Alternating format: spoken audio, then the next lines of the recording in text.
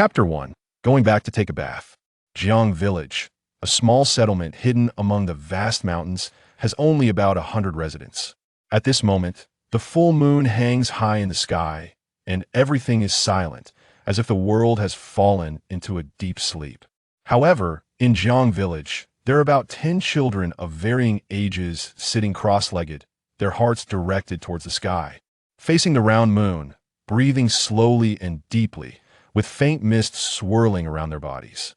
In front of this group of children, there's a burly man dressed in animal skins, speaking in a deep voice. For us, the moonlight is an extremely precious resource for cultivation, especially today, being the 15th. And at midnight, the moonlight is at its peak. So don't waste time. Absorb as much moonlight as you can to open your meridians and enhance your strength. The man's words received no response, as all the children were focused on absorbing the moonlight. However, about several dozen feet away from them, there was a solitary boy of about 15 or 16 sitting alone, surrounded by at least 100 different types of plants and animal bones. Under the moonlight, the boy's handsome features were clearly visible, with long black hair braided and cascading over his shoulders. He had a well-proportioned figure and was also dressed in animal skins, but his exposed skin bore numerous scars of varying lengths. The boy, with his clear eyes, spent most of his time staring at the plants in front of him, but he would occasionally look up at the group of children sitting cross-legged, and each time he did, a hint of envy would appear on his slightly immature face. The boy's name is Jiang Yun. He is already quite accustomed to the scene before him, knowing that his group of playmates is cultivating by absorbing the moonlight. Cultivation is about refining oneself and following the path. Although he longs to join them in their practice, his grandfather has told him since childhood that because his physique is different from theirs, he cannot cultivate. Initially, Jiang Yun did not believe this, but after secretly asking a few friends and trying to cultivate using their methods, only to find that his body really could not absorb the so-called sun essence and moonlight, he reluctantly gave up. However, it's good that I can become an alchemist and refine pills suitable for them, helping to enhance their strength. That's still something. Jiang Yun comforted himself and continued to focus on the plants and animal bones in front of him. Yin boy, this is the last batch, right? Do you remember how to use them? At that moment, the burly man walked over to Jiang Yun, his hands clasped behind his back, examining the plants and bones with interest. Jiang Yun looked up and smiled. Yes, Uncle Mu, I basically remember them all. Good. Jiang Mu nodded, showing no doubt about Jiang Yun's words, and a look of approval appeared on his rugged face. Perhaps Jiang Yun did not think it was anything remarkable that he could remember the characteristics of these plants and bones. But as an adult, Jiang Mu understood very well. Refining medicine requires materials, and the most basic materials are various plants and animals. To become a qualified alchemist, one must understand and master their characteristics as much as possible. The mountain range where Jiang Village is located is called the 10,000 Wild Mountains. Almost isolated from the world, home to tens of thousands of different plants and animals. It is extremely difficult to know and understand the characteristics of each one, and the process is incredibly tedious. Yet, Jiang Yun, at just 16 years old, has already accomplished this in a short span of years, which requires not only talent, but also a resilient spirit and a persistent attitude. Not bad. Jiang Mu couldn't help but praise again, Yin boy, you will definitely become an outstanding great alchemist in the future. Jiang Yun did not show any excitement at Jiang Mu's praise, merely smiling faintly, his mature demeanor somewhat incongruous with his age. Jiang Mu knew well that Jiang Yun's thoughts leaned more towards cultivation and becoming a practitioner than simply being an alchemist. Stretching out his palm, as large as a fan, Jiang Mu rubbed Jiang Yun's head vigorously, wanting to say something more, but the words stuck in his throat. Turning around, Jiang Mu sighed inwardly. Yin boy, it's not that we don't teach you the methods of cultivation, but because you are not a child of the Jiang clan. Indeed, Jiang Yun is not a native of Jiang Village, but an abandoned child picked up by the old village chief, Jiang Wanli, who is Jiang Yun's grandfather. This is no secret. Even Jiang Yun himself has long been aware of it. Although Jiang Yun is not from Jiang Village, no one treats him as an outsider. After 16 years of living together, in their eyes, Jiang Yun is one of them. After a moment, Jiang Mu looked up at the full moon and shouted, "All right, little brats, the midnight hour has passed. Cultivation is over." With a whoosh, the group of seated children immediately sprang up with ease. Although they all understand the importance of cultivation, they're still children, and sitting still for several hours is a great torment. In an instant, a figure as swift as a weasel dashed to Jiang Yun's side. "Brother Yun, are you going out again tomorrow? When you come back, can you catch me a 3-colored sparrow?" This was a little girl, looking about 8 or 9 years old, with 3 tiny colorful markings arranged in a triangular pattern on her forehead. Her delicate face full of anticipation. Her name is Jiang Yuro, the true granddaughter of Jiang Wanli. Unfortunately, shortly after her birth, her parents tragically died in a hunting accident, leaving her to depend on her grandfather. Jiang Yun has practically raised her, making her the closest to him. The wild mountains are fraught with danger, and all children under 18 are not allowed to leave the village. But Jiang Yun is different.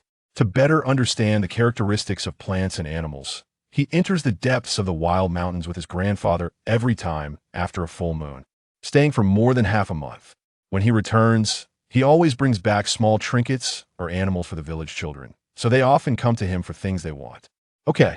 Jiang Yun reached out and affectionately pinched Jiang Yuro's little face, saying, "When I come back, I'll definitely catch you a 3-colored sparrow. Yin boy, come back and take a bath." At that moment, an old voice came from afar, followed by Jiang Mu shouting at the children, all right, little brats, hurry up and go to bed. "Yin boy, Yuro, you go take a bath." All the children immediately scattered, and Jiang Yin also stood up, pinching Yuro's cheek and greeting Jiang Mu before turning to walk toward the small house deep in the village. Chapter 2 innate at this moment. The small hut looked like a fairyland, shrouded in steam and filled with fragrant aromas.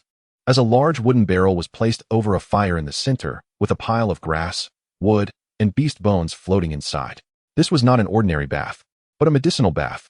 Standing next to the barrel was an old man with white hair, slightly hunched over, squinting his eyes, and holding a wooden stick, constantly stirring the steaming water in the barrel. Looking at the old man's figure, Jiang Yun felt warmth in his heart. This was his grandfather, Jiang Wanli. Thanks to his grandfather, he had been able to survive until today. "Grandfather," Jiang Yun called out to Jiang Wanli, then consciously took off the animal skin he was wearing and walked towards the barrel. Without the covering of the animal skin, it was clear to see that Jiang Yun's sturdy body was covered with hundreds of scars, looking fierce and terrifying. Especially the several scars on his back, from a distance, seemed to vaguely form a blurred pattern of characters.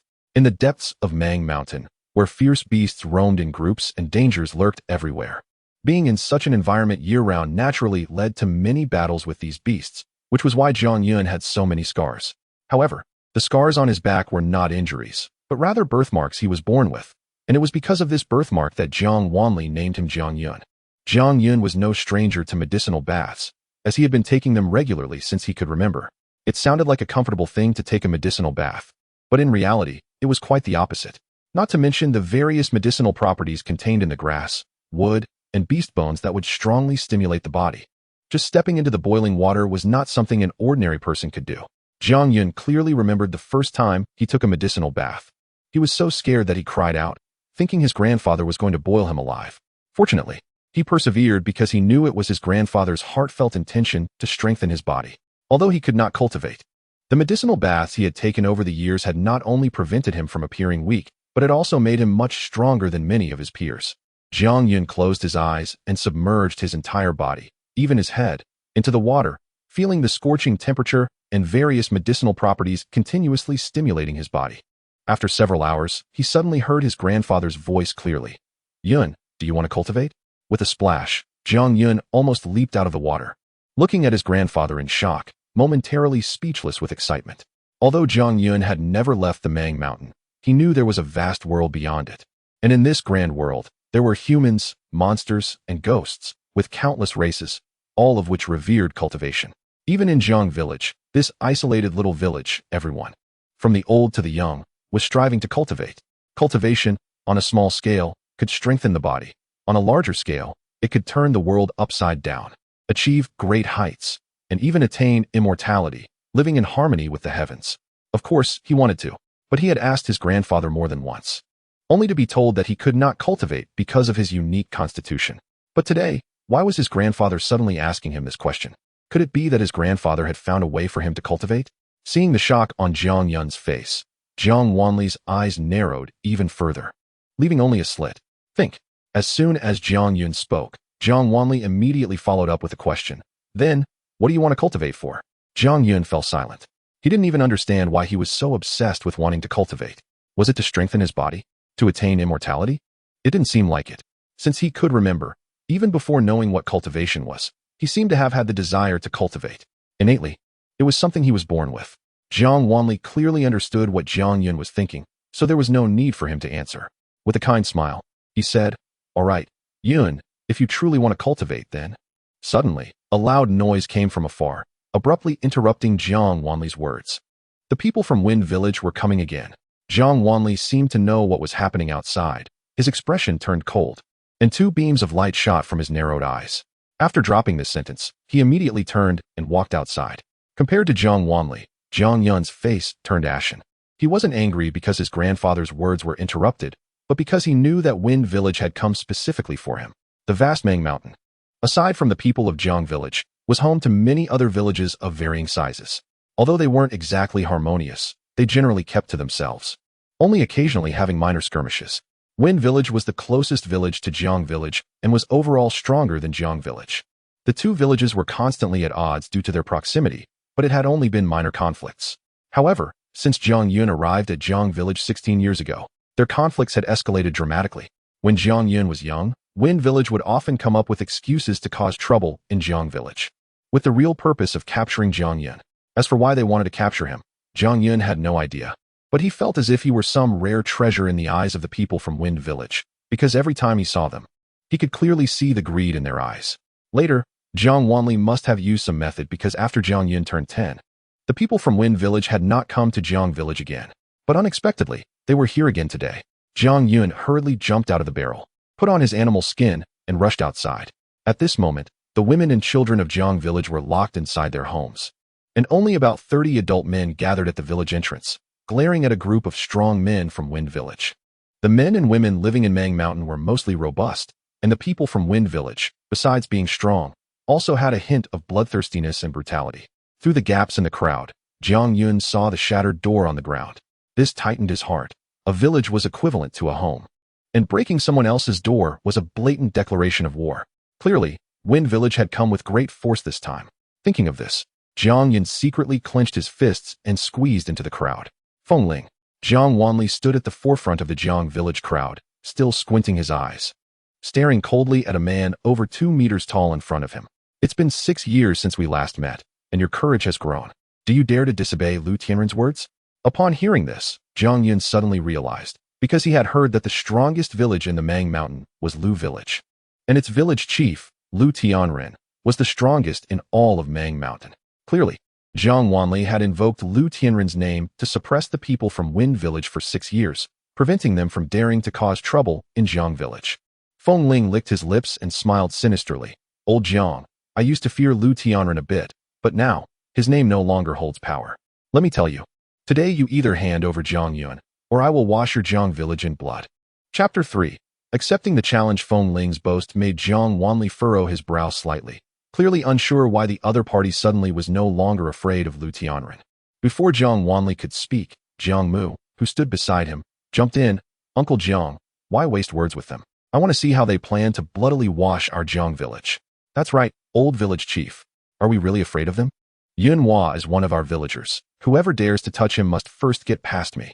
Jiang Mu's words immediately drew the agreement of the villagers around Jiang, all of them rolling up their sleeves, gritting their teeth, ready to fight Feng Village. For those living in the Mongshan Mountains, the idea of battle was not unfamiliar, as they had to fight against various ferocious beasts to survive here. This was evident from the scars covering Jiang Yun's body. At just 16 years old, he could be said to have been through countless battles, even brushing shoulders with death several times. Therefore, the people of Mongshan were never afraid of war. Facing the excited Jiang villagers, the people of Feng Village were naturally unwilling to back down, shouting fiercely, "If it's a fight, then let's fight. Today, we will make your Jiang Village bleed rivers.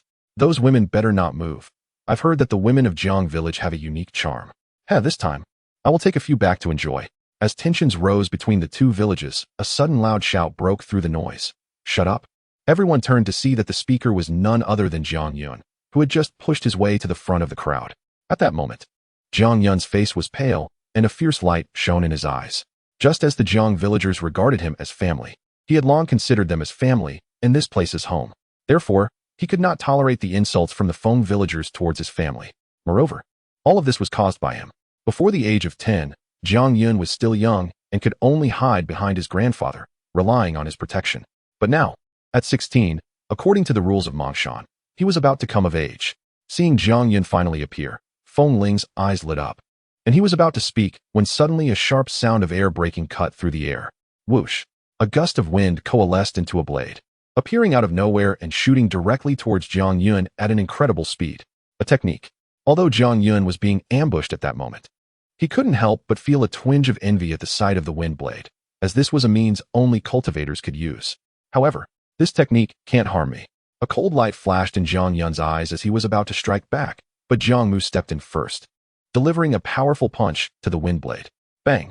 The wind blade exploded instantly, dissipating into the air, while Jiang Mu retracted his hand with a frosty expression, looking coldly at a gloomy young man standing behind Feng Ling, saying, "Feng Wuji, you are already a 5th-level adult cultivator, yet you sneak attack a child who cannot cultivate. Is this how shameless your Feng village has become?" Although Jiang Yun could not cultivate, he knew the 3 basic realms of cultivation, from lowest to highest. They were the Tongmai realm, Fudi realm, and Dantian realm, each divided into 9 levels. The Tongmai realm may seem like just an entry-level realm, but once entered, it meant stepping onto the path of cultivation and should not be underestimated, especially since Jiang Yun knew that among the Jiang villagers, those under 30 had only reached a maximum of the 4th level of Tongmai so far. And this young man called Feng Wuji, at only 18 or 19 years old, had already reached the 5th level of Tongmai, which was undoubtedly a talent in cultivation. Yet, considering his status and cultivation level, to sneak attack Jiang Yun was even more despicable. With slanted, phoenix-like eyes, Feng Wuji's appearance had a slightly feminine quality, and at this moment, he showed no sign of wrongdoing, instead sneering. "When you're hunting, do you greet your prey before striking? You." This remark instantly ignited the anger of the Jiang villagers again. Not only had the opponent ambushed them, but he had also referred to Jiang Yun as prey, which was a great humiliation. Jiang Mu said fiercely, "Fine, then today I will make an exception. Feng Wuji, be prepared to die. I will kill you, the prey." "Jiang Mu, I forgot to tell you." Feng Ling suddenly smiled ominously. "Wuji has already been taken in as an inner disciple by a senior of the reincarnation sect and will be going to the sect in a few days. If he loses even a hair, heh." Feng Ling's words were not finished, but the implied threat caused Jiang Wanli and Jiang Mu to show expressions of realization. Jiang Mu's expression darkened. "No wonder you don't even regard Lu Tianren. It turns out you are clinging to the big tree of the reincarnation sect." Feng Ling said proudly. "Now you understand, right? Lu Tianren can't protect you anymore. If you don't want your village to be destroyed, obediently hand over Jiang Yun and pledge allegiance to my Feng village from now on. Hand over your mother. No matter how powerful the reincarnation sect is, they can't control our Mongshan affairs. Village chief, we'll fight them." "Exactly. What the hell is the reincarnation sect? I don't believe it. I will kill Feng Wuji right now and see what the reincarnation sect can do to me." Feng Ling's words instantly stirred up all the Jiang villagers again. Whether it was handing over Jiang Yun or pledging allegiance to Feng village, it was something they could not tolerate. Suddenly, another sound of air breaking echoed, and a black light shot from Jiang Yun's hand, embedding itself straight into the ground in front of Feng Wuji. At the same time, Jiang Yun coldly said, "Feng Wuji, do you dare to pull out this arrow?" The previously noisy scene fell silent, and all eyes focused on the black arrow lodged in the ground in front of Feng Wuji. That arrow was a declaration of war, representing Jiang Yun's challenge to Feng Wuji. As long as Feng Wuji pulled out that arrow, it would mean accepting Jiang Yun's challenge. According to the rules of Mongshan, when conflicts arose between 2 villages, to avoid large-scale bloodshed, both sides would often resolve disputes through a duel. A duel is initiated by one side issuing a challenge and selecting one or several people to compete, regardless of whether it was the challenger or the acceptor. Each represented their respective village. However, generally speaking, the challenger would choose someone of similar strength, as that would provide a chance of victory. But Jiang Yun unexpectedly challenged Feng Wuji, which caught everyone by surprise. Because Jiang Yun could not cultivate and was merely a mortal, although he had good physical qualities and had entered the depths of Mongshan several times, Feng Wuji had already reached the 5th level of Tongmai. To challenge Feng Wuji, in the eyes of others, was like a toddler trying to challenge a strong adult, a path to certain death. Feng Wuji was taken aback, but soon sneered. "I want to know, can you, Jiang Yun, represent Jiang village? Yun, I will fight him for you."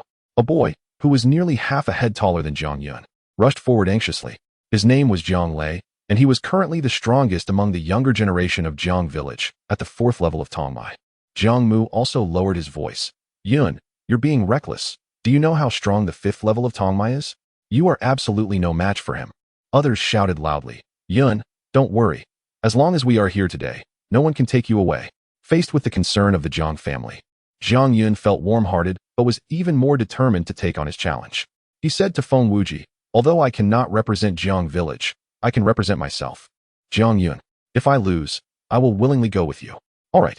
Feng Wuji suddenly stretched out his hand, and a gust of wind directly pulled the arrow from the ground into his hand.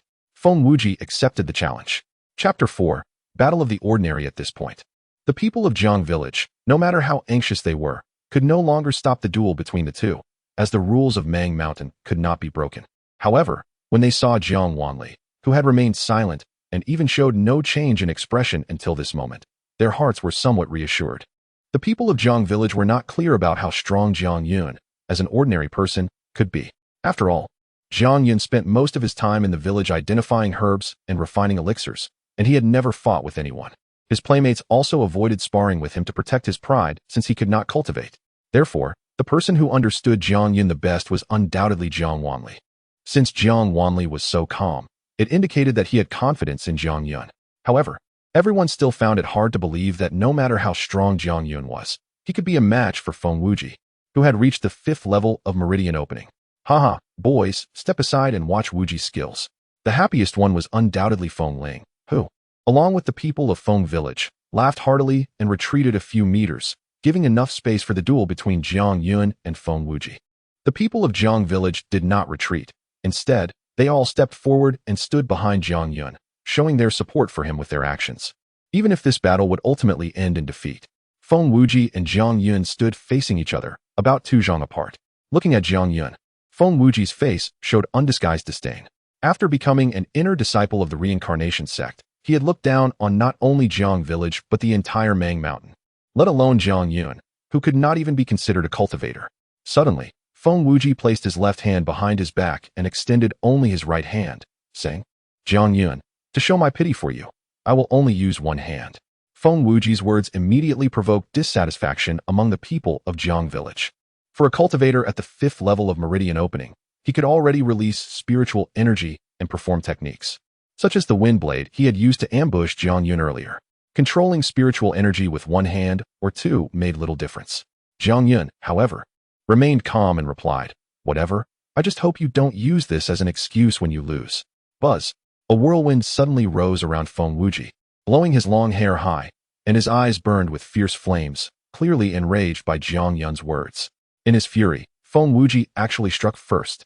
He raised one hand, grasped in the air, and a whirlwind coalesced into a sharp blade in his hand, shooting toward Jiang Yun with a whoosh. This was the same technique he had used to ambush Jiang Yun earlier, but fortunately, Jiang Mu had intervened at a critical moment to save Jiang Yun. This time, he wanted to see how Jiang Yun would respond. Although this wind blade was much slower than the previous one, it contained significantly more power.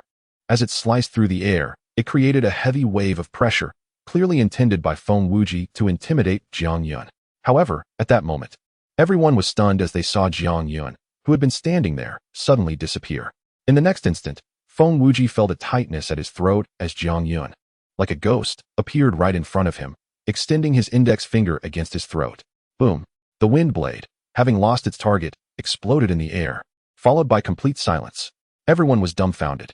No one had expected that Jiang Yun could move with such speed, not only dodging the wind blade's attack, but also crossing the 2 zhang distance between him and Feng Wuji in an instant.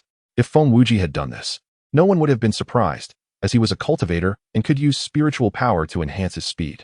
However, Jiang Yun had no spiritual power in his body, and the fact that he could achieve such speed solely with his physical body was truly unbelievable. Although Feng Wuji remained unscathed, if Jiang Yun had pressed a blade against his throat instead of his finger, and if he had applied just a bit more force, he could have effortlessly pierced Feng Wuji's throat and taken his life. It was clear that, at this point, the duel had already reached a conclusion. You lost. Under the gaze of everyone, Jiang Yun withdrew his finger, stepped back a few paces, and once again created distance between himself and Feng Wuji before speaking calmly. You. Feng Wuji finally came to his senses, managing to utter a word, but his voice abruptly stopped. Although he wanted to curse, he found no reason to do so. Jiang Yun's victory, while seeming to be somewhat opportunistic, was a result of his own underestimation. This doesn't count. You little bastard, I'm going to kill you. Feng Wuji's face twisted in rage as he suddenly shouted, a whirlwind rising around him. At the same time, he raised both hands, and 4 wind blades shot toward Jiang Yun at lightning speed, one to the left, one to the right, one in front, and one behind. Feng Wuji could not accept the fact that a dignified 5th-level cultivator had been defeated by an ordinary person who could not cultivate. In his anger and humiliation, he completely forgot his earlier promise to only use one hand. Now, he only wanted to defeat and even kill Jiang Yun to avenge his shame. No one expected Feng Wuji, having already lost, would still attack Jiang Yun. This behavior was already a great taboo. Moreover, according to the rules of Mang Mountain, if the challenge was not a fight to the death, then injuring or incapacitating the opponent was allowed, but one must not resort to lethal force. Therefore, Feng Wuji's actions were a blatant violation of the rules of Mang Mountain. Now, with the distance between Jiang Yun and Feng Wuji even shorter in such a narrow space, no matter how fast Jiang Yun was, he could not outrun the 4 wind blades. Stop! Jiang Mu suddenly shouted loudly, his toes barely touching the ground as he prepared to rush forward, but a hand blocked his path, stopping him. Uncle Jiang? Jiang Mu was taken aback, looking at Zhang Wanli, clearly not understanding why he was being stopped from saving Jiang Yun. However, in the next moment, he understood, and everyone else understood too. They saw Jiang Yun completely ignore the 4 wind blades surrounding him, his eyes fixed on Feng Wuji as he stepped forward. Bang! Bang! Bang! Bang! The 4 wind blades struck Jiang Yun hard, producing a continuous series of explosions, creating a small whirlwind that kicked up stones and dust. Yet, Jiang Yun walked out from the whirlwind and stepped forward again, once more pressing against Feng Wuji's throat. This time, it was not a finger but a dagger radiating a cold light. If Jiang Yun's first victory seemed to be a stroke of luck, then this time, he completely disregarded the attack of the 4 wind blades and even withstood them with his physical body to achieve victory again, proving that his strength was by no means inferior to Feng Wuji. Moreover, at this moment, the places where Jiang Yun had been hit by the wind blades only showed 4 faint marks, leaving everyone once again stunned, except for Zhang Wanli, whose squinted eyes revealed a hint of satisfaction. Despite Jiang Yun not being a cultivator and having never fought anyone before, his combat experience was extremely rich. Even the people of Jiang Village did not know that after Jiang Yun turned 6, when he and Zhang Wanli ventured deep into Mang Mountain and encountered fierce beasts, Zhang Wanli gradually reduced the number of times he intervened. By the time Jiang Yun turned 10, Zhang Wanli had almost completely stopped intervening. It can be imagined that Jiang Yun had faced countless battles against fierce beasts over the 10 years, allowing him to survive unscathed until today. Moreover, according to Zhang Wanli's observations, Jiang Yun, starting from the age of 10, would actively imitate and learn some characteristics of the fierce beasts when engaging in combat with them to enhance his own fighting skills. Coupled with the medicinal baths he has taken over the years, Jiang Yun possesses great strength, agility, and a robust physique even though he is not a cultivator. These conditions combined have led to his current ability to fight against cultivators and achieve victory. Chapter 5. No death, no rest, you lost again. In the dead silence, Jiang Yun's voice echoed once more. The 4 light words struck like 4 thunderbolts, heavy and resounding in everyone's hearts, especially the word again, which was a blatant humiliation for Feng Wuji. Good job, Yin boy. Kill him, kill him. The people of Jiang Village, coming back to their senses, erupted in excitement, cheering and shouting, even hoping that Jiang Yun would kill Feng Wuji. After a sneak attack and losing without admitting it, everyone could see that Feng Wuji was extremely treacherous. If they let him go, it would lead to endless troubles. Moreover, he had violated the rules of Mang Mountain. Even if they killed him, the people of Feng Village would have nothing to say. Jiang Yun, you dare? Feng Ling was anxious, roaring as he charged forward with all the people from Feng Village. After a brief moment of contemplation, Jiang Yun sheathed his dagger, but his other hand struck out like the wind. With a loud bang, his fist slammed into Feng Wuji's chest, sending him flying. Taking advantage of the moment, Jiang Yun stepped back several zhang. Jiang Yun. Seeing Feng Wuji being punched away by Jiang Yun, Feng Ling's eyes nearly bulged out of their sockets. He didn't even bother to help Feng Wuji and charged directly at Jiang Yun. At this moment, Zhang Wanli finally spoke up. Feng Ling, if you dare to act recklessly again, even the reincarnation sect can't protect you in Mang Mountain. Feng Ling abruptly halted, knowing deep down that Zhang Wanli's threat was not an empty one. Feng Wuji had broken the rules of Mang Mountain, and Zhang Yun was justified in killing him. If they attacked again, they would face the united assault of all the villages in Mang Mountain.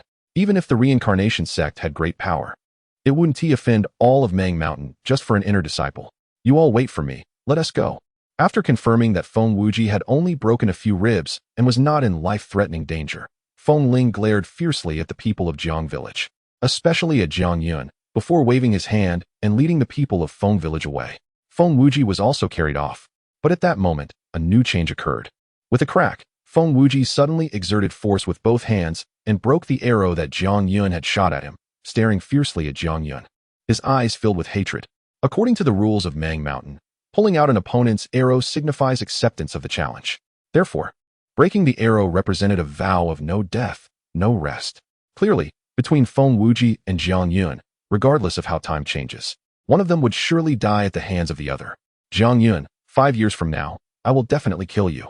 If you dare to flee, I will make your Jiang village pay the price.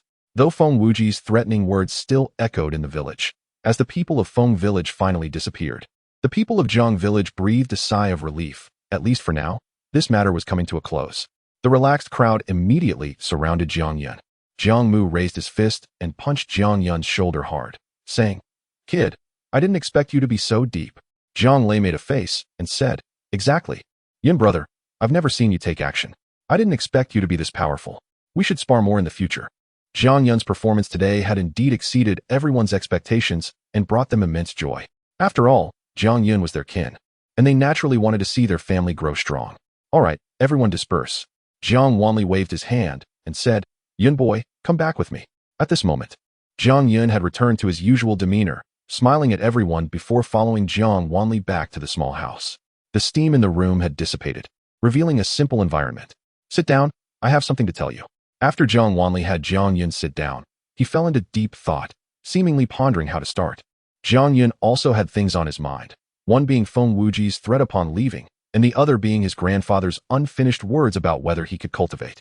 However, he didn't dare to speak up. For a moment, the atmosphere in the room became somewhat heavy, until after a while, Jiang Wanli finally spoke.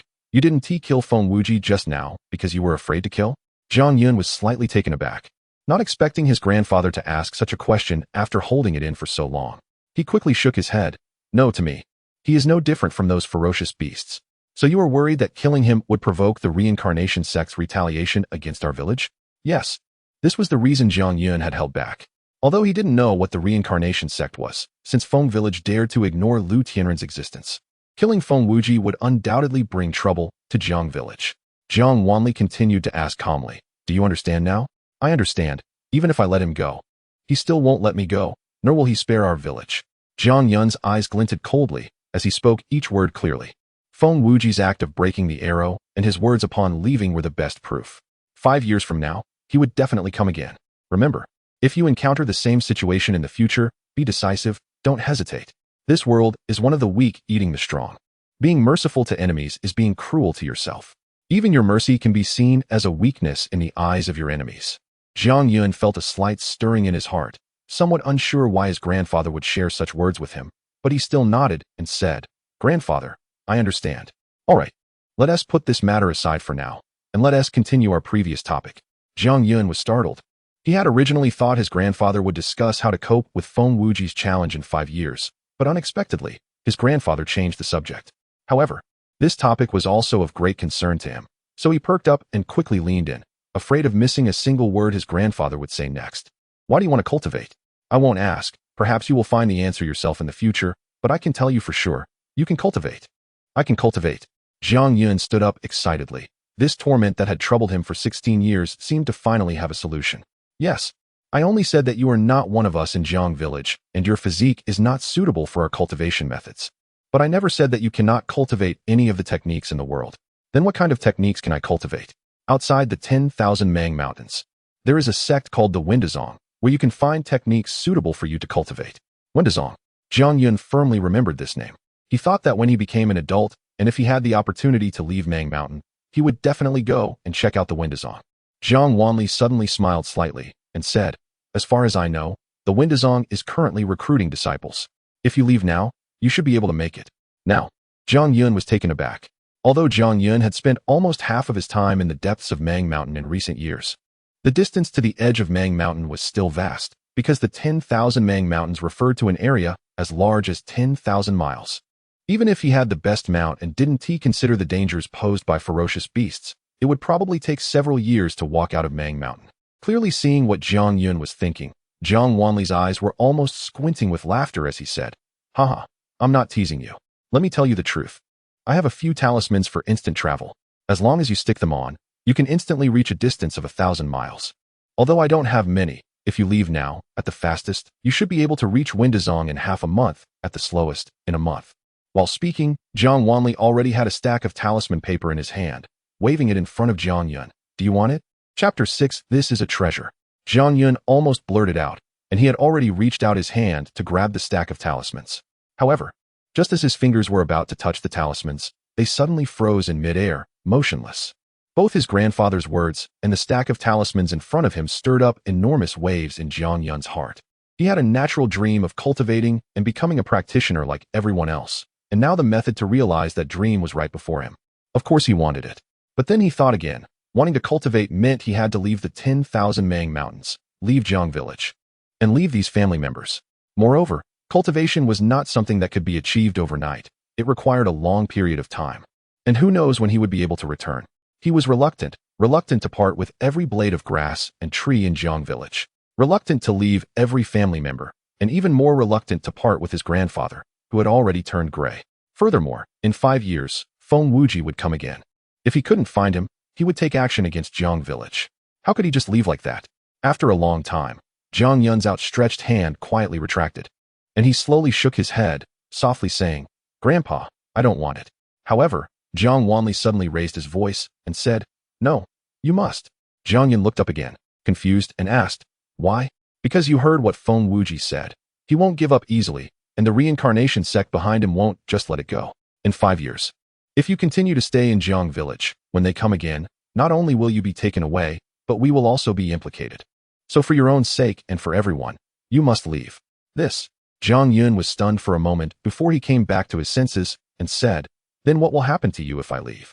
If they can't catch me, they will definitely vent their anger on you." "Grandpa, I won't go. It's better for them to take me away." "Haha." Zhang Wanli laughed and said, "Don't worry. As long as you are not in Zhang Village, they won't make things too difficult for us. After all, the Mang Mountains have their own rules." Seeing that Zhang Yun still wanted to say something, Zhang Wanli continued, "What's wrong? Do you still not believe your grandfather? Even if I have a big heart, I wouldn't risk the lives of the hundreds of people in Zhang Village to deceive you." This statement slightly dispelled some of Zhang Yun's doubts. Indeed, although Zhang Wanli was his grandfather, he was also the old village chief of Zhang Village.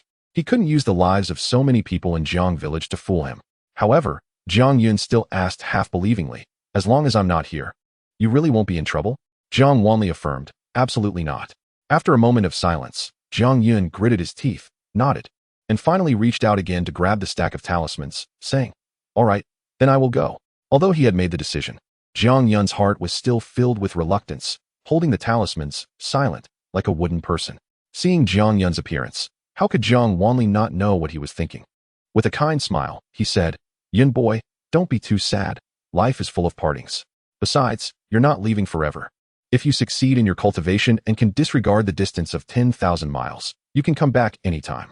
Furthermore, if you become strong, then those from Feng Village and the reincarnation sect won't dare to bully us anymore, right? Even then, you can take Yuro, take Zhonglei, and take all of us out of these 10,000 Mang Mountains, so we can see the broader world." These words finally moved Zhang Yun completely and made his previously dim eyes shine again. A determined look appeared on his youthful face as he nodded vigorously and said, "Grandpa, you can rest assured, I will definitely come back in 5 years. By then, I will not only kill Feng Wuji, but I will also take you all away from here." Zhang Wanli laughed heartily and said, "Good, I will wait for that day to come." Once he had a goal, Zhang Yun's feelings of parting and reluctance were considerably dispersed, and he finally began to carefully examine the stack of talismans in his hand. Zhang Wanli spoke again, "Yun boy, I feel ashamed. Besides these few talismans, I have nothing better to give you." So, before Zhang Wanli could finish his sentence, Zhang Yun had already interrupted him. "Grandpa, I don't need anything. Besides, you often tell me that a person without guilt can be guilty for possessing treasures.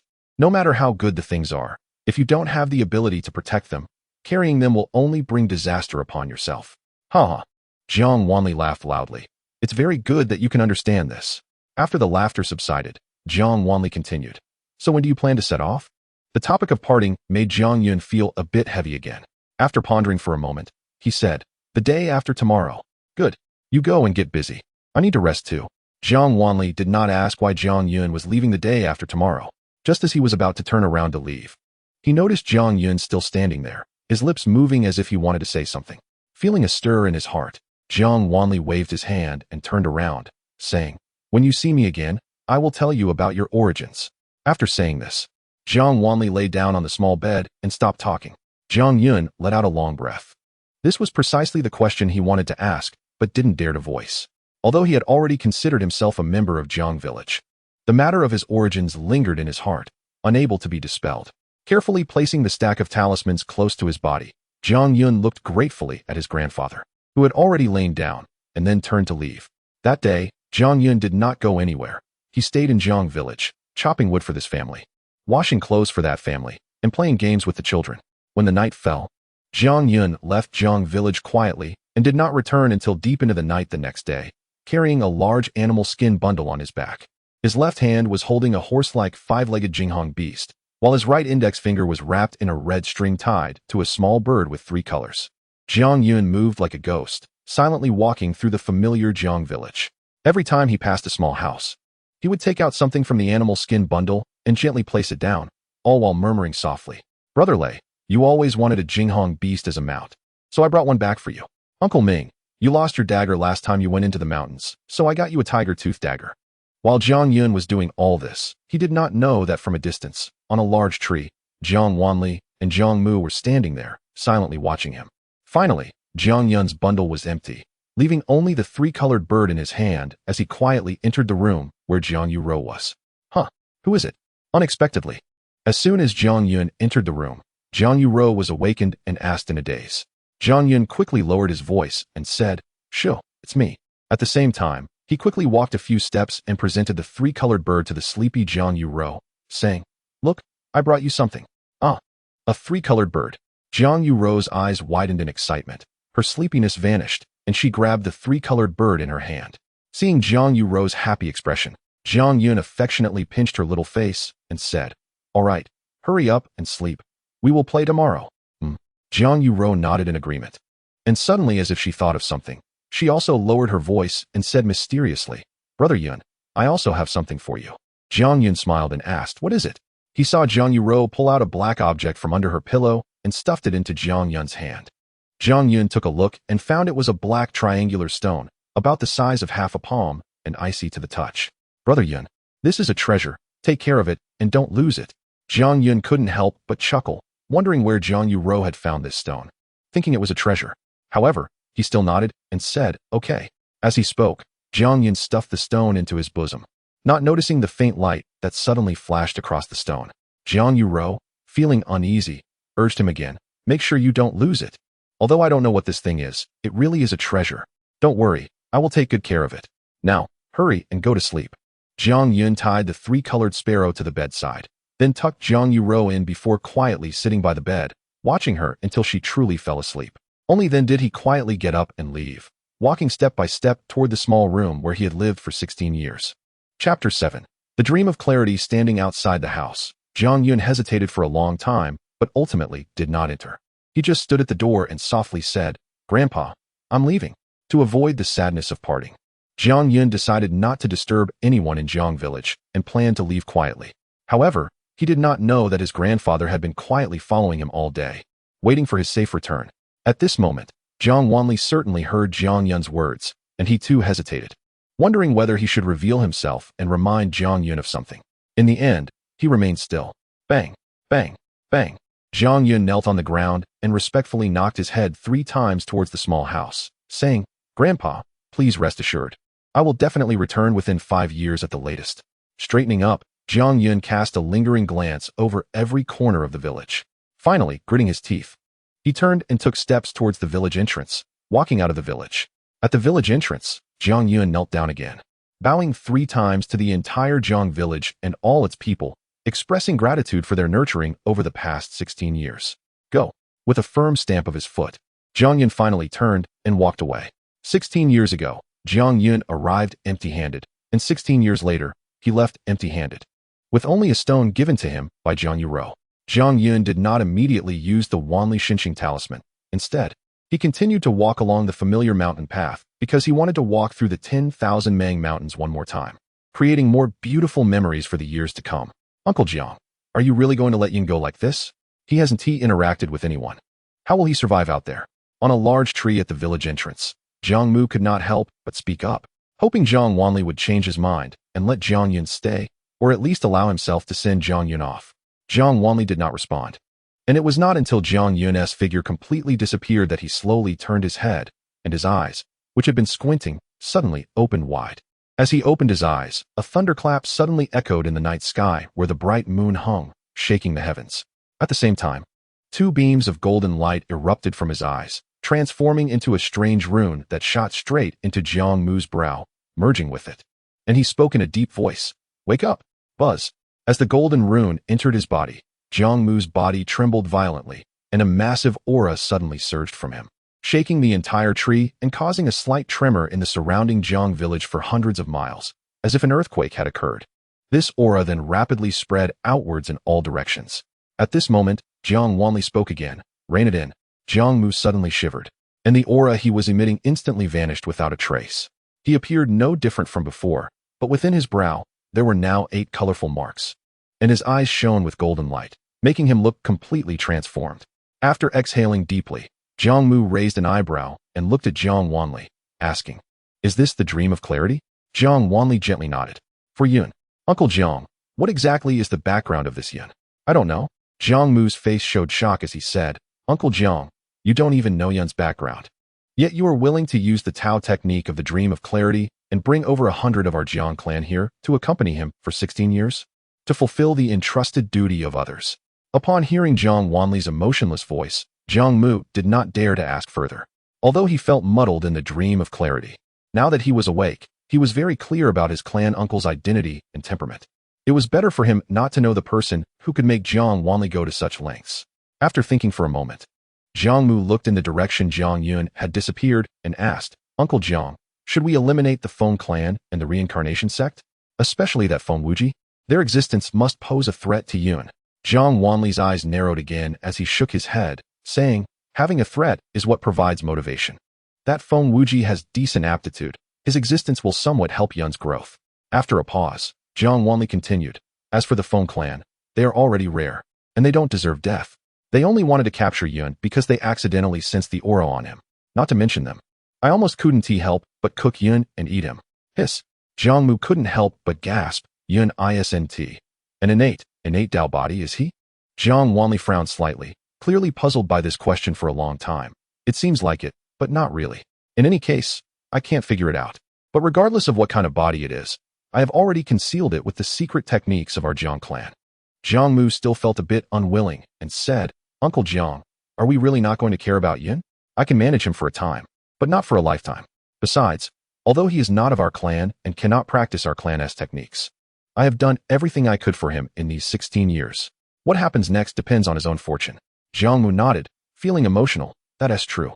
Being able to stay by your side for 16 years, if this gets out, countless people would be envious. Not to mention the medicinal bath you personally concocted. Even the likes of realm masters would be envious. Suspected innate Dao body, plus your true teachings of medicine, Yun's future achievements are limitless. I want to stay and see." Jiang Wanli shot Jiang Mu a glare and said, "Sure, you can stay here. Forget it, forget it." Jiang Mu quickly waved his hands in fright, saying, "Children and grandchildren have their own fortunes. Yun has his own destiny. I won't stay to disturb his cultivation. All right, wake everyone else up. Yun has left, and we should go home too. One last question, Uncle Jiang. Although Yun cannot practice our clan's techniques, you have mastery over countless methods. Any one of them would be sensational across the realms. Why not teach him, instead of sending him to the Dao Inquiry sect? Going there is simply wasting his time." This question made Jiang Wanli silent for a moment before he replied, "The reason for coming here is that Yun's fate lies here. And as for the Dao Inquiry sect, I cannot see through it." "What?" Jiang Mu's eyes widened in disbelief. "In this little broken realm, there is something you can't see through? Every region has hidden dragons and crouching tigers. There are many things I cannot see through. All right. Whatever can be said can wait until we return. Recently, I've been feeling restless, as if something is about to happen. Otherwise, I wouldn't be in such a hurry to let Yin leave. Upon hearing this, Jiang Mu's expression turned serious. With a strong sense of killing intent, could it be that someone dares to lay a hand on my Jiang clan? That would truly be asking for trouble. After saying this, Jiang Mu no longer wasted words. He turned to face Jiang village, and the 8 colorful marks in his brow suddenly began to rotate, emitting 8 beams of colorful light that formed a massive light circle, enveloping the entire Jiang village. He then spoke loudly. Wake up. Buzz, buzz, buzz. The entire 10,000 Mang mountains seemed to tremble with these words, and in every house in Jiang village, several beams of colorful light shot up into the sky. However, as soon as they touched the light circle emitted by Jiang Mu, they immediately bounced back. Following that, one voice after another rang out. Huh, how did I end up here? Where's my Dao spirit? Why am I only at the 4th stage of the meridian connection? This must be old Jiang's dream of clarity. Amidst the voices, the people of Jiang village began to emerge from their houses. When they saw something placed at their door, they were all taken aback. The stunning phoenix beast. Jiang Lei stroked the 5-legged Jinghong beast in front of the door, suddenly turned his head to look into the distance. And a thoughtful expression appeared on his face. Was it sent by Yin? What a good child. A middle-aged man held the tiger-toothed dagger, his eyes showing satisfaction. Jiang Yuro tightly hugged the 3-colored sparrow, and although she didn't speak, her eyes were already misty. Jiang Wanli ignored everyone and simply said to Jiang Mu, erase our traces. Jiang Mu nodded, waved his hand, and all the Jiang clan members rose into the air. The Jiang village beneath their feet, whether it was the houses or other things, instantly turned into fragments. Immediately, the ground rumbled, and beneath the land where Jiang village once stood, several saplings broke through the soil, rising up and growing with the wind, quickly becoming towering trees that completely covered the area, lush and green. It was as if Jiang village had never existed, and there was no trace of its past presence. We're leaving. Watching Jiang Mu finish all this, Jiang Wanli opened his eyes again, his gaze shining with golden light, and before everyone, it transformed into a golden light gate. We're going home. All the Jiang clan members took a lingering glance at the land they had lived on for 16 years. The Mang Mountain, before entering the golden light gate one by one. The last to enter was Jiang Yuro, who tightly held the 3-colored sparrow in her hand and softly murmured to herself, Brother Yun, the treasure I gave you, you must take good care of it. We will definitely meet again. After everyone had entered the light gate, Jiang Wanli also looked down at the Mang Mountain beneath his feet and faintly said, I've borrowed your place for 16 years, sending you a bit of opportunity as a token of gratitude. As for how much you can gain, that depends on your fortune. After saying this, Jiang Wanli pointed with his hand, and a green light flew out from his fingertip, which was a pill that directly sank into the earth. As the pill merged into the ground, the vast Mang Mountain, stretching for 100,000 miles, suddenly trembled, and the grass and trees swayed, seemingly extremely excited.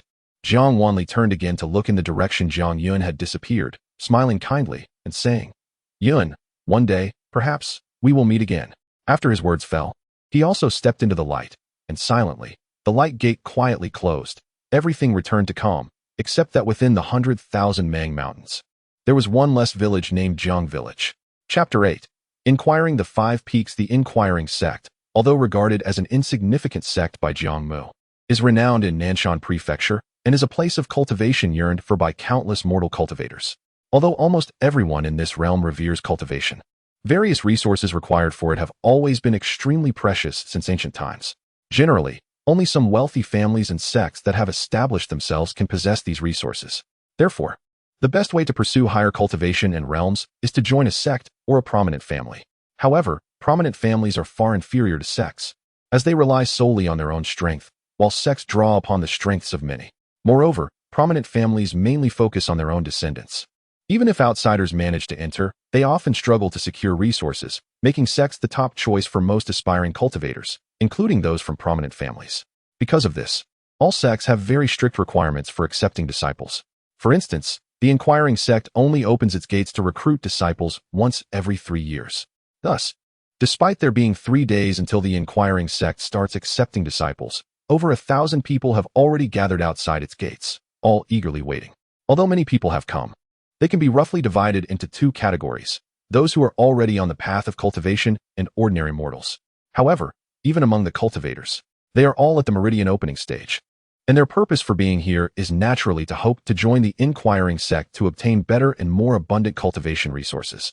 The areas where these two groups gather are also distinctly separate, as cultivators look down upon mortals, while mortals regard cultivators with a sense of awe, leading both sides to not interfere with each other as they each observe the inquiring sect. The inquiring sect consists of 5 peaks, standing side by side, varying in height. And from a distance, they resemble a gigantic open palm, fingers pointing skyward, exuding a majestic aura. Although these 5 peaks shaped like a hand look close at hand, even if one strains their vision, they can only see halfway up the mountains. Beyond that, clouds and mist obscure the view, reaching heights that seem to touch the heavens, resembling a fairyland. However, the more mysterious it appears, the more it strengthens people's resolve to join the inquiring sect at all costs. Look at that. This is what a cultivation sect should be. Indeed, even from this distance, one can sense the abundant spiritual energy here. There must be a spiritual vein present. Each of the 5 peaks of the inquiring sect represents a different path and a different method of cultivation. Entering any one of these peaks is akin to taking a step into the heavens. As the crowd waited eagerly, the 3 days finally passed. At that moment, a commotion suddenly arose from the back of the crowd, growing larger like waves, pushing forward until it reached the front of the inquiring sect's gates. When everyone saw the cause of the commotion, they all involuntarily quieted down, but soon after, they erupted into laughter. Another person wanting to join the inquiring sect had arrived, and this person appeared to be around 15 or 16 years old, with a handsome face, looking travel-worn, wearing a black triangular stone pendant around his neck. Everything seemed normal, except that he was dressed in animal skin. It is known that this is a prosperous era, although there are still poor people. Even the poorest would at least have a decent piece of clothing. Yet here was someone who appeared directly in a piece of animal skin. A well-dressed young man, carrying a precious sword on his back, pointed at him and laughed heartily. Where did this wild man come from? Immediately, someone beside him chimed in. The reputation of the inquiring sect is indeed great. Even uncivilized wild men come seeking it. But a wild man probably can't even speak, and yet he wants to cultivate? The handsome young man laughed loudly. Why not? We cultivate the great way, and the wild man can cultivate the wild way. The unrestrained mocking laughter spread from this person in all directions, and soon, everyone couldn't help but gossip about the young man in animal skin. However, this young man seemed to be deaf to the comments, completely ignoring the crowd's discussion, calmly walking over to a large rock and sitting cross-legged, quietly gazing at the still-closed gates of the inquiring sect. This young man was, of course, Jiang Yun. Just as the inquiring sect was about to start accepting disciples, he finally arrived here. He could clearly hear the crowd's laughter, and in fact, he had realized his attire was a bit unconventional even before he left the 10,000 Mang Mountains. However, he neither had the money to buy clothes, nor was he willing to change out of the animal skin that his grandfather personally made for him. Wearing the animal skin felt like he was still in Jiang village, so he chose not to take it off. After taking a look at the inquiring sect's gates, Jiang Yun shifted his gaze to the surrounding crowd, pricking up his ears to listen to the conversations around him. Stepping out of the Mang Mountains not only broadened his horizons, but also made him aware of his own ignorance. Therefore, on this journey, he always looked for crowded places to rest, hoping to enrich his experiences. Coupled with years of identifying medicinal herbs and battling fierce beasts, he had developed sharp eyes and keen senses. A seemingly casual glance allowed him to form a rough judgment about the people around him. The person mocking him should be from a prominent family and possesses considerable strength. However, among this group, the strongest should be that man in black, who hasn't even glanced at me since I appeared, as if he were isolated from the world. Such a person is very dangerous. The man in black Jiang Yun referred to as a young man standing at the edge of the crowd, with his eyes slightly closed. His posture tall and straight like an ancient pine. Then there was the burly man. Although his clothing was simple, he had a robust build with thick joints, and his hands were calloused, indicating he possessed considerable strength. Next was the girl around his age, who had just glanced at him. There seemed to be a glimmer in her eyes, which, though fleeting, was certainly not ordinary. Lastly, there was the little girl, who appeared to be a mortal like him, bearing some resemblance to Yu Rou, and she exuded an indescribable, wonderful aura, unbeknownst to Jiang Yun. While he was silently assessing the strength of these individuals, several people within the tightly closed gates of the inquiring sect were also discussing them. There are quite a few qualified children this time. Yes, that black-clad kid and the burly man both look promising. The girl has sharp eyes. She must be specializing in vision. If properly nurtured, she might open the eye of the Dao in the future. And that youngest girl, she looks to be about 12 or 13. Her Dao spirit must be outstanding. This animal skin kid has potential too. Although he is immortal, he is covered in scars, which suggests he has undoubtedly experienced life and death multiple times. Overall, let's hope we can recruit a few satisfactory disciples this time. As Jiang Yun completed his observations and withdrew his gaze, suddenly, with a loud rumble, the tightly closed gates of the inquiring sect slowly began to open. Chapter 9. The 3 Trials Through the Gap of the Mountain Gate. One could clearly see 5 peaks inside, each with a beam of light soaring into the sky. Approaching rapidly, 5 individuals appeared before everyone, flying directly in the air. The crowd erupted in excitement upon seeing the 5 figures standing high above in the air. Only those in the foodie realm can perform flying techniques. Could it be that all 5 of them are in the foodie realm? The Windazong truly has profound roots. The foodie realm is a level that one cannot even dare to imagine. There are tens of thousands of people in our Wuyang city, and there is only one cultivator in the foodie realm. Jiang Yun was equally shocked. Although he was not a cultivator, he still knew this bit of common knowledge. The first 3 realms of cultivation are Tongmai, Foodie, and Dongtian. He was unsure whether there were any cultivators in the foodie realm in the 10,000 Mang Mountains. But in the entire Jiang village, the strongest, his grandfather Jiang Wanli, was only at the 9th level of Tongmai. The 5 individuals who flew out from the Windazong stood in the air, each exuding a powerful pressure, like 5 towering mountains, making it hard for everyone to breathe. They involuntarily lowered their heads, not daring to make eye contact. The 5 had expressionless faces, their cold gazes sweeping over the crowd. Then, the young man in the middle, who appeared to be around Jiang Yun's age, spoke loudly. I am Xiao Yishu. Today, our Windazong is recruiting disciples, and I will briefly explain the rules. Our sect does not inquire about age or cultivation level. There are only 3 trials to test the Dao Heart, Dao Spirit, and Dao Body. To be honest, Jiang Yun had some worries. Although he had recently defeated Feng Wuji, who was at the 5th level of Tongmai, he was still just a mortal and was unsure if he could pass the Windazong's trials. However, hearing Xiao Yishu state that they did not inquire about cultivation levels brought him some relief. Among the 3 trials, those who pass any one trial can join our Windazong as a servant disciple. Those who pass 2 trials can join as outer disciples. And those who pass all 3 trials will directly become inner disciples. Servants, outer, and inner disciples. The 3 different identities naturally represent different treatments within the sect. Jiang Yun could not help but think of Feng Wuji, who had already been accepted as an inner disciple by the reincarnation sect. From this perspective, his qualifications were evidently good. If he wanted to compete with him, the safest method would be to also become an inner disciple. Xiao Yishu continued, there will be dangers during the trial process. While it may not lead to death, injuries are quite possible. Therefore, everyone should consider their own strength and not act recklessly. If any accidents occur, our sect will not be responsible. After a pause, Xiao Yishu's expression suddenly turned cold, and he added with a hint of severity in his tone, our Windazong is a human Dao sect, and we only accept human disciples. Therefore, if there are any demon clans among you, please leave voluntarily. Do not think about sneaking in. Once the recruitment begins, if we discover it, do not blame us for being impolite. Jiang Yun had heard of the demon clans before.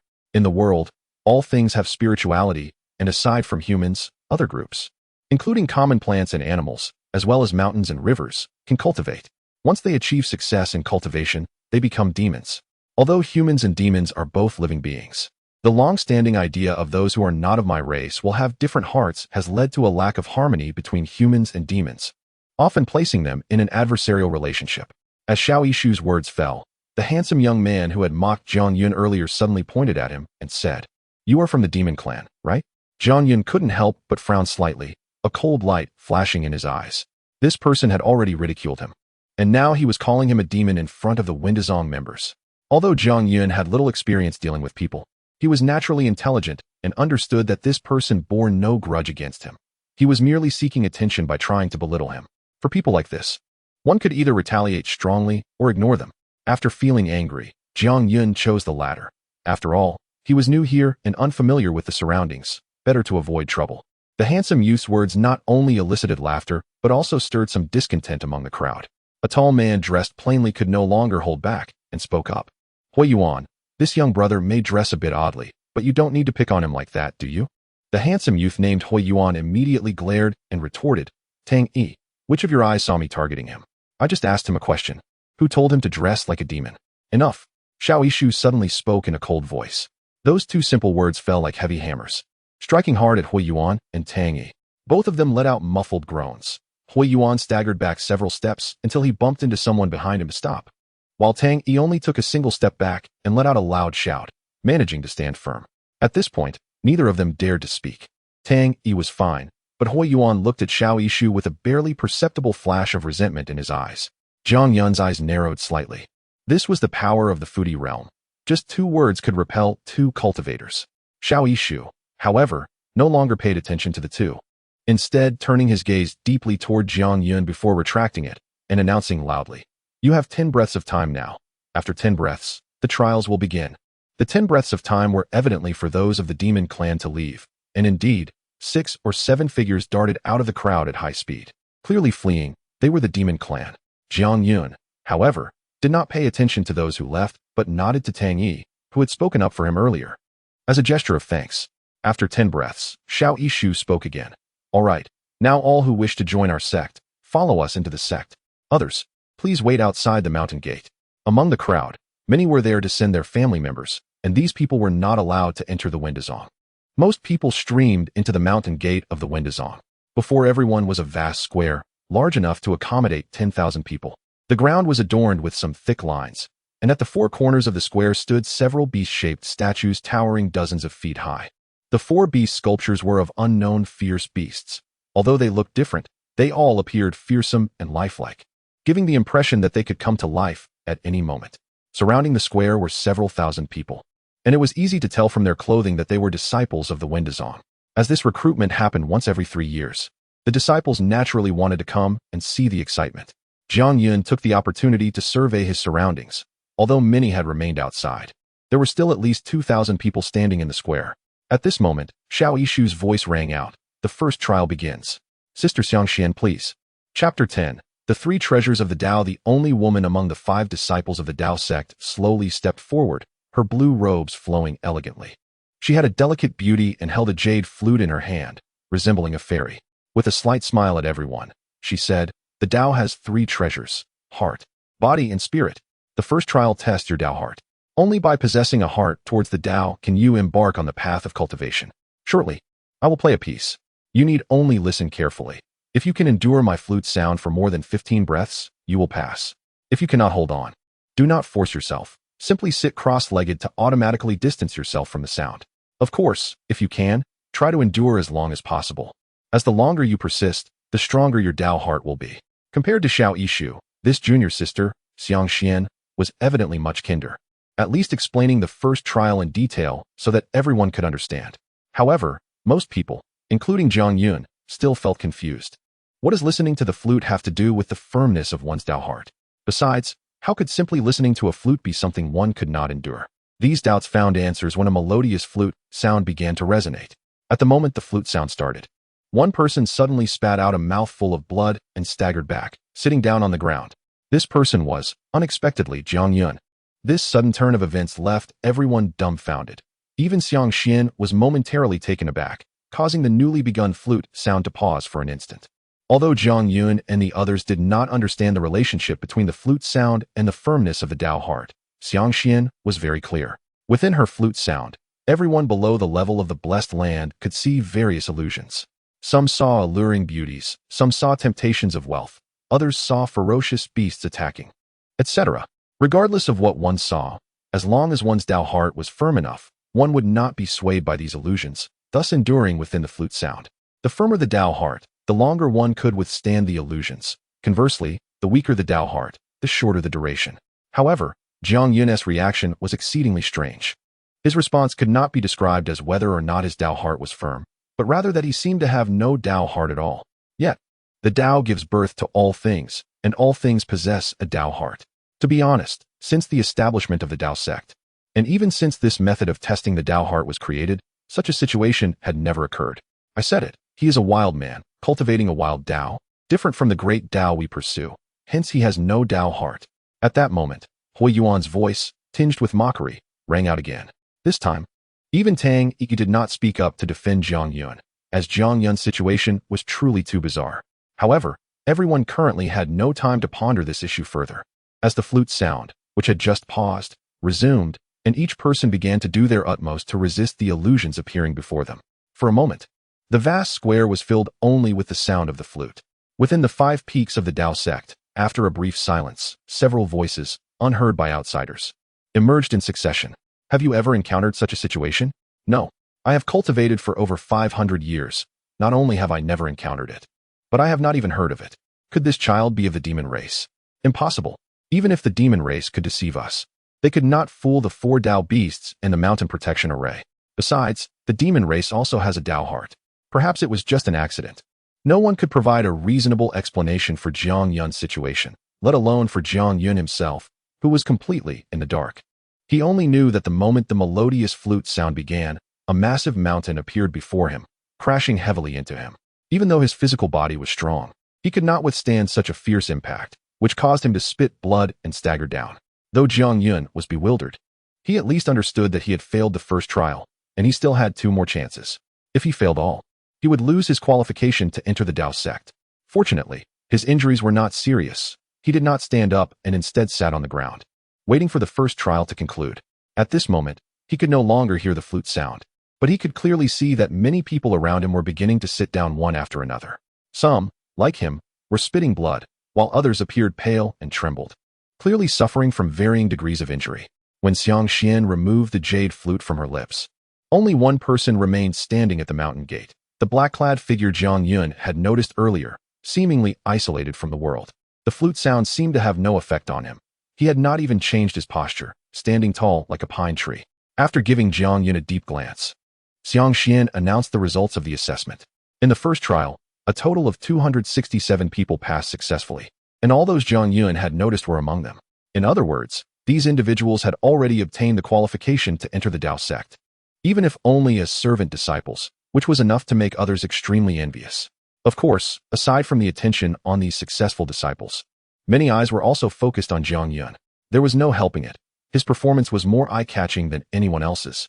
The second trial, without giving the crowd any time to rest, Xiao Yishu's voice rang out again, drawing everyone's attention back to him.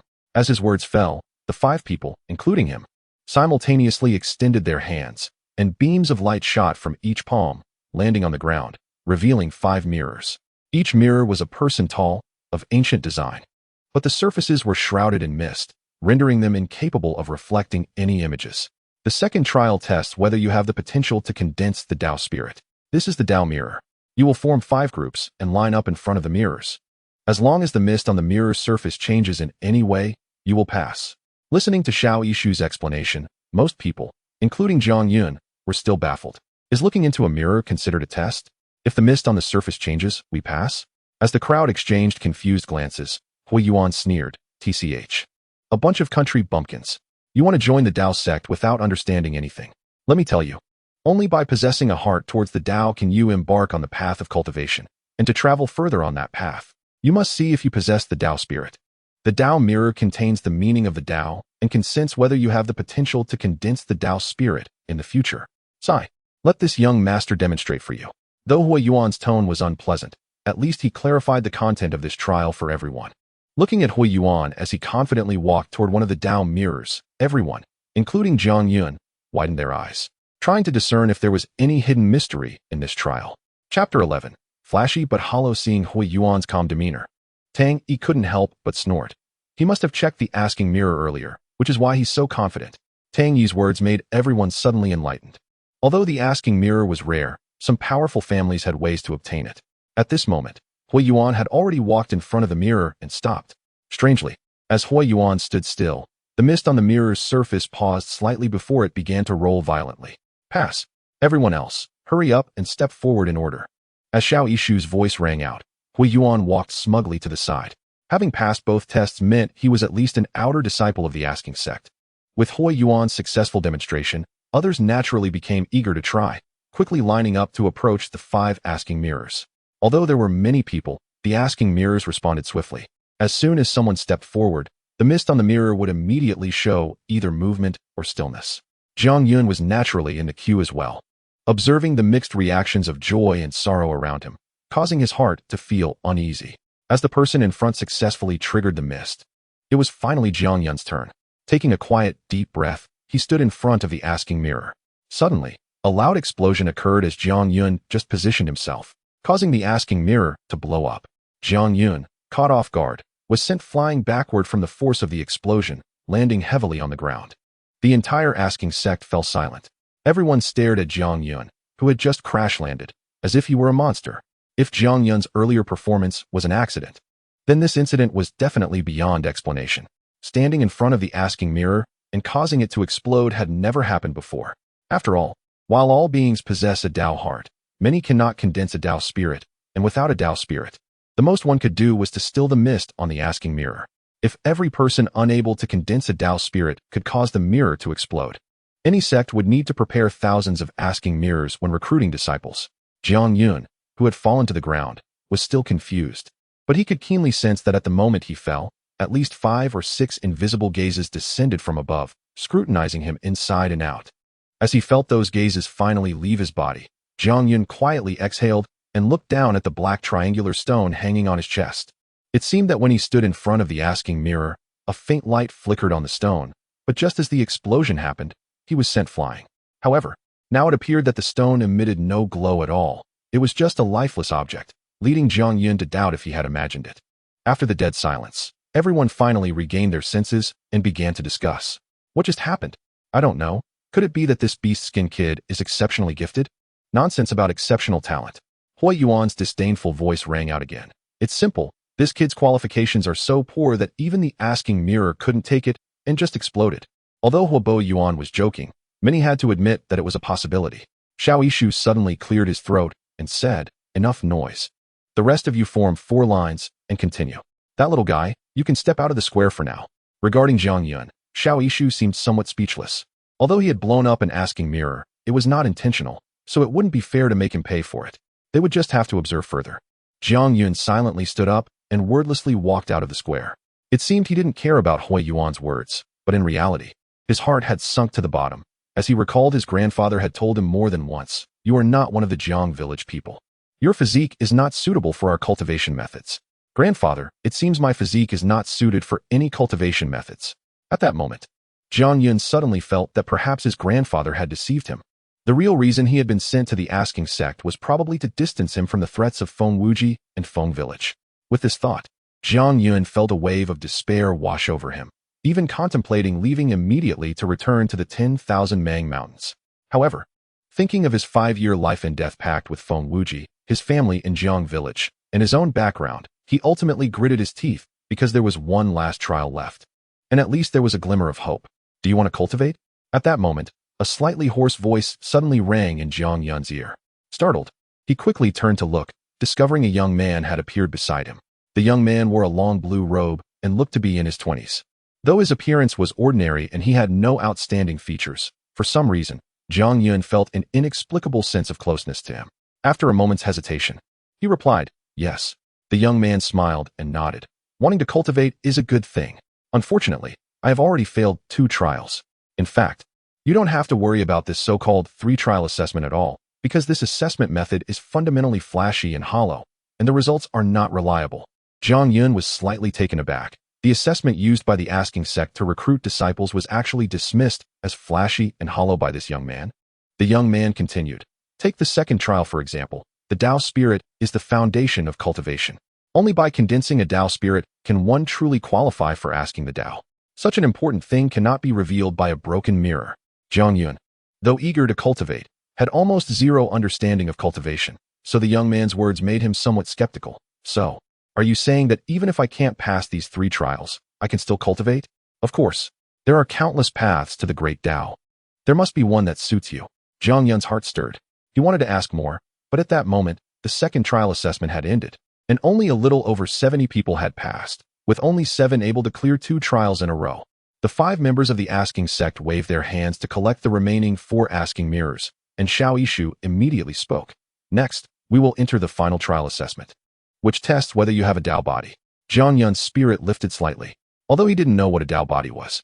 He thought it should be related to the physical body, and even though he lacked a Dao heart and couldn't condense a Dao spirit, his physical quality was incredibly strong.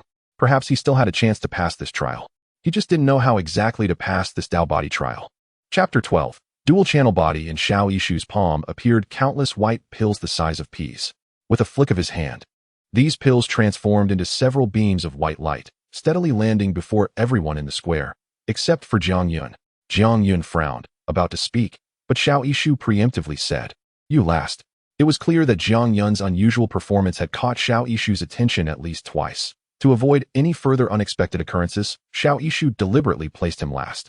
Jiang Yun had no objections and calmly nodded, but he noticed that when Xiao Yishu glanced at the young man beside him, his brow furrowed, and a strange look flashed in his eyes. Xiao Yishu withdrew his gaze and addressed the crowd. "This is the Dao Body pill. After taking it, it will transform into Dao Qi within your bodies. If it can overflow from your bodies, it means you possess a Dao body, and you will have successfully passed the test. Begin taking it now." Everyone was accustomed to Xiao Yishu's concise introductions, so even though they still didn't quite understand, they dared not ask more. One by one, they picked up the floating pills in front of them and swallowed them. Just moments later, they saw Hui Yuan suddenly open his mouth and, with a poo, expel a long stream of milky white gas. As this gas burst forth, everyone was filled with envy. Even Tang Yi, who had previously been at odds with him, because Hui Yuan was the only one who had successfully passed all 3 tests so far. Naturally, he would soon become an inner disciple of the Windazong, marking a leap into a new realm. Following Hui Yuan, one after another began to expel gas from their 9 orifices. Regardless of the length or thickness of the gas, there was only a single stream. Just as everyone was about to finish the 3rd test, suddenly, 2 soft poo sounds were heard, and a girl around 16 or 17 years old released a stream of milky white gas from each of her eyes, each about a foot long. The 2 streams of gas intertwined and swirled in the air before gradually dissipating. Although most people didn't understand this scene, Xiao Yishu and the others immediately showed expressions of surprise, and several gasps could be heard from within the 5 mountain peaks. This girl turned out to have a dual-channel body, and remarkably, the openings were her eyes, truly a 1 in 10,000 occurrence. Haha, with Dao eyes, she has great potential. I must have her. It was said that the reincarnation sect, Xianyun Temple, and 10,000 Demons Cave also had dual-channel bodies appear, but unexpectedly. Our Windazong has one as well, truly a cause for celebration. Indeed, Junior Sister must put in more effort. It would be best if she could achieve minor success with her Dao eyes before the mirage opens. If so, our harvest this time will surely be substantial. Aside from this girl, with that determined black-clad kid and Hui Yuan. Heh, the revival of our Windazong is promising. Meanwhile, the young man beside Jiang Yun gently nodded and said, "A dual-channel body is rare." Jiang Yun asked in confusion, "What is a dual-channel body?" "Just like the Dao Heart. Everything has a Dao body. However, the vast majority of Dao bodies are in a closed state, with only a small portion being able to pass through the 9 orifices and be smooth. 1 orifice open is a single-channel body, 2 orifices open is a dual-channel body. The more open the orifices, the easier it is to cultivate, but the more orifices that are open, the rarer the Dao body. As you can see, single-channel bodies are the most common, while dual-channel bodies and above are 1 in 10,000. The most powerful is the 9-channel body, which is 1 in a billion. After a pause, the young man shook his head again and said, "No, the 9-channel body cannot be called the strongest. The strongest is the 10,000-channel body, where not only the 9 orifices are open, but every pore is also unobstructed. This is referred to as the innate Dao body, but it only exists in legends. I have never heard of anyone possessing an innate Dao body." As the young man's words fell, the test for the 3rd round finally concluded, marking the end of the Windazong's recruitment event held once every 3 years. Ultimately, only 2 people passed all 3 tests, Hui Yuan and that black-clad person.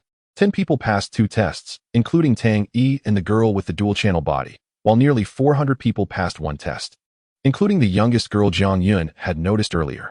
However, no one planned to leave, as Jiang Yun remained. All eyes were focused on Jiang Yun, as everyone was eager to see if he would exhibit any unusual behavior again. Xiao Yishu said nothing, tossing a Dao body pill in front of Jiang Yun. After a moment of hesitation, Jiang Yun reached out, grasped the Dao body pill, and swallowed it whole. Jiang Yun could clearly feel that the pill instantly dissolved into countless streams of milky white gas, rushing towards his 9 orifices and all the pores of his body. This made his heart skip a beat. Could it be that he was an innate Dao body? However, just as the milky white gas touched the 9 orifices and pores within Jiang Yun's body, the hundreds of scars covering his body trembled slightly, almost imperceptibly. With that tremor, all the milky white gas instantly vanished, as if it had never appeared. The trembling of the scars was so subtle that even Jiang Yun himself did not notice, let alone the others who were focused on him. Thus, in their eyes, Jiang Yun did not exhibit any unusual behavior during the 3rd test. But the result was still unmistakably a failure. As for Jiang Yun, he wore a bitter smile, having failed to pass even one test. He had completely lost his qualification to join the Windazong.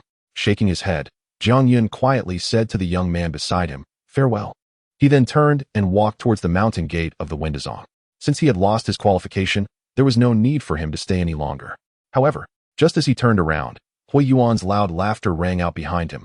No Dao Heart, no Dao Spirit, no Dao Body. Such a complete waste thinks he can join the Windazong? What a huge joke. You should hurry back and obediently live your life as a wild man. Jiang Yun, who had already taken a step forward, suddenly halted. After a brief pause, he slowly turned around and coldly glanced at Hui Yuan. Although he had no grudges against Hui Yuan, the repeated humiliation made Jiang Yun consider whether to take action and teach him a lesson. However, that glance from Jiang Yun caused Hui Yuan, who was laughing, to suddenly feel a chill run through his body, and a deep-seated fear surged within him. It seemed that the person looking at him was not a wild man he looked down upon, but a primal beast that could tear him apart at any moment. In the end, Jiang Yun still withdrew his gaze, turned his head, and walked out towards the mountain gate. As he felt disheartened and was too lazy to deal with Hui Yuan. As Jiang Yun's gaze shifted away, Hui Yuan felt a cold sweat soaking his back.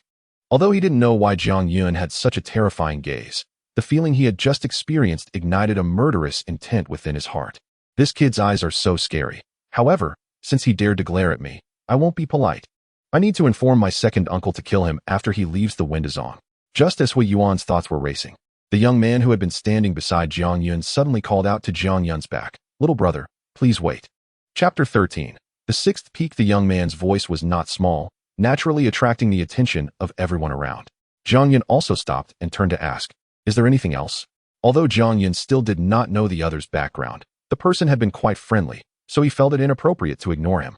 However, Jiang Yun did not notice that as this person spoke, most of the disciples of the Wandao sect, including Xiao Yishu, revealed strange expressions on their faces.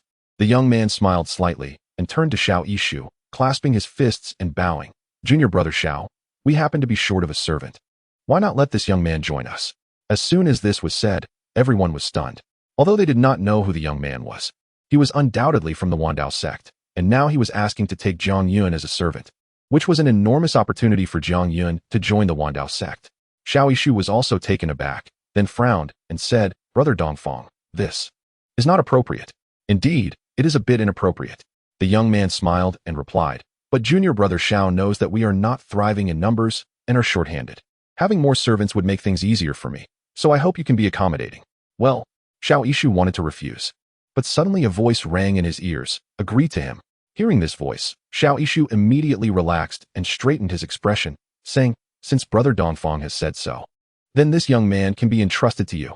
However, let me make it clear in advance, he will be considered a member of our Wandao sect, so he must abide by our sect's rules, especially the re-examination after 6 months. If he fails, he will still be expelled. That's natural. Then I thank you, junior brother Xiao." After the young man finished speaking, he waved to Jiang Yun and said, "Young brother, thank junior brother Xiao." Jiang Yun could hardly believe his ears. He had not passed the 3 tests, yet he was now already a servant disciple of the Wandao sect. Coming back to his senses, he hurriedly bowed to Xiao Yishu and then deeply bowed to the young man, saying, "Thank you. From now on, we are family, no need to be so polite. Follow me." Watching Jiang Yun gradually disappear behind the young man, every person's face bore different expressions. Some were envious, some disdainful, and some dissatisfied.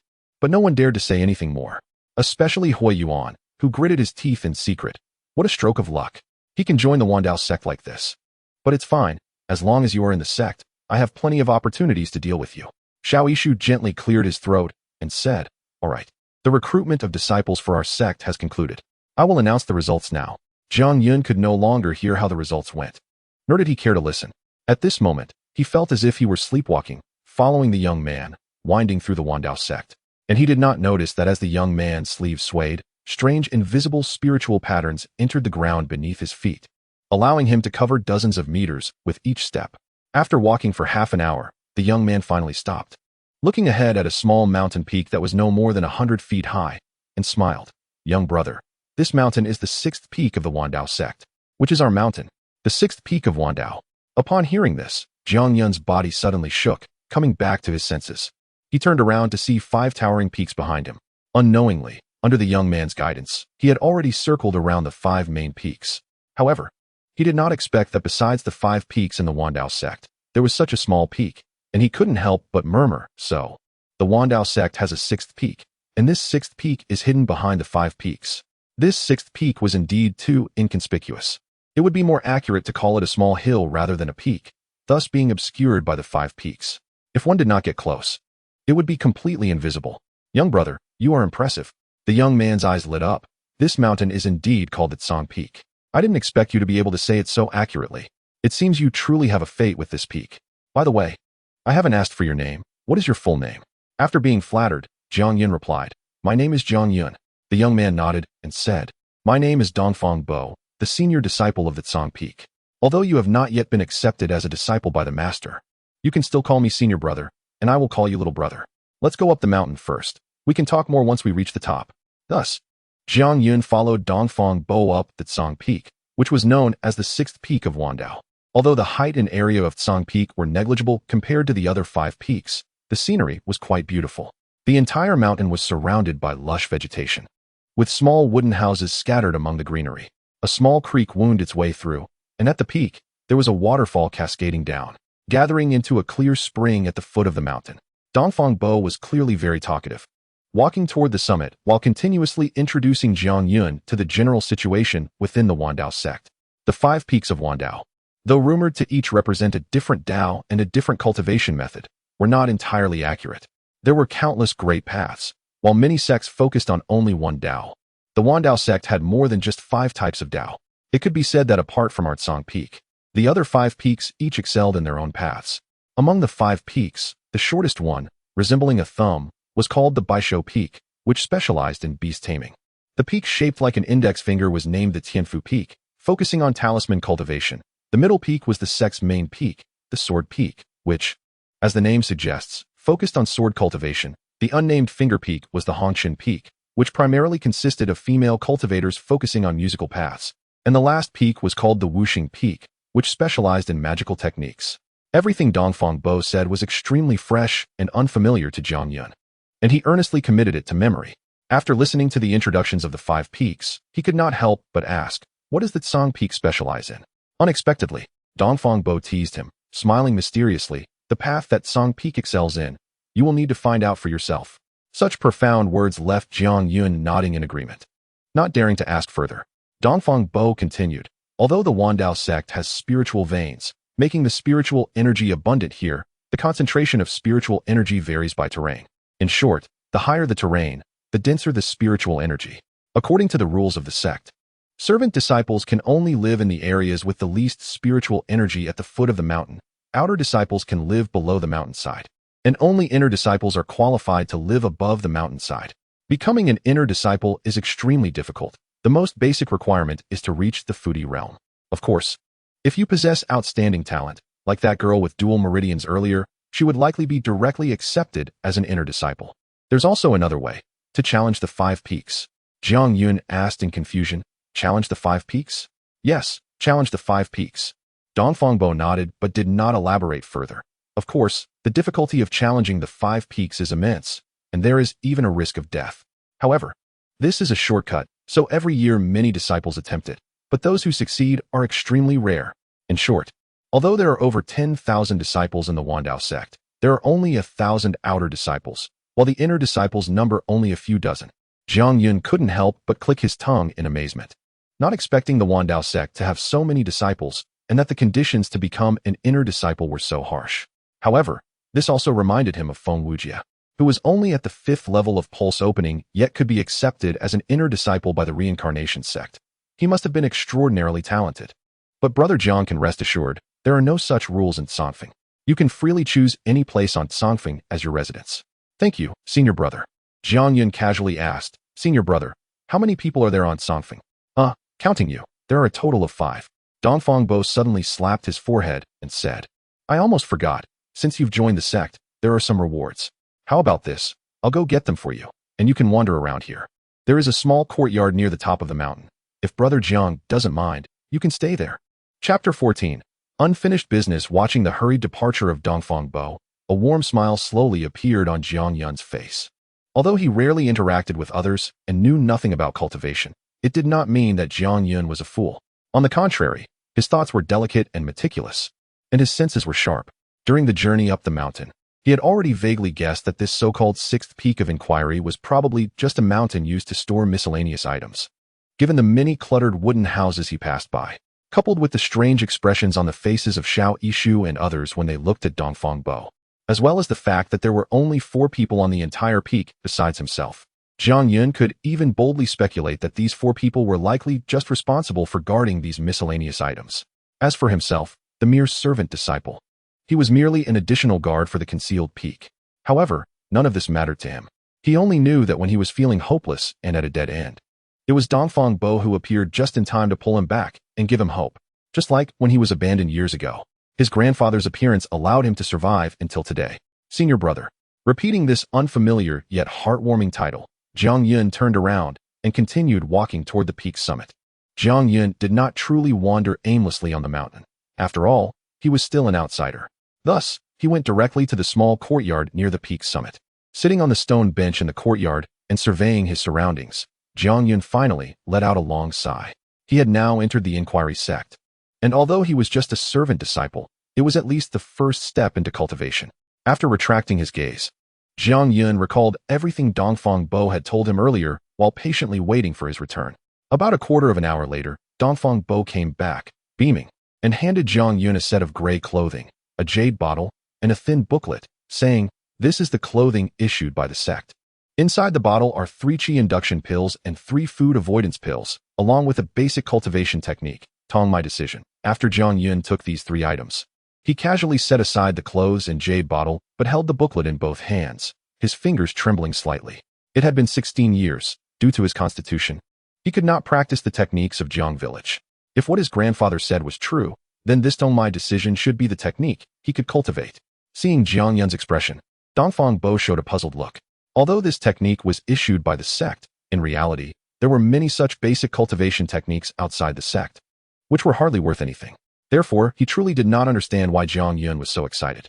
After stroking the booklet for a moment, Jiang Yun carefully placed it aside, stood up, and bowed deeply to Dongfang Bo, saying, "Senior brother, I want to ask, why are you willing to take me as a servant disciple?" This was the confusion in Jiang Yun's heart. He was very clear that he had not passed even one trial, and originally had no qualifications to enter. Yet Dongfang Bo brought him to the concealed peak, and even if he was just a servant, he had at least entered the door of the inquiry sect. If it was because Dongfang Bo was kind, then there were many others like him who failed the trials. Why did he specifically choose Jiang Yun? Dongfang Bo smiled slightly and said, "Because you are strange enough." Jiang Yun was taken aback and said, "Strange?" This answer was completely unexpected and left him even more puzzled. "Indeed, everyone on our concealed peak is a bit strange, and you are strange enough, which is why I took you as a servant disciple." After a brief silence, Jiang Yun pondered and asked, "Is my strangeness due to my special performance in the previous 2 trials?" Dongfang Bo nodded and said, "You could say that." Although Jiang Yun was still a bit confused, he did not continue to ask further. Regardless, Dongfang Bo had given him an opportunity, and all he needed to do was seize it. At worst, he could repay the favor in the future.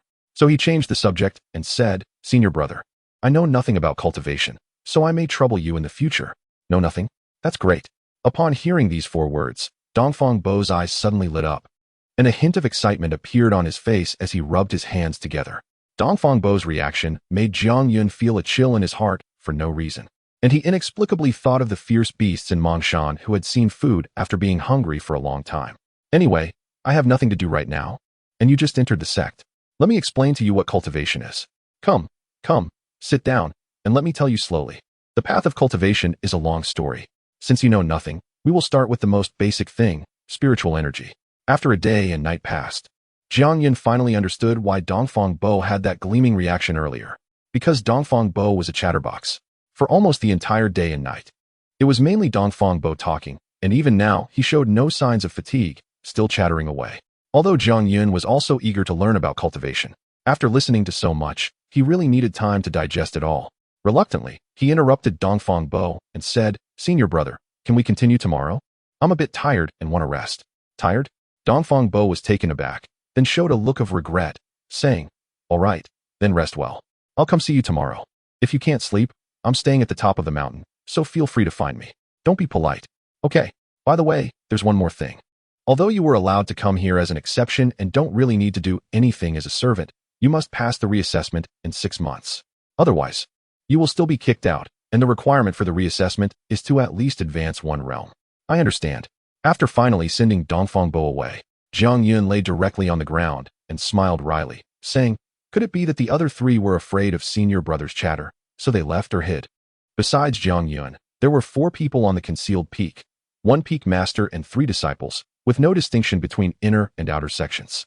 So far, Jiang Yun had only met Dongfang Bo. According to Dongfang Bo, the peak master and the 3rd senior brother were out traveling and had not returned, while the 2nd senior sister was in seclusion for cultivation. Jiang Yun initially believed this, but now he thought they were very likely hiding from Dongfang Bo, the chatterbox. After lying on the ground with his eyes closed for a moment, Jiang Yun suddenly jumped up, his eyes sparkling with energy, showing no signs of fatigue. For someone who had lived deep in Mongshan for many years, going days and nights without sleep was commonplace.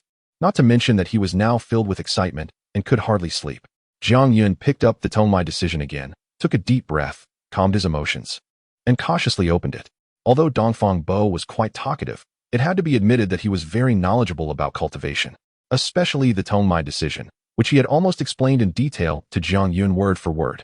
Therefore, when Jiang Yun looked at the content in the book now, he felt no sense of unfamiliarity.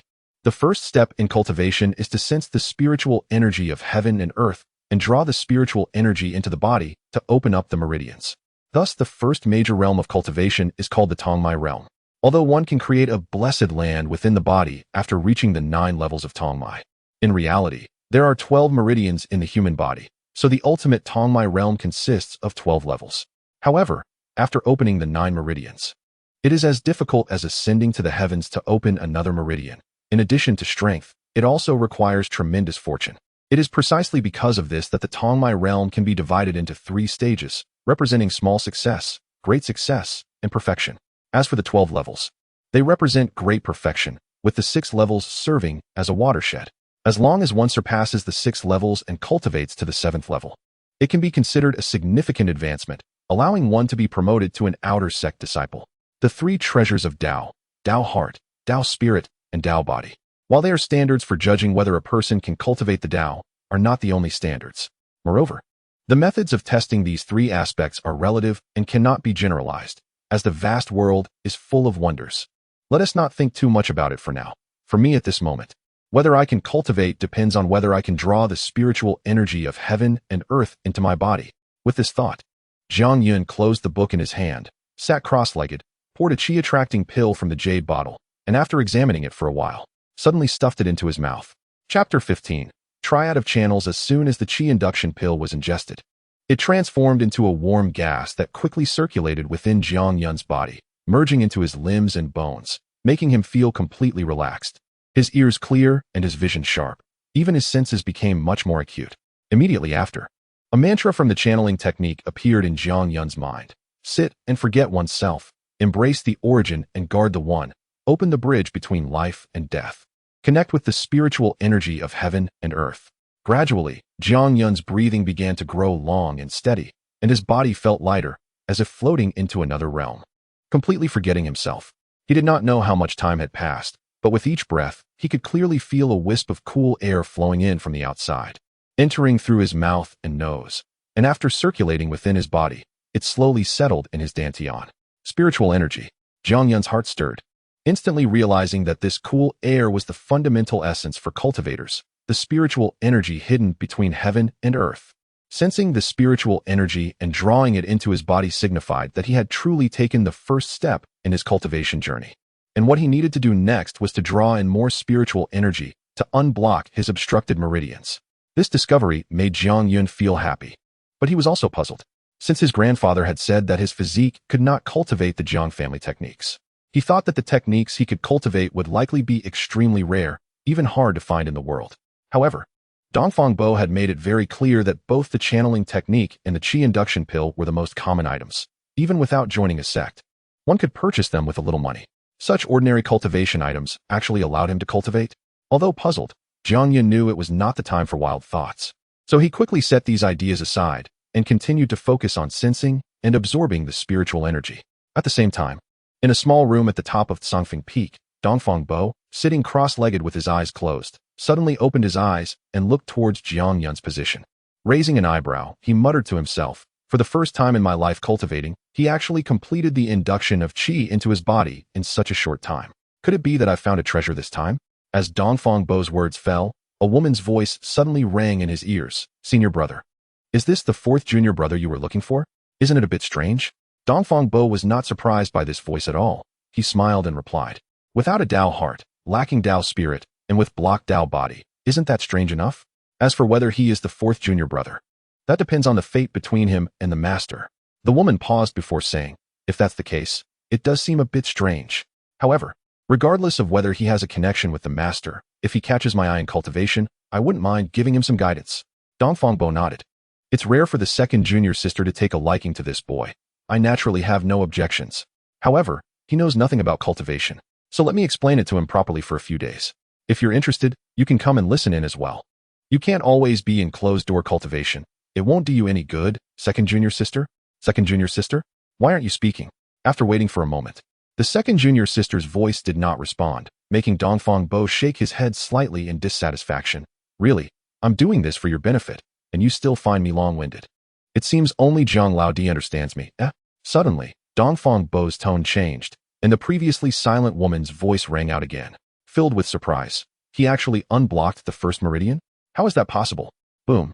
Jiang Yun suddenly felt a violent explosion within his body, as a blocked meridian was actually opened by the spiritual energy. The first level of channeling? Jiang Yun was stunned because Dongfang Bo had made it very clear that even if one could draw spiritual energy into their body, it would still take a considerable amount of time to unblock meridians. After all, the meridians were closed at birth, and as one grew older, the impurities within would increase, making blockages worse and harder to unblock. Only by drawing in as much spiritual energy as possible and continuously sending it into a specific meridian, like unblocking a drain, could one gradually open it. This process could take years, months, or at the very least, several days. Generally, only children under 7 or 8 years old, with fewer impurities in their meridians, could unblock their meridians within days. However, from the moment Jiang Yun swallowed the qi induction pill to completely unblocking his first meridian, it had been less than half an hour. This incredible speed left Jiang Yun both puzzled and forced him to withdraw from his state of cultivation, opening his eyes. After all, it was his first time cultivating, and he didn't know whether this was a good or bad thing, so he dared not continue. However, seeing the layer of black dirt oozing from his pores and the lightness he felt within his body instinctively made him think that this should not be a bad thing. After pondering for a moment, Jiang Yun shook his head and said, "To be safe, I should go ask senior brother." Little did he know that at this moment, Dongfang Bo was just as confused as he was, so he could only affirmatively tell him that he had indeed reached the first level of channeling, and then gave him a vague explanation. "When you reach the third level of channeling, you'll be able to look inside your body. Then perhaps you'll understand the reason." Although somewhat confused, the news that he had already reached the first level of channeling made Jiang Yun incredibly excited, as the frustration that had plagued him for 16 years was finally swept away at this moment. He was now a genuine cultivator. "Grandfather, I will definitely return in 5 years." After silently saying this in his heart, Jiang Yun didn't care to rest, not even bothering with the layer of dirt on his body, and sat down cross-legged again to continue his cultivation. Boom, boom. About an hour later, 2 more explosive sounds echoed within Jiang Yun, and the number of unblocked meridians in his body had reached 3.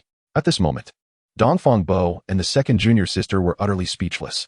In just an hour and a half, he had transformed from an ordinary person who had never cultivated into a cultivator at the third level of channeling. If this news were to spread, it would surely cause a sensation throughout the entire cultivation world. It should be noted that no matter how talented or qualified a person was, even starting cultivation from birth, it would still take them at least several months to achieve this step. "Zhang Laodi, you'd better not continue to cultivate for now. Your level is increasing too quickly. Take a few days to stabilize it. Also, now you can do internal vision. Take a look at your condition inside." Hearing Dongfang Bo's voice, Jiang Yun gently nodded. Even though he didn't understand cultivation, he knew the principle that haste makes waste, so he naturally gave up on continuing to absorb spiritual energy and closed his eyes, using internal vision to look inside his body. Chapter 16. Everything comes naturally for Jiang Yun. Being able to see the inside of his own body with the naked eye was an unprecedented experience. After observing with great interest, he shifted his gaze to the 12 meridians. The 12 meridians within the human body are interconnected, linking to the dantian and penetrating the entire body, forming a continuous cycle.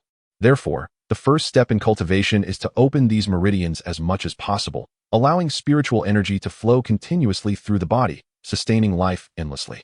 As he looked at his 12 meridians, Zhang Yun couldn't help but be slightly startled. Although he had never seen the meridians of others, he had a strong feeling that his meridians were much thicker than those of others, especially the 3 meridians that had already been opened, which faintly appeared transparent, clearly showing the surging spiritual energy inside, like rivers converging together. This made him think of the countless medicinal baths his grandfather had made him take over the years. Could it be that under the stimulation of those medicinal herbs, my meridians have been gradually expanded? In the next moment, when Zhang Yun's gaze moved to the 9 still unopened meridians, he suddenly understood. Not only did he realize that his earlier thoughts were correct, but he also understood why his cultivation speed was so fast.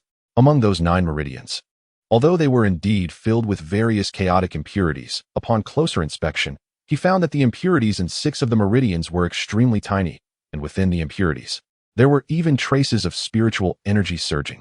It was like a small stream. If a giant rock was placed in it, it would completely block the flow of water. However, if the same volume of small stones was placed in, it might also block the water flow, but the water could still pass through the gaps between the stones. Moreover, if the water flow were to become slightly turbulent, it could wash those stones away directly. Now, Zhang Yun's meridians were like that small stream, and the impurities that should have been giant rocks had already turned into small stones. As long as the influx of spiritual energy were a bit faster, it could easily wash these stones away. At this moment, Zhang Yun naturally understood that the uniqueness of his meridians and the speed of his cultivation were all due to the medicinal baths his grandfather had made him take over the years. Although he couldn't cultivate the techniques of Jiang village, his grandfather had already laid a solid foundation for his future cultivation. The medicinal properties of those herbs, accumulated over time, not only gradually expanded his meridians, but also subtly crushed the impurities within them bit by bit. Thus, whenever spiritual energy surged in, everything would fall into place and flow smoothly. This was one of the reasons why he could easily defeat Feng Wuji as a mortal while battling against cultivators. Because as long as he was willing, he could probably directly leap to the 9th level of opening meridians within just a few days. Grandfather. It was only at this moment that Zhang Yun truly understood his grandfather's good intentions, which also further strengthened his determination to cultivate successfully and return to the 10,000 Mang Mountains as soon as possible. After silently staring at those 6 meridians for a while, Zhang Yun then shifted his gaze to the last 3 meridians. The impurities within these 3 meridians still appeared to be solidified. Perhaps even the medicinal properties of those herbs hadn't managed to crush them. In fact, Zhang Yun did not know that, with Jiang Wanli's mastery of medicinal ways, crushing the impurities in these 3 meridians would be an easy task. However, since cultivation is inherently an act against the heavens, and given that 9 is the ultimate number, all realms of cultivation, whether opening meridians or blessed lands, have 9 as their limit. This is also a boundary allowed by the Heavenly Dao. Once it exceeds 9, it is crossing the boundary, which invites punishment from the Heavenly Dao, something even Jiang Wanli would not dare to break easily. Therefore, when helping Zhang Yun clear his meridians, he intentionally avoided these 3. Zhang Yun withdrew from his internal observation, rinsed his body with some clean water, and did not dare to continue cultivating. He only gradually stabilized his realm. The next morning, Dongfang Bo appeared before him again. After examining him up and down, he exclaimed, "Jiang, my younger brother, you have truly opened my eyes.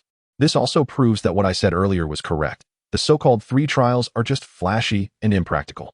Before Zhang Yun could speak, Dongfang Bo changed his tone and continued, "However, there must be some secret about you. Otherwise, your performance during those 3 trials would not have been so abnormal.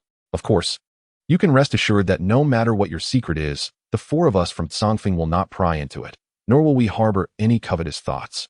Just be careful outside. Do not let others discover your secret." Although Zhang Yun thought that aside from the secret of his 9 meridians, there was nothing else, he understood that this was Dongfang Bo's good intention. So he did not explain and solemnly nodded. "Thank you, senior brother, for your guidance. I will keep it in mind." Dongfang Bo waved his hand and said, "It's not really guidance. Just a reminder. By the way, Jiang, now that you have reached the 3rd level of opening meridians, you can cultivate techniques. Have you thought about which techniques to cultivate?" About that, Zhang Yun smiled wryly and shook his head. "I'm afraid I'll have to trouble senior brother again. I also know nothing about techniques." "Haha, not a trouble at all. Dongfang Bo's eyes lit up again, and he sat down directly in front of Jiang Yun, saying, "Anyway, you need to stabilize your realm these days. Why not take this opportunity for me to explain the knowledge of techniques to you in detail? Techniques encompass everything, and there are naturally distinctions in their levels, which are closely related to cultivation. I'll start with the most basic 5 elements techniques." Another day and night passed. After Dongfang Bo's enlightening explanation, Jiang Yun finally made his choice regarding techniques. Fire techniques. Fire is one of the 5 elements and is relatively easy to control, making it the first choice for most cultivators. Moreover, through Dongfang Bo's explanation, Jiang Yun learned that fire techniques are essential not only for attack, but also for alchemy and forging. Although Jiang Yun could now cultivate, he would not waste the efforts he had put into alchemy over the past 16 years. Therefore, choosing fire techniques was a win-win situation. In addition to fire techniques, under Dongfang Bo's suggestion, Jiang Yun also chose swordsmanship. Swordsmanship is, in fact, a type of technique, but it requires a sword to perform. Historically, sword cultivators are recognized for their powerful attacks, especially since the main path of the sect master of the Taoist sect is sword cultivation. Thus, choosing swordsmanship is beneficial. Originally, one could only search for corresponding techniques in the sect's library by becoming an outer disciple, but that's all right. I'll run an errand for you. After saying this, Dongfang Bo left in high spirits, which made Jiang Yun feel grateful again, further affirming his trust in this talkative but warm-hearted senior brother. Although Jiang Yun had been wary and suspicious of Dongfang Bo's enthusiastic approach, for some reason, he felt an inexplicable sense of closeness to him. Additionally, given his poverty and lack of anything to scheme over, Jiang Yun chose to trust Dongfang Bo. Through these few days of contact, Jiang Yun became even more convinced that his trust was not misplaced. Soon, Dongfang Bo returned, handing Jiang Yun a storage ring. "You have gained spiritual energy and can now activate the storage ring. Although the space inside the ring is not large, it is sufficient for your current needs. Inside the ring, there is a set of beginner-level fire magic and a sword manual, as well as an ordinary iron sword. Additionally, I can't provide you with guidance on the cultivation of magic, but your second senior sister is quite proficient in it. If you can get her to give you some pointers, it will be extremely beneficial for you." Chapter 17. What is the Dao intent after sending Dongfang Bo away? Jiang Yun curiously picked up the storage ring. As spiritual energy surged into it, a hazy space with a radius of about 1 meter appeared before his eyes, containing 2 books. The storage ring belongs to the category of spatial magical tools, which are almost essential for all cultivators. Magical tools also have different grades. The higher the grade, the better the quality. This ring, however, is not even considered a first-grade item, hence the limited space. As Jiang Yun recalled the knowledge about magical tools that Dongfang Bo had shared with him, he took out the 2 books from the ring. Just as he was about to flip them open, a gurgling sound suddenly came from his stomach. This made him smile wryly. Although he had become a cultivator and had access to spiritual energy that could alleviate hunger, he had not eaten for 2 days and nights. Coupled with the fact that he had just opened 3 meridians and expelled so many impurities from his body, his stomach was finally protesting. With no other choice, Jiang Yun had to temporarily set the books aside and took out a jade vial, pouring out a pill of absence of grains. Jiang Yun was not unfamiliar with pills. In fact, under his grandfather's guidance over the past 16 years, he had lost count of how many pills he had refined. However, he had never refined a pill of absence of grains, as there was no lack of food in the Mang Mountain, where various plants and animals could be consumed. Thus, most of the pills he had refined were for healing injuries and detoxifying. His years of experience in alchemy had also sparked great interest in various pills. The Dao Body pill and the Qi induction pill he had previously swallowed had not garnered his attention due to the urgency of the situation, so now, holding the pill of absence of grains, he did not consume it immediately, but carefully examined it. He wanted to see how the pills consumed by cultivators differed from those he had refined in Mang Mountain.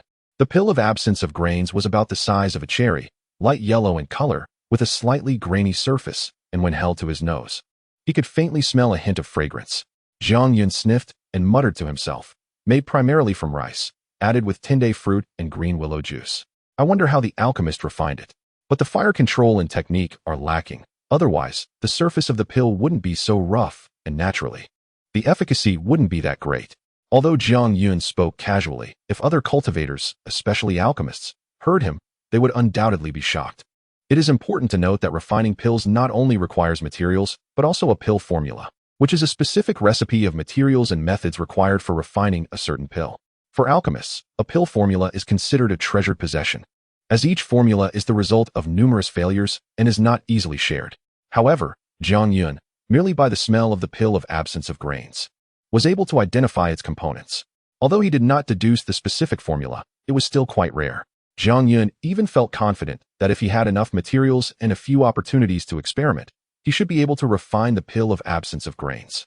And its efficacy would certainly be much better than the one in his hand. However, Jiang Yun naturally could not refine the pill of absence of grains now.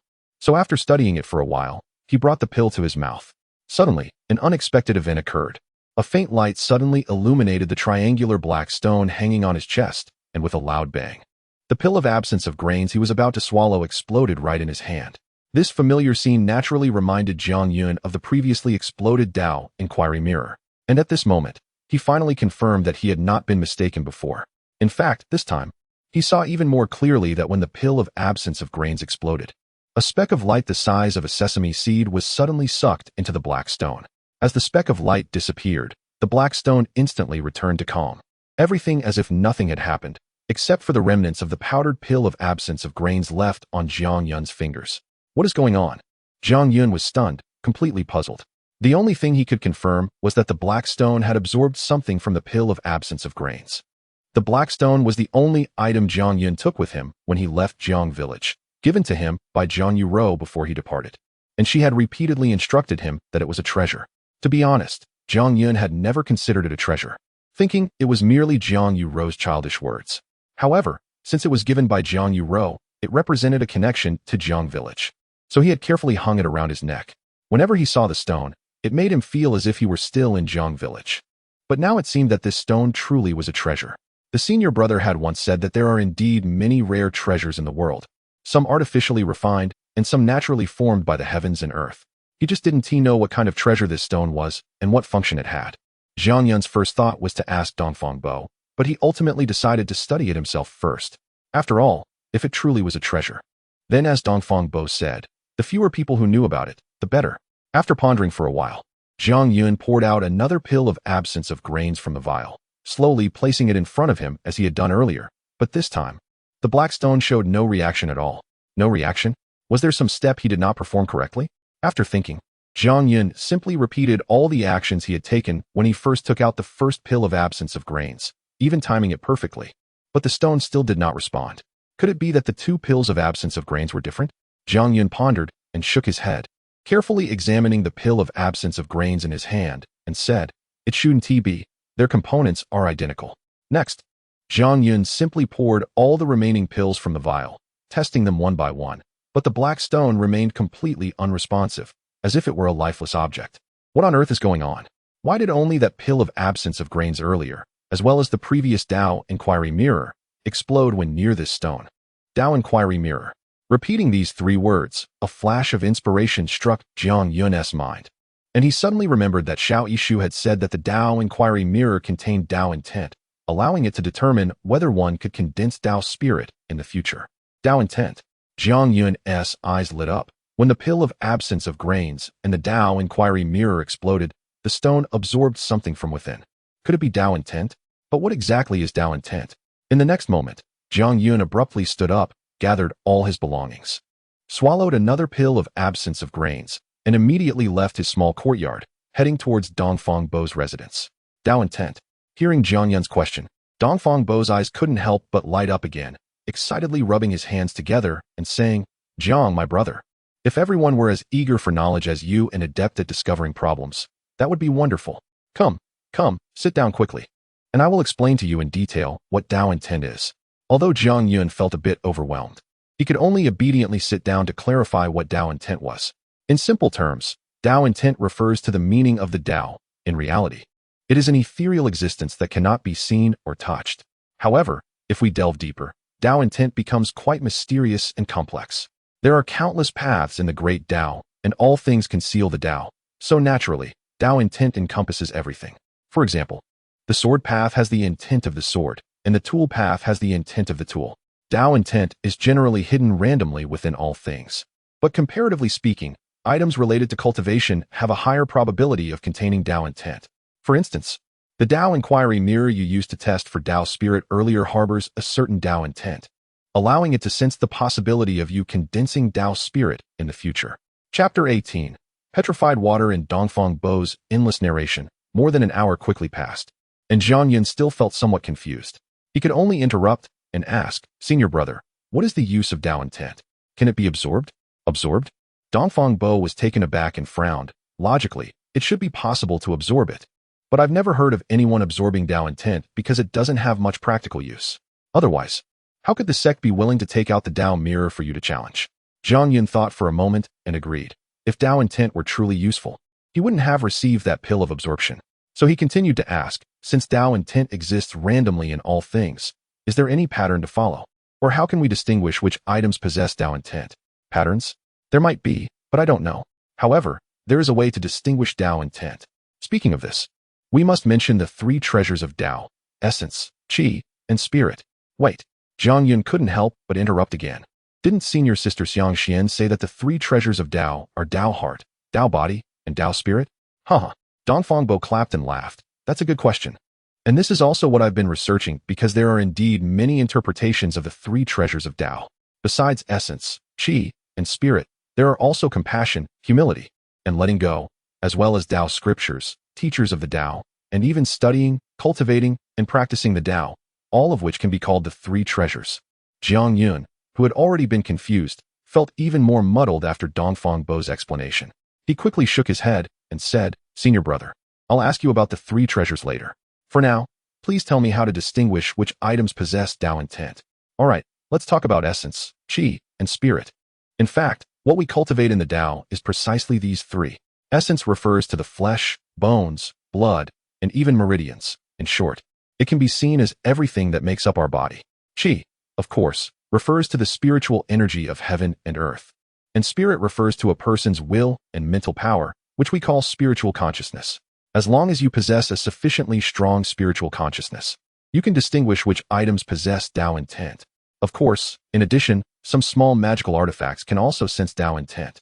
When Jiang Yun returned to his courtyard, he found a compass in his possession, which was a small magical artifact given to him by Dongfang Bo that could sense Dao intent.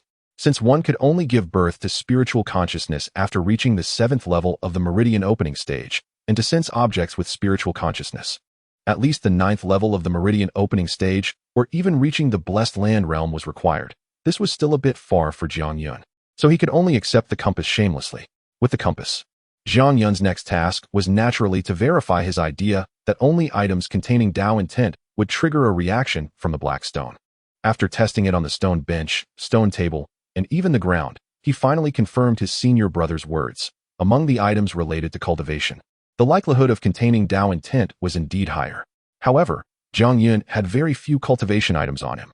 Aside from a few pills, the only items that could possibly relate to Dao intent were a few martial arts manuals, a storage ring, and an iron sword. Jiang Yun tested them one by one, but there was no reaction. When he brought the compass close to the iron sword, he suddenly heard a buzzing sound as the compass needle trembled, which made Jiang Yun's heart leap with joy. This meant the iron sword contained Dao intent. Then, Jiang Yun took the stone from around his neck, took a deep breath, and carefully placed it next to the iron sword. Bang! A flashed on the black stone, and the iron sword exploded. This time, Jiang Yun observed closely. Indeed, a speck of light the size of a sesame seed shot from the exploded iron sword into the black stone. He guessed right. Just as Jiang Yun was overjoyed, an unexpected change occurred. The black stone, having absorbed this strand of Dao intent, suddenly glowed brightly and transformed into a vortex of light, completely wrapping the stone. Through the vortex, he could clearly see that the inner shimmered and rippled, and the stone surprisingly turned into water. This sudden change left Jiang Yun dumbfounded. But he was also perplexed as he stared intently at the light vortex. The black stone had indeed turned into water, as the shape of this water was also triangular, narrow at the top and wide at the bottom, and it was vaguely visible that this water had layers. Strangely, the amount of water was not much, only about the size of half a palm. Yet looking at this water, Jiang Yun felt a surge of overwhelming depth. Even the vast Mang Lake, which spanned hundreds of miles in the Mang Mountains, seemed insignificant compared to this handful of water. Of course, this was just a feeling, after all. If he shifted his gaze away from the vortex still appeared to be only half a palm in size. What kind of water is this? What use does it have? Jiang Yun's mind raced, but no matter how he thought about it, he couldn't figure out what use this layered water could have. On a whim, Jiang Yun suddenly picked up a pill of absorption and tossed it into the water. Puff! as the pill entered the water. It splashed a small droplet and sank into the water, but it only settled on the first layer and did not go any deeper. Jiang Yun waited quietly for a moment, but the pill of absorption remained motionless in the water, and no other phenomena occurred. Frowning, Jiang Yun cautiously extended 2 fingers to retrieve the pill of absorption and to taste the water. However, as soon as his fingers entered the vortex and touched the surface of the first layer of water, the originally calm surface suddenly surged violently, instantly forming a water arrow that shot directly at the tip of Jiang Yun's index finger. The speed was so fast that Jiang Yun didn't have time to react. And by the time he came to his senses, a drop of blood had already dripped from his fingertip into the water. As the blood entered the water, it created ripples that spread outward at an astonishing speed in all directions and deep into the water's depths. At the same time, Jiang Yun's body trembled heavily, as if his soul had been lost, standing there motionless. Because at this moment, the light vortex in front of him suddenly disappeared and reappeared in his dantian. Moreover, it transformed back into the black stone. His 2 fingers hovered in the air, with the pill of absorption that he had just thrown into the water pinched between them. After a long while, Jiang Yun exhaled deeply, finally regaining his clarity, and muttered to himself, "Is it recognizing a master?" He had heard Dongfang Bo say that good magical artifacts would generally require a drop of blood to recognize their owner. This way, not only could the magical artifact communicate with its owner's intentions, but it was also less likely to be taken by others.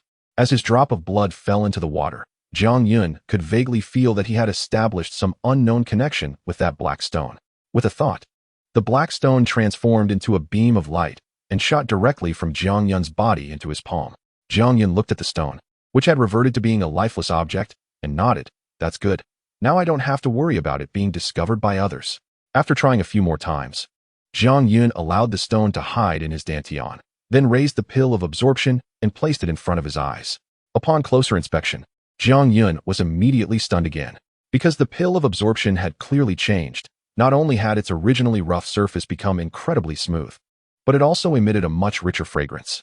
As a result, Jiang Yun could immediately conclude that the efficacy of this pill of absorption had improved compared to before. More importantly, on the surface of the Dan, there was a square imprint that was almost invisible to the naked eye, and the imprint was slowly fading, clearly about to disappear. Jiang Yun hurriedly focused his gaze and finally saw, just before the imprint completely vanished, that within the imprint seemed to be a symbol resembling a character, exuding a vast aura. Under his grandfather's teachings, Jiang Yun wouldn't dare to say he was well-read, but at least he could recognize words. However, he did not recognize the symbol within the imprint. Gazing at the pill, Jiang Yun pondered. After the pill was thrown into the water that transformed from the stone, an imprint containing something like a character appeared, significantly enhancing the pill's effect. Is this the purpose of the stone? If other items were placed in it, would they also develop imprints, leading to enhanced effects for those items? Chapter 19. Understand my meaning. Although Jiang Yun couldn't fully speculate on the specific uses of the stone yet, he discovered that it not only enhanced the efficacy of pills, but also had the ability to conceal one's cultivation level.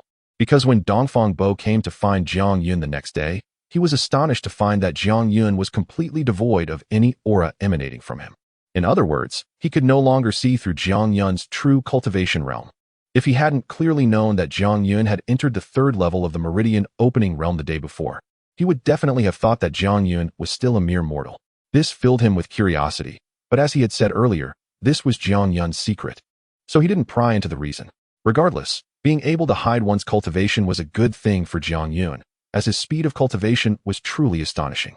If this were to spread, it would undoubtedly attract the attention of those with ulterior motives, and the stone's ability was a great help to him. As for the other uses of the stone, since there were no items containing Dao intentions around Jiang Yun, he couldn't experiment further. However, he did ponder a bit about the stone's usage. The stone had to transform into water in order to insert pills into it. And for the stone to turn into water, it needed to absorb Dao intentions, and not just 1 or 2, but at least 3. Of course, these were just Jiang Yun's thoughts. To verify whether they were correct, he would need to experiment several more times. However, given his current identity, obtaining Dao-containing cultivation items was not an easy task. Therefore, he could only set the stone aside for now and continue to focus on his cultivation. In the blink of an eye, 9 days had passed, and Jiang Yun finally stopped his cultivation again. Listening to the growling sound from his stomach, he muttered to himself. Originally, the fasting pill could ensure 3 days without hunger, but after being imprinted, the time has been extended 3-fold. If I put a qi induction pill in that water, Could the amount of spiritual energy attracted also reach 3 times? Moreover, I heard from the senior brother that there are quite a few pills that can enhance cultivation. If all of them could be placed in the water, and their effects amplified threefold, it would be immensely beneficial for my cultivation. A gleam flashed in Jiang Yun's eyes. At this moment, he finally realized that this stone was indeed a great boon for his path of cultivation, and it was truly a genuine treasure. I really don't know how that little girl, Yuro, could determine that this stone was a treasure. However, such a good item would be more suitable for her to use. Grandpa said her aptitude is quite good, so when I go back, I will return the stone to her.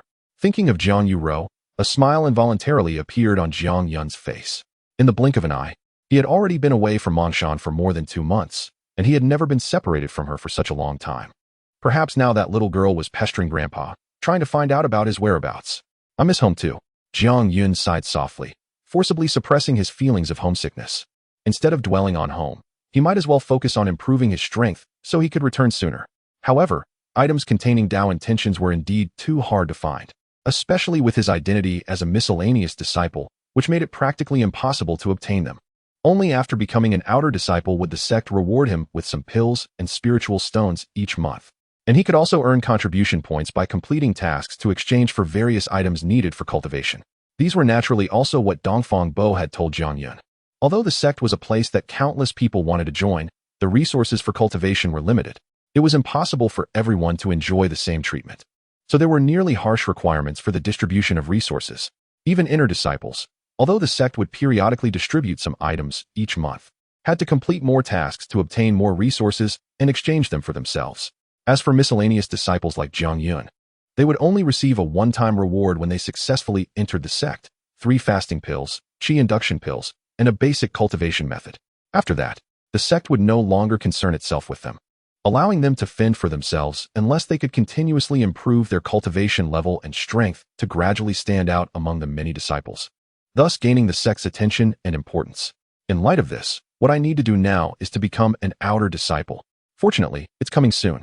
At this point, a confident smile appeared on Jiang Yun's face as he looked inward at his body. To his surprise, there were already 5 meridians that were unobstructed. In less than half a month, Jiang Yun had ascended from a mere mortal to a cultivator at the 5th level of the meridian opening realm. And this was still the result of him deliberately suppressing his progress. There was no helping it. Grandpa had laid such a solid foundation for him that he couldn't slow down even if he wanted to.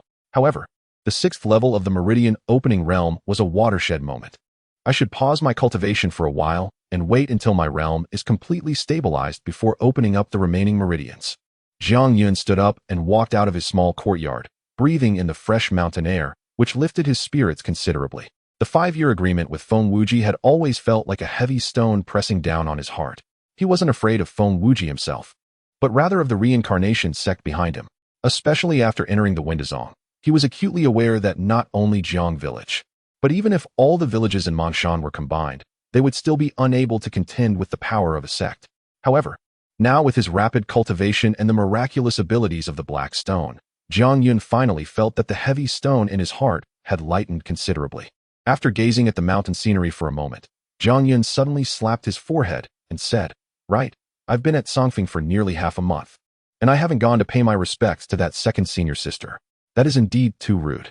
Although Jiang Yun was a wild man who came out of Mongshan, his grandpa had taught him from a young age that one must always have manners, especially since there were clear boundaries regarding territory in Mongshan. The first thing to do when entering a strange area was to visit the local lord to avoid unnecessary trouble. Although Dongfang Bo had said that the second senior sister could guide him in terms of cultivation techniques, the explosion of the iron sword had caused Jiang Yun to focus all his energy on improving his realm, so he naturally hadn't sought out the second senior sister. As he slapped his forehead, Jiang Yun hurriedly made his way towards the waterfall. Upon reaching the edge of the waterfall, he stopped, looking perplexed at the cascading water and unsure how to enter the waterfall. Fortunately, at that moment, a clear female voice came from within the waterfall. "Is that Jiang Yun who has come?" Jiang Yun quickly clasped his fists and bowed deeply towards the direction of the voice, saying, "I am Jiang Yun, here to pay my respects to the second senior sister. Get up." Jiang Yun felt a flash before his eyes, and a figure appeared before him. When he looked up, he was instantly stunned. Standing before him was a middle-aged woman. Although she was graceful and beautiful, she appeared to be at least in her 40s.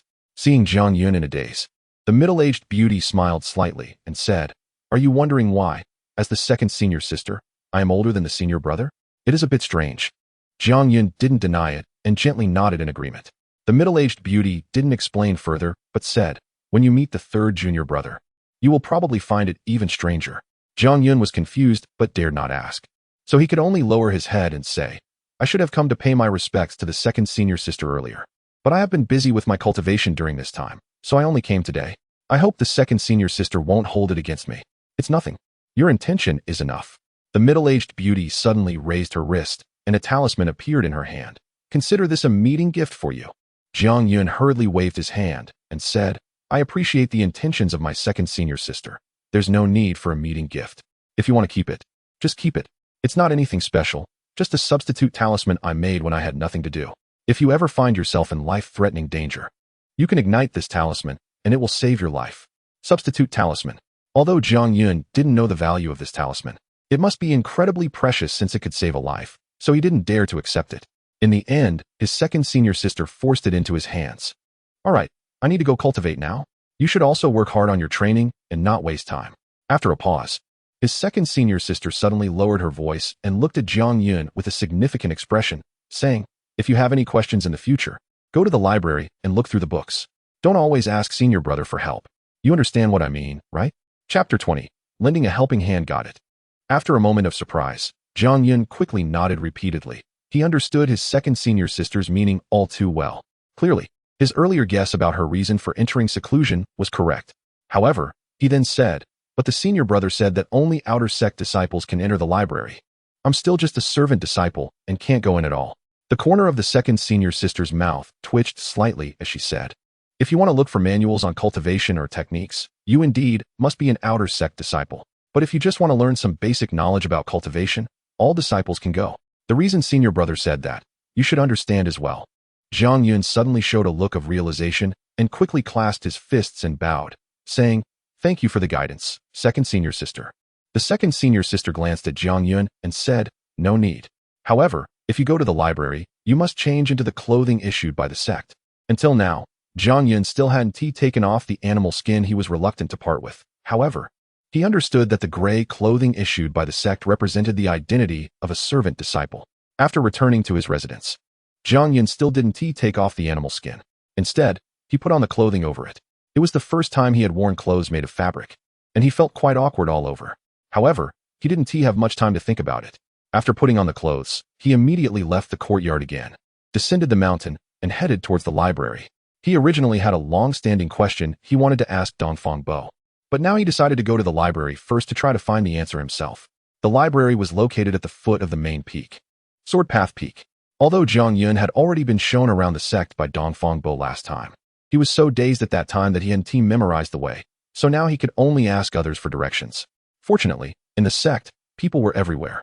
Most were wearing the same gray servant clothes as Jiang Yun, and his presence didn't attract any attention, as there were thousands of servant disciples in the sect, making it impossible for everyone to know each other. As Jiang Yun walked, he also observed his surroundings, his mind racing. The servant disciples' clothing was uniform, but after becoming inner or outer sect disciples, the distinguishing mark of their identity was the token hanging at their waist. Outer sect disciples had blue tokens, while inner sect disciples had golden ones. The different shapes of the tokens represented the different peaks they belonged to. After spending more than an hour, Jiang Yun finally arrived at the foot of Sword Path Peak and immediately saw the magnificent 7-story building of the library standing at the foot of the mountain. Jiang Yun didn't rush to enter the library, but instead looked up, casting his gaze towards Sword Path Peak. As the main peak of the 5 peaks of the sect, Sword Path Peak was naturally the core of the entire sect. Although Jiang Yun had seen the peak before, standing at the foot of the mountain again, he could distinctly feel a tremendous pressure and an incredibly sharp aura emanating from the entire mountain, making him tremble involuntarily. To Jiang Yun, this mountain peak was like its name, a giant sword piercing the heavens. The peak was so high that its summit was obscured from view, and amidst the clouds and mist enveloping the upper half of the mountain, one could occasionally see flashes of rainbow light. Those rainbow lights were likely disciples flying in the air, which could only be done by those in the Blessed Land realm. One day, I too will step into the Blessed Land realm. After gazing at Sword Path Peak for a long time, Jiang Yun finally withdrew his gaze and stepped towards the library. As the only place in the entire sect that anyone could come to, the library was surrounded by quite a number of people. some alone and others in groups of 3 or 5. The entrance was bustling with activity. Just as Jiang Yun was about to enter the library, the sound of a girl crying suddenly reached his ears, making him turn his head and look in the direction of the sound. About 10 zhang away from him, a crowd was gathered, and the crying came from the middle of the crowd, but he couldn't see what was happening due to the people in the way. Jiang Yun was only curious and had no intention of getting involved. Since he couldn't see, he was about to look away when the crowd shifted and someone stepped out, creating a gap. Through the gap, Jiang Yun saw the crying person, a little girl no more than 12 or 13 years old. Seeing this little girl, Jiang Yun's heart stirred. He remembered that she was one of the few people he had noticed outside the sect. The little girl exuded a strange aura, and her appearance bore some resemblance to Jiang Yuro, making her quite memorable to him. Jiang Yun even remembered that this little girl had only passed the Dao spirit test and had been accepted as a servant disciple, not knowing which peak she had been assigned to.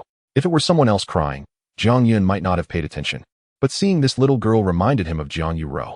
After hesitating for a moment, he finally stepped forward. Standing outside the crowd and listening to the discussions around him, Jiang Yun gradually understood the reason for the little girl's tears. It turned out that she had been assigned to 100 Beasts Peak as a servant disciple, responsible for taking care of a fierce beast, the Qing Guang wolf. Originally, there was nothing wrong, but yesterday, an outer sect disciple had given her a 20-year-old Qing Guang wolf and told her to take care of it carefully for 2 days. She had indeed placed this Qing Guang wolf in a separate cage, but who would have thought that when she woke up in the morning, she found that the cage's lock had been bitten through, allowing the Qing Guang wolf to escape and mix in with the other Qing Guang wolves, making it impossible to distinguish which was which. The outer sect disciple was supposed to come back tomorrow to retrieve the Qing Guang wolf, and if she couldn't produce it by then, she would be in trouble. Actually, this kind of situation could be serious or trivial. It was just that the girl was too young and timid, so she was frightened and at a loss. As a servant disciple, she had no way to solve the problem and could only think of seeking help near the library. However, even though the people around her sympathized with her, they were all unable to help. After all, determining the age of fierce beasts was something only inner and outer sect disciples of 100 Beasts Peak could do. And how could inner and outer sect disciples have the time to help a mere servant? After understanding the situation, Jiang Yun shook his head with a smile, pushed through the crowd, and walked up to the little girl, saying, "Stop crying. I'll help you find that Qing Guang wolf." Upon hearing this, the little girl immediately stopped crying, hurriedly looked up at Jiang Yun with tearful eyes, and said excitedly, "Senior brother, can you really help me?" The onlookers were also a bit taken aback, not expecting someone to step up to help. However, when they saw the clothes Jiang Yun was wearing, their faces immediately showed doubt. How could a servant disciple determine the age of fierce beasts? Yet Jiang Yun paid no attention to the crowd's reactions and nodded, saying, "Of course it's true. Great." With Jiang Yun's affirmative response, the little girl instantly broke into a smile, grabbing Jiang Yun's arm and saying, "Senior brother, if you have nothing else to do, can you help me find that Qing Guang wolf right now?" Of course.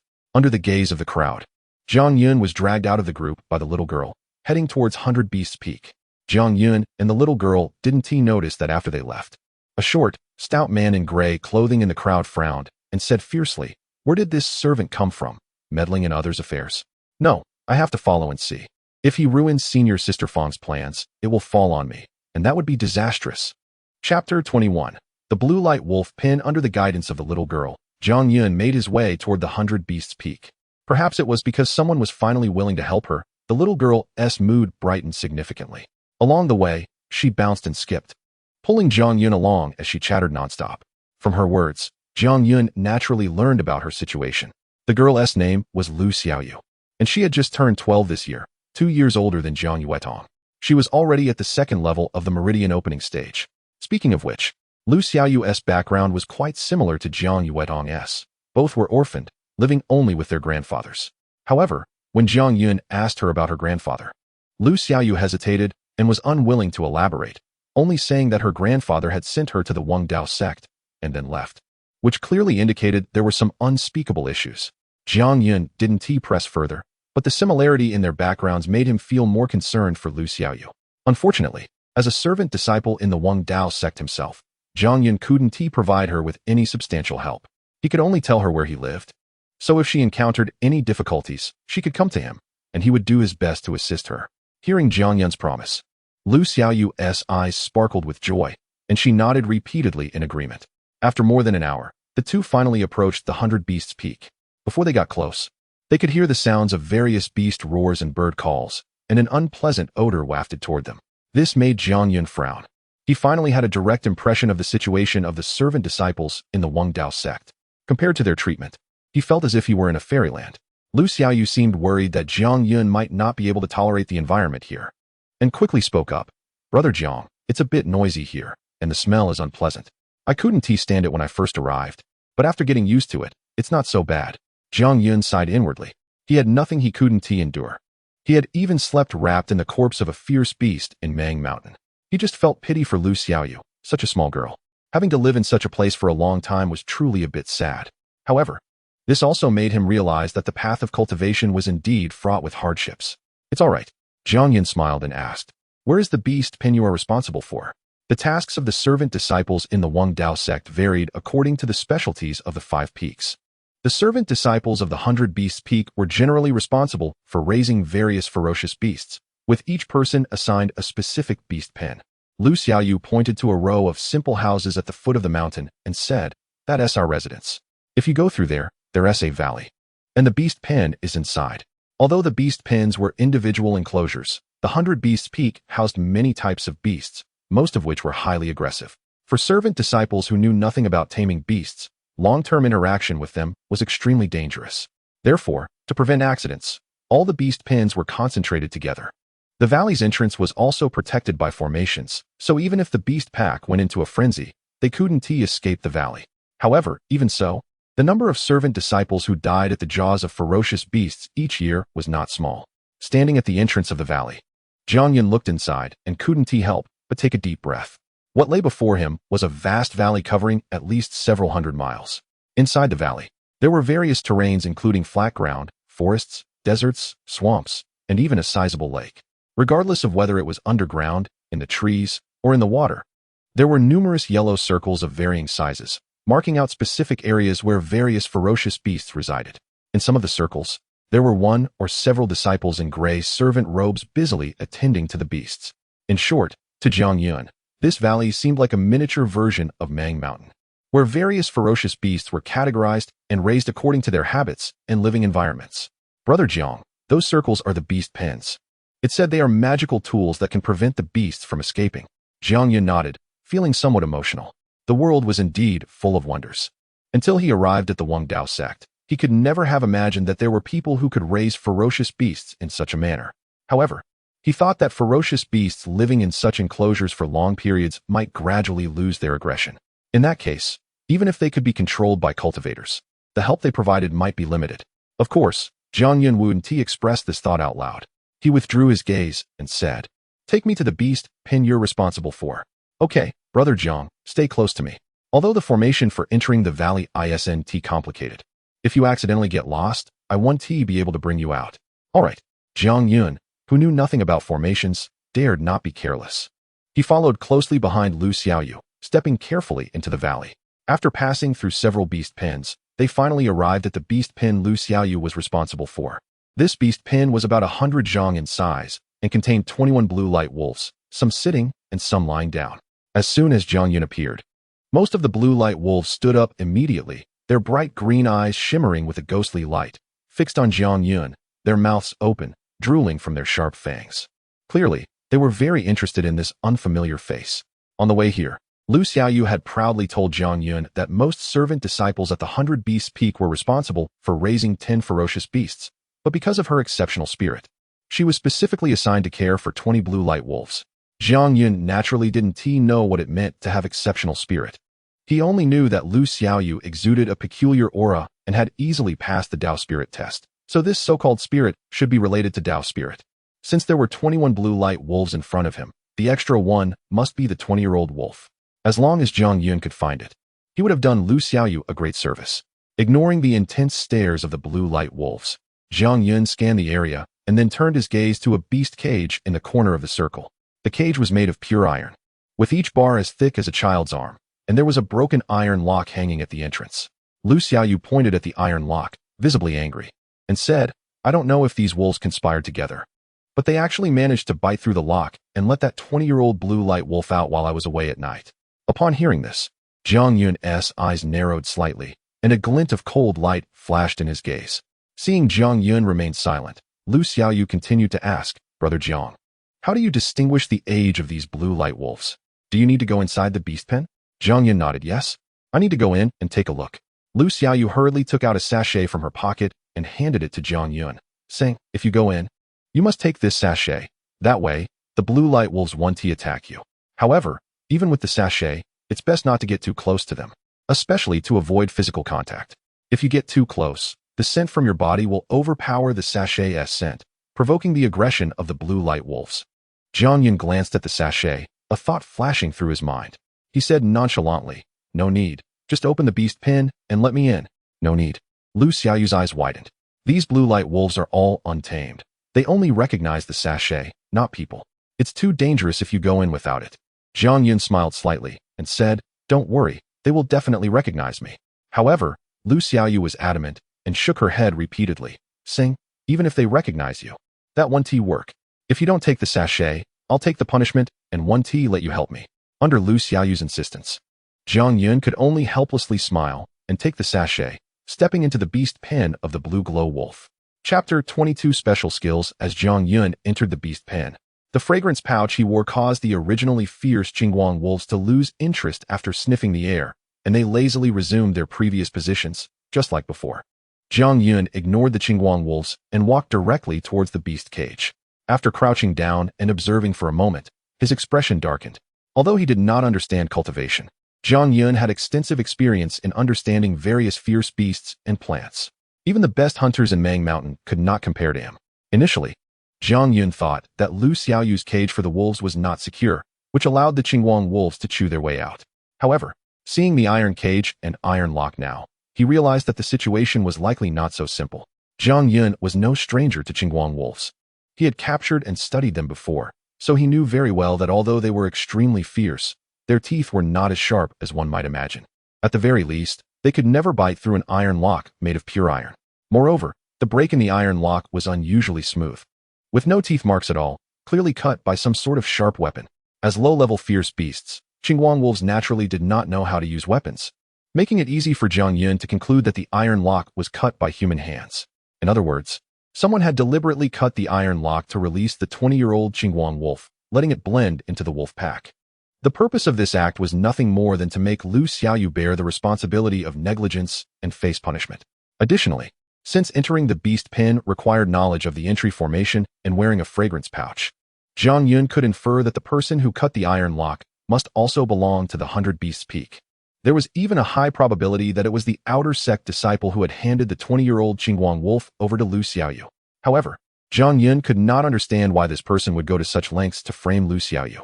He couldn't help but glance back at Lu Xiaoyu, who was outside the beast pen, her face filled with anxiety and worry, and found it hard to believe that this 12-year-old girl, who was still naive and inexperienced, had already offended someone shortly after entering the Windazong.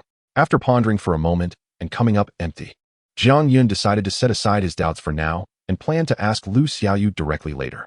The pressing matter was to find the 20-year-old Qingguang wolf first. With that thought, Jiang Yun finally stood up and walked towards the nearest Qingguang wolf. This particular wolf was about 2 meters long, lying lazily on the ground with its eyes half closed, completely ignoring Jiang Yun's approach until he suddenly reached out to touch its body. This scene caused Lu Xiaoyu's expression to change dramatically. Her mouth opened wide, nearly screaming, but luckily she reacted quickly and covered her mouth with her hand, preventing herself from shouting out. However, her face was filled with panic and worry. She had clearly told Jiang Yun not to make physical contact with the Qingguang wolves. So why wasn't he listening? If he were bitten or even killed by a Qingguang wolf, wouldn't she be responsible for harming the senior brother? Although anxious, without a fragrance pouch, Lu Xiaoyu dared not enter the beast pen and could only stand outside, nervously watching. As Jiang Yun's hand made contact with the Qingguang wolf's body, its nostrils flared, and its eyes suddenly opened wide, fierce light flashing in them. The massive head swiftly turned, and it opened its gaping mouth to viciously bite down on Jiang Yun's hand. However, at that moment, Jiang Yun began muttering incantations, his eyes widening fiercely. At the same time, hundreds of scars on his covered body began to tremble imperceptibly once more. Something strange was happening. The Qingguang wolf, which had been poised to attack Jiang Yun, shivered involuntarily under his fierce gaze. Not only did the fierce light in its eyes fade away instantly, but its open mouth also hurriedly closed, letting out a whimpering sound as it submitted, allowing Jiang Yun's hand to rest on its body. Even the other 20 Qinguang wolves around them curled up, shaking in fear, not daring to look at Jiang Yun. It is well known that living in a specific environment for a long time gives rise to various unique auras in individuals. For instance, warriors who have survived countless battles or butchers among ordinary people will exude a strong killing intent and ferocity. During his 16 years in Mang Mountain, Jiang Yun had killed countless fierce beasts, and over time, a bloody aura that made fierce beasts extremely fearful had developed around him. Most humans might not sense this aura, but fierce beasts are particularly sensitive to it. In Mang Mountain, because this aura was so strong, fierce beasts would feel it and avoid him from a distance. Thus, Jiang Wanli taught Jiang Yun a small incantation that, when silently recited, could help him restrain this aura. This was also why Jiang Yun did not need a fragrance pouch. Now, as Jiang Yun released this aura, it poured out like a torrential flood, overwhelming the scent of the fragrance pouch and instantly filling the entire beast pen. The 21 Qinguang wolves could not withstand such a terrifying bloody aura, so they obediently huddled together, not daring to move. Next, Jiang Yun began to touch the bodies of these Qinguang wolves one by one. Like humans, animals experience changes in their bones as they age. As a pharmacist, when refining certain pills, there are very strict requirements for the age of the materials. The age of plants can be determined by looking, smelling, and tasting. But the age of fierce beast bones cannot be assessed in these ways unless the beast is killed to extract the bones, which would be too troublesome. Moreover, sometimes it is only necessary to take a few hairs from the fierce beast without needing to kill it. Over time, Jiang Yun developed a special skill called bone touching. By touching the bones, he could clearly determine the age of various fierce beasts. In just a short while, Jiang Yun found the 20-year-old Qinguang wolf, gently patted its head, and pointed at the already broken beast cage. The Qinguang wolf obediently walked back into the cage. When Jiang Yun walked out of the beast pen carrying the cage, Lu Xiaoyu immediately rushed over with a face full of excitement and disbelief, saying, "Senior brother Jiang, you scared me to death just now. I thought those Qinguang wolves were going to eat you. Luckily, you're fine. But how did you do that? It seemed like those Qinguang wolves were really afraid of you. It's all thanks to the fragrance pouch you gave me. Here, take it back." Jiang Yun casually deflected the question, smiling as he returned the pouch to Lu Xiaoyu. After watching her put the fragrance pouch away, Jiang Yun pondered for a moment and asked, "Did you offend anyone in the Wendazong?" Offend someone? Lu Xiaoyu was clearly taken aback by the question. And after a long time, she shook her head and said, "After I entered the Wendazong, I was assigned to take care of the Qinguang wolves. Every day, apart from cultivating, I deal with them. I haven't seen many people at all, so how could I have offended anyone? Senior brother Jiang, why do you ask like that?" Jiang Yun could see that Lu Xiaoyu was speaking the truth. After hesitating, he decided not to tell her the truth to avoid worrying her, so he smiled and said, "It's nothing, just asking casually. After all, we are new disciples and unfamiliar with the place. We should be cautious in our actions. If we inadvertently offend someone, it could lead to trouble." Lu Xiaoyu nodded repeatedly and said, "My grandfather told me the same thing, to cultivate honestly here and not to worry about anything else. Brother Jiang, you can rest assured, I won't provoke anyone." Jiang Yun smiled and said, "That's good. All right, now that you've found this wolf and you have nothing else to do, I'll take my leave. If you encounter any trouble again, you can always come to find me at Songfeng." Although Jiang Yun knew that someone was definitely trying to frame Lu Xiaoyu as a disciple with low status, he couldn't help her at all and could only hope that she would be more careful. Lu Xiaoyu hurriedly nodded at Jiang Yun and said, "Okay, brother Jiang. Thank you so much this time. If I hadn't met you, I wouldn't know what to do. I'll see you off out of the valley." After leaving the valley, Jiang Yun waved at Lu Xiaoyu and turned to head towards the direction of the library. However, just as he took a step, he suddenly stopped, turned his head sharply, and saw a short, stout man in gray hurriedly diverting his gaze from him and quickly darting into the valley. Chapter 23. Entering the library, Jiang Yun's senses were incredibly sharp. As soon as he exited the valley, he noticed that a short, stout man was secretly watching him. Although he had spotted the man, the latter reacted quickly and slipped back into the valley. At this moment, Lu Xiaoyu had also entered the valley. Without anyone to guide him, Jiang Yun did not dare to rashly enter the formation, so after pondering for a moment, he could only turn around and leave. However, he had already memorized the appearance of the short, stout man in his heart and speculated that although the man was a servant, it was unlikely he was the one trying to harm Lu Xiaoyu. Still, there should be some connection between the two. Forget it, with my current status, I can't interfere too much. Fortunately, although the sect allows disciples to spar with each other, it strictly prohibits mutual killing. Even if someone really wanted to cause trouble for Xiaoyu, at least her life would not be in danger. For Jiang Yun, who hailed from Mongshan, the rules of the Windazong were as unbreakable as the rules of Mongshan itself. Therefore, he was not overly worried about Lu Xiaoyu's situation. However, he was unaware that in this world, rules are dead, but people are alive. In fact, some people could completely transcend the rules. Putting aside thoughts of Lu Xiaoyu for the moment, Jiang Yun returned to the library and walked directly through the door. As soon as he stepped inside, it felt like entering another world. It was eerily silent, with only the faint sound of pages turning. Before him stood a stone tablet with only a few lines of text introducing the library. The library was divided into 7 floors. Except for the first floor, which was open to everyone in the sect. Starting from the second floor, one needed at least the status of an outer disciple to enter. Naturally, the higher the floor, the higher the required status. Each person was allowed to enter 3 times a year, and if one wanted to enter more frequently, they would need to exchange contribution points. Fighting and loud noises were strictly prohibited in the library. All books could only be read within the library and could not be taken out at will. Of course, if one had contribution points, some books could be copied for taking away. After quickly reading the introduction on the stone tablet, Jiang Yun passed it and officially entered the library. The first floor was vast. Although there were hundreds of disciples inside, it did not feel crowded. Rows of bookshelves were arranged around, categorized by various subjects, each holding several books. Above each shelf were labels indicating the subject of the books on that shelf. At a glance, the first floor likely contained over 10,000 books. Although this number made Jiang Yun gasp in amazement, it was actually quite normal, as there was an overwhelming amount of knowledge about cultivation, and everyone had different insights on various aspects of it, leading to a vast array of published materials. However, these books did not hold much value, which is why every sect would collect similar texts for their disciples to read and expand their knowledge. Jiang Yun did not rush to select a book, but first browsed the entire first floor before heading towards the shelf he needed, where he found a hefty tome. The content of this book detailed the types of cultivation and general classification standards. As Jiang Yun continued to flip through the pages, looking at the various introductions to cultivation, his expression gradually darkened. After a full day had passed, Jiang Yun finally closed the book gently, returned it to the shelf, turned around, and silently strode out of the library, heading towards Songfeng. All the way, Jiang Yun maintained a sullen expression and remained silent, walking briskly. Even when he clearly sensed someone following him, he couldn't be bothered to glance back until he arrived at the base of Songfeng. Stop! At that moment, a cold voice suddenly came from behind Jiang Yun. Although Jiang Yun halted, he neither turned around nor spoke, standing still like a statue. Behind him was a thin man with a slightly yellowed complexion, from the blue dragon-shaped token hanging at his waist. It was clear he was an outer disciple of the 100 Beasts Peak. Beside him lay a large, yellow tiger. Seeing Jiang Yun's back, the man furrowed his brow, displeasure evident on his yellow face. He sneered, "A mere servant dares to put on airs. It seems I have to teach you a lesson. Go." Bite off one of his arms, and let him remember this.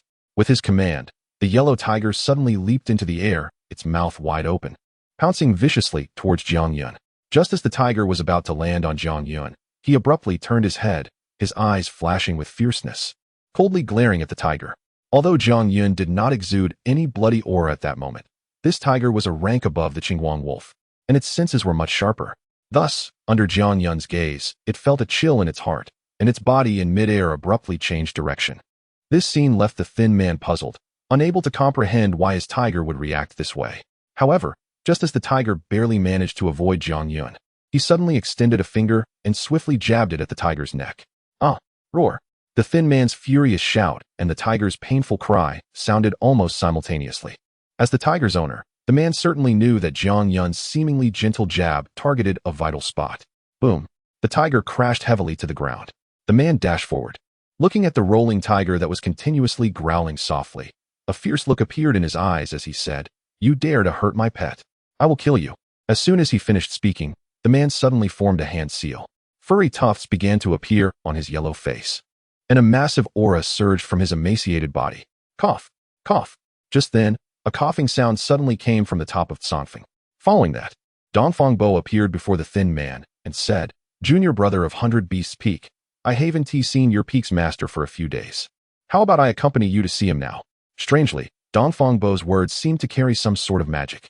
They not only made the aura that had just risen from the thin man dissipate like receding tides, but they also revealed a hint of helplessness on his yellow face. In just a moment, he returned to his original state, reached to pat his waist, and a golden light shot out, enveloping the tiger on the ground, instantly making it disappear.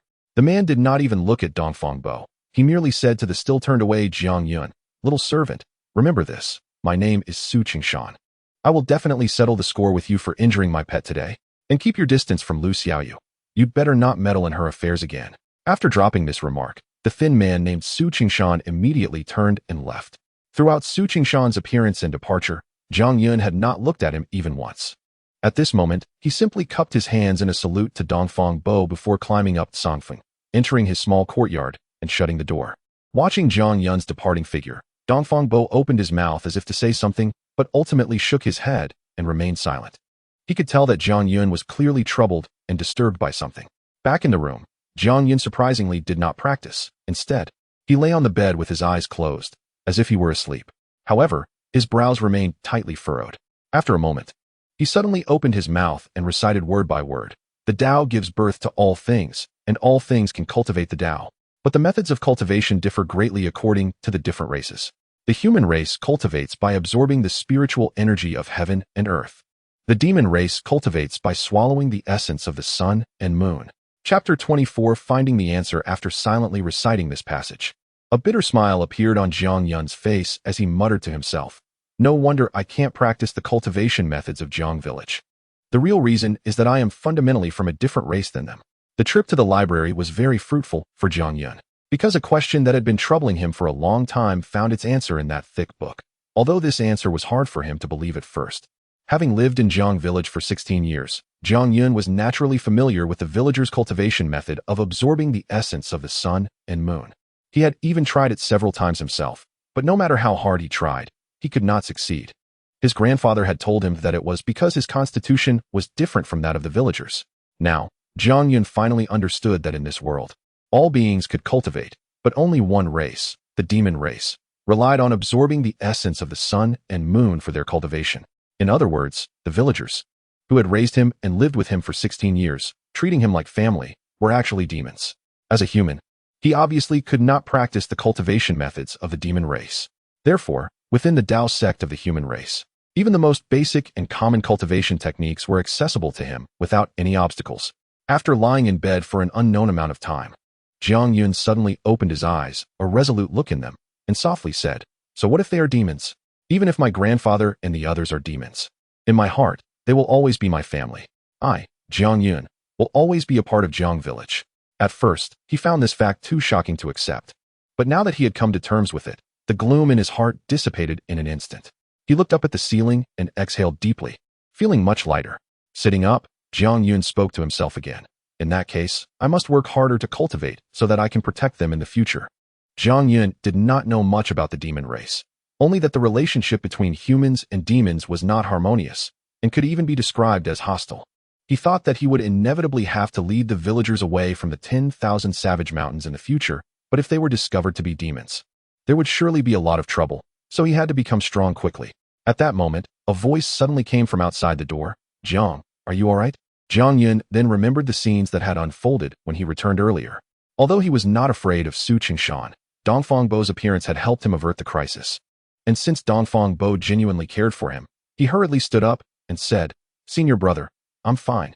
As he spoke, Jiang Yun opened the door. Dongfang Bo did not come in, but stood at the doorway, looking Jiang Yun up and down as if confirming that he had emerged from the dreamlike state he had been in. Only then did he nod gently and smile. "That's good. The person just now was an outer sect disciple from the 100 Beasts Peak. You injured his beast, so he will definitely not be willing to let it go. Be more careful in the future." Dongfang Bo did not ask why Jiang Yun had a conflict with an outer sect disciple from the 100 Beasts Peak, nor did he blame him for causing trouble, which naturally filled Jiang Yun with even more gratitude, and he nodded repeatedly. Dongfang Bo looked at Jiang Yun with slight dissatisfaction and said, "Also, you just arrived in the sect, so if you have any questions, don't hesitate to ask me. Have you discovered any new issues in the past 2 days?" Jiang Yun knew that Dongfang Bo must have heard about his trip to the library, and he secretly stuck out his tongue and said, "No problems for now. Thank you for your concern, senior brother." "All right." Dongfang Bo nodded, a bit disappointed. "Then you can get back to your work. I'll go chat with your second senior sister. Safe travels, senior brother." After seeing off Dongfang Bo, Jiang Yun fell back into deep thought. This time, he was not pondering about Jiang village but about Lu Xiaoyu. Su Qingshan's attack on him, as well as the warning he had given upon leaving, made it clear that someone wanted to harm Lu Xiaoyu. Moreover, Su Qingshan was likely not the true instigator, otherwise, he wouldn't have shown up so easily. Zhang Yun had merely helped Lu Xiaoyu a bit, and immediately an outer sect disciple came to teach him a lesson. It was easy to imagine that the true instigator behind this must have a higher status, at least an outer sect disciple, or even possibly an inner sect disciple. This made Zhang Yun feel a headache. Originally, he thought that the ones framing Lu Xiaoyu were only outer sect disciples. So as long as he became an outer sect disciple, he could take care of her. But if it were inner sect disciples, then even if he became an outer sect disciple, it would be of no use. After all, inner sect disciples were the true core of the Dao sect. And if there were conflicts between inner and outer sect disciples, the sect would naturally side with the inner sect disciples without asking for reasons.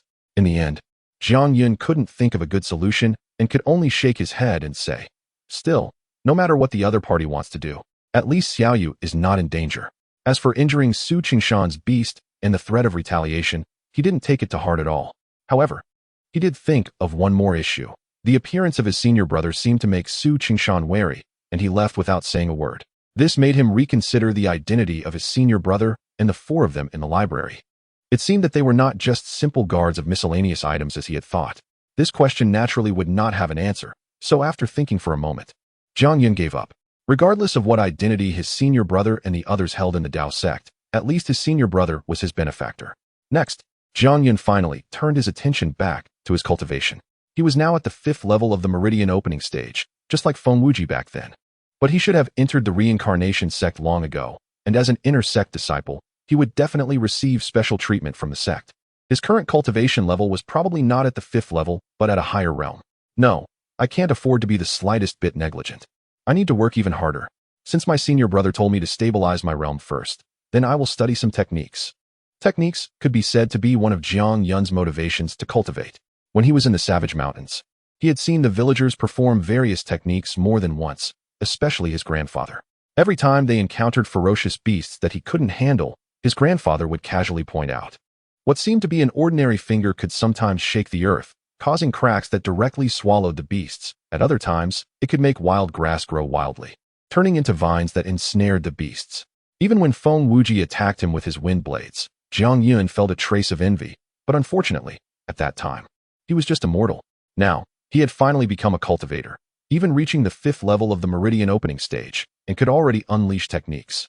Thinking of this, Zhang Yun took out the introductory fire technique and began to read it seriously. Chapter 25, Spiritual Energy Transformation Puff. After a whole day had passed, a spark the size of a fingernail suddenly erupted from the tip of Zhang Yun's outstretched right index finger, emitting a faint warmth. Looking at this flickering spark, which could extinguish at any moment, Zhang Yun's face showed excitement. But this excitement only lasted for a moment before turning into confusion. Zhang Yun furrowed his brow and muttered to himself while staring at the spark. According to the book, at the 3rd realm of meridian opening, condensing spiritual energy within the body should produce a fireball the size of a palm, and I am already at the 5th realm of meridian opening, where the spiritual energy can be released externally, forming a fireball large enough to be the size of a watermelon. Why then can I only produce such a tiny spark? The process and method are correct, so where exactly is the problem? While muttering to himself, Zhang Yun continued to produce one spark after another on his 10 fingers while seriously contemplating. Meanwhile, in his room, Dongfang Bo suddenly smiled faintly and said softly, "Junior sister, aren't you going to give him some guidance?" The voice of the junior sister immediately sounded. "I said before, if he catches my eye in his cultivation, I might guide him, but not now. Moreover, the master leads one to the door, but the cultivation is up to the individual. If he needs others to guide him for such a small problem, then he won't achieve much in his life." Dongfang Bo shook his head and said, "But he doesn't have a master yet." The junior sister coldly replied, "There are over 10,000 disciples in the sect without a master. Am I supposed to guide each one of them?" Dongfang Bo chuckled and said, "Hey, I'm just saying, if you really want to guide him, I wouldn't agree. After all, cultivation is not only about one's own effort, but also involves understanding. We all walk this path step by step. I just wonder how long it will take junior brother Jiang to discover the problem." The junior sister was silent for a moment before speaking again. "Among us back then, the 3rd junior brother was the fastest, taking 3 days. Let's wait and see how long it takes him." Another day later, a cheer suddenly erupted from Zhang Yun's room. "I understand. After a day and night of sleepless contemplation and research, Although Jiang Yun's eyes were bloodshot and his complexion was extremely pale, he wore a joyful smile as he looked at the egg-sized flame in the palm of his hand. Spiritual energy. Jiang Yun exhaled deeply. While releasing spiritual energy can indeed enhance its power, most of the energy is wasted after being released, which is why I could only form a small spark. In other words, if I want my techniques to be effective, I must first learn to control the spiritual energy within my body, ideally without wasting a single bit. But how can I better control my spiritual energy? As Jiang Yun fell into contemplation again, a voice echoed quietly from the peak. He discovered it in just one day. This child not only cultivates rapidly, but also possesses astonishing comprehension. Otherwise, the junior sister said softly, I can't say how his comprehension is, but his ability to quickly identify the problem should be attributed to his keen observation. I'm suddenly very curious about what his life was like before joining the sect. A commoner who has never practiced cultivation shouldn't possess such observational skills. I'm curious too. Dongfang Bo nodded. However, the master has said not to pry into a person's past. So unless he chooses to share, we shouldn't ask. The junior sister said lightly. Perhaps he really could become our fourth junior brother. This time, Dongfang Bo did not speak again, but instead looked in the direction of Jiang Yun, his face revealing an expression of anticipation. At this moment, Jiang Yun suddenly rushed out of the house, digging in the yard for a while, and soon had a pile of small stones in his hands, each the size of a fist. Jiang Yun didn't return to the house. Instead, he sat directly on the ground, laid out the pile of small stones in front of him, placed a stone bowl beside them, and fixed his gaze on the stones. A stream of spiritual energy shot from his fingertips and suddenly surged into the stones. Like a whirlwind, the scattered spiritual energy instantly stirred up the stones, and then, more spiritual energy continued to shoot from Jiang Yun's fingertips, entering those stones. This scene naturally attracted the attention of Dongfang Bo and the junior sister. What is he doing? It seems he's trying to use spiritual energy to gather all the stones into the bowl. The junior sister laughed. Haha, he is thinking of running before he can walk. Although this is a clumsy method, it can indeed enhance his control over spiritual energy, but he is missing a step. After countless attempts and exhausting his internal spiritual energy several times, Jiang Yun still couldn't lift even a single stone, prompting him to stop and fall back into thought. This time, his eyes soon lit up. No, spiritual energy is intangible, like the wind. If I want to pick up the stones, I must first be able to transform the spiritual energy into the shape of fingers. Next, Jiang Yun stopped stubbornly trying to pick up the stones with spiritual energy and instead focused on shaping the energy emitted from his fingertips. 1 failure, 2 failures, 10 failures. Until 3 days later, the spiritual energy shooting from Jiang Yun's fingertips actually condensed into the shape of 2 fingers in midair. Although it was extremely crude, it slowly grasped a stone and shakily placed it into the bowl beside him. Clang! The sound of the stone falling into the bowl was like the most beautiful music to Jiang Yun at this moment, greatly boosting his confidence. At the same time, Dongfang Bo sighed with relief. Spiritual energy transformation. He did it. But could he already be in the 6th realm of meridian opening? The 9 minor realms of the meridian opening each have their own standards. For instance, the 5th realm allows for external release of spiritual energy, while the 6th realm enables the transformation of spiritual energy. At this moment, Jiang Yun was only at the 5th realm, and logically speaking, he shouldn't be able to achieve spiritual energy transformation. However, his meridians were much thicker than others, so he naturally contained more spiritual energy. Coupled with his keen senses, he was able to achieve this step ahead of time. The junior sister's voice did not sound again, while Jiang Yun, like a madman, continuously condensed spiritual energy into various shapes, grabbing stones and placing them into the bowl. 10 days later, Jiang Yun's released spiritual energy could freely transform into various shapes. Half a month later, he changed those fist-sized stones into walnut-sized ones. 20 days later, the stones became grape-sized. After a full month, the stones were reduced to sesame-sized. He did it. When the last stone was placed into the bowl, Jiang Yun's eyes sparkled brightly. He took a deep breath and suddenly raised his wrist. A gigantic fireball, as tall as a person, abruptly flew out from his palm, crashing down onto a stone bench. With a crackling explosion, the stone bench was instantly engulfed in flames, burning for a full quarter of an hour before gradually extinguishing. Looking at the now charred stone bench, Jiang Yun muttered to himself, "No, there's still some spiritual energy wasted. Since my meridians are thicker than others, I naturally contain more spiritual energy, so the fireball released should be larger." Just as Jiang Yun was preparing to continue gathering stones, Dongfang Bo appeared before him with a wry smile, gently sniffing. "Junior brother Jiang, I can give you some fasting pills. but I can't help you clean up your body. You should take a break." Hearing what Dongfang Bo said, Jiang Yun was momentarily taken aback and then showed a look of realization. For the past month, he had been completely immersed in controlling spiritual energy, sleeping when tired and continuing when awake, but he hadn't felt hungry. This was because whenever he felt hungry, a pill of abandoning hunger would appear on the ground beside him. At the time, he hadn't thought much of it, only knowing to grab it and eat. Now that he thought about it, it was naturally prepared for him by Dongfang Bo. "Thank you, senior brother." Jiang Yun felt increasingly grateful in his heart and hurriedly stood up to bow deeply to Dongfang Bo. There's no need to be polite. Cultivation is indeed important, but there should be moderation. You really have the demeanor of your second senior sister. Hurry and wash up. Yes. As Jiang Yun rushed to the stream to wash up, the voice of his second senior sister suddenly rang in his ears. Regarding the control of spiritual energy, it's impossible to achieve complete mastery overnight. So you shouldn't be too concerned about it right now. If you have any questions about techniques in the future, you can come to find me. Jiang Yun quickly bowed in the direction of the voice and said, "Thank you, second senior sister." Standing at the peak, Dongfang Bo smiled slightly and said in a voice only he could hear, to catch the eye of the second junior sister, "Heh, Jiang Laodi. You have quite the fortune." Chapter 26. The day of reassessment. In the following days, Jiang Yun temporarily set aside all distractions and focused wholeheartedly on his cultivation. Since he was wary of advancing his realm too quickly, he devoted most of his time to practicing techniques. In addition to that, he would visit the first floor of the library to enrich his knowledge of the Dao. Of course, he would occasionally visit Dongfang Bo to ask a question or two. What surprised him the most was that not only did Su Chengshan, the outer disciple from the 100 Beasts Peak, not come looking for revenge, but there hadn't been any further incidents with Lu Xiaoyu either. In fact, Lu Xiaoyu had even made a few special visits to the Tsongfeng to see Jiang Yun. As time passed, their relationship grew closer, and unconsciously, Lu Xiaoyu began to see Jiang Yun as an older brother, while Jiang Yun sincerely regarded Lu Xiaoyu as a younger sister. Overall, this kind of life made Jiang Yun feel fulfilled and quite satisfied. On this day, Jiang Yun opened his eyes after a session of cultivation, and a black stone appeared in his hand.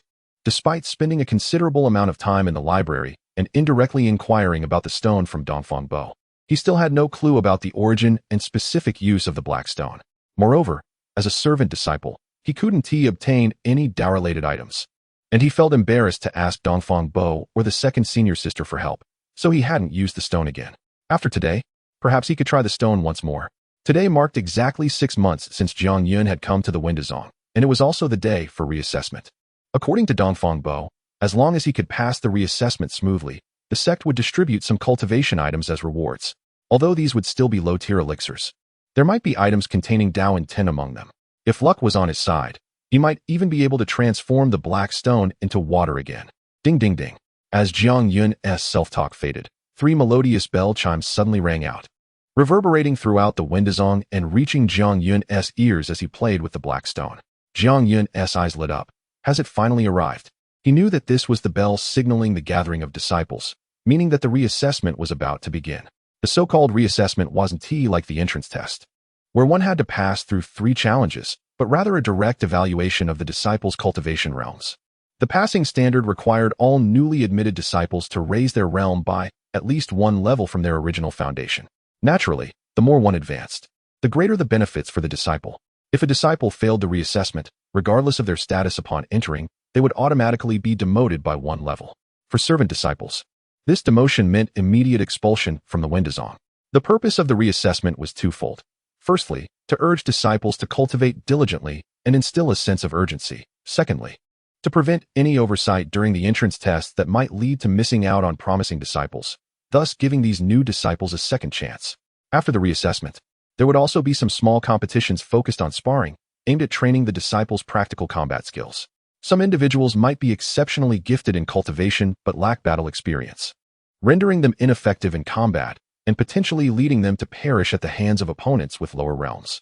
After all, any sect aiming to grow and thrive cannot avoid conflict, just as Zhang Wanli had once told Jiang Yun. This world is one where the weak are preyed upon by the strong. Thus, the sect does not prohibit sparring among disciples, and every year, each peak organizes a small competition, while every 3 years, there is a grand competition for the entire sect. Overall, the reassessment is highly valued by all newly admitted disciples. Historically, in the Windazong, many individuals who performed poorly during the entrance test have excelled in the reassessment, leading to their immediate promotion. It is even said that Fang Yuxuan, currently hailed as the top inner disciple of the Windazong, made his mark during the reassessment by advancing 4 realms in a row and showcasing his skills in the competition, which not only allowed him to leap from an outer disciple to an inner disciple, but also to become a disciple of the peak master, thus soaring to great heights. A flicker of light flashed in Jiang Yun's hand as the black stone was once again hidden in his dantian. When he pushed open the door and stepped outside, Dongfang Bo appeared before him with a smile and asked, "Jiang, are you nervous?" Jiang Yun also smiled back and replied, "Not nervous." Although he had only been at the Windazong for half a year, with the guidance of Dongfang Bo, who was well-versed in theoretical knowledge, and the second senior sister, who excelled in techniques, along with his own understanding and the wealth of books in the library, Jiang Yun was no longer the novice who knew nothing about cultivation. Dongfang Bo was merely making conversation, remembering how Jiang Yun had entered the 3rd level of the Meridian Opening Realm in just an hour and a half, as well as how he had injured that tiger with a single finger, all of which left a strong impression on him. Not to mention, he couldn't even see through Jiang Yun's current cultivation realm, so he had no concerns about Jiang Yun's reassessment. By the way, did your second senior sister teach you the little technique you needed? Yes, she did. Not long ago. Jiang Yun had specifically asked the second senior sister for a method to conceal his cultivation realm, intending to reserve some strength for the reassessment. While everyone wanted to make a name for themselves during the reassessment, Jiang Yun was quite the opposite. He would rather stay on the Tsongfeng, cultivating alongside Dongfang Bo and the second senior sister than become a disciple among the 5 peaks of Windazong. Furthermore, his cultivation speed far exceeded that of others, and if word got out, it might not be a good thing for him and could even attract unnecessary trouble. Therefore, his only requirement for the reassessment was to pass. Dongfang Bo patted Jiang Yun on the shoulder and said, "That's good. I have something to attend to and will be out for a while, at least a few days, possibly half a month. I want to accompany you for today's reassessment." Okay. Dongfang Bo nodded at Jiang Yun, waved his sleeve, and suddenly a patch of emerald green leaves appeared beneath him. They grew instantly, becoming over 10 feet long. Then, the leaves glowed, and just like that, they carried Dongfang Bo into the sky, disappearing in an instant. Though Jiang Yun had become quite familiar with Dongfang Bo, he had never inquired about his cultivation level and had never seen him use any techniques. Today was the first time he witnessed it. However, Jiang Yun wasn't overly shocked. He figured that both Dongfang Bo and the second senior sister must be at least in the Blessed Land realm, so it was quite normal for them to be able to fly using tools. As he watched Dongfang Bo's figure gradually fade away, Jiang Yun pondered another matter. He had keenly sensed a hint of seriousness hidden deep in Dongfang Bo's eyes earlier. "Senior brother, has something happened?" Although Jiang Yun felt a bit suspicious, he didn't want to ask directly since his senior brother hadn't spoken up. Moreover, if there was truly something troubling that even his senior brother couldn't resolve, he probably wouldn't be able to help either. Still feeling uneasy, Jiang Yun decided to go to the waterfall to inform the second senior sister about it. However, when he arrived at the waterfall, he was shocked to find that the second senior sister had also disappeared. This immediately made him realize that something must have happened at Tsongfeng, and the fact that both his senior brother and senior sister had vanished at the same time likely related to either the Tsongfeng master or the 3rd senior brother. These two had yet to make an appearance.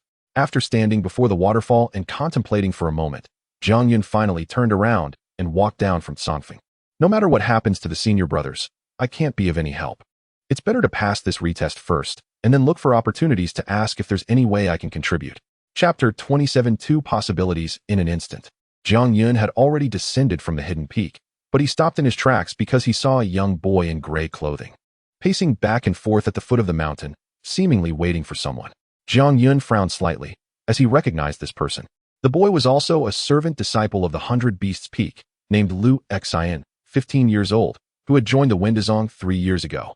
Although he had a somewhat timid personality, he was kind-hearted, and since his residence was next to Lu Xiaoyu's, their relationship was quite good. Jiang Yun had seen him a few times and spoken to him. Just then, Lu Xian looked up and saw Jiang Yun, his face immediately lighting up with joy as he hurried over, cupping his fists in salute and saying, "Greetings, brother Jiang." Jiang Yun returned the salute and said, "No need to be polite, junior brother Lu. What brings you here? Are you looking for me?" "Yes." At this moment, the joy on Lu Xian's face faded, replaced by an anxious expression as he said, "Brother Jiang, something big has happened." This sentence made Jiang Yun's heart skip a beat, and a bad premonition rose within him. Although he had spoken to Liu Xian a few times and was somewhat acquainted with him, their relationship was not close enough for Liu Xian to come seeking him in times of trouble. Therefore, the only possibility was that something had happened to Liu Xiaoyu. In a flash of thought, Jiang Yun asked in a deep voice, "Is it that something happened to Xiaoyu?" "Yes." Liu Xian nodded and said, "This morning, junior sister Liu suddenly received a task that requires her to leave the sect for a while." "A task?" Jiang Yun frowned and said, "Only outer disciples are qualified to receive tasks. As servant disciples, what tasks could we be assigned? Where is Xiaoyu?" "She has already left." "What?" Jiang Yun's expression changed immediately as he asked, "How long has she been gone? And where did she go? What exactly is the task?" "I don't know." Liu Xian shook his head repeatedly and said, "She came to tell me that as long as she completes the task and returns, she will immediately be promoted to an outer disciple, and she specifically asked me to keep it a secret from you, saying that she wanted to give you a surprise." "Nonsense." Jiang Yun's tone suddenly became stern. "Today is the reassessment day. According to the sect rules, if one is not present during the reassessment, they will be directly expelled from the sect. Not to mention that she is not qualified to receive tasks. Even if there is a task, it should at least be avoided today." "Yes." Seeing Jiang Yun angry, Liu Xian was a bit intimidated but still mustered the courage to say, "I didn't think much of it at first, but after she left, the more I thought about it, the more something fell off. Which is why I hurried over to find Brother Jiang, hoping you might have a way to find her." Jiang Yun shook his head. He didn't even know where Liu Xiaoyu had gone, so what could he do to find her? After a brief contemplation, Jiang Yun asked again, "Then who assigned her the task?" "I don't know. If she hadn't come to say goodbye to me, I wouldn't even have known she received a task." Taking a deep breath, Jiang Yun forced himself to calm down. He quickly analyzed that there were two possibilities. One, Liu Xiaoyu really did receive a task. This was the best scenario. The second possibility was that Liu Xiaoyu had been deceived.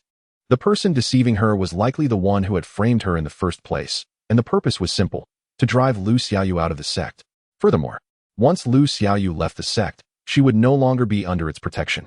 If anyone wanted to harm her, even to the point of killing her, no one would care anymore.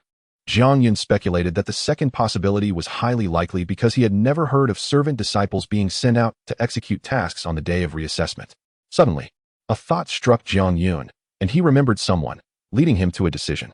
He nodded at Liu Xian and said, "Junior brother Liu, thank you for bringing me this news. You don't need to worry about this matter. I will find a way." Liu Xian looked worried and said, "Brother Jiang, why not report this to the sect? They should be able to find junior sister Liu." Jiang Yun shook his head. Firstly, he still couldn't determine which possibility was true, and even if Liu Xiaoyu was indeed framed, reporting it without any evidence would be useless. Not to mention that they were all servant disciples, with low status and little influence. Even if they had evidence, the sect might not pay attention. "Don't tell anyone about this. Rest assured, she is my sister, and I will definitely find her." Although Jiang Yun had only spent half a year with Liu Xiaoyu, the moment she first called him Brother Yun, he had already regarded her as his sister. Now that Liu Xiaoyu had left the sect on the day of reassessment, regardless of the truth, Jiang Yun could not ignore it. After sending Liu Xian away, Jiang Yun's gaze suddenly turned towards the direction of the 100 Beasts Peak, his eyes gradually brightening with fierce light as he muttered to himself, "If it really is the second possibility, then fine if Xiaoyu is safe. But if anything happens to her, no matter who you are, I will make you pay the price." With that, Jiang Yun expressionlessly headed towards the reassessment location. The reassessment location was still chosen to be in the square inside the Windazong's mountain gate. Along the way, he could see countless figures, including newly admitted disciples, senior disciples, and even many outer disciples. From this, it was not difficult to see the importance the Windazong placed on this reassessment.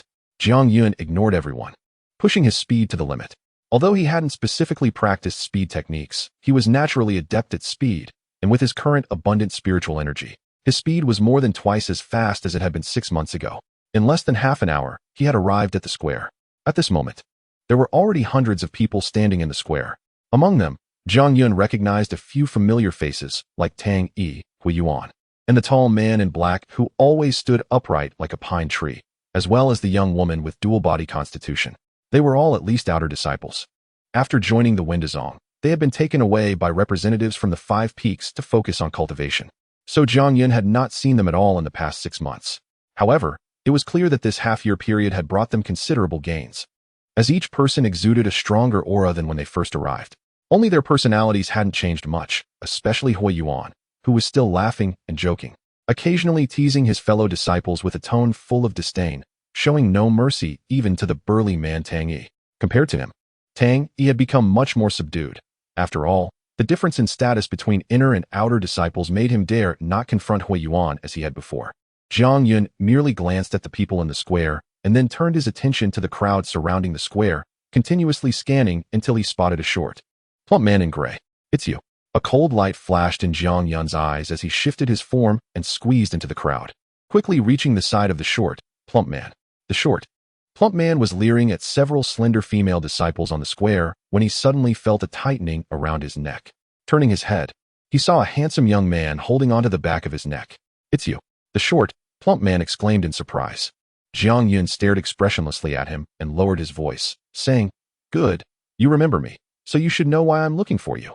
Chapter 28.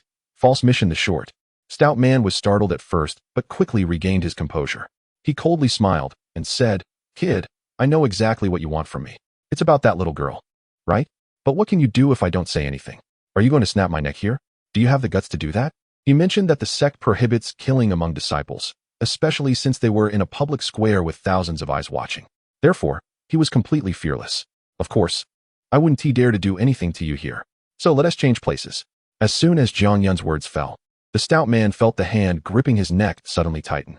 Before he knew it, his body felt weightless, and he was lifted uncontrollably by Jiang Yun. At the same time, Jiang Yun's other hand moved like the wind and swiftly pressed against his throat, rendering him unable to make any sound. In the next moment, Jiang Yun was gripping the back of his neck and pushing through the crowd. Thanks to the large sleeves of his robe, to onlookers, it appeared as if Jiang Yun was simply putting his arm around the man's shoulder, so no one suspected anything. Just like that, Jiang Yun boldly left the square with the man in tow. Most disciples of the sect had gathered at the square to watch the retesting, making it easy for Jiang Yun to find a secluded spot. With his speed, it took only a moment for him to bring the stout man to an empty area, setting him down on his feet, but not loosening his grip. Instead, he tightened it and said, "Speak." At that moment, the stout man was utterly terrified by Jiang Yun's strength. He knew his own weight well. Being lifted so easily and brought such a distance made it clear that Jiang Yun could snap his neck with ease. However, he still stubbornly retorted, You don't dare to kill me." "I don't dare to kill you," Jiang Yun replied, placing his other hand on the man's dantian. He said coldly, "But if I slap down, you'll be completely crippled." The dantian is where spiritual energy gathers, and it is fundamental for cultivation. Once injured, one could lose their cultivation level or even their spiritual energy entirely, becoming a complete invalid, worse than an ordinary person. Seeing the fierce light in Jiang Yun's eyes and feeling the heat from the hand on his dantian, the stout man immediately cried out in fear, I'll talk. Whatever you want to know, I'll tell you." The stout man was not a tough person to begin with, and now he was completely scared out of his wits. He voluntarily revealed everything he knew about Lu Xiaoyu without Jiang Yun needing to ask further. As the stout man recounted the story, Jiang Yun's expression grew darker and darker. By the time the man finished, Jiang Yun's heart sank to the bottom, his eyes radiating intense anger. In fact, the situation was quite simple. For some unknown reason, although Lu Xiaoyu had only passed one trial and become a servant disciple, she had caught the attention of an elder from the 100 Beasts Peak. The elder planned to accept her as a disciple once she successfully passed the retest, promoting her directly from a servant to an inner disciple. Such occurrences were rare in the sect, but not unheard of. Usually, it would only evoke envy from others regarding Lu Xiaoyu's luck. However, this matter was overheard by a senior sister from 100 Beasts Peak. It was said that the elder had originally intended her to be his disciple, and now that it had switched to Lu Xiaoyu, she naturally would no longer be chosen. Therefore, when she learned of this news, one could imagine her anger and resentment. Thus, the incident with the 20-year-old blue light wolf mingling with the wolf pack occurred not long ago. That senior sister wanted to take this opportunity to expel Lu Xiaoyu from the sect. Fortunately, Jiang Yun appeared and helped Lu Xiaoyu out of trouble. This infuriated the senior sister even more, and she even came to resent Jiang Yun, prompting Su Qingshan, a fellow outer disciple, to teach Jiang Yun a lesson. However, unexpectedly, the lesson backfired, and Su Qingshan's pet was injured by Jiang Yun. Naturally, the two were even less likely to let Jiang Yun and Lu Xiaoyu off the hook. 3 months ago, the annual 5 Peaks trial opened, and as outer disciples, they would not miss the chance to become inner disciples. So, the two joined forces to challenge the 5 Peaks, but failed at the trials and sustained some injuries. That's why they hadn't continued to trouble Jiang Yun and Lu Xiaoyu for the past 6 months. Now that the day of the retest had come, As long as Lu Xiaoyu successfully passed, she would become that elder's disciple, which naturally made that senior sister restless. So she fabricated a mission to lure Lu Xiaoyu out of the sect. After understanding the ins and outs of the situation, Jiang Yun asked, "What mission did that senior sister give Lu Xiaoyu?" The stout man shook his head repeatedly, saying, "I don't know about that." In any case, the senior sister's goal was to prevent Lu Xiaoyu from participating in the retest, thus getting her expelled from the sect. After a moment of contemplation, Jiang Yun coldly stared at the stout man again and asked, "Are you hiding something?" "Not at all." The stout man quickly squeezed out a smile, saying, "Brother, you saw it too. My cultivation is low, and as a servant, I only took a little benefit from that senior sister to keep an eye on Lu Xiaoyu. I haven't done anything else, and everything I know, I've already said." Jiang Yun's expression grew colder. "Nothing? Although Xiaoyu is young, she is not foolish. She has no reason to trust an outer disciple so easily, let alone accept a mission from her." The stout man blinked and said, "Well, brother, you know too well that the differences in status among the three types of disciples in our sect are significant. As servants, even if we don't trust them, we can't defy the orders of outer disciples." This was indeed the truth.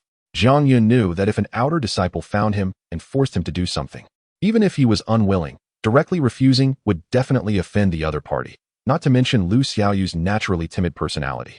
However, Jiang Yun still felt a bit puzzled because Lu Xian had made it clear that when Lu Xiaoyu said goodbye to him, she specifically asked him to keep it a secret, intending to surprise him after becoming an outer disciple.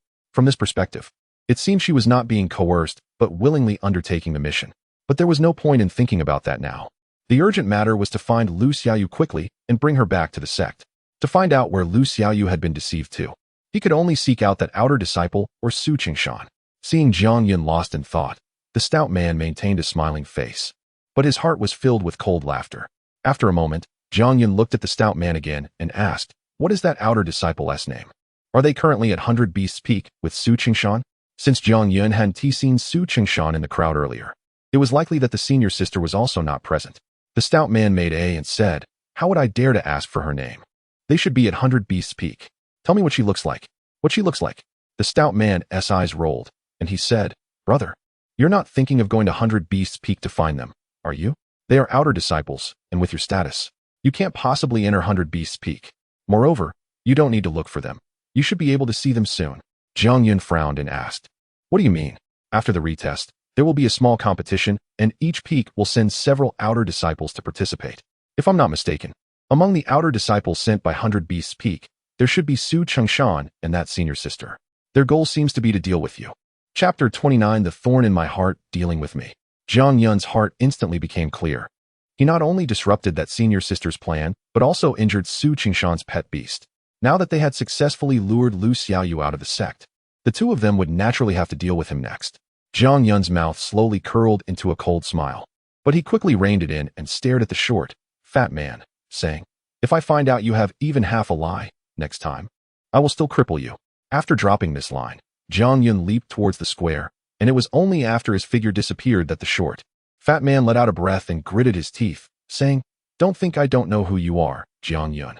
Half a year ago, as a mere mortal, even though you had some strength, you are still too tender to fight with me, Bao Yuanxiang." As he spoke, Bao Yuanxiang stood up from the ground, rubbed his neck, and a sinister smile slowly appeared on his chubby face. "Hee, judging by your appearance, you must be looking to cause trouble for Senior Sister Fong. In this Windazong, who doesn't know that Senior Sister Fong Ruolin is the younger sister of Fong Yuxuan? I want to see how you will die this time." If Jiang Yun could hear these words, then the doubts in his heart would have a reasonable answer. In this Windazong, many might not have heard of the name of the Five Peaks Master, nor know the name of the Sect Master, but absolutely no one is unaware of Fong Yuxuan. This top inner disciple has long been regarded as a target and a role model by almost all disciples of the Windazong, and his remarkable achievements during the re-examination are regarded as legendary. The one who wants to frame Lu Xiaoyu is none other than Fong Yuxuan's own sister, Fong Ruolin, who also issued a task to Lu Xiaoyu in Fong Yuxuan's name, along with rewards for completing the task. Naturally, Lu Xiaoyu wouldn't and couldn't have any doubts. Bao Yuanxiang glanced around, straightened his clothes, and swaggered towards the square. The small incident between Jiang Yun and the short, fat man did not attract anyone's attention. For at that moment, in the sky above the square, a figure stood in the air. It was Xiao Yishu, the inner disciple responsible for arranging the trials when they first entered the sect. Although he was alone, as a disciple at the level of the blessed land. He was more than capable of presiding over this re-examination, and his appearance also signified that the re-examination was about to begin. Jiang Yun quietly returned to the square, silently standing at the back of the crowd, like everyone else, watching Xiao Yishu in the air, his mind racing with thoughts.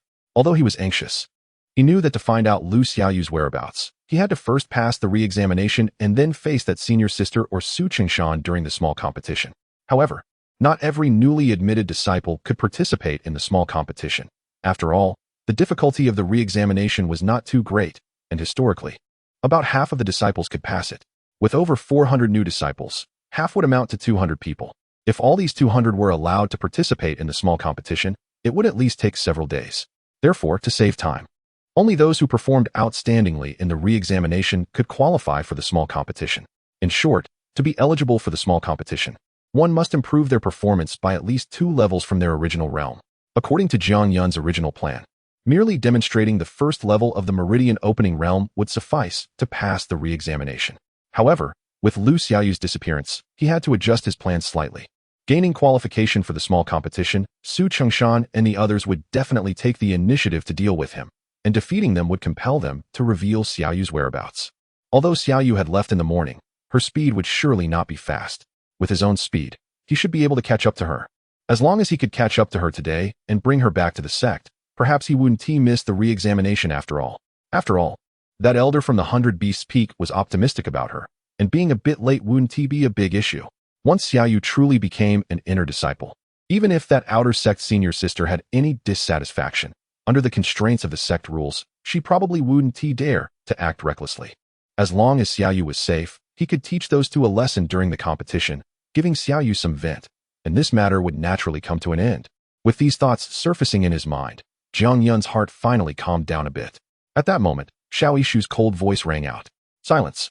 As Xiao Yishu's words fell, he waved his large sleeves, and 5 beams of white light shot out from his sleeves, landing on the square below.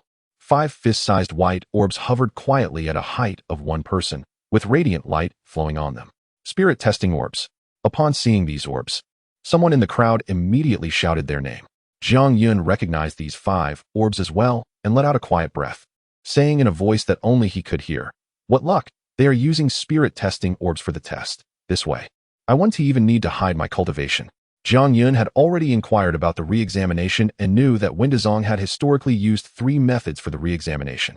The first was a manual test, where inner disciples at the Blessed Land level would use their divine sense to scan the bodies of the disciples participating in the re-examination, judging their cultivation levels based on the strength of the aura they emitted.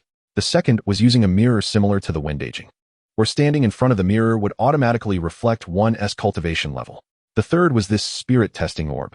As long as one held it and continuously infused it with spiritual energy, the orb would emit light. 1 light for the first level of meridian opening, 2 lights for the second level, and up to 9 lights for the highest level. Originally, Jiang Yun was somewhat worried about the second method of the re-examination, which is why he sought advice from the second senior sister on how to hide his cultivation, but now it was naturally unnecessary. The amount of spiritual energy infused into the spirit testing orb was entirely under his control. If someone could know Jiang Yun's thoughts, they would definitely consider him a freak. For the re-examination, everyone wanted to squeeze out every bit of their potential, who would intentionally hide their strength. All right, everyone. Follow the order of inner and outer disciples and the miscellaneous disciples. Xiao Yishu's succinct voice rang out again, but halfway through, he suddenly stopped, his sharp gaze sweeping over the crowd in the square. Seeing Xiao Yishu's gaze, Jiang Yun's heart stirred, and a bitter smile flashed across his face.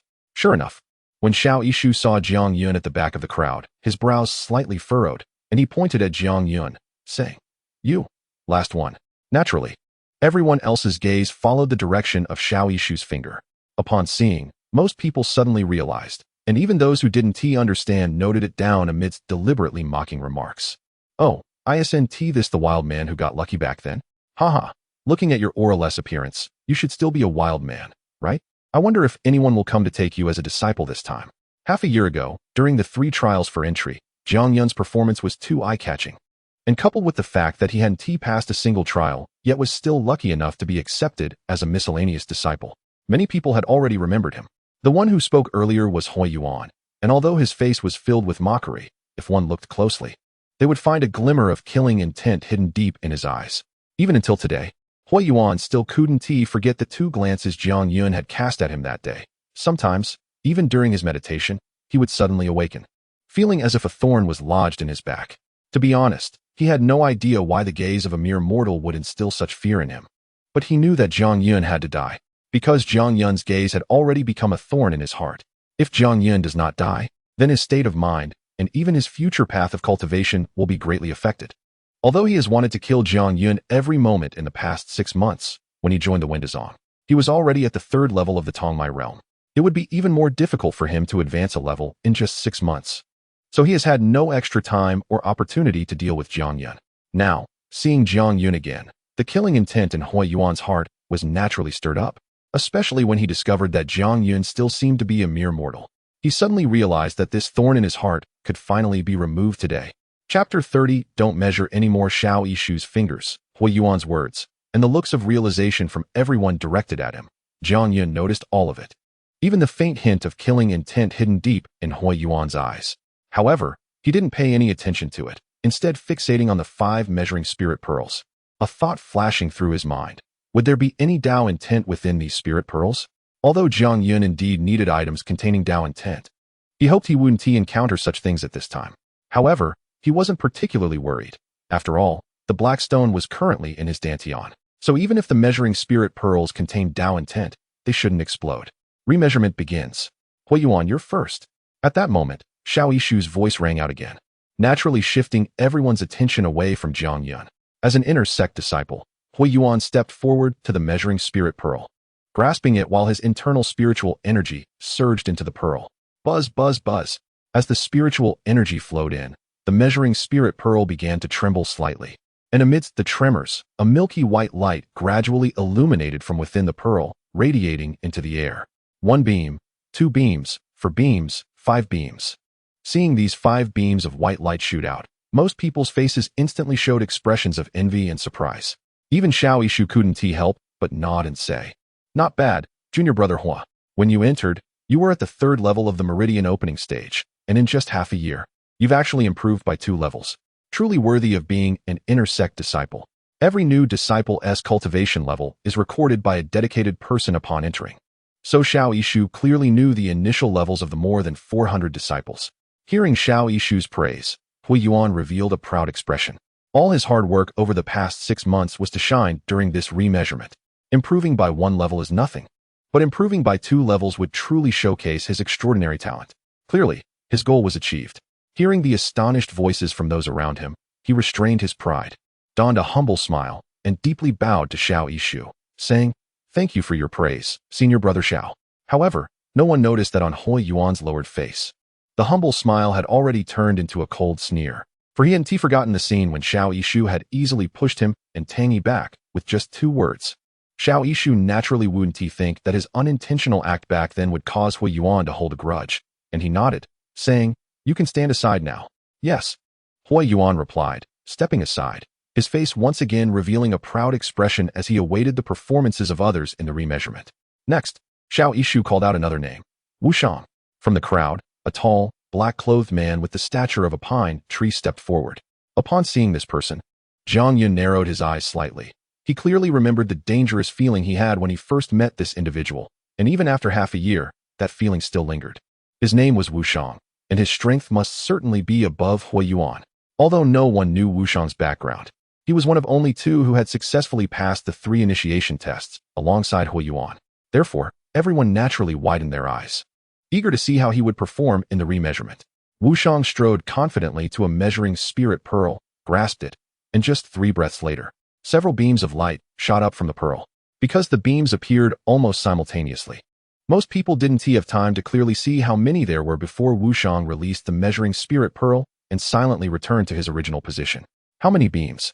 Did you see clearly?" "I didn't see clearly either, it was too fast, but definitely no less than 5 beams. As the crowd discussed, a hint of surprise appeared on Xiao Yishu's face. After taking a deep look at Wu Shang, he spoke, initially at the 5th level, now at the 7th level. "You've also improved by 2 levels. Not bad." Although it sounded like Hui Yuan and Wu Shang had achieved the same results, in reality, it was not the same. Hui Yuan had improved from the 3rd to the 5th level, while Wu Shang had advanced from the 5th to the 7th level. All cultivators understood that the higher the level, the more challenging it was to improve, making it incomparable. Moreover, Zhang Yun was even more aware that the 7th level of the meridian opening stage was not Wushang's true strength. He was hiding his cultivation. Xiao Yishu also knew this, which was why he had specifically looked at Wushang.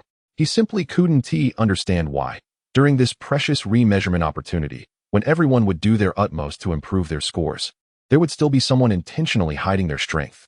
Xiao Yishu certainly wouldn't realize that he wasn't the only one wanting to hide their cultivation. As for Hui Yuan, the pride on his face instantly froze as he stared intently at the expressionless Wushang, a trace of hatred sweeping through his heart. He had just gained a bit of the limelight, only to be easily overshadowed by Wushang, which made him extremely angry. The third person to step forward was a young woman with a dual meridian body, and her cultivation level had actually improved by 3 levels. From the 2nd level of the meridian opening stage to the 5th level. Although people were surprised by her achievement, considering her dual meridian body and her initially low cultivation level, they weren't overly shocked, with the 3 inner sect disciples successfully passing their remeasurement. Next came the outer sect and miscellaneous disciples. Everyone lined up in 5 columns, proceeding towards the measuring spirit pearls in turn. As time passed, the remeasurement gradually approached its conclusion, and the results were similar to previous years, with only about half managing to pass successfully. Among this half, 8 people had improved by 2 levels, including Hui Yuan and Wushang, as well as Tang Yi from the outer sect. The remaining 5 had all been commoners initially. Only one person, the young woman with the dual meridian body, had improved by 3 levels. The rest had only managed to increase by 1 level.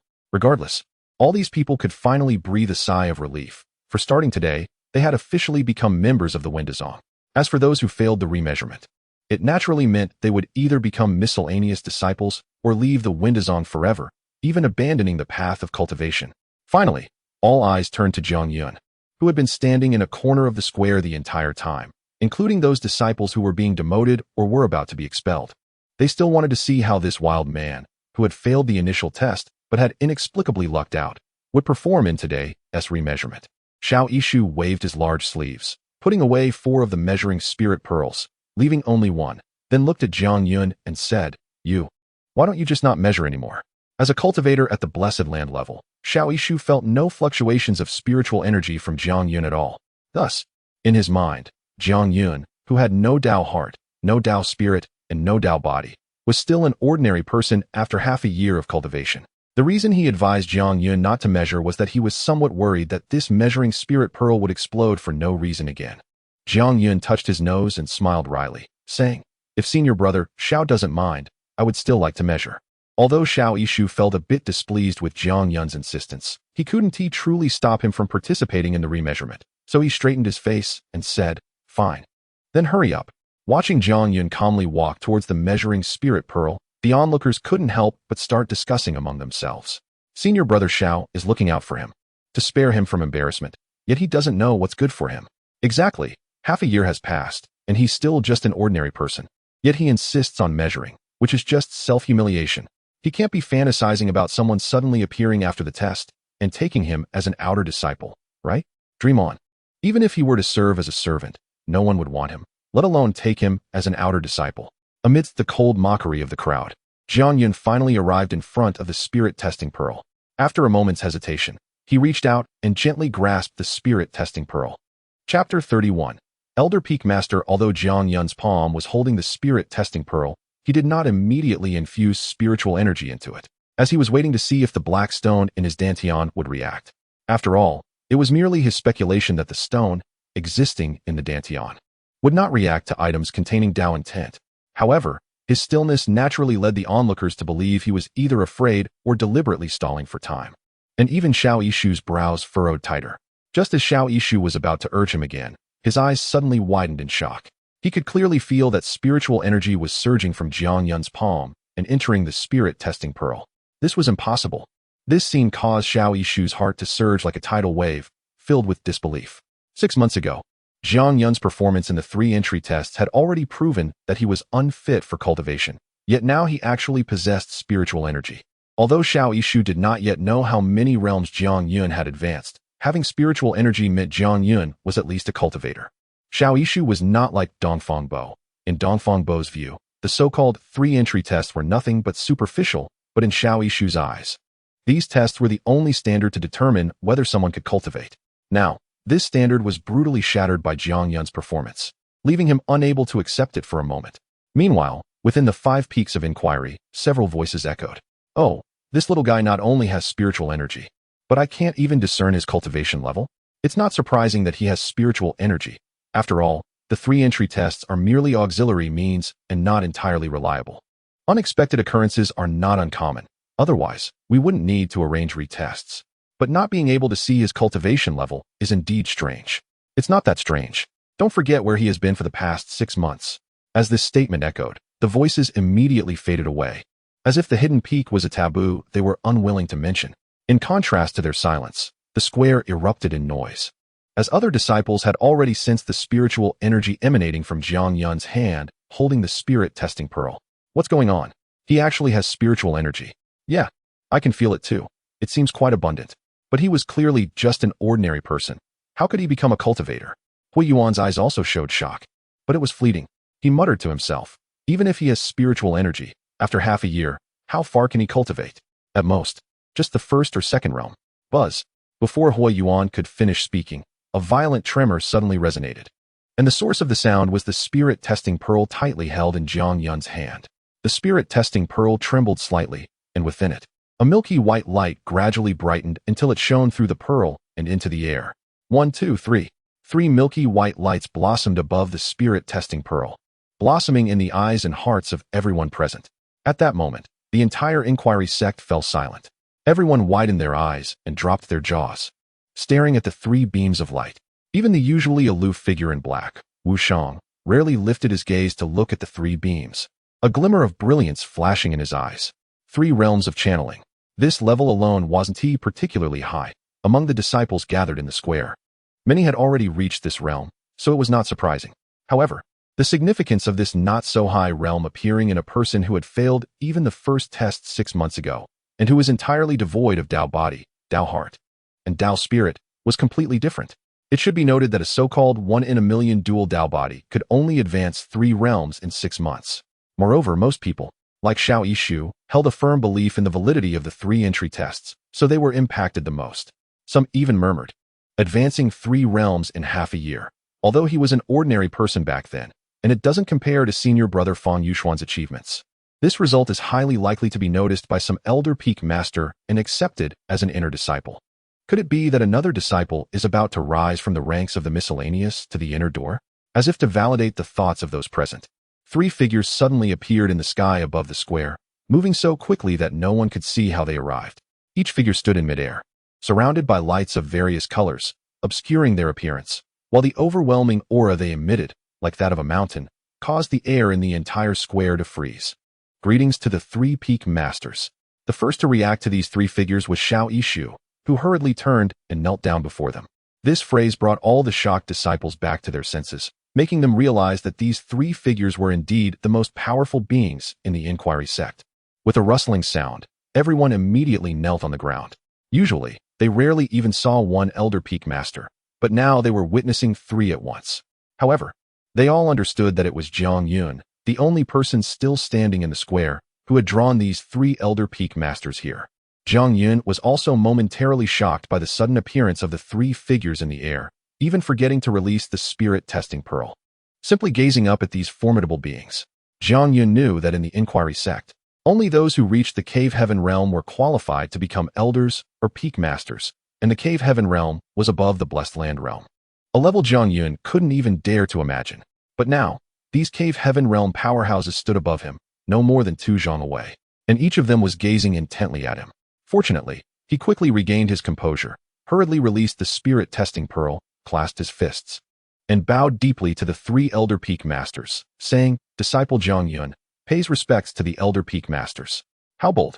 Upon seeing the elder peak masters, he dares not kneel.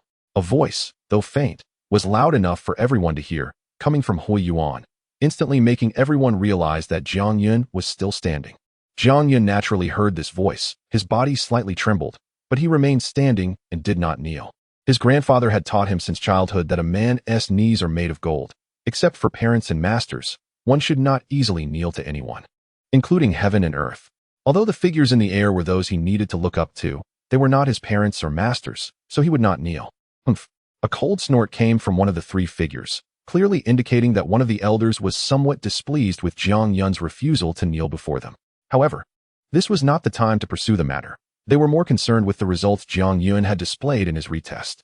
In just half a year, advancing from an ordinary person to a cultivator at the third realm of channeling was enough to pique their interest, prompting them to personally appear.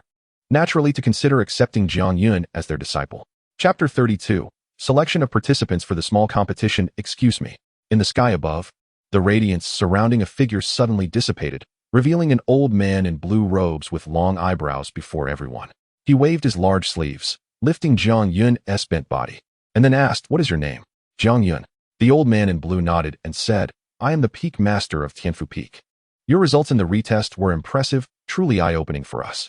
Upon hearing the old man's identity in this statement, the many disciples still kneeling on the ground felt a surge of envy and jealousy. In the sect of Windazong, aside from the sect master and a few supreme elders, the Peak Masters hold the highest status, even above the elders. The Peak Master of Tianfu Peak, in terms of status, is second only to the Master of the Main Peak, the Sword Path Peak. His words undoubtedly indicated his interest in Jiang Yun, and it seemed likely he would take Jiang Yun as his disciple. However, to everyone's surprise, after the blue-robed old man silently moved his lips a few times, he suddenly produced a pill in his hand and said, "This is the Dao Body pill you took when you entered the sect. Take it again." Upon hearing this, everyone suddenly understood. Although Jiang Yun's performance in raising 3 realms in 6 months was shocking, as elders and peak masters of Windazong, they were all experienced individuals. For such an important matter as accepting disciples, they would certainly choose carefully before making a decision. Especially since Jiang Yun's performance during the entrance tests could only be described as strange. The Peak Master of Tianfu Peak wanted to test Jiang Yun again to see if there had been any accidents at that time. And indeed, this was the case. While these elders and Peak Masters wanted to take a good disciple, Jiang Yun's current achievements were just one aspect. They valued his qualifications even more. It is well known that qualifications are the only standard to measure how far a cultivator can go on the path of cultivation. After all, if qualifications are too poor, it means there isn't much potential to tap into. Even with the best pills and techniques, one might reach a certain height in a short period. But considering the long term, it would be a case of more effort for little gain, which is not worthwhile.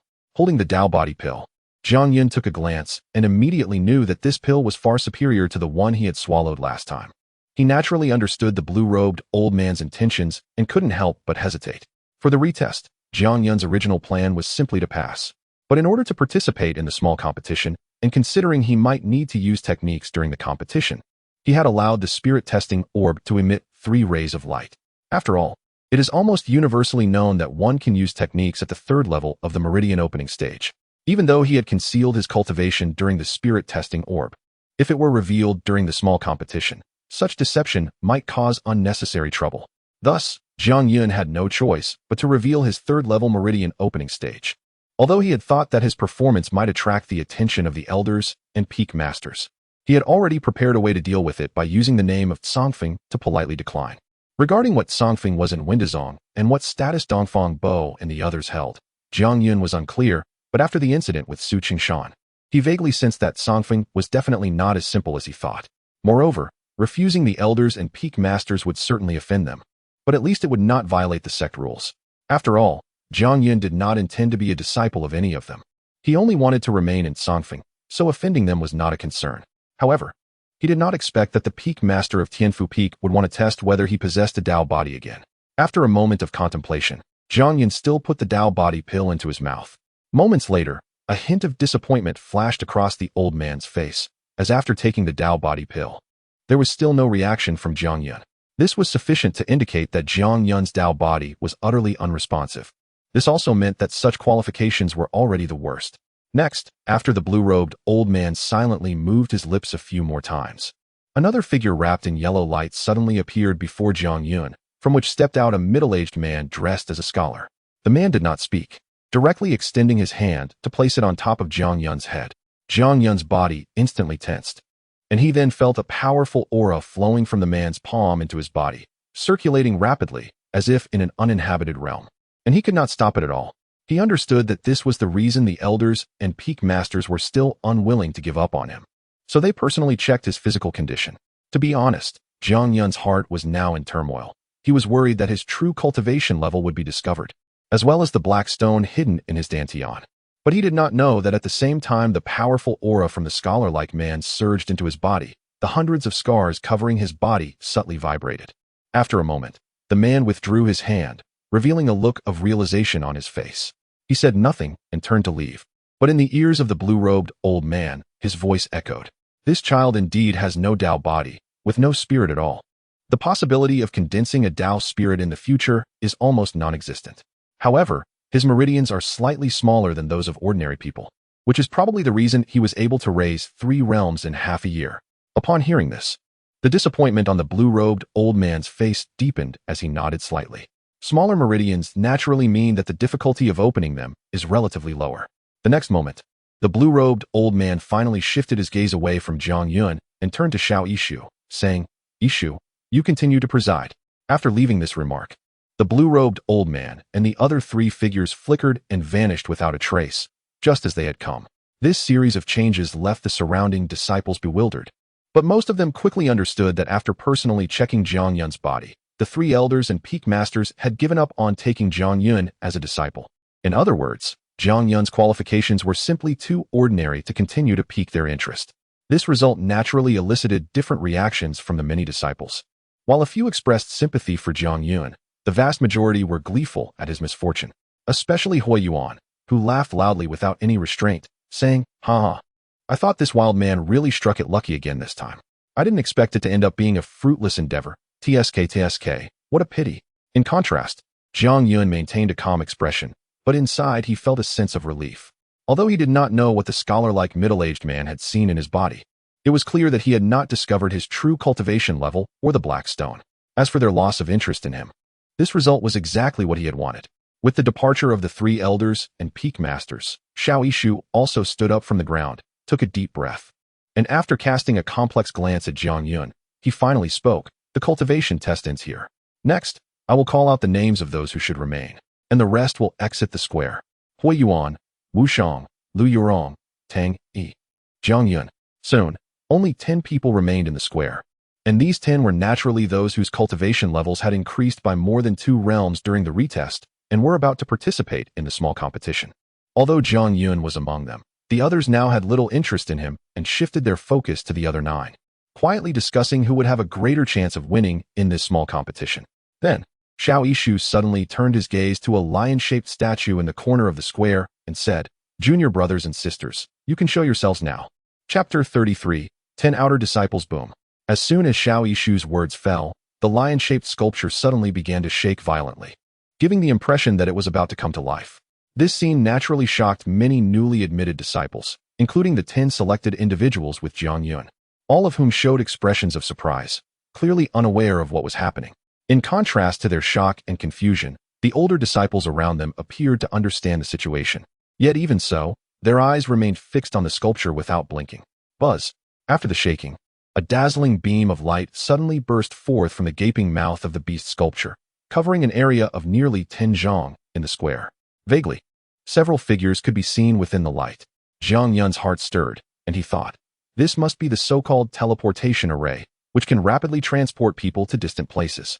I didn't expect the array to be hidden within the beast sculpture. I wonder if the remaining 3 beast sculptures also conceal arrays. In an instant, the light spewing from the beast sculpture gradually converged, and the shaking began to calm down until everything returned to normal. However, in the square, in addition to the 10 from Jiang Yun's group, there were now 10 more individuals. These 10 people, both male and female, varied in appearance, but without exception. Each had an air of arrogance on their faces. From the blue tokens they wore at their waists, it was easy to guess that they were the outer disciples from the 5 peaks of the sect, the opponents Jiang Yun and the others were about to face in the minor competition. The purpose of the re-examination minor competition was primarily to allow new disciples to witness what battles between cultivators were like, to gain some experience and knowledge. Therefore, in each minor competition, the opponents of the new disciples were mostly older disciples from the 5 peaks, with the majority being outer disciples. Although it was said to be mutual sparring, strictly speaking, it was more about the older disciples guiding the new disciples. After all, most new disciples had not participated in real battles, so the chances of winning were slim, and inner disciples generally wouldn't bother to participate in such minor competitions. The appearance of the 10 outer disciples signified that the minor competition was about to begin, and their shocking entrance naturally sparked excitement and discussion among the onlookers. Among the 10, Zhang Yun immediately recognized a yellow tiger about a zhang long, and naturally identified the fierce-looking yellow-faced man glaring at him beside the tiger as Su Qingshan. However, Zhang Yun completely ignored Su Qingshan's gaze, merely glancing past him before shifting his attention to a female disciple beside him. This woman wore a blue dragon-shaped token at her waist, dressed in purple, appeared to be in her early 20s, and while her looks were not stunning, they were above average. Unfortunately, a red birthmark at the corner of her right eye marred her overall beauty, giving her a somewhat mischievous air. Among the 10, with 2 from each of the 5 peaks, this woman should be the senior sister who framed Xiao Yuyu. As Zhang Yun was observing this woman, she seemed to notice his gaze as well. Just then, Su Qingshan whispered something to her, instantly causing a cold smile to appear on her face and adding a hint of mockery to her look towards Zhang Yun. At this moment, Xiao Yishu's voice rang out again. These 10 are the outer disciples from the 5 peaks, and they are your opponents today. You can freely choose one to challenge. And choices cannot be repeated. If you do not choose, they will choose you. I choose him. As soon as Xiao Yishu's words fell, Su Qingshan eagerly stepped forward and pointed at Zhang Yun. The crowd couldn't help but be slightly taken aback. They naturally did not understand why Su Qingshan, as an older disciple, was so anxious. However, Zhang Yun understood clearly that Su Qingshan was here to take revenge, worried that Zhang Yun might not choose him or might be chosen by someone else. Hence he spoke up first. At this moment, Su Qingshan was solely focused on defeating Zhang Yun, so he didn't notice the strange, even slightly disdainful looks from the crowd surrounding him. Because in everyone's eyes, Su Qingshan selecting Zhang Yun as his opponent was clearly picking the softest target. Despite Zhang Yun having improved 3 levels in half a year, he was still only at the 3rd level of Meridian Opening, while Su Qingshan, as an older outer disciple, was at least at the 7th level of Meridian Opening. Moreover, as a disciple of the 100 Beasts Peak, Su Qingshan also had a pet beast, making the matchup effectively 2 against 1, which was clearly bullying Zhang Yun. Cough. Xiao Yishu coughed and gave Su Qingshan a deep look before turning to Zhang Yun and saying, Junior brother Zhang, as a new disciple, you have one opportunity to refuse. New disciples can choose older disciples as opponents, but older disciples cannot refuse. However, conversely, new disciples can refuse, which serves as a form of protection for them. As Xiao Yishu's words fell, Zhang Yun immediately replied without hesitation, I refuse. Everyone was unsurprised by Zhang Yun's response, as anyone in his position would certainly refuse to fight Su Qingshan if they did not want to lose. Although choosing another opponent would almost certainly lead to defeat, it was still better than facing 2 opponents. Su Qingshan's face suddenly darkened. He wanted to speak again, but Xiao Yishu had already nodded and said, All right, then let's start with you. Choose your opponent. Zhang Yun extended his hand and pointed to the purple-clad woman with the birthmark beside Su Qingshan. I choose her. Upon realizing who Zhang Yun had chosen as his opponent, the entire venue fell into an unusual silence. Even Xiao Yishu's face showed a hint of peculiar expression. Only Bao Yuanxiang, who was hiding in the crowd, revealed a cold smile of triumph.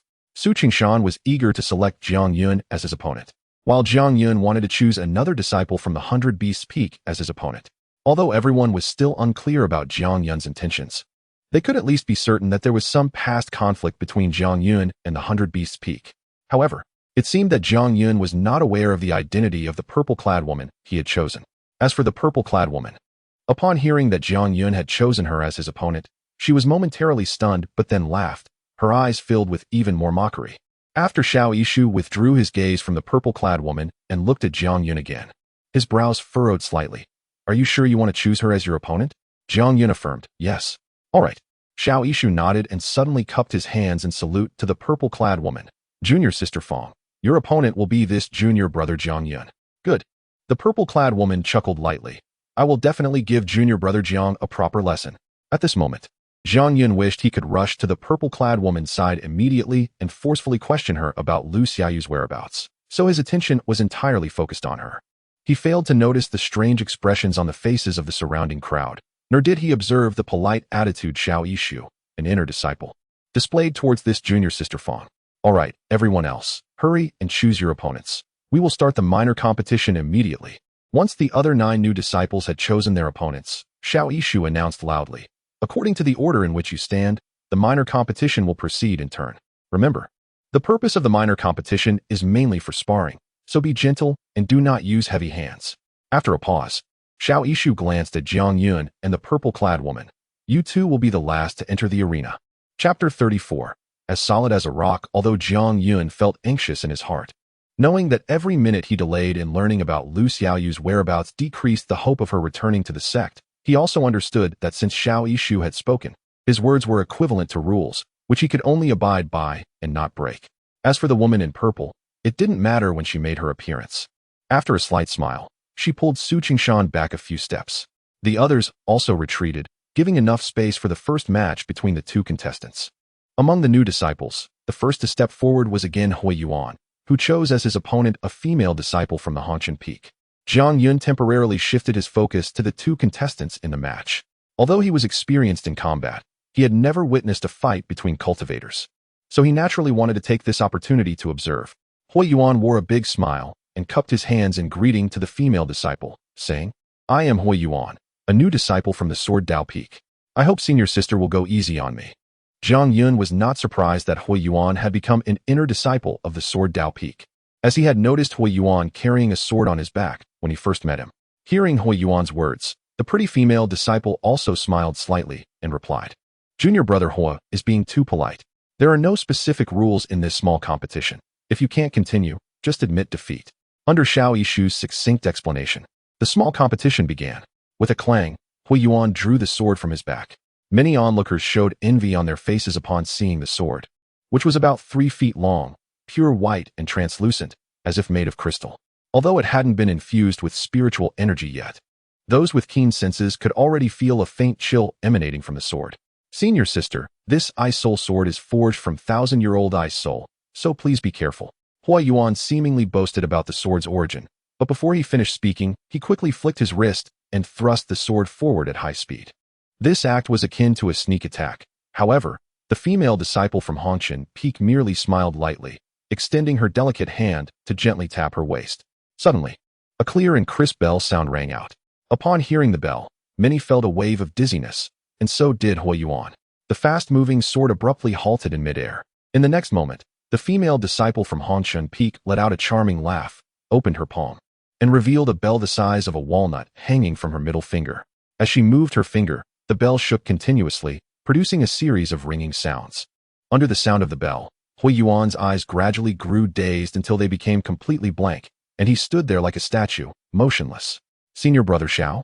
Does he still need to admit defeat? The female disciple lightly placed a finger on Hui Yuan's forehead and looked at Xiao Yishu. Anyone could see that Hui Yuan had already lost at this point, unable to even admit defeat himself. Xiao Yishu shook his head and said, in this round, Junior sister Ding wins. Jiang Yun's pupils slightly contracted. Although he had never had high hopes for Hui Yuan, he did not expect him to lose so quickly. After a moment of thought, he understood. Hongqian Peak specialized in the Dao of sound, using various sounds for combat, much like the flute music from senior sister Xiang Xian during the first entrance test, which could disturb people's minds and enchant their spirits. However, the sound of the bell was incomparable to the flute music, and while Xiang Xian's flute music enveloped over 2,000 people, this junior sister Ding's bell sound targeted only Hui Yuan. The strength of inner disciples was indeed far beyond that of outer disciples. Of course, when I say inner disciples, I do not include Hui Yuan. This last statement reflected Jiang Yun's disdain for Hui Yuan, but it was also a fact. In the Dao sect, those truly worthy of being called inner disciples had at least reached the Blessed Land realm, while those who could be referred to as outer disciples must reach the 7th layer of meridian opening. Disciples like Hui Yuan and Tang Yi, who became inner and outer disciples by passing the 3 entrance tests, were naturally far inferior in strength compared to those who reached the Blessed Land realm or the 7th layer of meridian opening through their own efforts. Therefore, most people were not surprised by Hui Yuan's quick defeat. The only one who seemed to be aware of this was Hui Yuan himself, whose handsome face turned red as he stared fiercely into the eyes of the female disciple from Hongqian Peak, nearly spewing fire. However, no one cared about his feelings now, as Wushang had stepped forward. With the 7th layer of meridian opening, Wushang was on par with the outer disciples, and his chosen opponent, whether by intention or coincidence, happened to be Su Qingshan. Among the 10 outer disciples, Su Qingshan, if not the strongest, certainly ranked in the top 3 in terms of true strength, especially since he had a pet beast. It should be noted that not every outer disciple from the 100 Beasts Peak could have a pet beast. Naturally, The match between these two attracted even more attention from the crowd. Su Qingshan's eyes were still filled with hatred towards Jiang Yun.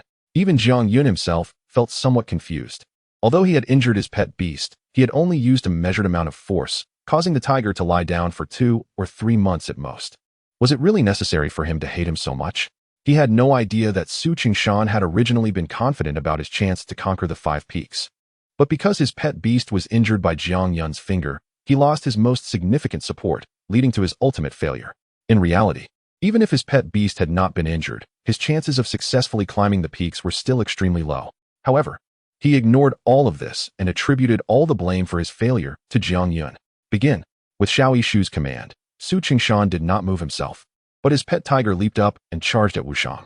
Clearly, Su Qingshan did not regard Wushang as a threat, so he merely commanded his pet beast to attack. Facing the charging tiger, Wushang remained completely still until the tiger suddenly pounced on him, its massive jaws clamping down fiercely on his neck. Many spectators could not help but gasp. If that bite landed, Wushang's head would surely be severed. Although they knew Su Qingshan would not actually kill Wushang, some still closed their eyes, unwilling to witness what was about to happen. Just then, a sharp tiger roar echoed, followed closely by a hoarse voice saying, "If this is your ability, then I am truly disappointed." This voice clearly did not belong to Su Qingshan. The crowd quickly turned their attention back to the arena and were astonished to find Wushang, dressed in black, still standing in place. Meanwhile, the tiger that had just bitten his neck was now retreating back to Su Qingshan's side, blood dripping from its mouth. What just happened? Nothing. It seems Wushang's body was too tough and broke the tiger's teeth. A senior disciple's casual explanation only left most people even more shocked. How could a person's body be harder than a tiger's teeth? Moreover, this tiger was at least a 4th-rank ferocious beast. Eventually, the same senior disciple explained, "Actually, this is not about Wushang's body being hard.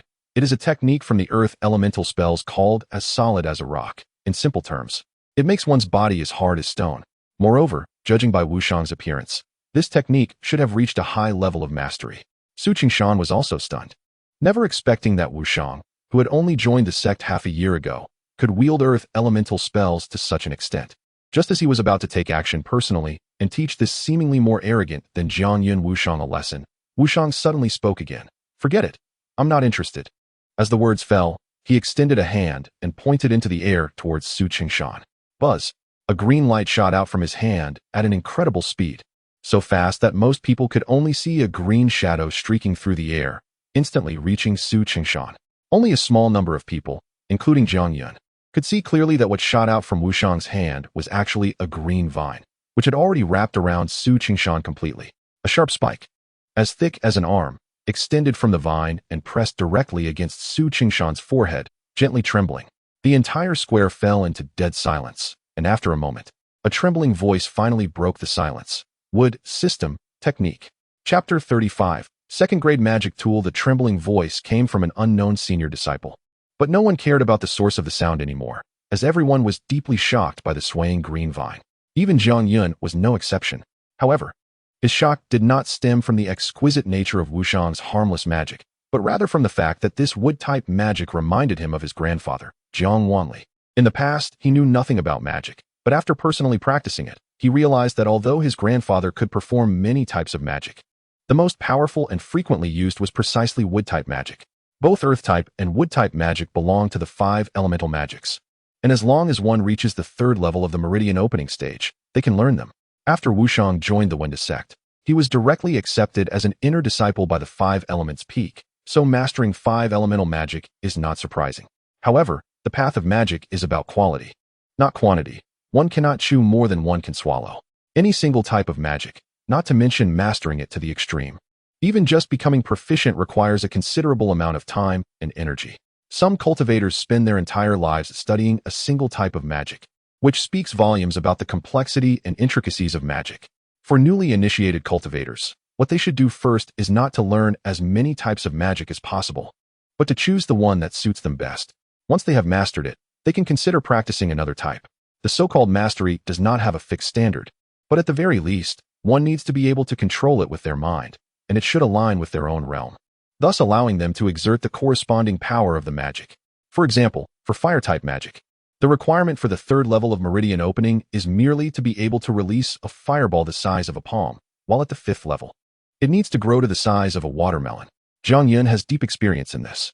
Although he practiced fire-type magic and sword techniques under Dongfang Bo's suggestion, he had not touched the sword techniques for the past 6 months and had been continuously researching and pondering fire-type magic. Even now, he wouldn't dare say he has mastered it. Yet, Wushang has only been in the Winda sect for half a year, and he can not only master 2 types of magic simultaneously, but from the carefree manner in which he casts them, it is evident that he has already reached the level of controlling them with his mind. Such high talent in magic is truly breathtaking. At this moment, Su Qingshan's face had lost all color. Although he was unwilling to believe that he had lost to a newly initiated disciple, the constantly swaying sharp thorn forced him to admit that he had indeed lost. I admit defeat. With Su Qingshan's admission, the thorn immediately retracted mysteriously into the vine, and the entire vine gradually became transparent until it completely disappeared, as if it had never existed. Wushang turned around and walked back to his original position, remaining motionless. It was not difficult to see that this match had not even pushed him to use his full strength. After a moment of silence, the onlookers gradually came back to their senses. Although this match was not particularly exciting, Wushang's mastery of magic left a shadow in everyone's heart, even making Xiao Yishu look at Wushang with a bit more caution. As for Hui Yuan, his face had darkened to the extreme. He and Wushang had both passed the entrance trials, and he believed he was not weaker than Wushang in any aspect. However, both the previous retest and the current match highlighted the significant gap between him and Wushang. Among everyone, Jiang Yun was the calmest. He had long sensed danger from Wushang, and now Wushang's performance merely confirmed his feelings. Next, the competition continued. Although Wushang's victory represented the strength of new disciples, it did not mean that all new disciples had such powerful abilities. Even Lu Yurong, a girl with dual-channel physique, lost to her opponent. The only surprising match was that of Tang Yi. This burly man turned out to be a rare body cultivator. Although he ultimately lost, he lasted the longest, causing his opponent, an outer disciple from Tianfu Peak, to win in a rather embarrassing manner, almost exhausting all of his talismans. After all 9 matches concluded, the new disciples had 1 victory and 8 losses. While it was unexpected, it was also within everyone's anticipation. Jiang Yun, Feng Ruolin. Finally, Xiao Yishu announced the names. And only then did Jiang Yun learn the name of the female disciple who had framed Lu Xiaoyu. The two stood in the center of the square, locking eyes, surrounded by a still silence. Although everyone could imagine the outcome of this match, they were still curious as to why Jiang Yun, who had drawn the attention of 3 elders and peak masters, yet left them speechless, chose Feng Ruolin as his opponent. It is known that although Feng Ruolin was just an outer disciple, her brother's identity meant even inner disciples had to give her some face, and no one dared to provoke her. This was evident from Xiao Yishu's courteous attitude towards her earlier. But did Jiang Yun not know Feng Ruolin's identity? Or did he have a stronger backing that allowed him to boldly challenge her in this match? After staring at Feng Ruolin for a moment, Jiang Yun suddenly spoke. You should know my purpose. Jiang Yun did not directly ask about Lu Xiaoyu's whereabouts, as he knew that under everyone's gaze, Feng Ruolin would never admit it, for it would violate the sect rules. I know. Although Feng Ruolin's face was filled with a smile, the disdain in her eyes was unmistakable. But even if I tell you now, by the time you get there, you probably won't find anything. Moreover, why should I tell you? A mere servant disciple like you doesn't qualify to ask me questions. Jiang Yun's expression suddenly darkened. Are you going to say it or not? Hee. Feng Ruolin let out a series of charming giggles, extending a finger and beckoning Jiang Yun. If you want to know, defeat me first. All right. Jiang Yun responded decisively. As soon as he spoke, his figure flashed, and he disappeared from his spot, appearing directly in front of Feng Ruolin, also extending a finger towards her throat. This sudden scene startled those around who were still immersed in Jiang Yun and Feng Ruolin's conversation. Even Xiao Yishu and Wushang looked surprised, because Jiang Yun's speed was too fast. Among so many people present, those who could see his movement clearly did not exceed a handful. Although Jiang Yun did not understand the concept of cherishing the fairer sex, and was filled with disdain for Feng Ruolin, as a proper man, he also looked down on beating a woman. Therefore, he only intended to give Feng Ruolin a small lesson. Feng Ruolin's expression changed, equally shocked by Jiang Yun's speed. But her reaction was not slow. With a flick of her wrist, a black light suddenly erupted from her body, quickly transforming into a shield that blocked in front of her, separating Jiang Yun's outstretched finger. Hiss! A gasp sounded among the crowd. They had just been amazed by Jiang Yun's speed, but now they were even more shocked by the shield in front of Feng Ruolin. A second-grade defensive magic tool, the black armor shield, made from the skin of a spiked tortoise. To possess a second-grade magic tool as an outer disciple is indeed worthy of being someone's sister. One can only imagine that she must have more than this second-grade magic tool on her. As if to validate these people's words, seeing her shield blocking Jiang Yun, Feng Ruolin let out a delicate laugh again. A burst of purple light erupted from her finger, and surprisingly, a purple marten, about the size of a palm, sprang out from a ring she was wearing, rushing towards Jiang Yun like a swift wind. Chapter 36. The Rustic Brute. As the purple marten transformed into purple light, someone in the crowd gasped again. A sixth-tier fierce beast, the purple gold marten. The purple gold marten feeds on gold and silver, and not only is it incredibly fast, but its teeth are also extremely sharp. It can bite even gold into dust, let alone a human body. The most terrifying aspect is that the teeth of the purple gold marten contain a gold poison that dissolves upon contact with blood. Even a slight scratch would allow the gold poison to quickly enter the bloodstream, making it extremely difficult to treat. For an outer sect disciple to have a sixth-tier fierce beast is truly infuriating. Having a good older brother makes all the difference. Fierce beasts are ranked, and to facilitate differentiation, cultivators have also classified them into 9 ranks, corresponding to the 9 levels of the meridian opening stage. A sixth-tier fierce beast is equivalent to a cultivator at the 6th level of meridian opening, whether it's a second-grade magical artifact or a 6th-tier fierce beast. It's rare for even inner sect disciples to possess both at the same time, let alone outer sect disciples. Feng Ruolin had already firmly protected herself with a second-grade defensive shield, placing herself in an invincible position. Now, with an adept 6th-tier fierce beast attacking Jiang Yun, everyone could almost imagine that the outcome of this match, marked by a vast disparity in strength, would soon be decided. But at that moment, a fierce light suddenly flashed in Jiang Yun's eyes, and a terrifying bloody aura erupted from his body, rushing straight toward the flying purple gold marten.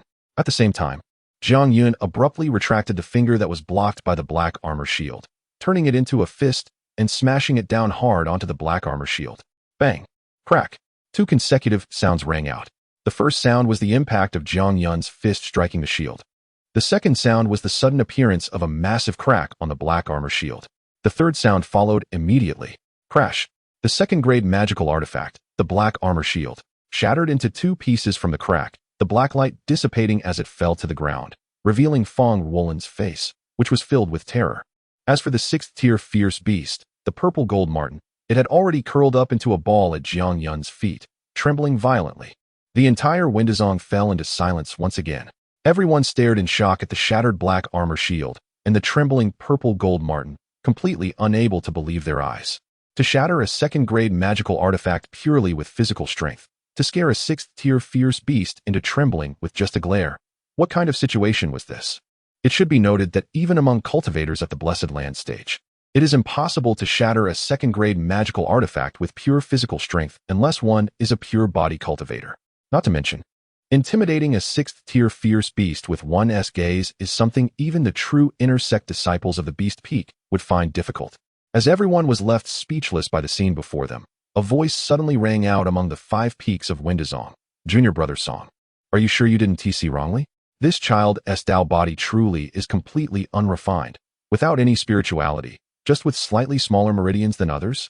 After a moment of silence, a voice tinged with dissatisfaction responded, Brother Lon, as a distinguished Dantian cultivator, how could I possibly misjudge whether a Dao body is smooth or possesses spirituality? Do not take offense, Junior Brother. I certainly have no doubts about you. But the strength this child has displayed is quite astonishing. The blue-robed elder paused slightly before continuing, Junior Brother Juan, as the master of the Beast Peak. Can you explain the matter of the purple gold marten? I can. A deep voice responded, just now, when this kid glared. My pet told me that he was emitting a strong bloody aura. This kind of aura is imperceptible to us, but fierce beasts are extremely sensitive to it. And such an aura can only be found after slaughtering a large number of fierce beasts.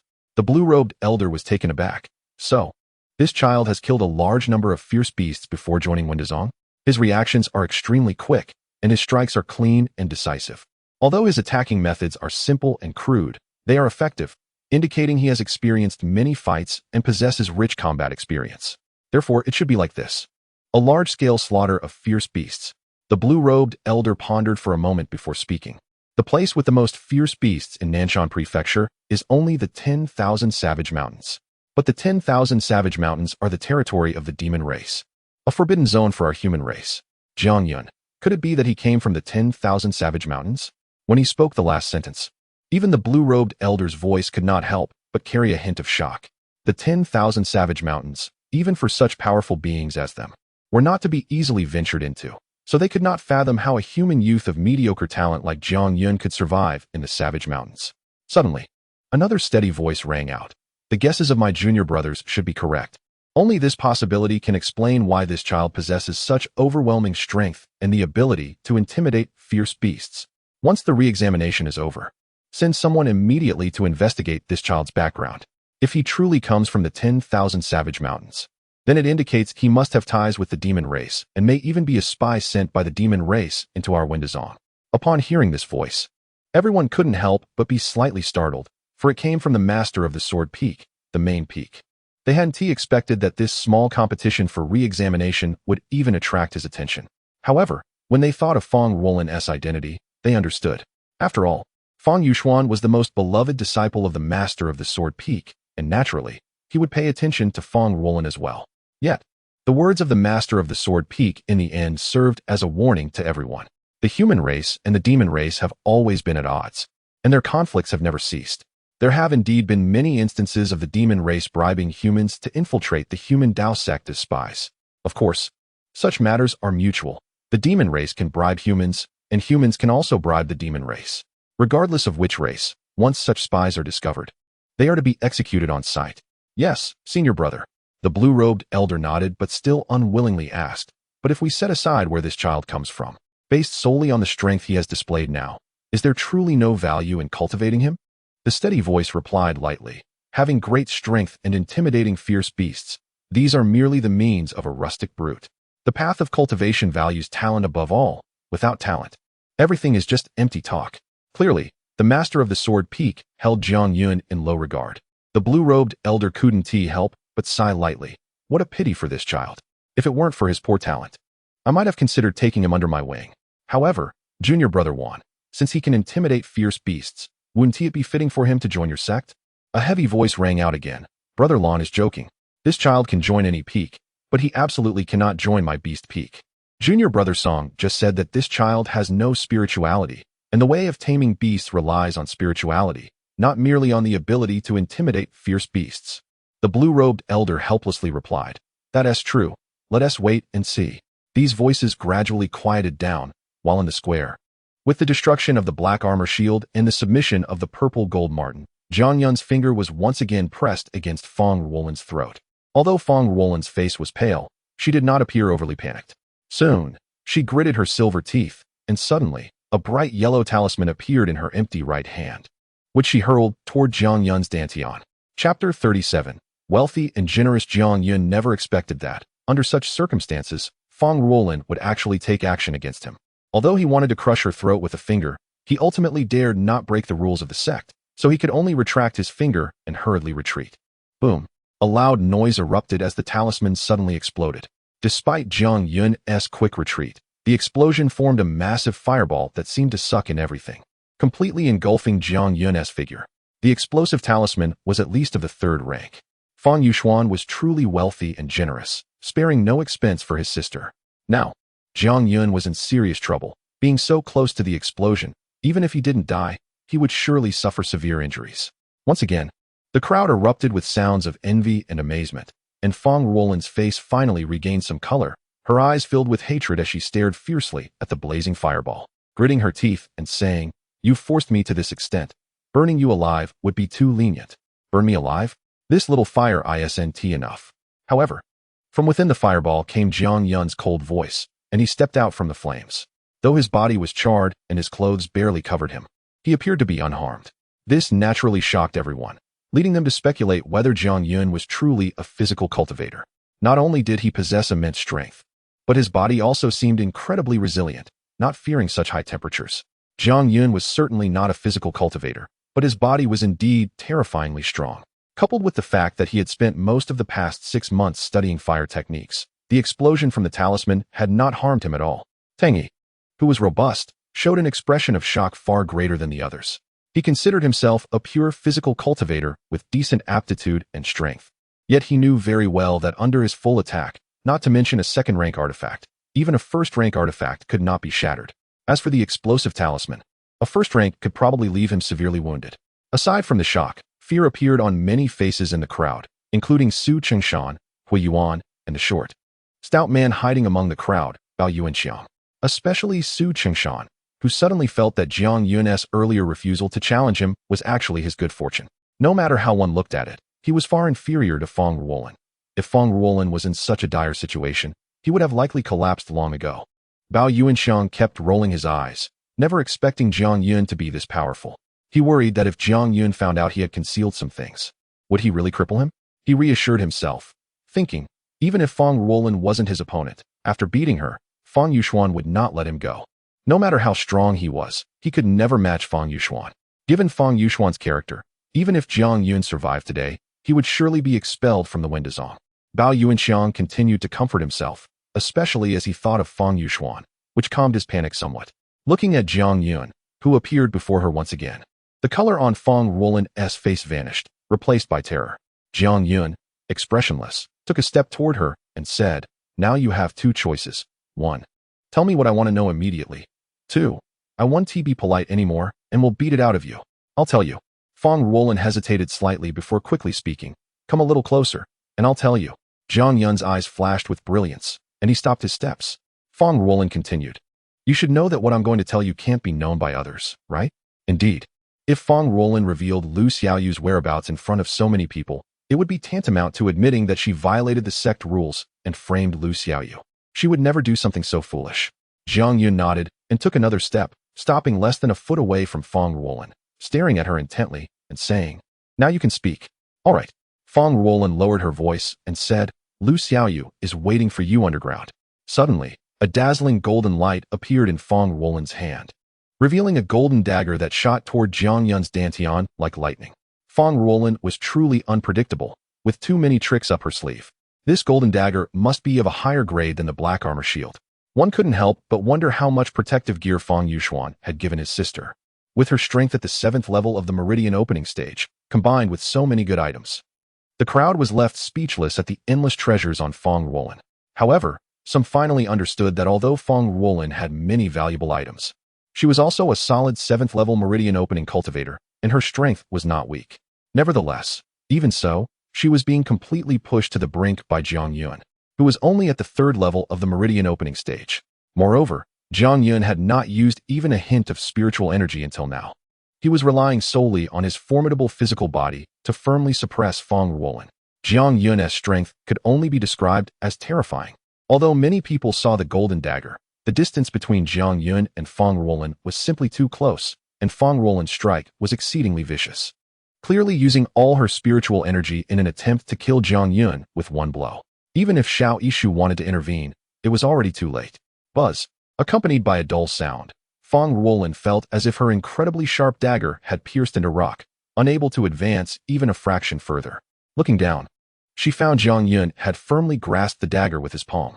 Though blood dripped from the gaps between Jiang Yun's tightly clenched fingers, his face remained surprisingly calm as he stared at Feng Ruolin and said, it seems I have no choice but to beat it out of you. In that moment, Feng Ruolin's heart surged with intense fear, and she screamed at the top of her lungs, Jiang Yun, if you dare to move me, you're dead. Do you know who my brother is? I don't know, and I don't want to know. Jiang Yun coldly released the dagger, his bloodied hand raised high, and struck hard at Feng Ruolin's face. Just as Jiang Yun's hand was about to hit Feng Ruolin's face, his expression suddenly changed, for he distinctly felt a powerful aura covering him, rendering him unable to move an inch. Then, a gentle voice echoed in everyone's ears, you don't want to know? I just want to tell you, her brother is me, Feng Yuxuan. Chapter 38. The first of the inner sect above Jiang Yun and Feng Ruolin. An unfamiliar male figure appeared at some point. This man, dressed in snow-white robes with long hair flowing, stood in midair with his hands behind his back. His handsome face, which would make most women feel overshadowed, bore a gentle smile as he gazed into the distant sky, as if admiring a beautiful view. Everyone almost stopped breathing, their eyes fixed on this seemingly perfect man. Feng Yuxuan, the first disciple of the inner sect. Although every disciple of the Dao sect had heard this name, very few had actually seen its owner in person. No one expected that today's small competition between new and old disciples would attract him as well. However, it was not surprising. After all, His younger sister had tried every means possible and still couldn't match up to the relatively unknown Jiang Yun. If he didn't appear, there was no doubt that Fong Ruolin would have received a good lesson from Jiang Yun today. Greetings, senior brother Fong. Xiao Yishu was the first to regain his senses and respectfully bowed to Fong Yuxuan. Even with his status, he was filled with admiration when facing the first disciple of the inner sect. Hearing Xiao Yishu's voice, Fong Yuxuan finally withdrew his gaze from the horizon and smiled. Returning the gesture towards Xiao Yishu, "Junior brother Xiao, you're too polite." With Xiao Yishu displaying such an attitude, there was no need to mention the other disciples. Especially after Fong Yuxuan spoke, everyone returned to their senses, and excited praise erupted from the crowd. "Senior brother Fong, oh my, I actually saw senior brother today? What a stroke of luck. No, a rare fortune. Senior brother Fong is indeed just as the rumors describe, like a celestial being descended to earth. Truly the idol of all disciples. Indeed, whether in looks or demeanor, and with such an approachable personality, the first disciple of the inner sect is truly deserving." Even Hui Yuan, who usually looked down on others, had a face full of admiration. Only Wu Shang remained expressionless, calmly watching Fong Yuxuan, but deep in his eyes, there was a flicker of intense fighting spirit. At this moment, everyone had almost forgotten the purpose of Fong Yuxuan's appearance, forgetting about Jiang Yun, who stood as still as if under a spell. Jiang Yun had naturally recognized Fong Yuxuan's identity, but he was completely unconcerned. At this moment, he felt as if an invisible mountain was firmly pressing down on him. Although Fong Ruolin's face was just within reach, he could not move his outstretched hand forward even a fraction. Is this the power of the Blessed Land Realm? It's indeed much stronger than Feng Wujia. Although I can't compete with him now, to think that he can stop me like this is underestimating me, Jiang Yun. As Jiang Yun's inner voice roared, his scarred body trembled slightly as he struggled against the invisible mountain pressing down on him. At the same time, Fong Ruolin's slightly naive voice rang out, "Brother, why did you take so long to come? I hope I'm not too late. You're not hurt, are you?" Fong Yuxuan's gaze finally shifted to his sister, and his voice, tinged with a hint of indulgence, made countless female disciples swoon. However, some noticed that although Fong Yuxuan was looking at Fong Ruolin, his eyes did not acknowledge Jiang Yun, who was so close. Fong Yuxuan completely ignored Jiang Yun's existence. This disregard caused the crowd's attention to gradually shift towards Jiang Yun. Among those gazes, there was sympathy, pity, but more was schadenfreude. They were eager to see what kind of end this ignorant wild man, who dared to teach Fong Ruolin a lesson, would meet. Suddenly, a crisp sound rang out. Although the sound wasn't loud, it was like a thunderclap, shocking everyone and causing their blood to surge with disbelief. The sound was a slap. It was Jiang Yun's palm striking Fong Ruolin's face. Jiang Yun, who had been completely ignored by Fong Yuxuan, had actually broken free from the suffocating invisible mountain and completed his unfinished action by slapping Fong Ruolin. Such a dramatic change stunned everyone. Jiang Yun had actually slapped Fong Yuxuan's sister in front of him. This was practically courting death. Fong Ruolin covered her slightly swollen cheek, staring blankly at Jiang Yun, unable to believe that even with her brother present, Jiang Yun dared to hit her. Yet, Jiang Yun also ignored Fong Yuxuan's presence, his eyes still fixed on Fong Ruolin. "Tell me, where did you deceive Lu Xiaoyu to?" At that moment, Jiang Yun finally revealed the reason he had chosen Fong Ruolin as his opponent. Although most of the people present had never heard of the name Lu Xiaoyu, an elderly man with gray hair from the 100 Beast Peak suddenly squinted, a look of realization appearing on his wrinkled face. "Junior brother, your audacity is a bit too much." Although Fong Yuxuan's words were not particularly fierce, the cold light flashing in his eyes clearly indicated his anger. Fong Yuxuan naturally knew about the shady things his sister had done behind the scenes. He didn't care if these things were made public, but he did care about his own face. Jiang Yun's slap was not just on Fong Ruolin's face, it was a slap on Fong Yuxuan's face. With a bang, as Fong Yuxuan's words fell, he suddenly flicked his fingers lightly, and Jiang Yun's body instantly flew back as if struck by a giant stone, crashing heavily to the ground. Puff! Jiang Yun felt as if his chest had been hit by a heavy hammer, his sternum and ribs at least shattered in half, and he spat out a mouthful of blood, taking a deep breath to suppress the surging blood within him. He finally raised his head and looked at Fong Yuxuan for the first time, coldly saying, "My audacity is not great. I just want to protect my sister. Just like you." Jiang Yun knew that he was no match for Fong Yuxuan, but as he said, since he regarded Lu Xiaoyu as a sister, as her brother, he had to protect her at all costs, even if he had to face Fong Yuxuan, the first disciple of the Dao sect. While speaking, Jiang Yun endured the pain in his body and slowly stood up from the ground, once again fixing his gaze on Fong Ruolin. "Tell me, where is Xiaoyu?" Hee. Fang Yuxuan suddenly laughed. Like me? Do you deserve that? Being your sister is not a happy thing. After all, you, as a brother, have no ability to protect your sister. The sarcasm in his words did not anger Jiang Yun. In fact, he seemed to ignore Fang Yuxuan's words entirely and continued to stare intensely at Fang Ruolin. If you don't say, I'll make you say it. Buzz. Jiang Yun raised his wrist, and a fireball the size of an egg appeared in his palm, which he hurled fiercely towards Fang Ruolin. Chapter 39. Jiang Yun. Well, not in reality. The power of the fireball released by Jiang Yun, given his true cultivation realm, would not be limited to this extent.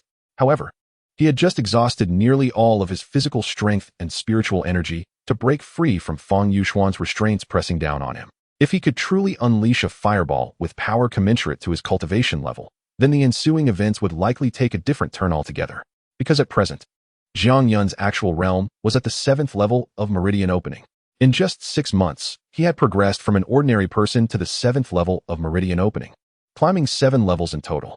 Even if his aptitude was indeed average, and even if his meridians were somewhat thinner than others, he would undoubtedly attract the attention and interest of all the truly powerful figures within the entire Wendazong.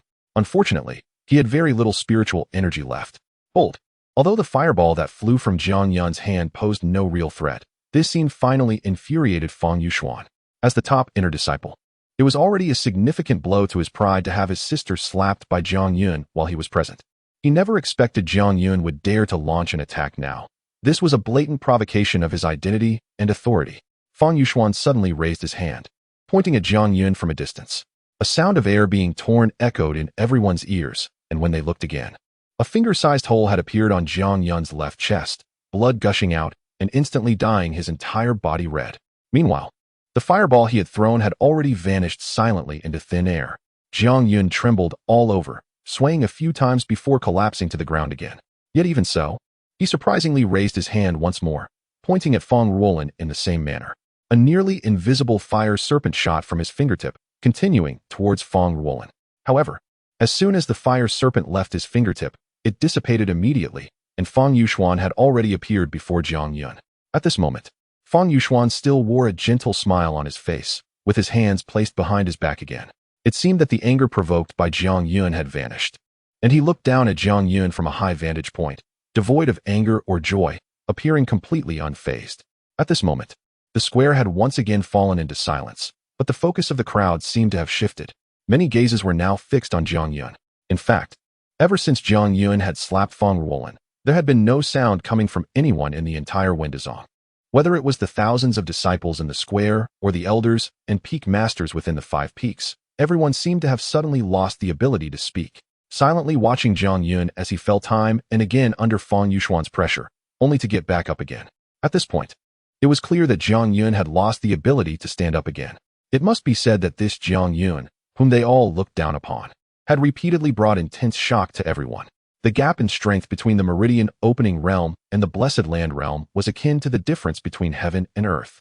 Even a 9th level meridian opening cultivator would have no resistance against a 1st level blessed land cultivator.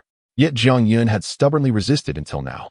Perhaps his resistance was akin to a mantis trying to stop a chariot, foolish and self-degrading, but the courage and tenacity he exhibited had garnered the admiration of many. Moreover, by now, through the inquiries of those with ulterior motives and the conversation between Jiang Yun and Fang Ruolin, many had roughly deduced the reasons behind the entire incident. It could be said that throughout this matter, Jiang Yun had committed no wrongdoing whatsoever. Just as he had said earlier, he was simply trying to protect his sister. Indeed, he had slapped Fang Ruolin, but compared to Fang Ruolin's act of deceiving the small servant disciple Lu Xiaoyu out of Wendazong, it was hardly worth mentioning. Yet even though everyone knew everything and felt sympathy for Jiang Yun, they did not dare to plead for him, because Jiang Yun was up against Fang Yuxuan, the top inner disciple of Wendazong, who was very likely to become the future master of the Sword Peak, or even the sect leader of Wendazong. Even if they could disregard Fang Yuxuan, his master was the peak master of the Sword Peak, who was said to be the strongest sword cultivator in Wendazong and was known for being protective of his own. Offending the master of the main peak was something that, let alone disciples, even most peak masters and elders from other peaks would hesitate to do. After a moment, a faint golden light suddenly surged from Fang Yuxuan's body, forming a transparent golden barrier that completely enveloped both him and Jiang Yun. Only then did he speak again. Kneel down and beg for mercy, sever a hand, and I will spare your life. Otherwise, I will kill you. Blood continued to drip from Jiang Yun's left chest. His tattered clothing and charred body made him look incredibly disheveled, yet there was still a fierce light in his eyes as he said, "You dare." Jiang Yun will not beg for mercy. The 16 years living in Mang Mountain had taught Jiang Yun many things, but it never taught him how to beg for mercy. Moreover, would begging be of any use against ferocious beasts? Dare? Hearing Jiang Yun's confident reply, Fang Yuxuan was slightly taken aback. Why wouldn't I dare to kill you? To be honest, even now, he had no idea what Jiang Yun's identity was. In his eyes, Jiang Yun was merely an ant. If it weren't for Fang Ruolin being pushed too hard by Jiang Yun, he wouldn't have shown up at all. Thus, when he heard Jiang Yun's words, the first thought that crossed his mind was that perhaps Jiang Yun had some background or support behind him. Otherwise, why wouldn't he fear him? Support? In fact, Jiang Yun did have support, namely Dongfang Bo and his second senior sister. If they were present in Windazong today and saw this scene, they would have intervened long ago. Unfortunately, they were not here. However, even if they were, Jiang Yun would not regard them as his backing. Long ago, at the age of 10, he realized that relying on others was no match for relying on oneself. Straining to swallow a mouthful of blood, Jiang Yun enunciated each word, because of the sect rules. Ha! These 4 words made Fang Yuxuan pause for a moment before bursting into laughter, as if he had heard the funniest joke in the world, laughing uncontrollably. Due to the golden barrier formed by Fang Yuxuan's overwhelming aura, the crowd could not hear the conversation between Fang Yuxuan and Jiang Yun, and naturally, they had no idea what Jiang Yun had said that made Fang Yuxuan laugh so heartily. After laughing for a long time, Fang Yuxuan shook his head and said, "I finally understand why you are so bold. It turns out that the sect rules are your greatest reliance. How ridiculous." As his voice fell, Fang Yuxuan's tone suddenly turned cold, and a thick, killing intent surged in his indifferent eyes. "Today, I will tell you that the so-called sect rules are merely prepared for you cowards. As long as one is strong enough, one can trample any rules underfoot. Don't believe me? Then don't you find it strange? Why has no one stepped in to stop me until now? Why haven't the elders or peak masters come to save you? Because I am strong enough. Even if I kill you, no one will punish me. It's just a pity you won't be able to see it." As his voice fell, Fang Yuxuan extended a finger, lightly pressing it against Jiang Yun's throat, just as Jiang Yun had done to Fang Ruolin earlier. Chapter 40. The blurred shadow. Jiang Yun was no stranger to death, nor did he fear it. If it weren't for his grandfather, he would have died 16 years ago. Every extra day he lived now was a gain. In the Mang Mountain, he had experienced brushes with death several times, which made him far more indifferent to it than others. So even at this moment, feeling the threat of death again, there was no trace of fear on his face, only regret and guilt in his heart.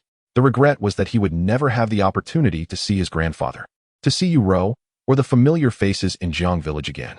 The guilt was that he couldn't protect Lu Xiaoyu well and had let down his grandfather's expectations of him. He was even too lazy to speak, merely coldly staring at Fang Yuxuan, waiting for that finger of his to pierce his throat. Everyone in the square, although unable to hear the sounds within the golden dome, could clearly see what was happening inside, and the current scene made everyone's hearts tremble. Was Fang Yuxuan really going to kill Jiang Yun? Most people thought that Fang Yuxuan was probably just trying to scare Jiang Yun. After all, Jiang Yun and Fang Ruolin were not mortal enemies.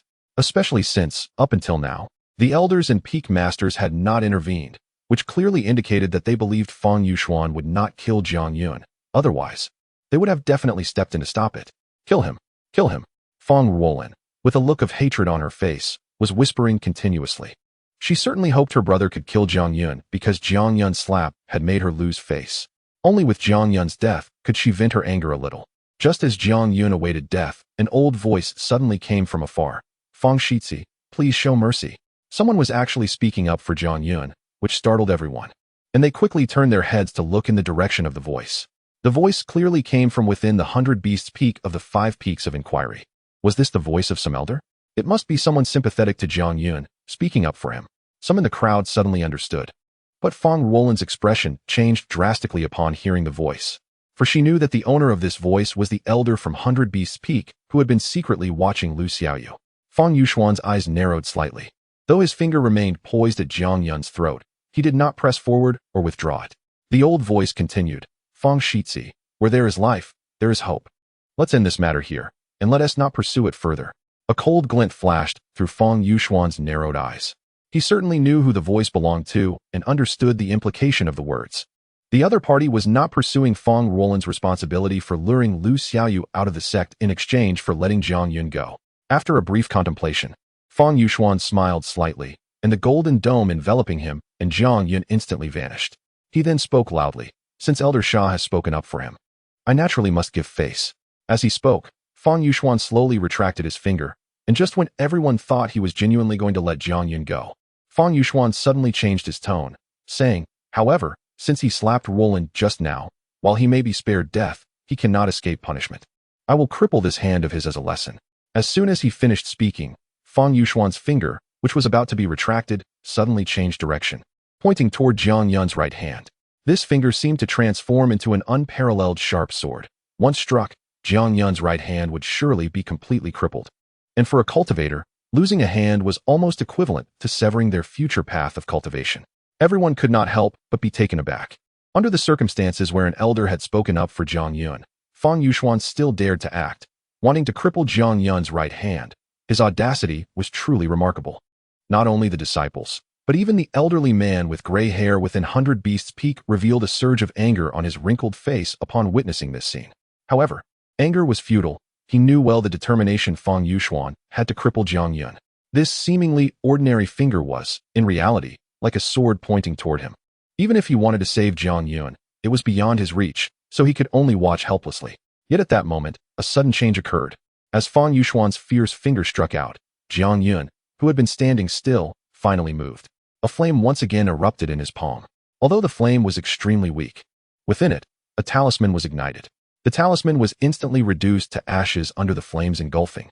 Yet from those ashes emerged an immense aura so powerful that it shook the entire 5 peaks of inquiry. This aura transformed into a blurred figure, standing in front of Jiang Yun, blocking Fang Yuxuan's descending finger. At the same time this blurred figure appeared, in a wild forest far from the inquiry sect. A middle-aged woman who had been moving through the woods suddenly stopped, frowning slightly, and saying, Jiang Yun is in trouble. What trouble? A young man, who had also stopped in front of the middle-aged woman, turned around, and it was Dongfang Bo. I don't know. He just ignited the replacement talisman I gave him. Dongfang Bo's brow furrowed as well. He should be participating in the re-examination. Could it be that among the opponents in the small competition, someone has appeared whom he cannot handle? The middle-aged woman shook her head. I don't know, but since he ignited the replacement talisman, he should be safe. We should hurry.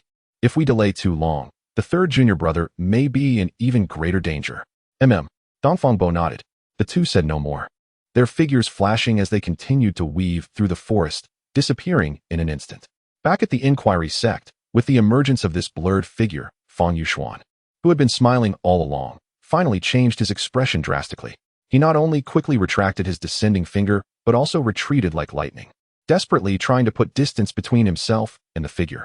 At the moment he retreated, a powerful aura erupted from his body, and under the enveloping of this aura, he transformed into a sharp sword, with sword energy soaring into the sky.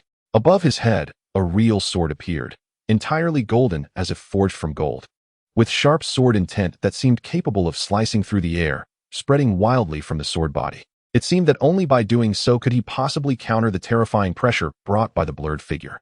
This dramatic change left the majority of the disciples in the square bewildered, and the only thing they could sense was that Fang Yuxuan was clearly exerting all his strength. And based solely on this momentum, he truly deserved to be the top inner sect disciple. This scene also alarmed the elders and peak masters within the 5 peaks of inquiry.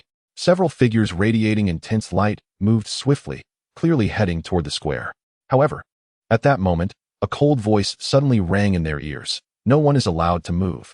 Chapter 41. A sword light. Upon hearing this indifferent voice, all the elders and peak masters immediately stopped in their tracks. Within the main peak of the Sword Dao Peak, a stout middle-aged man in a yellow robe changed his expression several times before anxiously saying, Sectmaster, this figure's strength is clearly far beyond that of Yuxian. If we don't intervene, Yuxian may be in mortal danger. It turned out that the speaker was none other than the sect master of the Windazong. The sect master's voice rang out again. When the disciple named Jiang Yun was in danger, why didn't you go to help? The yellow-robed man was taken aback and replied, He cannot be compared to Yuxian. Moreover, he might be from the 10,000 Savage Mountains, possibly a spy sent by the demon clan. Wei Shidi, do you have any evidence? Upon hearing this, the yellow-robed man was left speechless, and the others dared not speak either. They believed that Jiang Yun came from the 10,000 Savage Mountains was merely speculation. How could there be any evidence proving he was a spy sent by the demon clan? Although the sect master's voice fell silent, These people naturally did not dare to move, except for the white-haired elder on the 100 Beasts Peak, who exhaled a long breath, although his figure had never moved. Meanwhile, on the square, facing the fully unleashed power of Feng Yuxian, a vague figure suddenly manifested a blurred sword shadow in its hand and casually waved it towards Feng Yuxian. The nonchalant gesture was as if it were swatting away a fly, not even stirring a breeze. However, Feng Yuxian's expression changed again, because in the moment the figure waved its sword, he clearly felt a terrifying sword aura, vast as the sky, completely enveloping his body, and even with all his strength, he could not break free by even a fraction. In fact, as long as this sword aura wished, it could easily chop him into countless pieces. His current state resembled that of Jiang Yun, whom he had just suppressed not long ago. Finally, accompanied by an ear-piercing scream, the terrifying sword aura suddenly transformed into a violent whirlwind, engulfing Feng Yuxian and rushing towards the distant sky, the very direction he had just gazed upon when he appeared. Under everyone's watchful eyes, Feng Yuxian inexplicably vanished, or rather, he disappeared under the vague figure's casual sword wave. After his disappearance, the vague figure also vanished, leaving the many disciples on the square exchanging bewildered glances, all utterly confused. No one knew whether Feng Yuxian actively disappeared out of fear of the figure or was forced to vanish by some unknown technique employed by the vague figure. This question, perhaps only Feng Yuxian himself could answer. No, perhaps Jiang Yun could answer it too, as the vague figure clearly appeared after he burned a talisman. Thus, all eyes once again focused on Jiang Yun. Although Jiang Yun's face still bore no expression, a hint of shock appeared in his eyes. That talisman was naturally the substitute talisman given to him by his second senior sister, capable of saving his life. Jiang Yun, who was not accustomed to seeking help from others, had almost forgotten about the existence of the substitute talisman until the elder from 100 Beasts Peak spoke up to plead for him, prompting him to suddenly remember. However, he had not expected that this talisman would release a vague figure, and the figure's strength was terrifyingly powerful, especially that last casual sword wave. To others, it might not have appeared as anything, but in Jiang Yun's eyes, it was filled with a white sword light as bright as a silk ribbon, nothing else. As for the origin of that figure, he was equally in the dark. He only knew it was definitely not his second senior sister. In any case, this substitute talisman truly saved his life, bringing a hint of warmth to his heart. Gritting his teeth, Jiang Yun stood up from the ground, forcefully took a step forward, and once again approached the stunned Feng Ruolin, coldly stating, "Tell me, where is Xiaoyu?" The most confused person at this moment was indeed Feng Ruolin. In her heart, her brother was the strongest existence, omnipotent, yet now he had inexplicably been made to vanish by a vague figure. Hearing Jiang Yun's words, Feng Ruolin's body trembled slightly, finally pulling her gaze back from the horizon to look at Jiang Yun. Although her eyes still held a deep resentment, there was no longer any contempt. Especially upon seeing Jiang Yun's body stained with blood, her body couldn't help but tremble again. Without her brother's protection, how could she still dare to be arrogant? Thus, she could only grit her teeth and helplessly say, "I sent her to the beast-trapping forest to help me catch a Qingguang wolf." The beast-trapping forest. Jiang Yun's eyes suddenly burst forth with a cold gleam, piercing like substance and fiercely stabbing into Feng Ruolin's eyes, making her dare not meet his gaze. Fortunately, after a moment, the cold gleam in Jiang Yun's eyes disappeared, and he turned to leave, only leaving behind the echo of his voice in her ears. "If anything happens to Xiaoyu, I will make you pay double." Facing the direction of 100 Beasts Peak, Jiang Yun clasped his hands together and bowed deeply. After straightening his body, he slowly walked towards the mountain gate of Windazong. Although he was nearly exhausted, both physically and spiritually, with significant injuries within him, his steps did not pause at all, because he had to rush to the beast-trapping forest immediately. Although there were only 5 or 6 peaks within Windazong, the sect was built on the mountains, surrounded by continuous mountain ranges. With mountains, there are naturally forests. The beast-trapping forest is a forest growing on the mountains. This forest is vast, and it is called the beast-trapping forest because many fierce beasts gather within it. Although the number of fierce beasts inside cannot be compared to the 10,000 savage mountains, it is certainly not a place anyone can enter at will. In fact, Windazong has set up powerful restrictions throughout the entire forest, leaving only one entrance for human beings to enter and exit, designating this forest as a training ground for the sect's disciples. Especially for 100 Beasts Peak, the significance of the beast-trapping forest is even greater. Pets of both inner and outer disciples need to be captured from the beast-trapping forest. However, even the disciples of 100 Beasts Peak do not dare to venture too deep into the forest, only lingering around the outskirts, because the deeper one goes, the stronger the fierce beasts become. Yet now, Lu Xiaoyu, a mere second-level pulse disciple, had been tricked by Feng Ruolin into the beast-trapping forest to catch a Qingguang wolf. No wonder she said earlier that even if Jiang Yun knew Lu Xiaoyu's whereabouts, it would be useless for him to rush over. Moreover, the beast-trapping forest was not far from Windazong.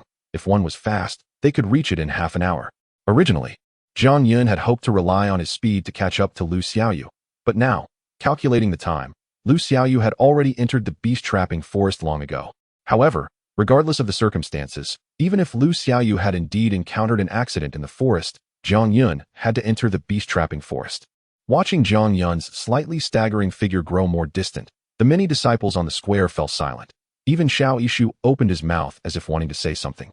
But in the end, he shook his head and remained silent, allowing Jiang Yun to disappear from everyone's sight.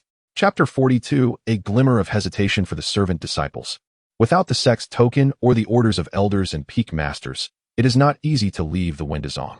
Therefore, when Jiang Yun's figure appeared at the mountain gate of Windazong, two gatekeeping disciples were about to step forward to stop him. But a voice that suddenly rang in their ears made them retract their steps, allowing Jiang Yun to walk out of the sect's gate. Jiang Yun naturally did not notice the unusual behavior of the two gatekeeping disciples. Once he stepped out of the mountain gate, he continued walking along the mountain path until he confirmed that no one could see him. At that point, he slightly swayed his body and then stumbled, sitting down on the ground.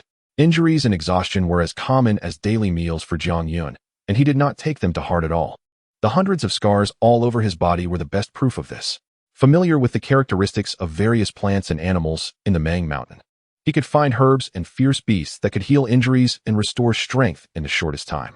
So at this moment, he was panting heavily while habitually scanning his surroundings. However, after surveying the area, a bitter smile appeared on Jiang Yun's face. This was outside the mountain gate of Windazong. And although there were not many people coming and going, how could there be any herbs here? Helplessly retracting his gaze, Jiang Yun then looked down at his body. His sternum and ribs were broken in half, and there was a hole on his left chest just an inch away from the heart. Furthermore, his internal organs were slightly displaced, indicating that he had internal injuries. Such injuries might pose a life-threatening risk to others, but for Jiang Yun, it was not a big deal and would not threaten his life. However, the repeated confrontations with Feng Yuxuan had left him utterly exhausted, making it extremely difficult to even move a finger. What he should do now was to return to the Cangfeng and rest for a while. But he knew he had no time to rest, and must hurry to the beast-trapping forest to find Lu Xiaoyu. Taking a deep breath, Jiang Yun gritted his teeth and pushed himself up with his hands, trying his best to stand up again. But at that moment, his vision blurred, and an elderly man with white hair suddenly appeared in front of him. The man's face was covered in wrinkles, and his murky eyes were fixed on Jiang Yun, revealing a hint of appreciation deep within. Seeing the old man who had appeared without him noticing, Jiang Yun's face showed a wary expression. Fortunately, the old man spoke calmly. I am Sha Jingshan, one of the elders of the 100 Beasts Peak. Upon hearing the old man's voice and his identity, Jiang Yun immediately understood. Sha Jingshan must be the elder who had been paying attention to Lu Xiaoyu and intended to take her as a disciple. It was also this elder who had spoken up for him when Feng Yuxuan was about to kill him. The sudden appearance of Sha Jingshan in front of him stirred Jiang Yun's heart, and he immediately struggled to say, Thank you for your help just now, Senior Sha.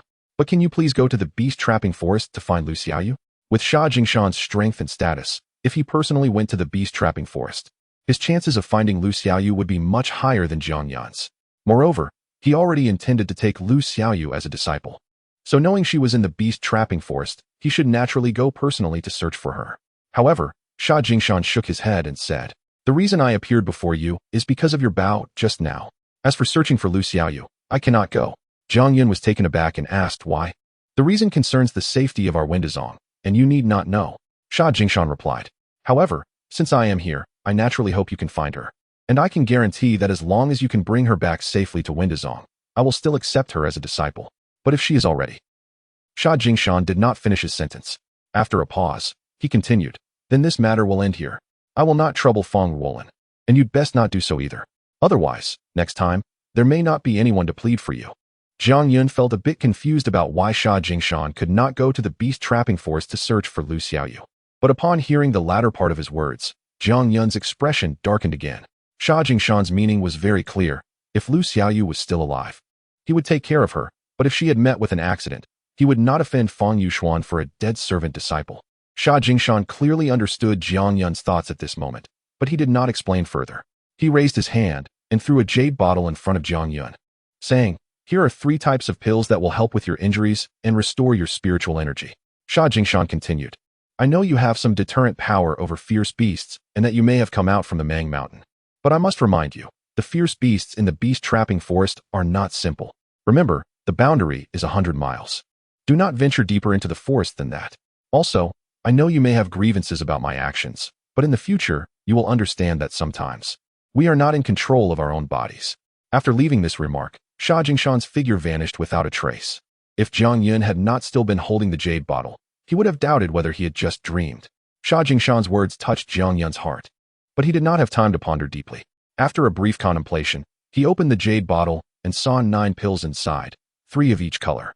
Jiang Yun poured out the 3 differently colored pills. Although he did not know the names or specific effects of these pills, he could roughly guess their purpose by smelling them slightly at his nose. 1 was for treating bone injuries, 1 for treating internal injuries, and 1 for restoring spiritual energy. Muttering to himself, Jiang Yun unhesitatingly swallowed the 3 pills. He indeed needed to recover his strength quickly so that he could enter the beast-trapping forest and find Lu Xiaoyu. As for whether Sha Jingshan had done anything to the pills, Jiang Yun was not worried at all, because with Sha Jingshan's strength, if he really wanted to deal with him, he wouldn't need to go through so much trouble. As the pills entered his mouth, they immediately transformed into 3 warm currents that dispersed within Jiang Yun's body. Just a moment later, he leaped up from the ground. Although the effects of the pills were good, they could not restore Jiang Yun to his original state in such a short time. They only allowed him to regain a little spiritual energy, giving him some strength to move. As Jiang Yun rushed toward the beast-trapping forest, he recalled the entire sequence of events in his mind, and his expression grew increasingly dark. Originally, Jiang Yun thought that Feng Ruolin had simply deceived Lu Xiaoyu into carrying out a mission, wanting to expel her from the sect. But now he finally understood that Feng Ruolin was not merely trying to drive Lu Xiaoyu out of Windazong. Her true intention was to kill Lu Xiaoyu. Lu Xiaoyu and Feng Ruolin had no grievances against each other. It was only because Sha Jingshan had taken a liking to Lu Xiaoyu, who might replace Feng Ruolin as an inner disciple. Yet, because of this trivial matter, Feng Ruolin was willing to kill Lu Xiaoyu. This made Jiang Yun recall what Feng Yuxuan had said to him earlier: rules and regulations only apply to the weak, as long as one is strong enough. They can trample any rules underfoot. This statement undoubtedly held significant meaning for Jiang Yun. He came from the Mang Mountain, where the rules of the Mang Mountain were strictly observed by every village. Even the powerful Feng village did not dare to violate them. Thus, for Jiang Yun, adhering to the rules was like a strict law deeply imprinted in his mind. However, after witnessing the actions of the Feng siblings and the attitudes of the peak masters and elders within Windazong, Jiang Yun's long-held belief in this law finally wavered. Trample the rules underfoot. Can it be understood that as long as I am strong enough, what I say becomes the rule, and even I become the rule? Jiang Yun clenched his fists tightly, and a resolute expression appeared on his slightly immature face. Deep within his heart, an indescribable emotion surfaced. Although it wasn't strong, it ignited his eyes like a spark. Chapter 43. Below the 7th rank, the Beast Trap Forest covers over 1,000 miles and is surrounded by formations and restrictions set by the Windazong, leaving only one entrance. From a distance, this entrance looks like a wide-open mouth, ready to swallow any life that dares to enter the forest. As a training ground for the Windazong, while it is not forbidden for disciples to enter, only outer disciples dare to venture deep inside, and most choose to go in groups. At this moment, a number of outer disciples have gathered at the entrance, chatting and laughing in small groups, easily identifiable by the tokens hanging from their waists, which indicate they come from the 5 peaks of Windazong. The reason for their gathering here is to wait for their companions. After all, having one more person increases safety. Why hasn't Senior Brother Wang arrived yet? Once he is here, we'll have enough people. What about Junior Brother Li? He said he would enter the Beast Trap Forest today. He wouldn't be too scared to come, would he? It's almost time. The 5 of us should be enough. Should we just go in without waiting? Suddenly, the noisy crowd quieted down as Jiang Yun's figure appeared before everyone. When they saw Jiang Yun's disheveled appearance and the gray servant robe he wore, contempt appeared on their faces, and discussions broke out again. Who is this person? A servant disciple dares to enter the Beast Trap Forest? Look at his pitiful state. It seems like he just got beaten up badly. Is he really looking for death by entering the Beast Trap Forest? He could just jump off any mountain to die. It's much better than being eaten by those ferocious beasts and ending up with no corpse left. Jiang Yun ignored the discussions around him. his gaze fixed on the dark entrance of the beast-trap forest. Without pausing, he stepped past the crowd and walked into the forest.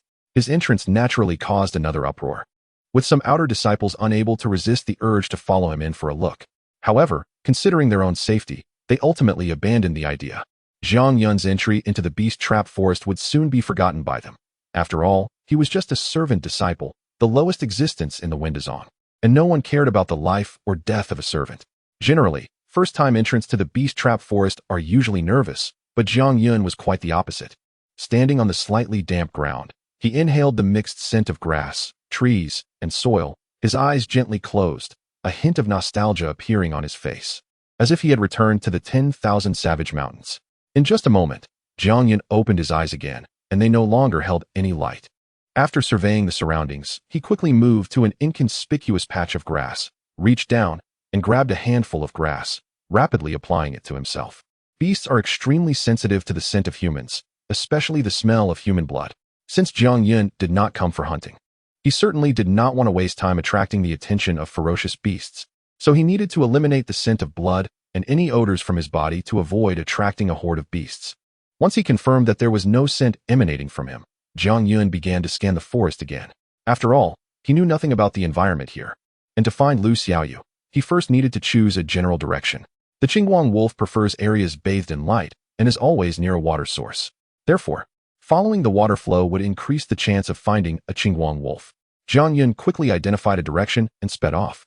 It must be said that although the beast-trap forest cannot be compared to the 10,000 savage mountains, as Zhang Yun ventured deeper, he indeed encountered quite a number of ferocious beasts. Relying on his understanding of various beast habits, Zhang Yun was able to easily avoid these beasts. However, as he observed them, a question arose in his mind. The beast-trap forest has disciples entering almost every day. Even if the disciples are not strong, overall, the probability of ferocious beasts dying should be greater than that of Windazong disciples. Over the years, the number of beasts here should have significantly decreased. Yet there are still so many. In the savage mountains, each village must regularly hunt ferocious beasts to survive, but regardless of the village, the hunting is done with great restraint. Simply put, they never wipe out all the beasts and will not continuously hunt in the same area. Thus, Zhang Yun found the situation in the beast-trap forest puzzling. However, he didn't dwell on it too much. After all, Windazong is a sect focused on cultivation, and with disciples from the 100 Beasts Peak who excel in taming beasts, perhaps they have special methods to ensure the number of ferocious beasts does not drastically decrease. But the deeper he went, the more questions Zhang Yun had, because not only were there numerous ferocious beasts, but the levels of the beasts he encountered also remained within a fixed range. All of them were below the 7th rank. In Windazong, the differences in status and rank create clear distinctions in where disciples live, but this is not the case for ferocious beasts. As the saying goes, one mountain cannot accommodate 2 tigers, but it doesn't mean that aside from one tiger, there are no other ferocious beasts in the mountain. Most ferocious beasts live mixed together. In the savage mountains, Zhang Yun had even encountered situations where 9th-ranked beasts and 1st-ranked beasts lived together. However, in the beast-trap forest, after walking 2 or 3 dozen miles, although it was not deep, he definitely should not be encountering all ferocious beasts below the 7th rank. Especially in several places Zhang Yun passed, which were extremely suitable for several types of 7th-rank ferocious beasts to inhabit, he did not see a single 7th-rank beast. This made Zhang Yun fall into deep thought, but he ultimately concluded that the answer to his question lay within Windazong, particularly in the earlier words of Shajing Mountain, which cautioned against venturing deeper into the forest for 100 miles. It should be that Windazong used some special method to bind all beasts above the 7th rank beyond 100 miles from the forest, and this was naturally to protect the disciples who entered here. After all, 7th-rank beasts are equivalent to the 7th level of meridian opening, which happens to be the realm that outer disciples possess. Thus, Zhang Yun continued to delve deeper into the beast-trap forest along the direction he had set, until he finally caught sight of a Qingguang wolf. Upon seeing this Qingguang wolf, Zhang Yun's eyes brightened. As a pack-hunting beast, the Qingguang wolf could not be out hunting alone. Behind it must be their den. Zhang Yun's heart involuntarily began to race, and after forcing himself to calm down, he silently circled around the Qingguang wolf like a ghost. In just a moment, Zhang Yun found himself standing in the den of the Qingguang wolves. Though there were at least 100 adult Qingguang wolves surrounding him, none dared to move under the powerful aura he exuded. They all lay quietly on the ground, trembling. Soon, Zhang Yun could ascertain that Lu Xiaoyu had not been here. This result did not ease his mood in the slightest. Instead, it became heavier, as he had completely lost the lead in searching for Lu Xiaoyu. Without hesitation, Jiang Yun immediately withdrew and changed directions, continuing his search within the beast trap forest. This search lasted a full 3 days. After 3 days, with blood-red eyes, Jiang Yun stood in a place where an endless, blood-like red light shone beneath him. This red light was made up of countless blood-red forbidden characters. The dense forbidden characters alone were enough to make one feel a tingling sensation on their scalp and their mind tremble. This red light was set up by the experts within Windazong, and its existence served as a warning. For where the red light lay marked the boundary of 100 miles within the beast trap forest. Crossing the red light meant stepping into another forbidden area, a place that was extremely dangerous for all disciples of Windazong. In these 3 days, Jiang Yun has searched the entire 100-mile range of the beast trap forest and even asked several ways of outer disciples, but still found no trace of Lu Xiaoyu. At this point, he himself is well aware that Lu Xiaoyu is likely in grave danger, yet he still refuses to give up, which is why he has come to this boundary of 100 miles. With a sudden rip, Jiang Yun reached out and tore off his tattered gray robe, revealing the animal skin he wore underneath, and stepped across the red light. Chapter 44. Not simple. As soon as Jiang Yun crossed the boundary of the red light, it was as if he had entered another world. Not only did the surroundings suddenly darken, but a chilling wind, mixed with a stench of decay and blood, began to swirl around him, accompanied by eerie, wailing sounds. This abrupt change did not instill any fear in Jiang Yun. Though his expression remained impassive, his lively eyes sparkled with intensity, and his body slightly hunched, exuding an aura of a ferocious beast ready to pounce. In the 3 days that followed, while Jiang Yun had been tirelessly searching for Lu Xiaoyu's whereabouts, he also found several herbs and fruits, and even hunted a ferocious beast, managing to restore his physical strength to its peak state. Moreover, his internal injuries had healed significantly. No one knew that aside from his formidable physique, his self-healing ability was frighteningly fast, thanks to 16 years of medicinal baths. Maintaining this posture and state, Jiang Yun moved like a wisp of smoke, continuing deeper into the beast-trapping forest. The number of ferocious beasts here was noticeably fewer than within 100 miles, but the beasts he encountered were all above level 7. This situation confirmed his earlier conjecture that the beast-trapping forest indeed contained only beasts above level 7, confined to the area beyond 100 miles. Naturally, Jiang Yun felt no fear towards these beasts. He had killed level 9 beasts in Mang Mountain, and had it not been for his constant concern for Lu Xiaoyu, he might have hunted a few more beasts, as those above level 7 were treasures in their own right. Especially when a beast reached level 7, it could condense a beast core within, which was a necessary material for refining certain elixirs. However, he was not in the mood to collect beast cores. He was still desperately searching for Lu Xiaoyu's trace, so he avoided the ferocious beasts as much as possible. Unbeknownst to him, a day had passed since he crossed the boundary of the red light, and he found himself in front of a sizable swamp. As before, Jiang Yun casually scanned the swamp, but at that moment, his body trembled violently. Among the decaying leaves covering the swamp, he spotted something. This object shattered the last glimmer of hope in his heart and caused his body to tremble uncontrollably. It was a sachet. Although it was tattered and stained with blood, Jiang Yun recognized it at a glance. It was Lu Xiaoyu's sachet, one he had even worn before. Xiaoyu. He reached out and grasped the sachet tightly in his hand, closing his eyes, as if he had turned into a statue, motionless. Jiang Yun viewed death with indifference. But that was only for himself. It did not mean he took the death of others lightly. On the contrary, he placed greater weight on the death of his loved ones. In Mang Mountain, death was unavoidable, and one could not know if they would return alive after leaving the village. Over the past 16 years, Jiang Yun had witnessed the deaths of many people in Jiang Village, and each time filled him with sorrow. The more he saw, the more he could not accept it, which was why he worked so hard to become an alchemist. He wanted to use his insignificant power to reduce the deaths of the villagers as much as possible. Now, within the beast-trapping forest, his relentless search for Lu Xiaoyu was because he could not accept her death either. Yet, the sachet before him, along with the gray clothing fragments scattered around, was enough to indicate that Lu Xiaoyu was dead, devoured by a ferocious beast. Suddenly, several fist-sized bubbles emerged from the swamp, and beneath the countless decaying leaves, a pair of blood-red eyes quietly peeked out, fixated on the unmoving Jiang Yun. After a moment of silence, the decaying leaves suddenly burst into the air, as if a whirlwind had stirred beneath the swamp, revealing a creature about a foot long, which opened its massive jaws and lunged towards Jiang Yun. Boom! Jiang Yun, who had been as stiff as a stone, suddenly struck out, gripping the creature's neck and slowly lifting it up. The beast's blood-red eyes flashed with ferocity, and the hundreds of wounds on Jiang Yun's body began to tremble violently, a surge of overwhelming bloodthirst radiating from him. The creature he held was a crocodile-like ferocious beast, and Jiang Yun recognized it as a mud lizard, a level 7 beast that preferred to dwell in swamps. Although he did not know what beast had killed Lu Xiaoyu, since her sachet was left in this swamp, this mud lizard was inevitably involved. Die. As this word escaped Jiang Yun's lips, he exerted force with his hand gripping the mud lizard's neck, and with a crack, the level 7 mud lizard's neck was snapped by Jiang Yun's grip. Another dull sound echoed as Jiang Yun's other hand thrust into the mud lizard's belly.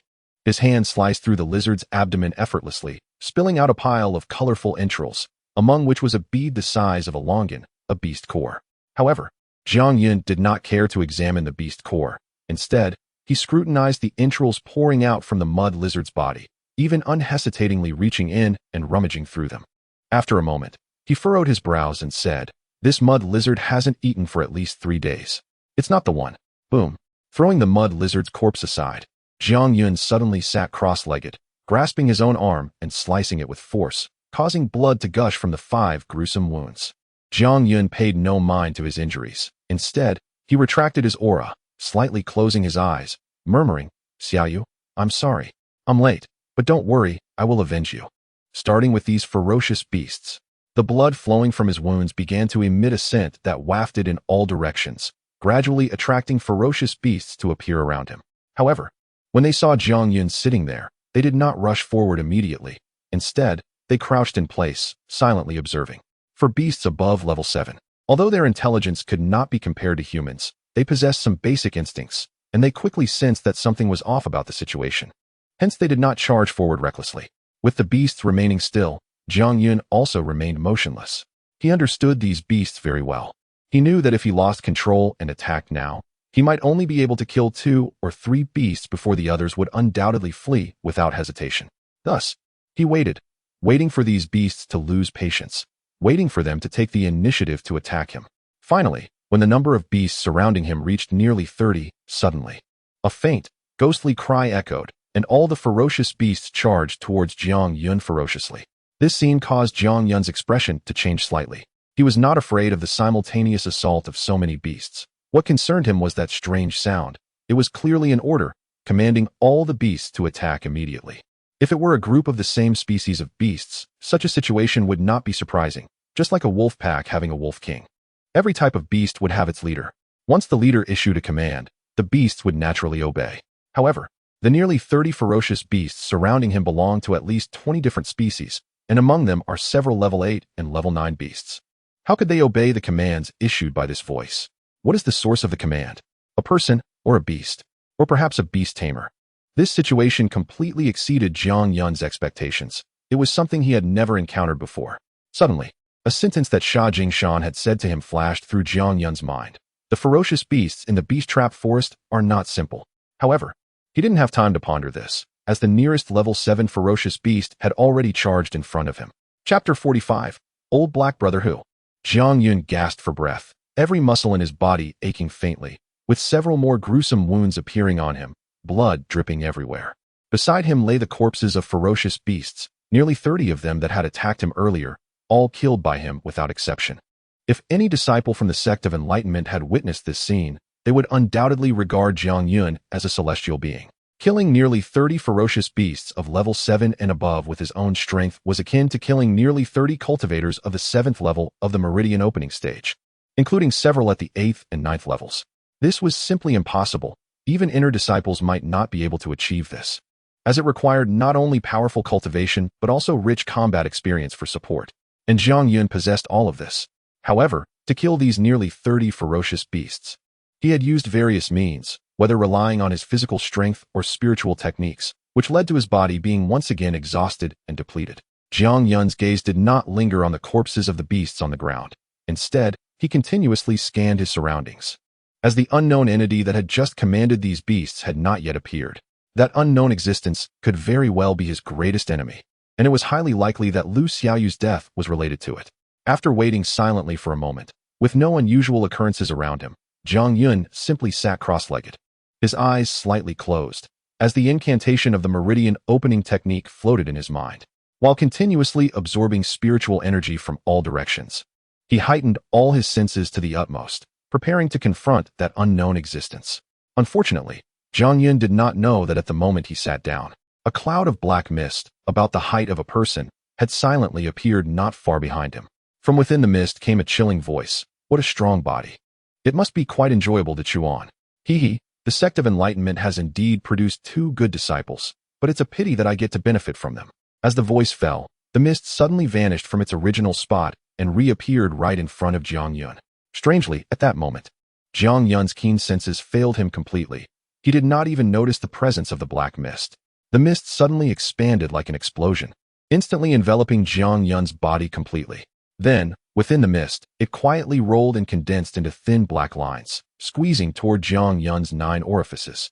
From a distance, it looked as if the mist had transformed into wriggling worms, desperately trying to invade Zhang Yun's body. However, just as these black lines made contact with Zhang Yun's body, they were suddenly repelled, as if some powerful force within him was preventing their entry.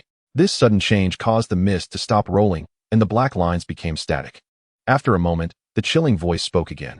I was wondering why this beast-skin kid looked somewhat familiar. So it's him. No wonder he could block me. This is troublesome. If I don't eat him, it would be a pity, but if I do eat him, who knows when that guy will come looking for me. The mist began to undulate continuously, seemingly reflecting the inner turmoil and hesitation of its owner. After a long while, the voice finally spoke again, letting out a long sigh. Forget it. Whether I eat 1 more or 1 less doesn't make much difference to me.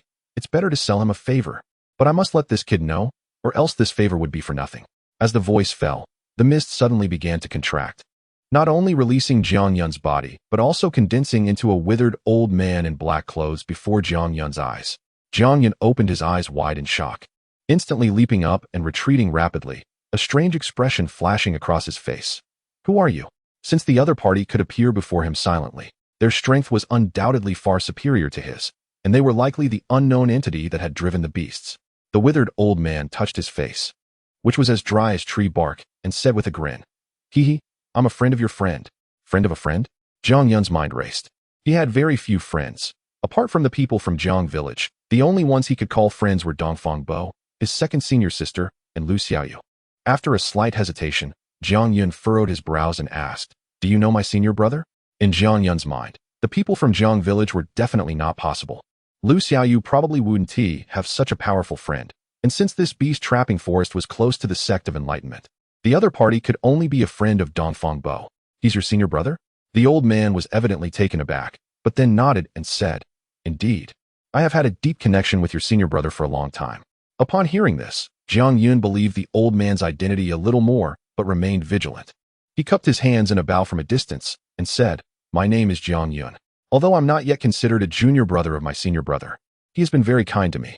Since you are a friend of my senior brother, you are naturally also my friend. May I ask how to address you?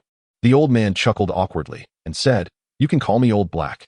Zhang Yun didn't mind this title at all, and didn't even pursue whether he was the one who had driven the ferocious beasts. With a flip of his wrist, a fragrant pouch appeared in his palm, and he hurriedly said, Old Black brother, have you seen the owner of this pouch? She is a little girl, around 12 or 13 years old, and like me, she is also a servant disciple of the sect of enlightenment. Old Black brother? The corner of Old Black's mouth twitched, clearly feeling quite strange about this title from Zhang Yun. However, after glancing at the pouch, he nodded and said, I have seen her. Zhang Yun felt his breath quicken. Is she still alive? Well, Old Black thought to himself, she is alive, but she is already in my belly. Am I supposed to spit her out? After hesitating for a moment, Old Black continued to ask, First tell me, what is your relationship with that little girl? She is my sister. Sister? The muscles on Old Black's face twitched again, and he felt like crying in his heart. Although he only told me to take care of this kid, he didn't mention that this kid had a sister. Now I've really suffered a loss.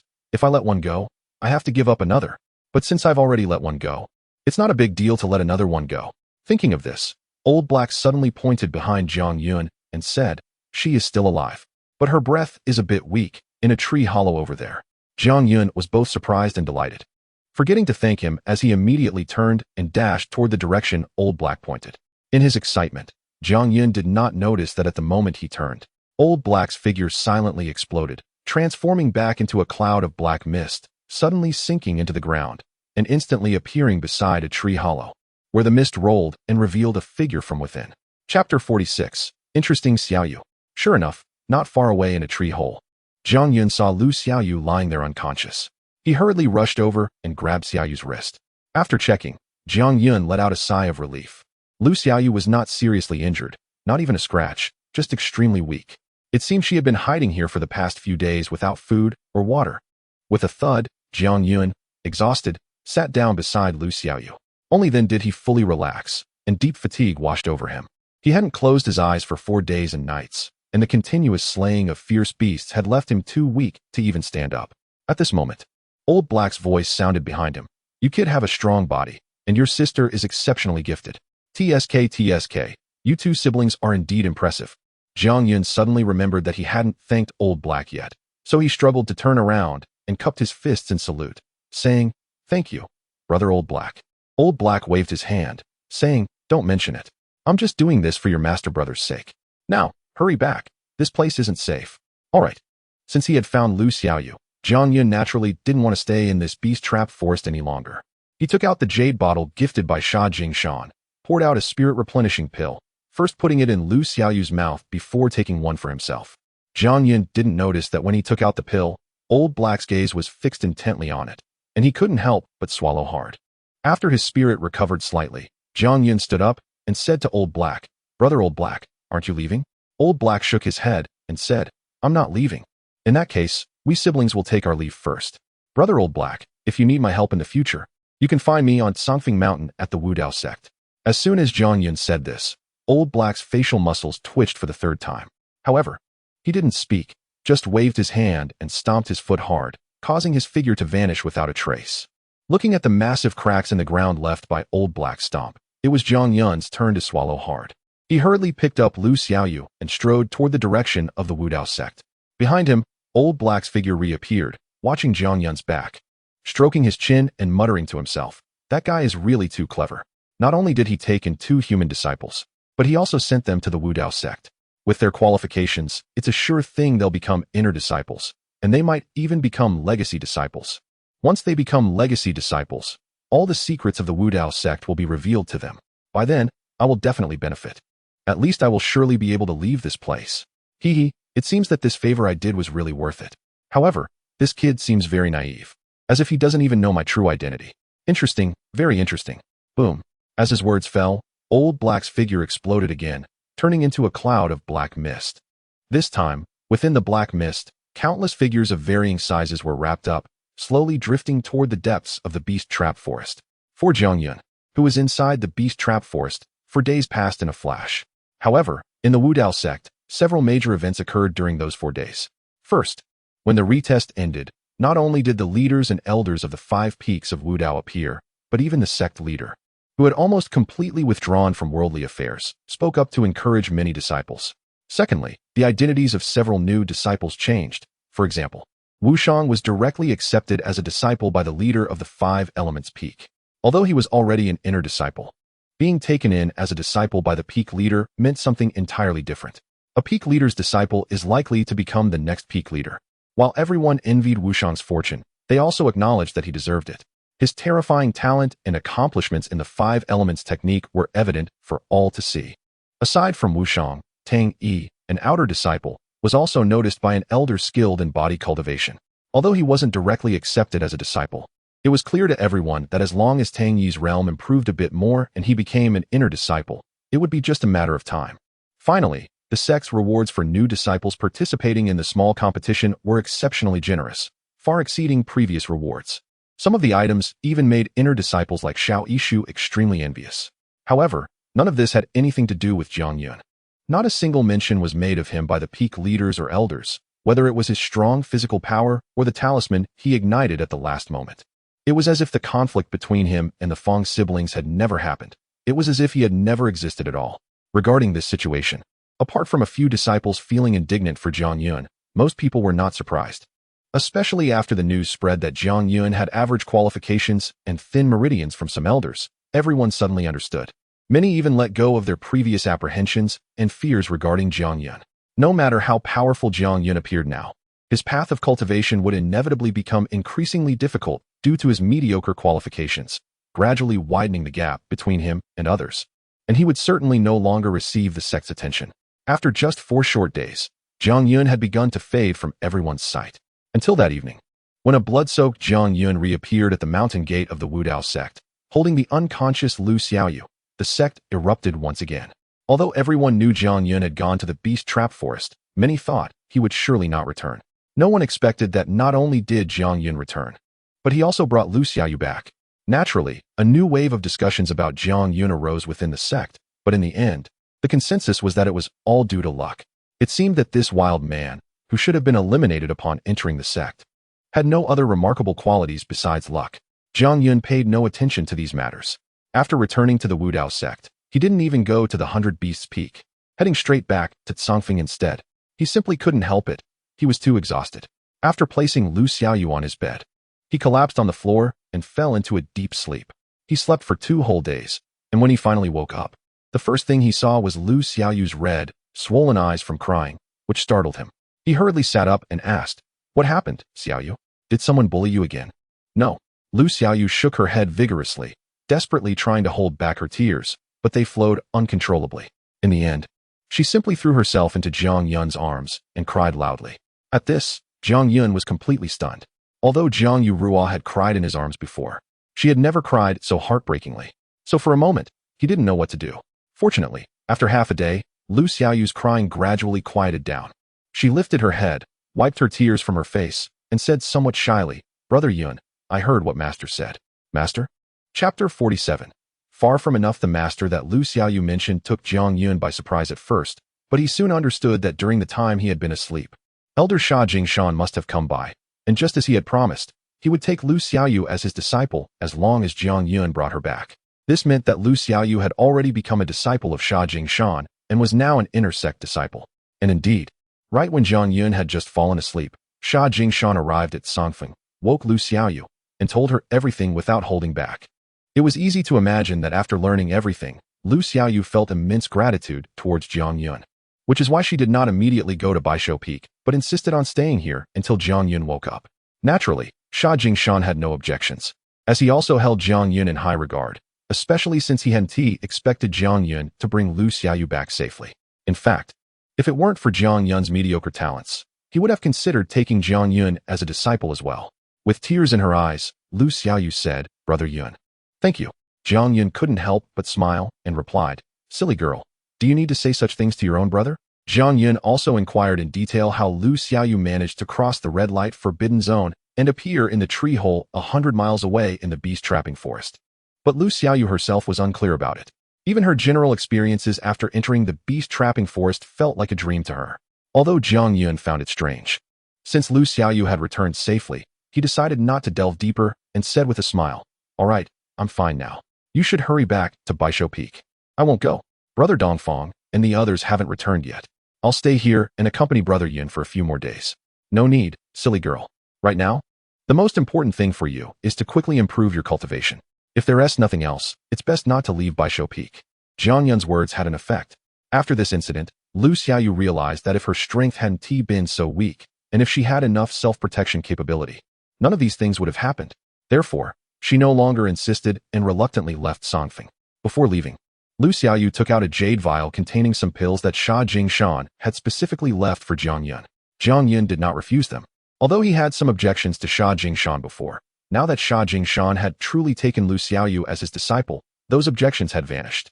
Standing atop Tsangfeng and watching Lu Xiaoyu's figure gradually fade away, Zhang Yun's smile also retracted.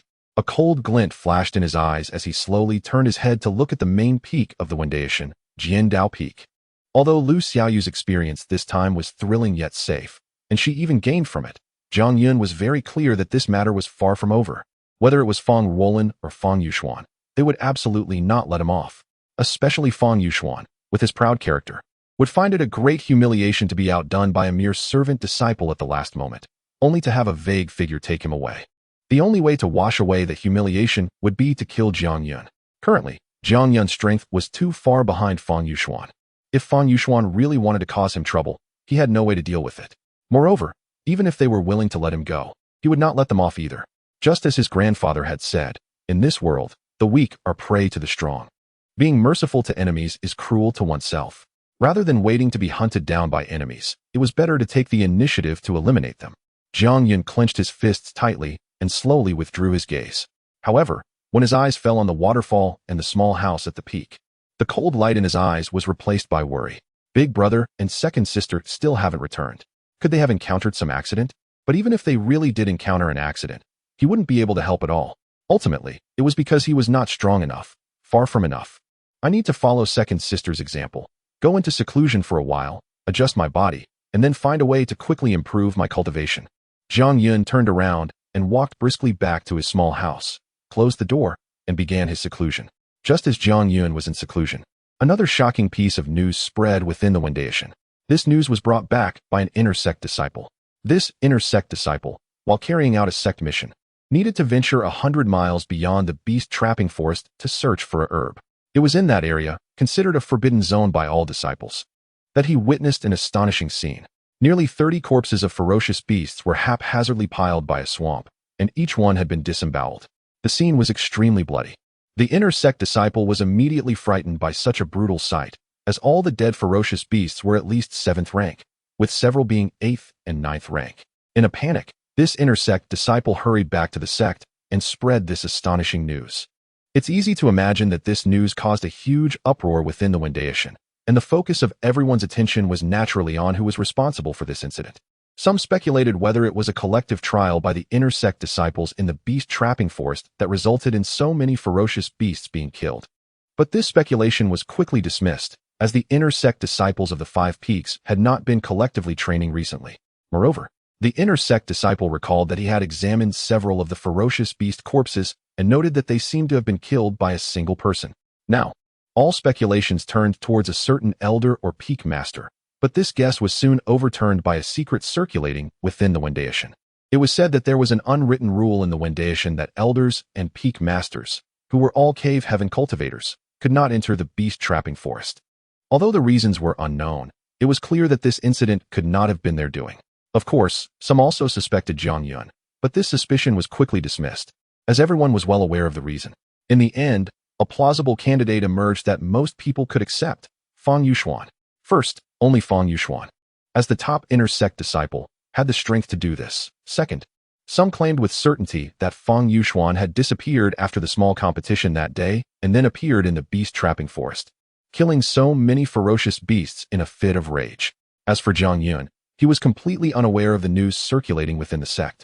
After 3 days of focused adjustment, he finally restored his physical condition to its peak, and his injuries had completely healed. Now, he was staring blankly at the 13 pills that appeared before him. These were all gifts from Sha Jingshan, totaling 18 pills. Jiang Yun had used 5, leaving the rest in front of him. Regarding becoming stronger, aside from following a regular training regimen, Jiang Yun also had a shortcut that others did not: a black stone. However, before that, he needed to figure out the effects and usage of the black stone. Initially, he had no items containing Dao intent to experiment with, but now with these pills, he at least had a few opportunities for trials. To be honest, despite being given by a cave heaven cultivator like Sha Jingshan, after careful examination, Jiang Yun really did not find them appealing. Therefore, even if he wasted them all, he wouldn't feel regret. Taking out a small compass, Jiang Yun began testing each of these pills one by one. Soon, results came in, but Jiang Yun was very dissatisfied with the results, as only 2 of the pills contained Dao intent. The probability of these pills containing Dao intent turned out to be so low that transforming the stone into water required at least 3 types of Dao intent, and he was still one short. Jiang Yun furrowed his brows tightly. He was a bit unwilling to give up just like that. But he couldn't go back to Sha Jingshan to ask for elixirs again. So where could he find the missing essence? After pondering for a moment, Jiang Yun's eyes suddenly lit up. With a flick of his wrist, 13 beast pills the size of Longan appeared in front of him. Chapter 48. 3 Ways of Dao Intention. These beast pills were naturally obtained by Jiang Yun from the bodies of nearly 30 fierce beasts he had killed in the beast trapping forest. However, his initial purpose for taking these beast pills was to use them for alchemy in the future. Now, since he had no items related to cultivation on him, he thought to try using these beast pills. After all, everything can cultivate the Dao, and that naturally includes fierce beasts. After a moment, Jiang Yun was stunned, staring blankly at the 13 beast pills in front of him, completely motionless. Because, astonishingly, every single one of these 13 beast pills contained Dao intention. This result was far beyond his expectations, to the point where he momentarily found it hard to believe. What was going on? Why did each beast pill contain Dao intention, while the pills and magical tools he had refined contained so little Dao intention? Now, Zhang Yun certainly could not find an answer to this question, so he quickly set it aside. He finally had enough Dao intention to experiment with the black stone. 15 Dao intentions meant, if his previous inference was correct, that he could conduct 5 experiments. However, it took Zhang Yun a long time to think about what to use for the experiments. The pills sent out by Shajing Mountain the second time were not particularly valuable. Aside from 3 qi-gathering pills, the remaining 6 were all food-restraining pills. As for the pills he had used to heal his injuries, he did not plan to use them for experiments, since his injuries had mostly healed, and even if they could enhance the pill's effectiveness, they wouldn't be useful for improving his cultivation. After pondering for a long time, Zhang Yun ultimately selected 2 food-restraining pills and 2 qi-gathering pills, although he could now actively absorb the spiritual energy of heaven and earth through his body. The qi-gathering pills could increase the quantity and speed of the spiritual energy he attracted, making them the most useful items for improving his cultivation at this moment. As for the food-restraining pills, which tripled their effectiveness, Zhang Yun was certain of this. He chose them also because his senior brothers were not at the hidden peak. Although he could look for food himself, he didn't want to waste time on that. Moreover, now that he was at the 7th level of meridian opening, the time he could go without food had also increased, and 2 food-restraining pills with tripled effectiveness were enough to sustain him for a month without eating or drinking. There was still one thing missing, but he had nothing else on him. After emptying all his belongings, Zhang Yun looked for a long time, but found nothing usable until his gaze landed on the storage ring. He wondered if he could put the ring into the water formed by the black stone. It was worth a try. After completing all the preparations, with a thought, the black stone appeared in his hand. Steadying his mind, Zhang Yun aimed the black stone at the 3 beast pills. Bang, bang, bang. 3 crisp explosions sounded as the 3 beast pills exploded simultaneously, releasing a wisp of light that flew into the black stone. Buzz. The black stone suddenly shone with a dim light, transforming into a vortex. He was right.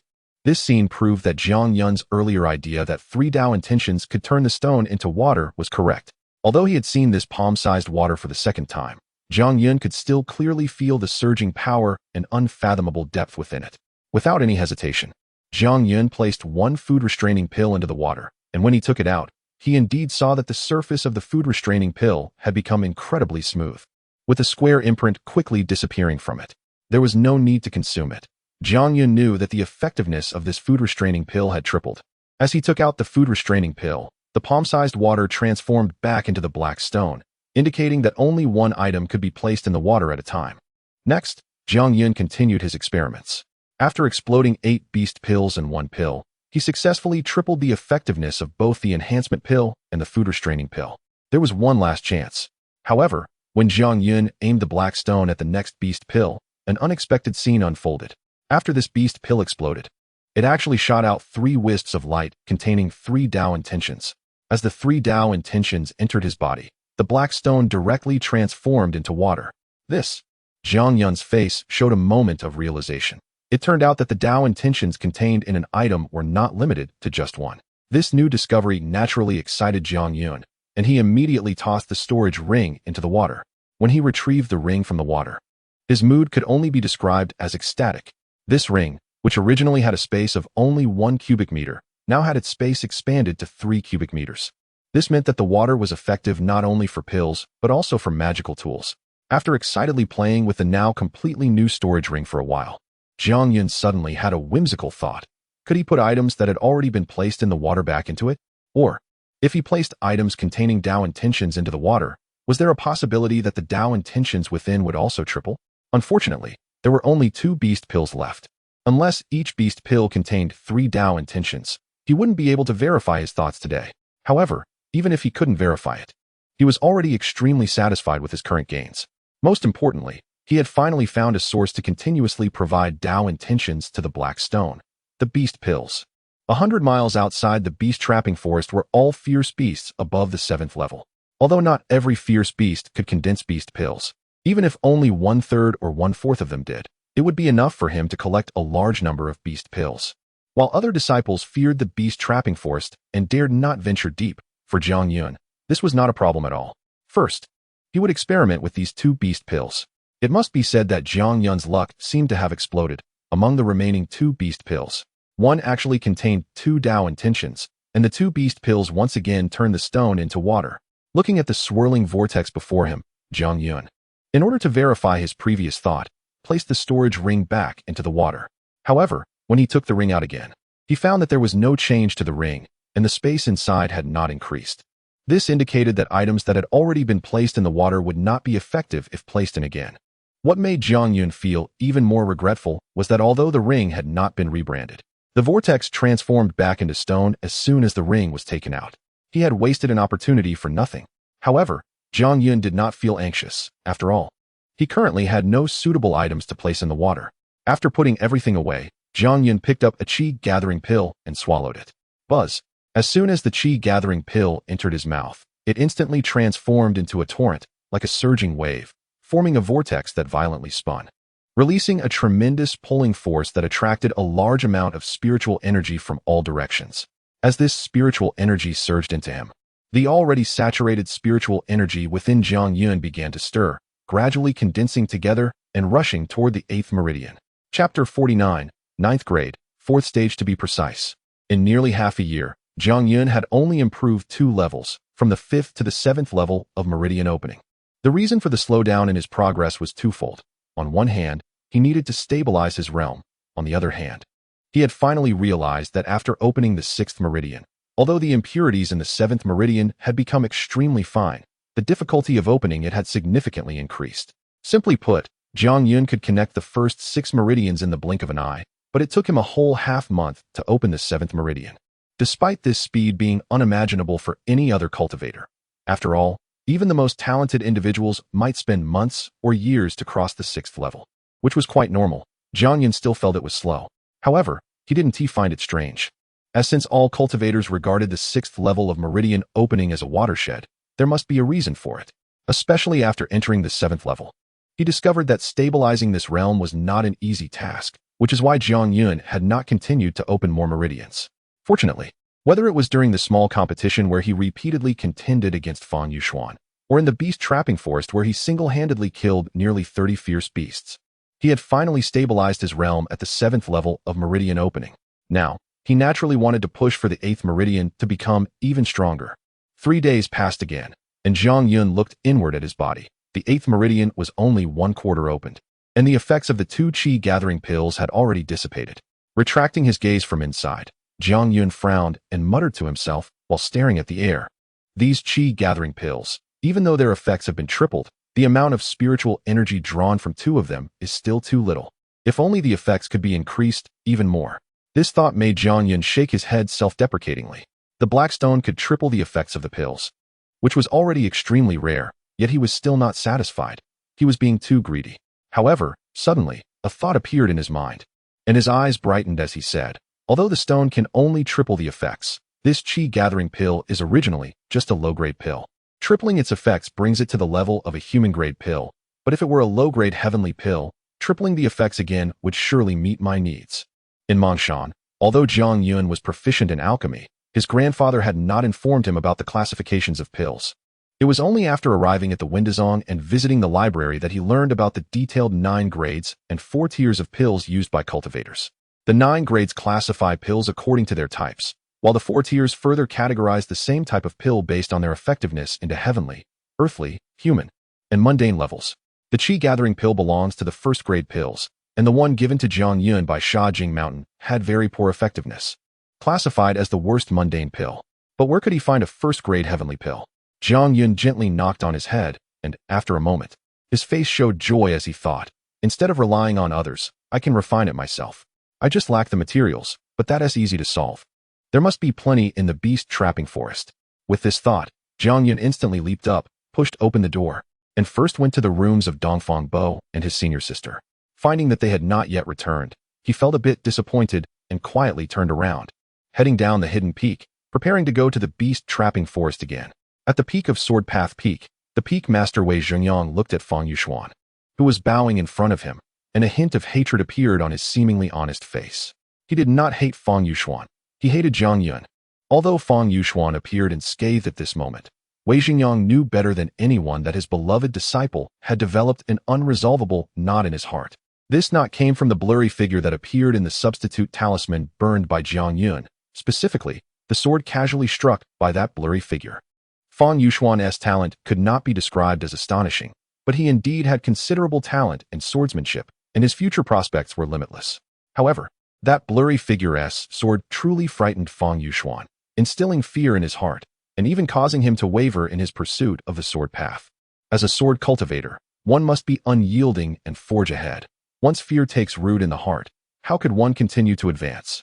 Moreover, for cultivators, regardless of the path they pursue, once a knot forms in their heart, it could easily turn into a demon when attempting to reach higher realms, obstructing their progress and even threatening their lives. Thus, Wei Xingyang hated Jiang Yun even more than Fang Yuxuan, and he was very anxious to help Fang Yuxuan untie his knot. Gently rubbing his forehead, Wei Xingyang suppressed the hatred on his face and spoke softly, "Yuxuan, don't mind that sword, don't think about it. Let go of all burdens and pursue your sword path with peace of mind."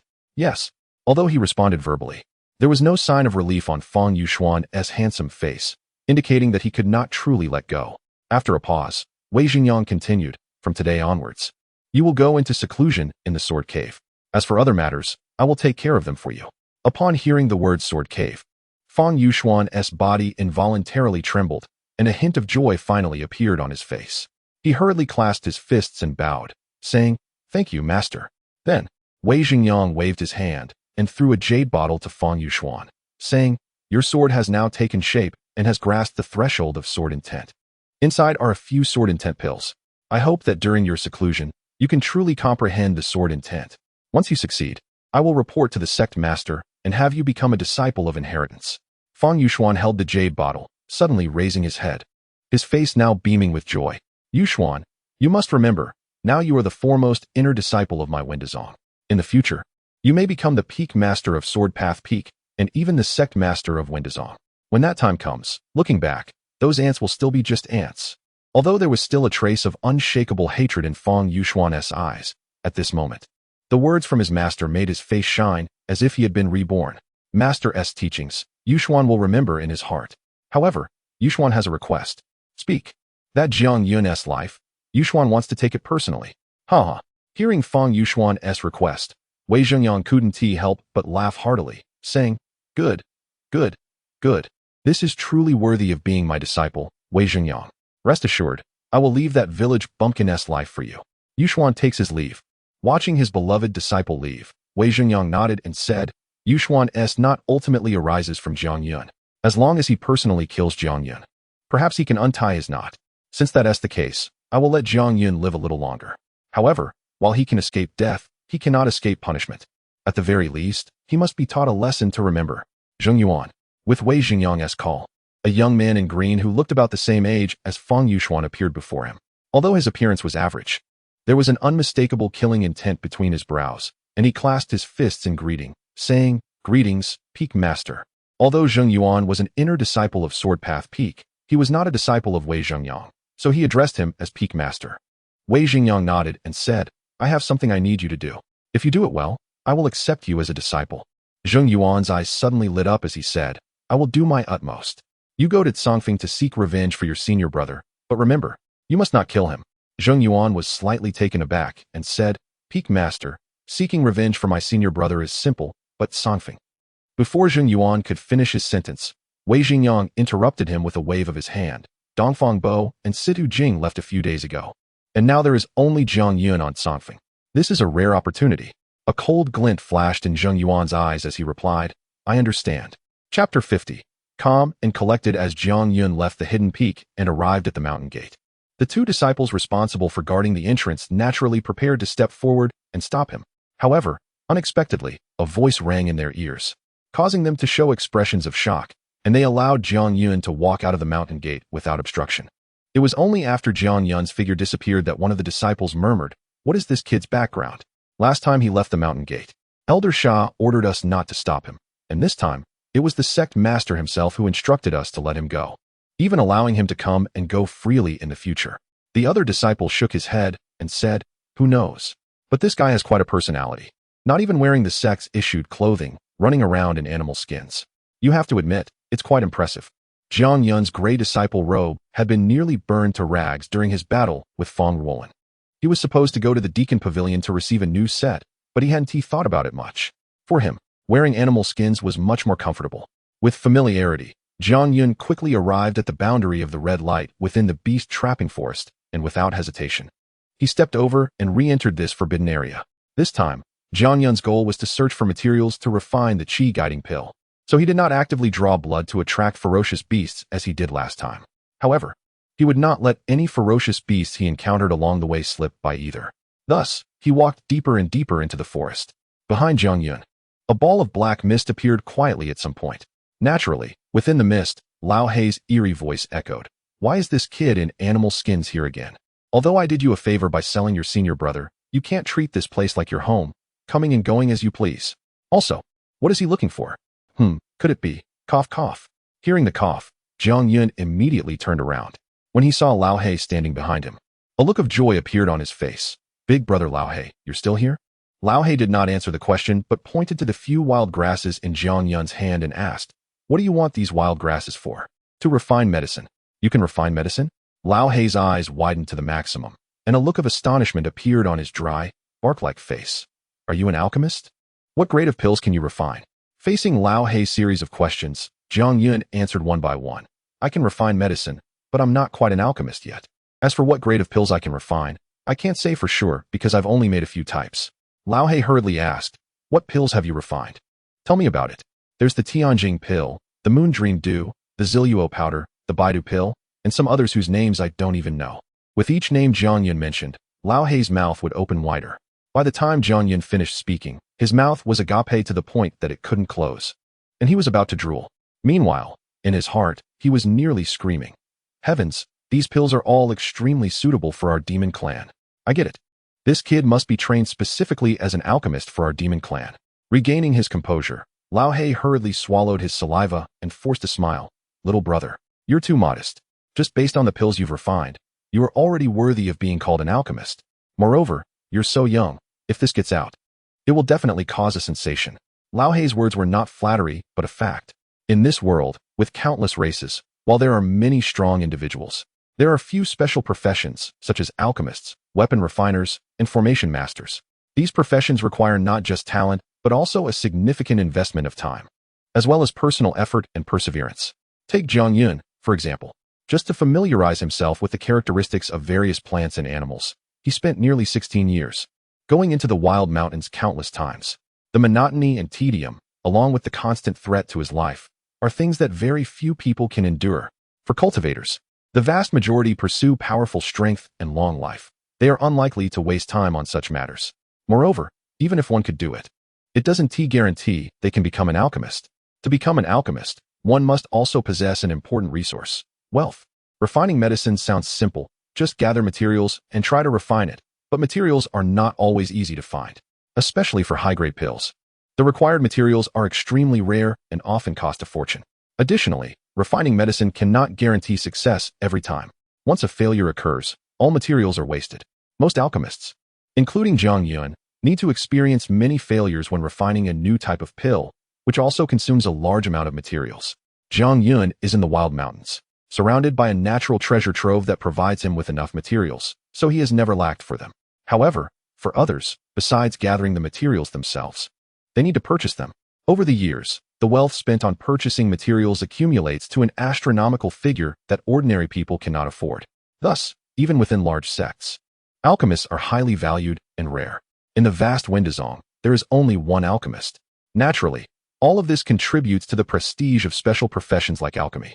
Any alchemist, in any region or among any race, will receive immense respect and preferential treatment. It's easy to imagine how shocked Lao Hei was when he learned that Jiang Yun, at such a young age, could refine so many pills. Jiang Yun himself did not think he was that remarkable. After all, he was inexperienced. Though he had read some books related to alchemy after joining the Windazong, that was about it. Most of his time had been spent on cultivation. At this moment, Lao Hei looked at Jiang Yun with a noticeably more eager gaze. Little brother, what pill are you planning to refine, and what materials do you need? I want to refine the qi guiding pill. As for the materials, I'm not too sure. Based on the smell and taste emitted by the qi guiding pill, I speculate that it should be the Qian Tsung Hua, the Fu Rong Qiu, and the Di Chin Chow. Jiang Yun's words made Lao Hei's mouth, which had just managed to close, open wide again. Without a recipe, simply by relying on the smell and taste, he could distinguish the materials of the pill. This skill was something he had never even heard of. Even advanced alchemists might not be able to do it. Swallowing hard, Lao Hei repeatedly reminded himself, calm down. Calm down. Maybe this kid is just talking nonsense. Lao Hei, you're an old demon. You can't be fooled by a few words from a human kid. No, I need to test him. With that thought, Lao Hei suddenly opened his palm, revealing a blue pill in his hand. Little brother, can you tell what materials this pill was made from? Chapter 51. I am not human. Old Hei intentionally did not reveal the name of the pill in his hand, naturally wanting to test whether Jiang Yun was lying.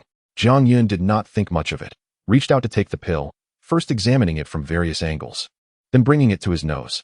After smelling it for a moment, he spoke. Mature spirit mushroom, Qingxi dew, and butterfly powder from the blue shadow butterfly. I can only identify these few ingredients. To know more specifically, I would have to taste it. However, since there is butterfly powder, this pill should be toxic. After saying this, Jiang Yun handed the pill back to the stunned Old Hei. Holding the pill, Old Hei's body couldn't help but tremble. At that moment, Jiang Yun, in his eyes, was no longer a human but a compilation of countless pills. Now he fully believed what Jiang Yun said. Although Jiang Yun did not mention all the ingredients included in this pill, the ones he did mention were correct. Little brother, no, Jiang brother. Old Hei excitedly hurriedly changed his address. Can I discuss something with you? Jiang Yun replied solemnly. Old Hei, you have helped me, so just say what you need. Old Hei nodded excitedly. Good. At a glance, Jiang brother is someone who values loyalty and gratitude. I won't be polite then. Can you refine some pills for me? Don't worry, I will provide all the necessary materials. Jiang Yun did not answer right away, but lowered his head in thought. Old Hei nervously watched Jiang Yun's expression, and seeing him silent, he hurriedly continued. Also, Jiang brother, if you want to refine a qi-inducing pill, I guess it's to open up your meridians, right? Since you can refine pills, why bother with such low-level pills? You might as well refine higher-level ones. Like the meridian opening pill. Of course, I can provide the materials for you. It's important to know that for both humans and beasts, seeking the help of an alchemist to refine pills requires a certain cost, in addition to providing materials. The higher the grade of the refined pill, the greater the cost required. But even so, it also depends on the alchemist's mood. So Old Hei was afraid Jiang Yun would refuse, which is why he kept offering conditions. Jiang Yun thought for a moment and said, helping you refine pills is certainly no problem.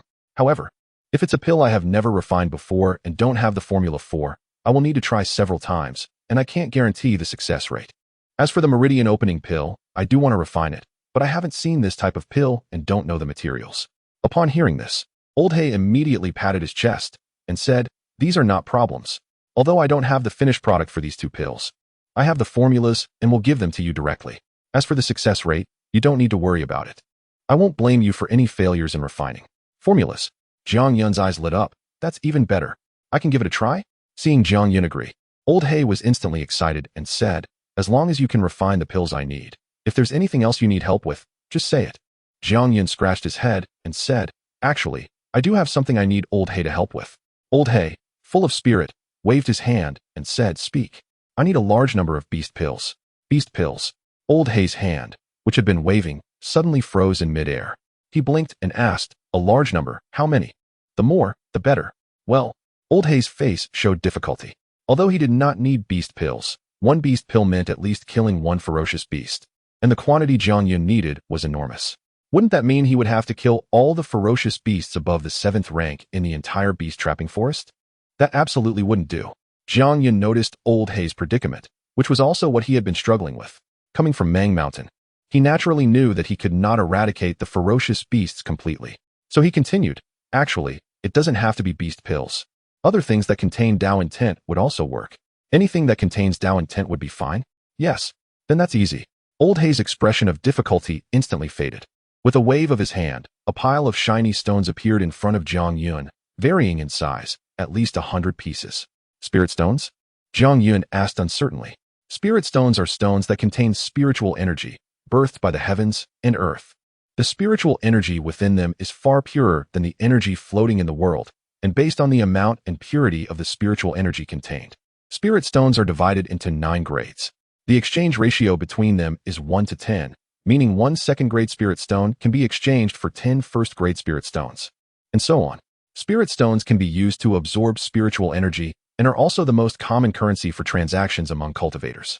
Although Zhang Yun had heard of spirit stones, he had never seen them. After all, he was just a servant disciple in the sect of inquiry, and only when he became an outer disciple would the sect distribute a few spirit stones each month. Yes, spirit stones. Each spirit stone contains some degree of Dao intent. Although Old He did not know what Zhang Yun needed the items containing Dao intent for, since Dao intent was not particularly useful, he did not intend to ask further and generously said, "These spirit stones are all for you, Zhang brother." Zhang Yun, feeling embarrassed, said, "This is too much." Old He deliberately straightened his face and said, "What are you being polite for? Just take them." In fact, Zhang Yun had no idea that the spirit stones in front of him, although they appeared numerous, were all of the lowest first grade and not worth much. If a cultivator above the earthly paradise realm saw them, they might not even look at them. Moreover, if Zhang Yun could successfully help Old He refine the required pills, just one pill would be worth thousands or even tens of thousands of first-grade spirit stones. Old He only saw that Zhang Yun was quite naive, so he deliberately used these first-grade spirit stones to fool him. Watching Zhang Yun happily put the spirit stones into his storage ring, Old He beamed and asked, "So, Zhang brother, when are you planning to start refining? If you have the materials, I can try refining right now." "All right, follow me." Old He waved his large sleeve, and Zhang Yun felt a whirlwind wrap around him. Immediately, his body felt lighter, and the surroundings changed rapidly, as if riding on clouds. In an instant, he had left the previous place and arrived at an underground cave. The cave was extremely large, capable of accommodating at least 10,000 people. And Old He smiled and said, "This is my residence. You can refine pills here." Zhang Yun curiously looked around and asked, "Isn't this still part of the beast-trapping forest?" "Old He, you live in the beast-trapping forest?" Upon hearing this, Old He suddenly chuckled and said, "Zhang brother, do you know what my identity is?" "Identity?" Zhang Yun was taken aback. "Aren't you a friend of the senior brother?" As soon as Zhang Yun finished speaking, Old He's emaciated body suddenly exploded into a mass of black mist, undulating in front of Zhang Yun, and the temperature of the entire underground cave dropped instantly, as if it had turned into an ice cave. From the mist came Old He's voice, cold and devoid of any warmth. "I am a friend of your senior brother. But in reality, I am not human. I am a demon." Chapter 52, I'm looking for a pot regarding the identity of Old Black. Zhang Yun had indeed thought about it, but he had grown up in Zhang Village and had almost never interacted with outsiders. Although he had now left Mang Mountain and arrived at the Windazong, the only ones he was close to were Dongfang Bo, his second senior sister, and Lu Xiaoyu. Dongfang Bo was a chatterbox, and everything he talked about was related to cultivation. His second senior sister was in closed-door training, and Zhang Yun had only seen her twice. As for Lu Xiaoyu, she was even younger than him, which led to Zhang Yun having no understanding of human affairs or social interactions. As Old Black said, Zhang Yun was indeed very naive, so he did not deeply ponder Old Black's origins, feeling that it was enough that the other party had no malice towards him. Now seeing Old Black transform into a cloud of black mist and personally declaring that he was a demon did shock Zhang Yun a little, but that was all. Zhang Yun's expression returned to calmness as he nodded and said, "So, brother Old Black, you are a demon." Compared to Zhang Yun's calmness, Old Black was once again taken aback. Although he noticed Zhang Yun's naive character, he did not expect him to be this naive. Even after knowing his true identity and seeing his true form, he was not afraid at all. Little did Old Black know that Zhang Yun's attitude towards demons was not like that of other humans, who believed that humans and demons should be in opposition. Moreover, he had already understood that the people of Zhang Village were actually demons, having lived with demons for 16 years, so he certainly would not reject or fear them. The black mist stopped undulating, and Old Black's voice came out again from the mist. "What is your senior brother's true form?" "Senior brother? My senior brother is a human, not a demon." Although Zhang Yun did not know how to distinguish between humans and demons, the Windazong was a sect for humans. If his senior brother were also a demon, how could he possibly enter the Windazong? Zhang Yun's answer left Old Black momentarily stunned, but he quickly understood. Thinking to himself, "It seems that I made this kid believe that he is also a human all along. Truly clever." With this in mind, Old Black admired Zhang Yun's senior brother even more. Under the swirling mist, he transformed back into the appearance of a gaunt old man and smiled, saying, "Brother Zhang, you have just arrived at the Windazong and may not know some things. I must tell you." "What things?" Old Black clasped his hands behind his back and walked in front of Zhang Yun as he spoke. "This beast-trapping forest was originally called the demon-trapping forest, and the one trapped is me. It's just that the term demon is too obvious, so the Windazong renamed it to beast-trapping. Old Black's words finally surprised Jiang Yun. This was indeed something he had not expected.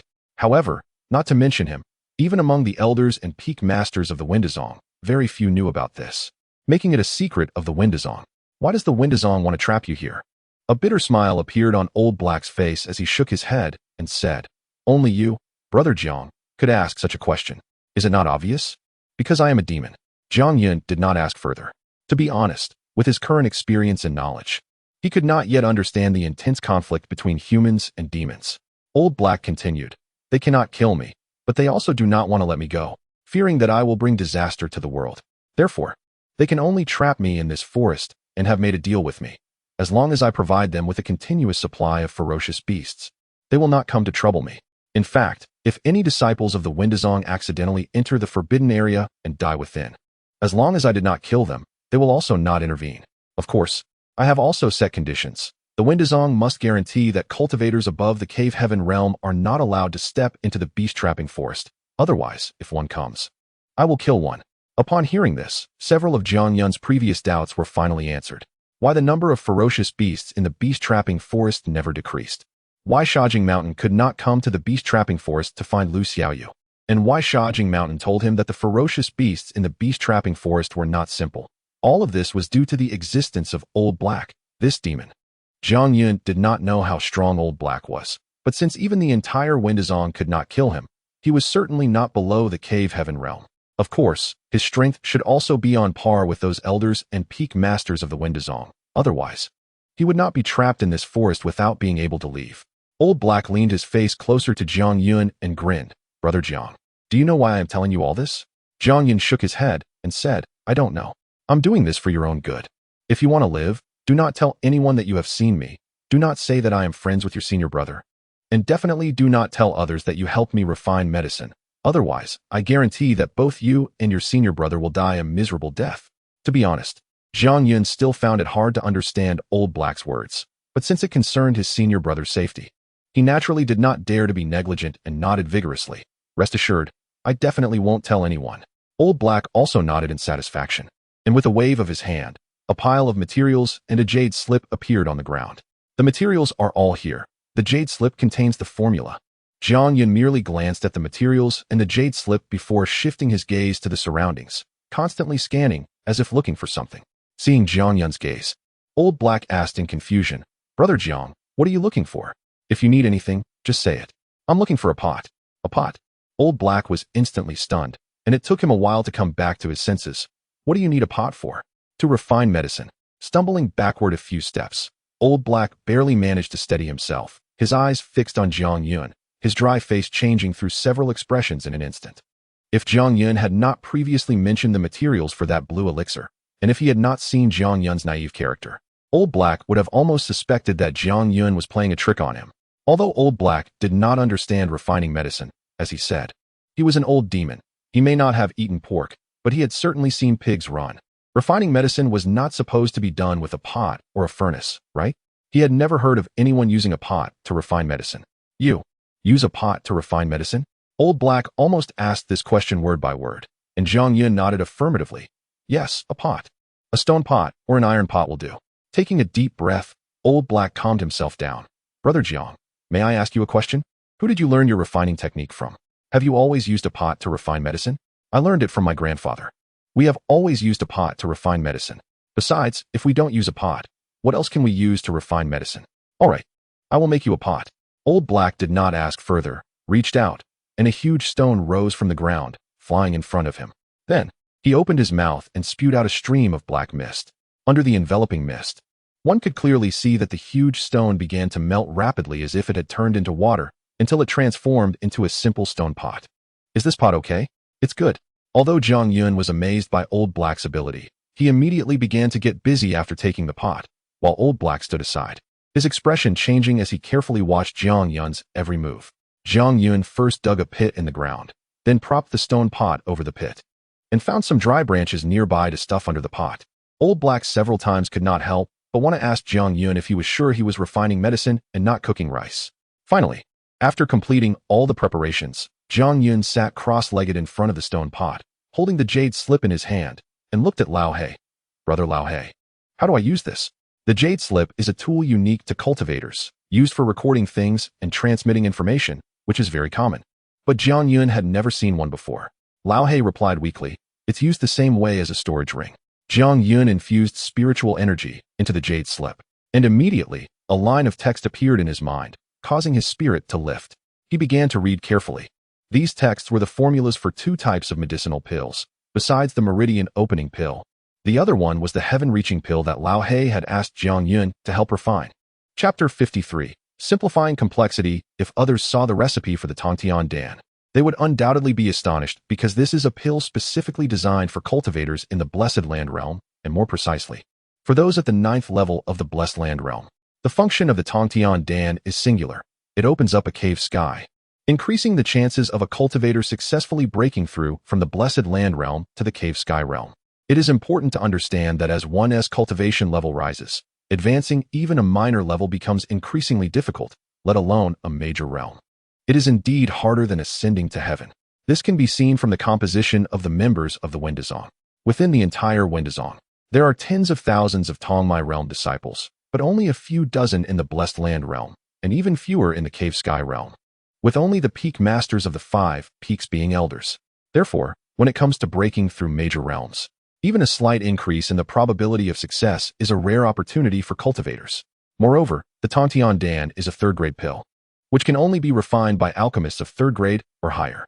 Alchemists are also classified by levels, and the standard for classification is simple. The grade of the pill they can refine determines their grade as an alchemist. However, the advancement of an alchemist's level is far more challenging than the improvement of one's cultivation realm. Within the vast Wendazong, there is only one alchemist, and they are only 2nd grade. Yet, even so, this alchemist holds a very prominent position within the Wendazong, even on par with the peak masters of the 5 peaks. As for a 3rd-grade alchemist, even the sect master of Wendazong would treat them with utmost respect, and they might even be indifferent. It is easy to imagine the immense value of the Tongtian Dan. It is extremely rare in the market, and once it appears, it will inevitably cause countless cultivators in the Blessed Land Realm to compete for it. Seeing Jiang Yun put down the jade slip with a calm expression, Old He hurriedly asked, "Brother Jiang, do you have confidence in refining this Tongtian Dan?" Jiang Yun pondered and replied, "The recipe lists the material ratios in detail, so theoretically, it can be refined. However, I have never refined it before, so I will definitely need to try several times." In fact, although Old He asked Jiang Yun to help refine the pill, he did not hold out much hope, considering Jiang Yun's age and cultivation level were too young. Furthermore, even a true 3rd-grade alchemist does not have complete confidence in successfully refining the Tongtian Dan. But now, hearing the confidence in Jiang Yun's words, he couldn't help but start to doubt whether this kid was just boasting. "Brother Jiang, although I don't understand alchemy, I've heard that the higher the grade of the pill, the more complex the refining process. I've also seen the recipe for the Tongtian Dan, which has over 30 steps. If even one step fails, all will be for nothing." Upon hearing this, Jiang Yun understood Old He's doubts about him. He was not angry and smiled, saying, "Brother He, you're right, but in reality, regardless of the grade of the pill or how complex the refining techniques and steps are, at its core, they all converge to the same point." Old He's heart stirred slightly because this statement seemed to make him understand something, but he couldn't grasp it at the moment, revealing a hint of confusion on his face. Seeing this expression, Jiang Yun knew he still didn't believe his words. After thinking for a moment, he suddenly pulled out 2 branches from the pile of materials in front of him. One branch had only a single leaf, while the other had dozens of leaves. "Brother He, look at these 2 branches. The one with a single leaf is like a 1st-grade pill, while the other branch is like a 3rd-grade pill. It looks lush and complex, but in reality, there is no difference between the 2. All the leaves grow on the branches, and all the branches grow from the trunk, which in turn grows from the roots. Alchemy is the same. No matter how complex the steps are, they are all built up step by step from the most basic steps. As long as one masters the fundamentals, it is not a problem. In short, it boils down to 8 characters, tracing back to the source and simplifying complexity." As he spoke, Jiang Yun lightly shook his wrist, and all the leaves from the 2 branches floated down, leaving him with 2 bare branches. Watching this scene, a light suddenly sparked in Old He's eyes.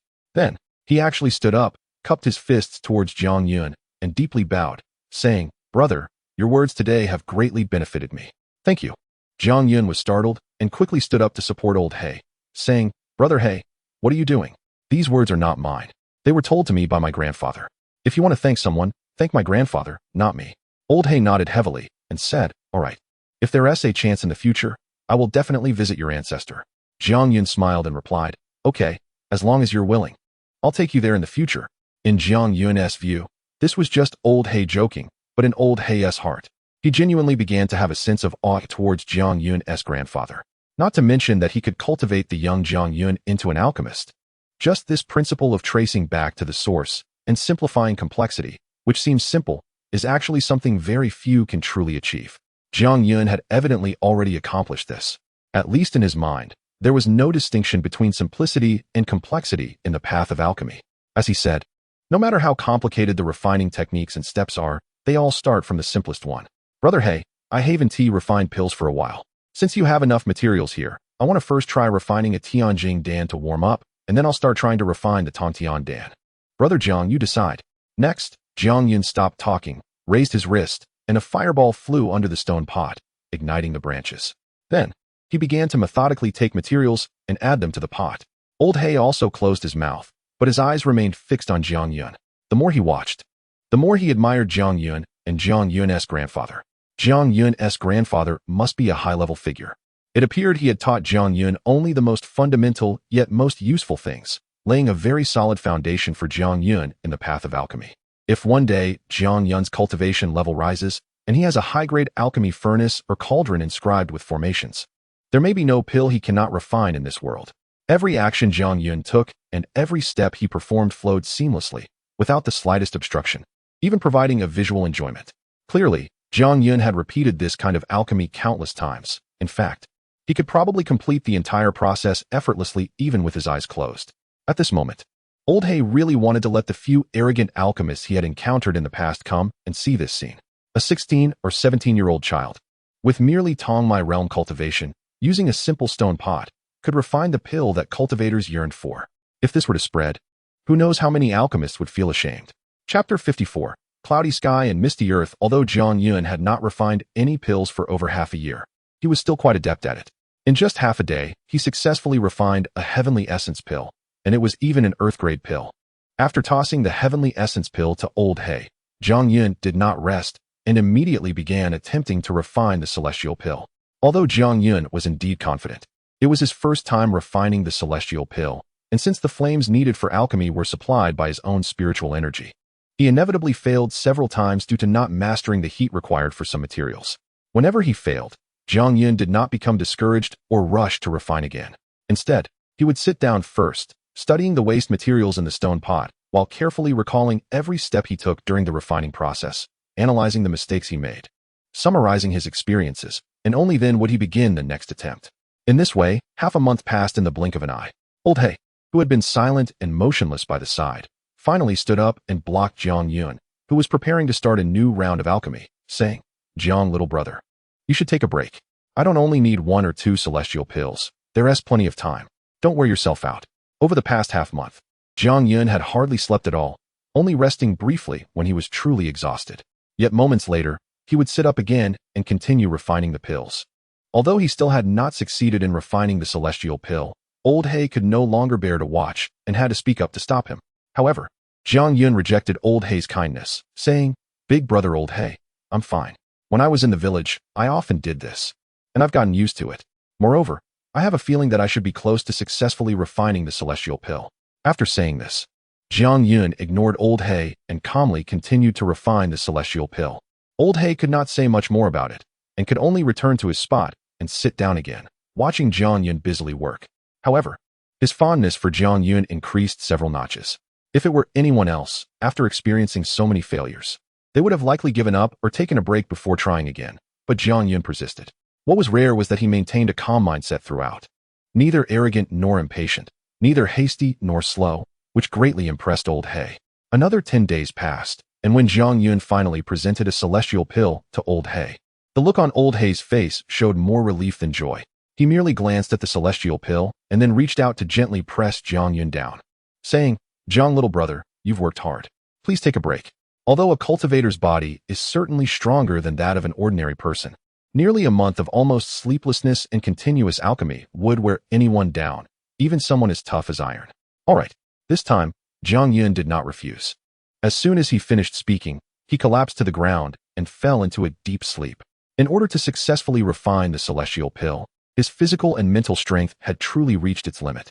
Seeing Jiang Yun sleep soundly in front of him, Old Hei's dry face rarely showed a hint of genuine smile. And in his mind, another figure gradually emerged. How long has it been since I coexisted peacefully with humans? That child should have achieved great things by now. But I wonder if he still remembers me? Just like guarding Jiang Yun, Old Hei quietly sat beside him, and from that moment on, he truly acknowledged Jiang Yun. Recognizing this human child, after looking at Jiang Yun's somewhat youthful face for a while, Old Hei finally withdrew his gaze and picked up the celestial pill, examining it closely.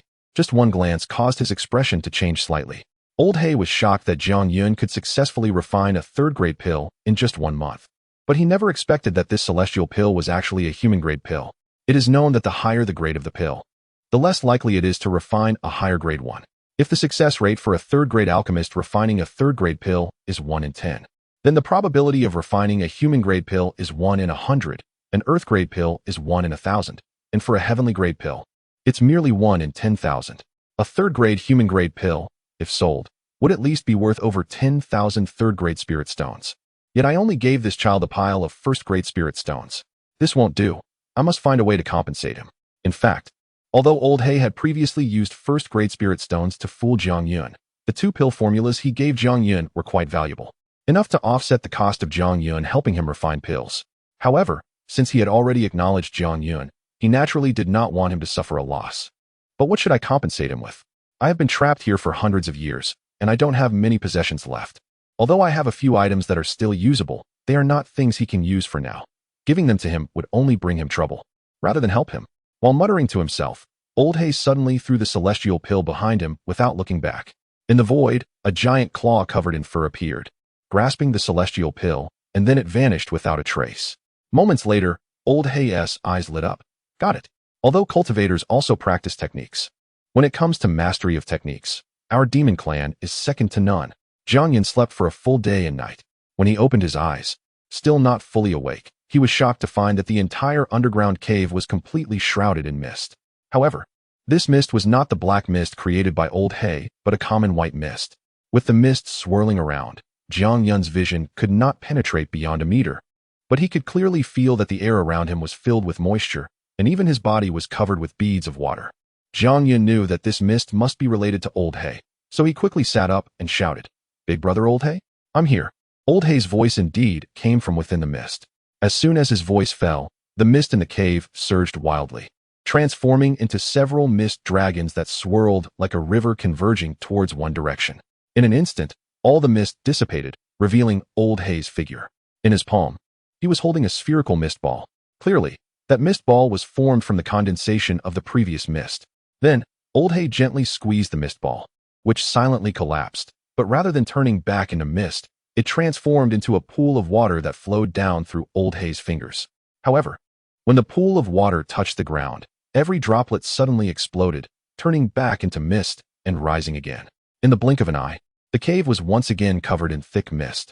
This time, the mist above had condensed into a heavy cloud, and although the mist below was slightly lighter, Jiang Yun could clearly feel that the ground beneath him had become much softer, as if he were sitting not on hard ground but on the mist itself. This series of changes left Jiang Yun dazzled, yet he still could not figure out what Old Hei was doing. Just then, Old Hei's figure emerged from within the mist once more, a smile on his face as he said, "Jiang, little brother, would you like to learn my technique of cloudy sky and misty earth?" Chapter 55, Spiritual Energy Manipulation. Old Hei's words immediately brightened Jiang Yun's eyes, and without hesitation, he said, "I want to." Jiang Yun had no resistance to the idea of techniques, especially after witnessing the incredible scenes created by the transformation of the mist, which piqued his interest greatly. "All right, I'll teach you. But first, I need to understand your cultivation level," Old Hei said as he sat cross-legged in front of Jiang Yun. Looking at him, "I can't see through your cultivation, but based on the fire techniques you displayed while refining medicine and your control over spiritual energy, I deduced that you should be at the 7th level of the meridian opening stage?" "Yes." Jiang Yun nodded. Upon receiving Jiang Yun's confirmation, Old Hei frowned slightly and said, "The 7th level of meridian opening can already manipulate spiritual energy to control objects, but it seems you're not very proficient in this area, are you?" Jiang Yun scratched his head, feeling a bit embarrassed. "That's right. Before I came to the Dao-seeking sect, I was just a mortal and knew nothing about cultivation. Before, Wait. Old Hay suddenly remembered something and hurriedly interrupted Jiang Yun. At the same time, he was recalling when he was told about Jiang Yun's appearance. It was 10 months ago, which means. Realizing this, Old Hay's eyes widened in shock as he stared at Jiang Yun. You. Could it be that you are one of the new disciples accepted by the Dao-seeking sect this time? Yes. It's been 7 months since I came to the Dao-seeking sect. Hiss. Old Hay couldn't help but take a deep breath. The surprises Jiang Yun had brought him were already numerous, but none compared to the shock of this revelation. You used 7 months to go from a mortal to the 7th level of meridian opening? No. Old Hay was taken aback again. But you just said you were a mortal before coming to the Dao-seeking sect. I've been here for a month without cultivating. So I actually spent half a year to reach the 7th level of meridian opening. This was not Jiang Yun trying to show off. He was just speaking the truth. But it left Old Hay speechless. Originally, Old Hay thought Jiang Yun's talent was extraordinary, but only now did he realize he had underestimated him. Half a year to go from a mortal to the 7th level of meridian opening. This speed was something even an old monster like him couldn't accept.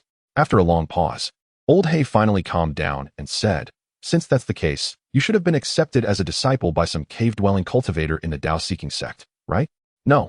You could even be a legacy disciple. No.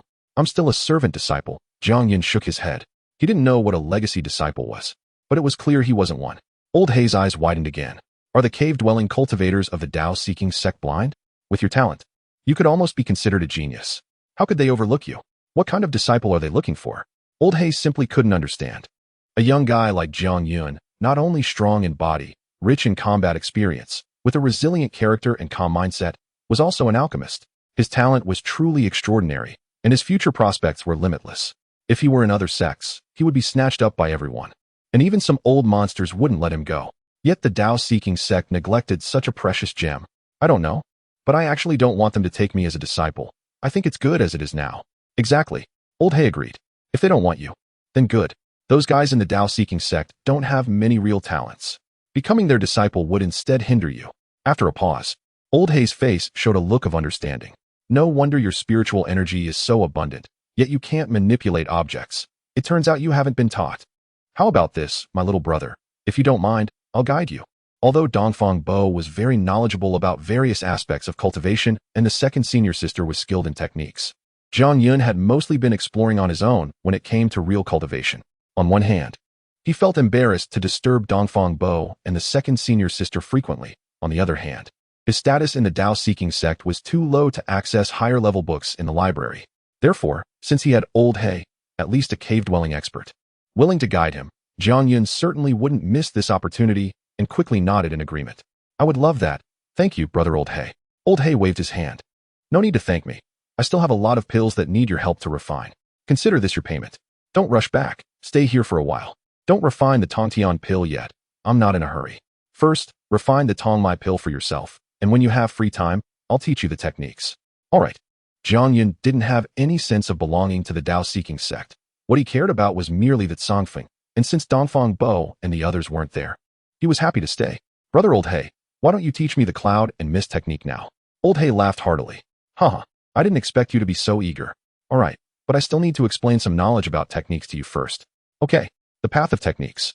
Although you humans are quite proficient when it comes to true expertise, it still belongs to our demon clan. Because the so-called techniques are about harnessing various forces from the world for one's use, such as the commonly seen 5 elemental forces. The demon clan is particularly sensitive to these forces. In fact, many demons are derived from these forces. When casting techniques, we demons draw upon demon power, while you humans draw upon spiritual energy. Although the names are different, their essence is the same. Therefore, as you said earlier, to trace back to the source and simplify complexity, cultivating techniques must start from the most basic spiritual energy. You must be familiar with spiritual energy, especially starting from the 5th level of meridian opening. The standard for each level of advancement is based on your control over spiritual energy. Upon hearing this, Jiang Yun nodded repeatedly, as he had already noticed this. The standard for the 5th level of meridian opening is to release spiritual energy. The 6th level is to transform spiritual energy into forms. The 7th level is to manipulate objects with spiritual energy. The requirements for controlling spiritual energy increase with each minor realm advancement. The true power of techniques is actually manifested from the ability to manipulate objects with spiritual energy, which is also one of the reasons why both humans and demons regard the 6th level of meridian opening as a watershed. However, many human cultivators do not pay much attention to manipulating objects with spiritual energy. They believe that as long as their realm continues to rise and their spiritual energy increases, manipulating objects will naturally become easier, but that is not the case. As soon as he finished speaking, Old Hay suddenly reached out and slapped a large rock in the distance, causing it to explode into countless pieces.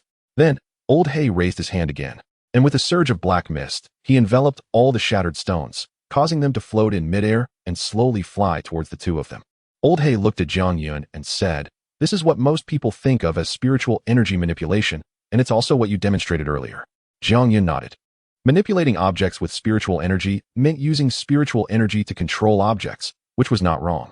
However, the next moment, under Old Hay's third wave of his hand, an astonishing scene appeared before Jiang Yun's eyes, causing him to stand up abruptly with an expression of uncontrollable excitement on his face. Chapter 56. Promotion of rank. The black mist has dissipated, but all the fragments of stone remain suspended in the air, motionless. Upon closer inspection, one can see that a trace of nearly invisible black mist is tightly intertwined with each fragment. Controlling objects is not merely about wielding a single item. It requires the ability to disperse spiritual energy into countless parts, each capable of controlling an object. That is what it means to control objects. When you were refining medicine earlier, you took materials one at a time, but I also noticed that sometimes you need to add 3 to 5 types of materials simultaneously. Although you were busy yet composed, wouldn't it be more efficient if you could do it like me?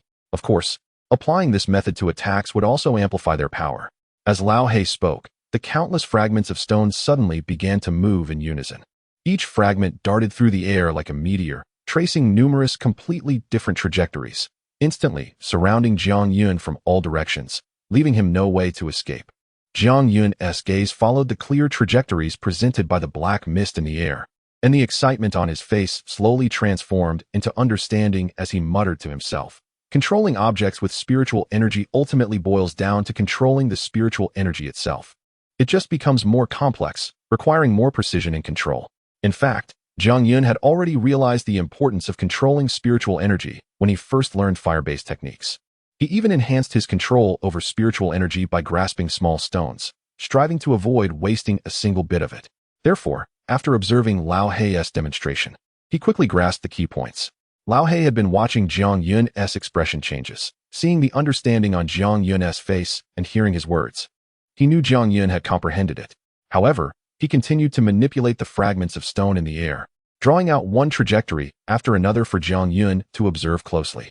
After a while, Lao He spoke again. Among cultivators, there are sword cultivators. The so-called sword control techniques, and even flying with objects ultimately evolve from controlling spiritual energy. Now, do you want to learn the techniques of cloud and mist? Or do you want to familiarize yourself further with controlling spiritual energy? Without a second thought, Jiang Yun immediately replied, "Controlling spiritual energy." Lao He smiled slightly and said, "Good. Whenever you feel ready, I will teach you." After saying this, Lao He retracted the mist, and the fragments of stone in the air, losing his control, naturally scattered to the ground around Jiang Yun. Jiang Yun did not pay any more attention to Lao He and sat down cross-legged again.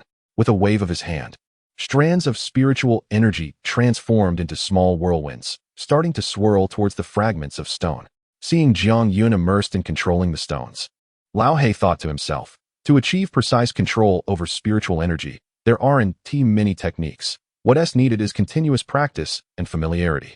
However, this process can be extremely tedious, which is why most cultivators are unwilling to waste too much time on it. I wonder how long Zhang Laodi can persist. Little did he know, compared to spending nearly 16 years memorizing the characteristics of tens of thousands of plants and animals, the process of controlling stones was far more interesting for Jiang Yun. Jiang Yun never expected that his trip to the beast-trapping forest would last a full 3 months. If it weren't for the worry of being away from the sect for too long, fearing that his senior brothers would come back and find him missing and search for him, his time in the beast-trapping forest might have been even longer. However, when he excitedly returned to the hidden peak, he found that his senior brother and second senior sister had not yet returned, and the entire hidden peak was still empty except for him. This made Jiang Yun's worries even heavier, but he felt powerless and could do nothing. Even if he wanted to ask someone, he didn't know who to approach, so he could only return to his small room with disappointment. After being in a daze for a while, Jiang Yun flicked his wrist, and before him appeared a jade bottle and over 100 first-grade spirit stones. Inside the jade bottle were the results of his alchemy over the last 2 months in the beast-trapping forest, containing 9 chi-attracting pills and 3 meridian-opening pills. The meridian-opening pill, a second-grade pill, as its name suggests, is used to open the meridians.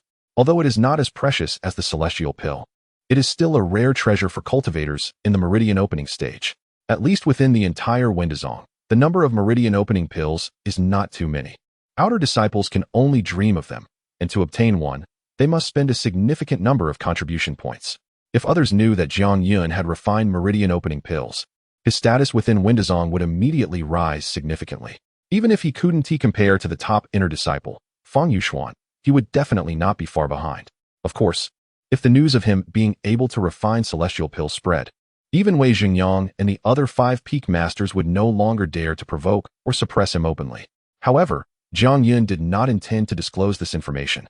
It wasn't that he was deliberately hiding it, but he simply didn't think that his ability to refine pills was anything remarkable. Looking at the jade bottle and spirit stones, Jiang Yun did not immediately summon the black stone, but reflected on his experiences over the past 3 months. In the last 2 months within the beast-trapping forest, besides refining pills, most of his time was spent learning to control spiritual energy and the techniques of cloud and mist, leaving him no time to think about other matters. One must admit that Lao Hei's mastery of techniques is indeed profound, even in Jiang Yun's mind. His second senior sister is somewhat inferior to him. It was precisely because of Lao Hei's serious guidance that Jiang Yun truly benefited greatly. Naturally, this also reminded him of Lao Hei's identity as a demon. In fact, he had one major confusion regarding this, since Wendazong and Lao Hei are irreconcilable. Why did he become friends with his senior brother? After a moment, Jiang Yun suddenly smiled and shook his head. Isn't Lao Hei and I also friends now? Since I can become friends with him, what is so strange about my senior brother, with his helpful nature, becoming friends with him? Thinking of his senior brother, Jiang Yun's smile faded, and he stopped overthinking. He summoned the black stone, held it in his hand, and directly aimed it at a spirit stone. After blasting more than 30 spirit stones, Jiang Yun not only successfully increased the efficacy of the 9 chi-attracting pills by 3 times, but also discovered that, like beast cores, each spirit stone contained a Dao intent, with varying quantities, up to 3 paths, or as few as 1. Moreover, the threefold increase in efficacy was not merely a simple enhancement. It could even elevate the rank of the pills. Chapter 57. The Raging Flood. The 9 chi-gathering pills that Jiang Yun refined are all at least of human grade. After placing them in water and taking them out, 5 of them underwent changes in quality. 3 human-grade pills became earth-grade, 1 earth-grade pill turned into a heaven-grade one. And although the other heaven-grade pill remained at heaven-grade, its efficacy reached perfection, containing no impurities whatsoever. After pondering this situation for half a day, Jiang Yun concluded, this is similar to cultivation. The efficacy of a pill is akin to the spiritual energy within the human body. When there is enough spiritual energy, one can advance to the next realm. When the efficacy of a pill increases to a certain extent, it can also break through to the next grade. However, no matter how much the efficacy increases, it cannot change the inherent grade of the pill itself. The so-called 4 grades of heaven, earth, human, and mortal are merely rough classification standards and cannot specify the exact efficacy of each grade of pills. Thus, the 4 chi-gathering pills that did not change in grade, including those previously given to me by Elder Shah, originally contained much less efficacy. Even if their efficacy were increased threefold, they still would not meet the standards for an upgrade. Aside from the pills being able to advance in grade, what surprised Jiang Yun the most was that spirit stones could also be placed in water, after being marked with that strange imprint. Although the quantity of the Dao intent within would not change, the amount of spiritual energy would also triple and become more refined. Although I do not have second-grade spirit stones for comparison, it is not hard to deduce that if the spiritual energy in the spirit stones increases to the extreme, it should be able to elevate in grade, allowing spirit stones to advance from first grade to second grade. Finally, Jiang Yun placed the 3 meridian opening pills into the water made from the stone, and the results were very satisfying. All 3 meridian opening pills reached heaven grade, and one even achieved the pinnacle of perfection. Swallowing these 3 meridian opening pills, even if he could not reach the 9th level of meridian opening, breaking through the 8th meridian should be no problem. Driven by the desire to become stronger as soon as possible, Jiang Yun did not hesitate to swallow all 3 meridian opening pills and began to open the 8th meridian. However, Jiang Yun ultimately underestimated the efficacy of these 3 heaven-grade meridian opening pills. Meridian opening pills are not chi-gathering pills. They do not draw in the spiritual energy of heaven and earth to open meridians, but contain the spiritual energy of plants and maximize it as much as possible. Most cultivators take meridian opening pills of earth, human, or mortal grade, and even then, they usually only take one at most. As for heaven-grade meridian opening pills, the amount of spiritual energy contained is immense. If the meridians can withstand it, one pill is enough to open a meridian, even the ninth. Of course, some cultivators have taken heaven-grade meridian opening pills, but during consumption, they must have at least a cultivator at the earthly paradise stage nearby to protect them, carefully guiding and even storing the spiritual energy transformed from the pills to open the meridians over several times. Otherwise, the spiritual energy transformed from heaven-grade meridian opening pills could very likely tear the meridians apart or even burst the cultivator's body. Jiang Yun was completely unaware of this. An old black thought that since Jiang Yun was a pharmacist, he must know the taboos of taking meridian opening pills, so he did not explain it in detail. Therefore, when Jiang Yun swallowed all 3 heaven-grade meridian opening pills at once, especially with one being perfect, this action was tantamount to suicide, and a particularly tragic form of suicide at that. The impurities in Jiang Yun's meridians were already very fine, and the 8th meridian had been opened 1/3 of the way. Thus, when the 3 meridian opening pills were ingested, the overwhelming spiritual energy that transformed was like an endless raging flood, with the power to destroy everything, instantly breaking open the 8th meridian completely. Although he had reached the 8th level of meridian opening, Jiang Yun did not have time to feel happy, especially when he saw the enormous spiritual energy inside him, which had almost no depletion. He finally realized that he had underestimated the meridian opening pills and hurriedly tried to guide this spiritual energy towards the 9th meridian. The 9th level of meridian opening, being the final realm for most cultivators in the meridian opening stage, is naturally the hardest to break through, and the method of opening it is a gradual process. Little by little, even though the impurities in Jiang Yun's 9th meridian had been completely shattered into tiny pieces by Jiang Wanli using various medicinal powers, the torrent of spiritual energy could not expel all impurities in a short time. This resulted in a considerable amount of spiritual energy temporarily accumulating in that meridian. Although Jiang Yun's meridian was much thicker than others, the sheer volume of spiritual energy was so overwhelming that his meridian could not accommodate so much energy, causing it to swell rapidly. Jiang Yun quickly began to expel the excess spiritual energy from the meridian, trying to release it through the pores and orifices of his body.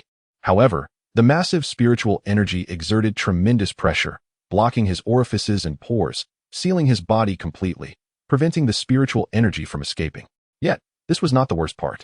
Just as cold sweat began to form on Jiang Yun's forehead, a violent roaring sound suddenly erupted from within him. Boom, boom, boom. The torrent of spiritual energy was blocked by impurities in Jiang Yun's 9th meridian, and with no outlet to release it within his body, it gradually became violent. The torrent of spiritual energy began to crash repeatedly against those impurities, creating a continuous series of violent booms that shook Jiang Yun's entire body. Gradually, blood surged within Jiang Yun, and blood even began to flow from the corners of his mouth, while his 9th meridian was only half opened. Yet, the torrent of spiritual energy had at most decreased by 1/3 compared to before. If this trend continued, before the 9th meridian could be opened, Jiang Yun's body would be directly burst apart by this spiritual energy. Thoughts raced through Jiang Yun's mind. No, I must quickly find an outlet to release the excess spiritual energy. Otherwise, before the meridian is opened, I will be crushed to death by this spiritual energy. With this in mind, Jiang Yun mustered all his strength and suddenly pointed fiercely at his abdomen. With this point, Jiang Yun exerted nearly all his strength, forcibly creating a hole in his abdomen. This was Jiang Yun's idea, since the spiritual energy could not be released and his pores and orifices were blocked. Perhaps opening a wound on his body would allow the spiritual energy to surge out.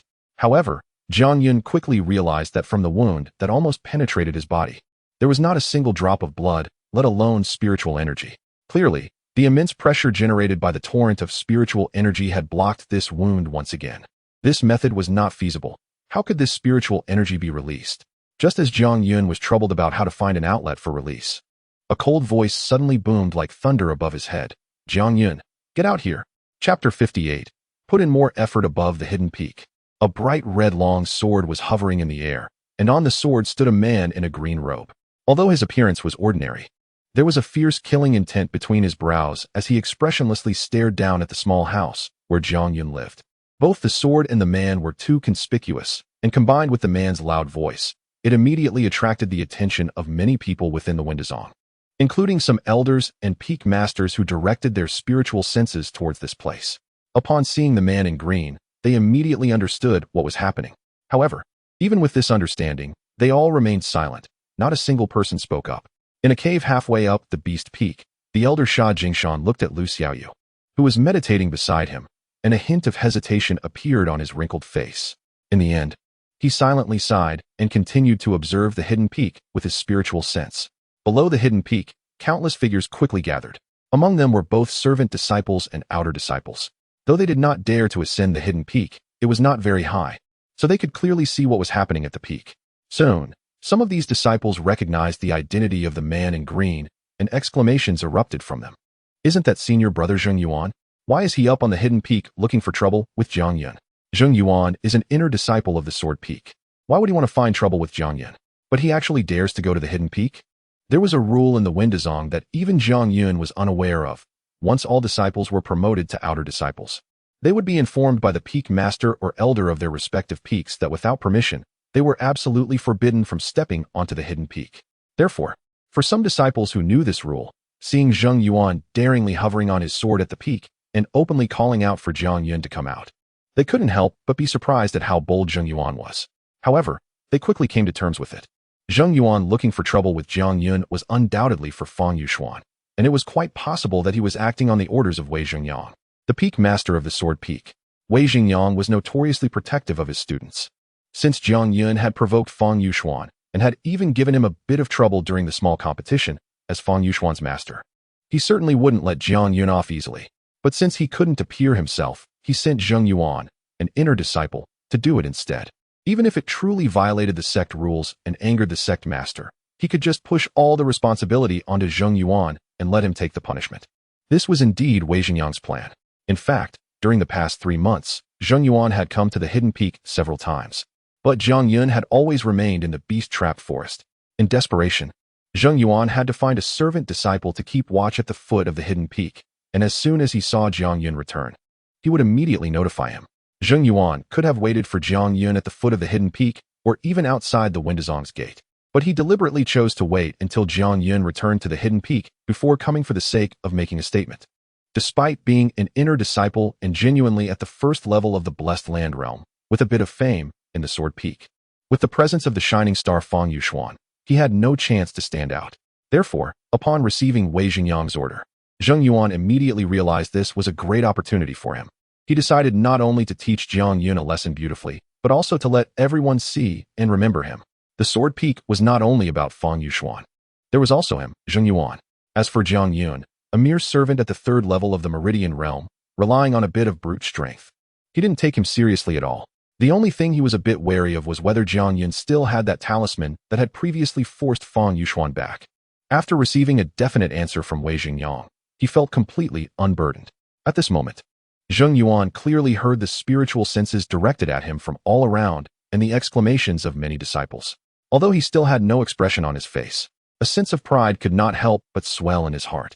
This was exactly the effect he wanted. Just imagine, in front of so many people, not only openly ignoring the rule against stepping onto the hidden peak, but also beating up Jiang Yun, who was on the hidden peak. Such an event would be enough to make his name, Zheng Yuan, resound throughout the Windazong. Jiang Yun, I will give you 3 breaths of time. If you do not come out, don't blame me for smashing your broken house.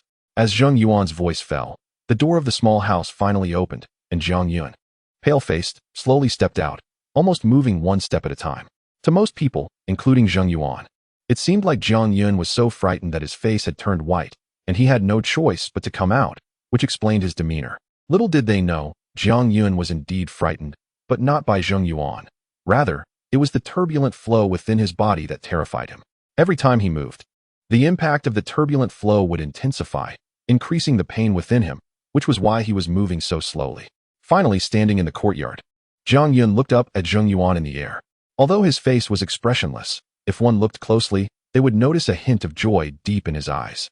Although Jiang Yun did not know Zheng Yuan's identity, seeing him standing on a long sword in midair, it was not hard to guess that he was an inner disciple from the Sword Peak. This was already within Jiang Yun's expectations. So he was not flustered and even silently thanked Zheng Yuan for appearing at this moment. Zheng Yuan had no idea of Jiang Yun's thoughts. Having not been present during the previous competition, this was his first time seeing Jiang Yun. Looking down on Jiang Yun from above, especially seeing the animal skin he wore, a sneer flashed across Zheng Yuan's face, and he could not help but laugh internally. Fang Yuxuan, as the top inner disciple, you were actually defeated by such a wild brat with a single talisman. This is indeed quite embarrassing. Although he thought this in his heart, Zheng Yuan coldly said, finally come out. As soon as his words fell, Zheng Yuan suddenly raised his hand and pressed down towards Jiang Yun. Kneel down for me. Boom. A palm-sized phantom hand descended from the sky with overwhelming force, directly landing on Jiang Yun, causing the mountain body of the hidden peak to tremble slightly. Although Zheng Yuan did not have a good impression of Fang Yuxuan either, he was here to make a name for himself. So he naturally wanted to humiliate and torment Jiang Yun as much as possible. This way, he would not only fulfill Wei Xingyang's request and take revenge for Fang Yuxuan, but also showcase his own strength. Everyone thought that this palm strike from Zheng Yuan would easily force Jiang Yun to kneel. After all, he was at the Blessed Land realm, while Jiang Yun was only at the third level of the Meridian realm. However, what they did not expect was that as the phantom hand crashed down, Jiang Yun's body indeed trembled violently, his knees slightly bending, but in an instant, he straightened up again and did not kneel at all. Zheng Yuan was also slightly surprised. Although he had long heard that Jiang Yun's physical body was exceptionally strong, likely a body cultivator, he did not expect him to withstand his palm strike. Indeed, tough skin and thick flesh. Zheng Yuan quickly concealed his surprise and coldly smiled. But when I say kneel, you must kneel. Boom. Zheng Yuan struck out again, this time using all his strength as a Blessed Land realm cultivator. Even though Zheng Yuan is not skilled in physical strength, the fact remains that the Fudi realm is a whole major realm above the Tongmai realm, which signifies an insurmountable gap in strength between the two. Therefore, the full force of his palm, even if he always believes that Jiang Yun is at the third level of Tongmai, would definitely be unable to withstand it. Even if Jiang Yun were at the ninth level of Tongmai. Buzz. The illusory giant palm struck Jiang Yun once more, and this time the sound it produced was even more intense, echoing throughout the entire Windazong. Naturally, more divine senses immediately flocked from all directions, landing on Songfeng. Oh! Accompanied by a surprised exclamation from afar, a look of shock suddenly appeared on Zheng Yuan's expressionless face. On Songfeng, although Jiang Yun's face was pale and blood was spilling from the corner of his mouth, his body remained standing straight, and his eyes, glinting with fierce light, fixed firmly on Zheng Yuan as he said word by word, do you dare to use a bit more strength? Chapter 59. This child is not bad. Jiang Yun's upright body, refusing to kneel, along with his provocative words, made Zheng Yuan's pupils involuntarily shrink. One must say, Jiang Yun's physical strength greatly exceeded his expectations. His full-force strike did not even make Jiang Yun kneel. However, seeing Jiang Yun's pale complexion and the blood oozing from the corner of his mouth, Zheng Yuan felt relieved and coldly said, your bones and mouth are indeed tough. Since that's the case, let's see how long you can hold on. Boom, boom, boom. Zheng Yuan suddenly raised his hand and struck down at Jiang Yun with 3 consecutive palms, each using all his strength, causing the entire Songfeng to tremble violently, with dust and debris flying everywhere. In his mind, although Jiang Yun had not knelt, he was already at the end of his rope. Otherwise, he wouldn't be bleeding from the mouth, clearly indicating internal injuries. He believed that his 3 consecutive strikes would be enough to completely crush Jiang Yun's last breath. However, he did not know that the blood oozing from Jiang Yun's mouth had nothing to do with his palm strength. It was caused by the continuous impact of the spiritual energy torrent within Jiang Yun's 9th meridian. In fact, what Jiang Yun said was not merely provocation, but came from his true thoughts. As Zheng Yuan's concentrated palm struck Jiang Yun, the uncontrollable spiritual energy torrent within him finally found an outlet. The spiritual energy actively adhered to his body, as if he were wearing a spiritual energy armor, allowing Jiang Yun's already strong physique to withstand Zheng Yuan's strikes. Moreover, with each strike, the spiritual energy would gradually dissipate. In short, the harder and more forceful Zheng Yuan hit, the more spiritual energy was consumed, and naturally, Jiang Yun felt more comfortable. Therefore, Jiang Yun truly hoped that Zheng Yuan's power could be even stronger, so he could quickly help him deplete more of the spiritual energy within. As Zheng Yuan's 3 palms came down, the faces of several elders and peak masters who were closely monitoring the situation changed slightly, and they involuntarily looked towards the Sword Dao Peak. The peak master of Tianfu Peak furrowed his brows and murmured to himself, Brother Wei has gone too far. Teaching Jiang Yun a lesson to vent some anger is one thing, but Zheng Yuan clearly wants to put Jiang Yun to death. Even if Jiang Yun withstands the 3 strikes and survives, he will likely be completely cut off from the path of cultivation in the future. Not only the peak master of Tianfu Peak thought this way, most people within the Windazong shared the same sentiment. With Zheng Yuan's strength at the level of the Blessed Land, continuously attacking Jiang Yun, who was at the meridian opening stage, was no longer bullying, but rather torturing him. However, before the debris and dust had settled, Jiang Yun's voice suddenly rang out again. Not enough. Not enough. This power is too weak. Zheng Yuan, is this all you can do at the Blessed Land level? As soon as these words came out, everyone who could hear it showed shocked expressions, including the peak masters and elders who were celestial realm cultivators. After enduring what was equivalent to 5 consecutive strikes from Zheng Yuan, Jiang Yun was still relatively unscathed. This was simply impossible. Even Zheng Yuan's face changed drastically as he blurted out, "Impossible. Could it be that you are at the Blessed Land level?"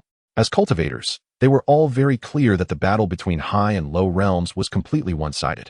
There was no possibility of resistance from the lower realm. This was almost like an ironclad rule, one that had never been broken. Yet, Jiang Yun's current situation blatantly overturned this rule, leading Zheng Yuan to doubt whether Jiang Yun was at the Blessed Land level, just like himself.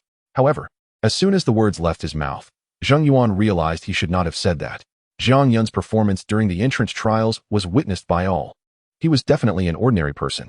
Now, just 10 months after entering the sect, it was impossible to cultivate from an ordinary person to the Blessed Land level in such a short time. Sure enough, Jiang Yun's voice, tinged with sarcasm, followed closely. "If I were at the Blessed Land level, you should be kneeling in front of me right now." Zheng Yuan's expression darkened to the extreme. With his status and strength, not being able to deal with a mere meridian opening stage cultivator for so long was utterly humiliating. More importantly, in order to make a name for himself, he had deliberately let as many people as possible pay attention to his battle with Jiang Yun. If he could not defeat Jiang Yun in a short time, then after today, he would indeed have made a name for himself, but it would be a notorious one. As if to validate Zheng Yuan's current thoughts, a voice that sounded like a sneer came from the Tianfu Peak. "Zheng Yuan has embarrassed himself terribly this time. With such an inner sect disciple in our sect, he truly is a shame to us." Immediately, someone from the 5 Elements Peak chimed in. "Who says otherwise? After today, Zheng Yuan will likely be removed from the inner sect disciples." Those speaking were all inner sect disciples, although they were from the same sect. Due to the Windazong encouraging competition among each other, the relationships between the inner sect disciples of the 5 peaks were not harmonious. Especially since the Sword Dao Peak was the top among the 5 peaks, its inner sect disciples were viewed as public enemies by the other 4 peaks. So now, seeing Zheng Yuan in trouble, these inner sect disciples were not willing to miss such a good opportunity, one after another voicing their mockery. Seeking death, these voices acted like a fuse, completely igniting the anger within Zheng Yuan. In his embarrassment and fury, he dared not confront Jiang Yun purely with strength anymore. Instead, he pointed his hand, and the fiery red sword beneath him transformed into a red light, directly stabbing towards Jiang Yun. As a sword cultivator, strength was indeed Zheng Yuan's weakness. The sword was his strength, his foundation of power. Although Zheng Yuan did not use any sword techniques, the soaring red light on the sword was like flames, creating sparks in the air as it passed, and even the surrounding temperature became scorching at that moment. Equally scorching were Jiang Yun's eyes, which watched the approaching fiery sword. It seemed as if flames were burning fiercely in his gaze, yet his body remained steadfast and unmoving, as if nailed to the ground. This scene, seen by everyone, once again elicited gasps of surprise. Was this kid really planning to take Zheng Yuan's sword with his physical body? Although Zheng Yuan's strength was not that impressive, his understanding of the sword path could still be considered acceptable.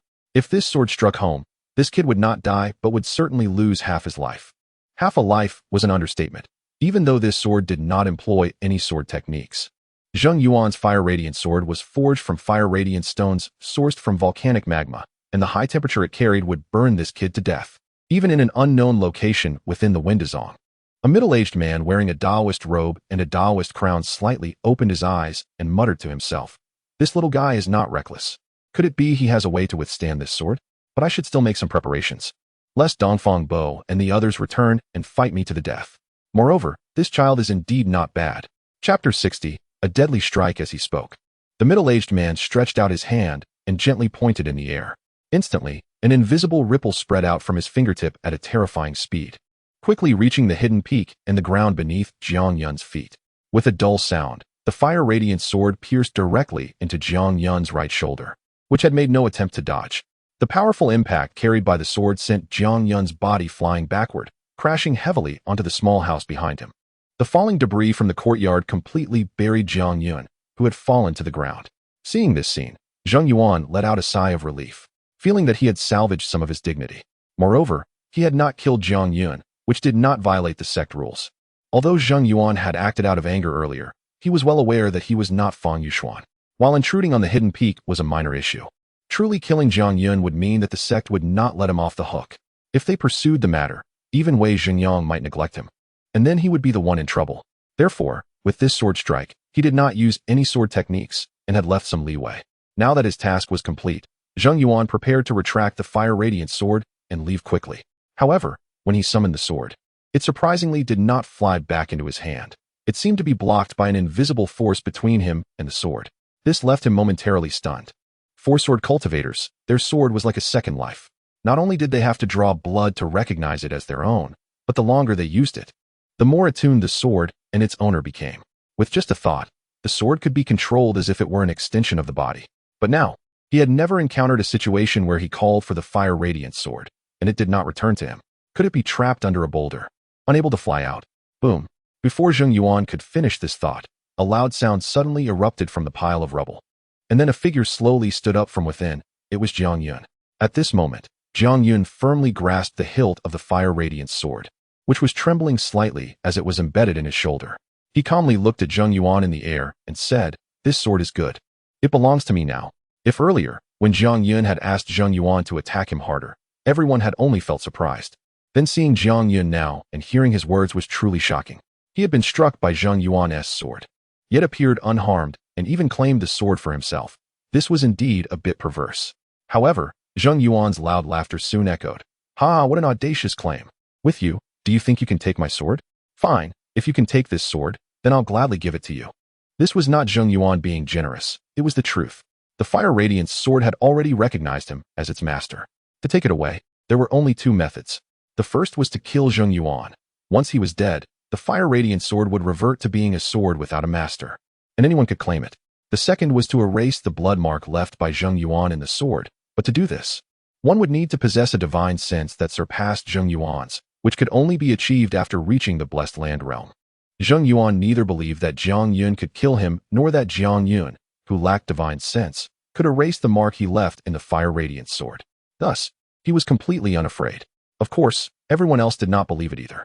However, Jiang Yun simply smiled slightly, holding the hilt of the fire radiant sword, and slowly pulled it out of his shoulder.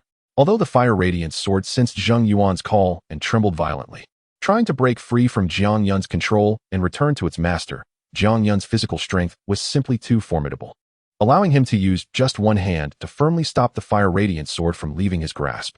At that moment, a surprised voice suddenly exclaimed, "How come there's no blood flowing from his wound?" As this voice rang out, everyone noticed that the wound on Jiang Yun's shoulder, where the fire radiant sword had pierced, showed no sign of bleeding. Before everyone could figure out what was happening, the fire radiant's sword in Jiang Yun's hand suddenly began to tremble violently once more. Buzzing. In the midst of this trembling, the originally fiery red blade of the fire radiant's sword gradually became transparent, as if it were truly being refined in fire.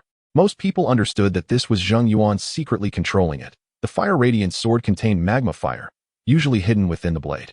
As long as Zheng Yuan wished, he could summon this fire at any time.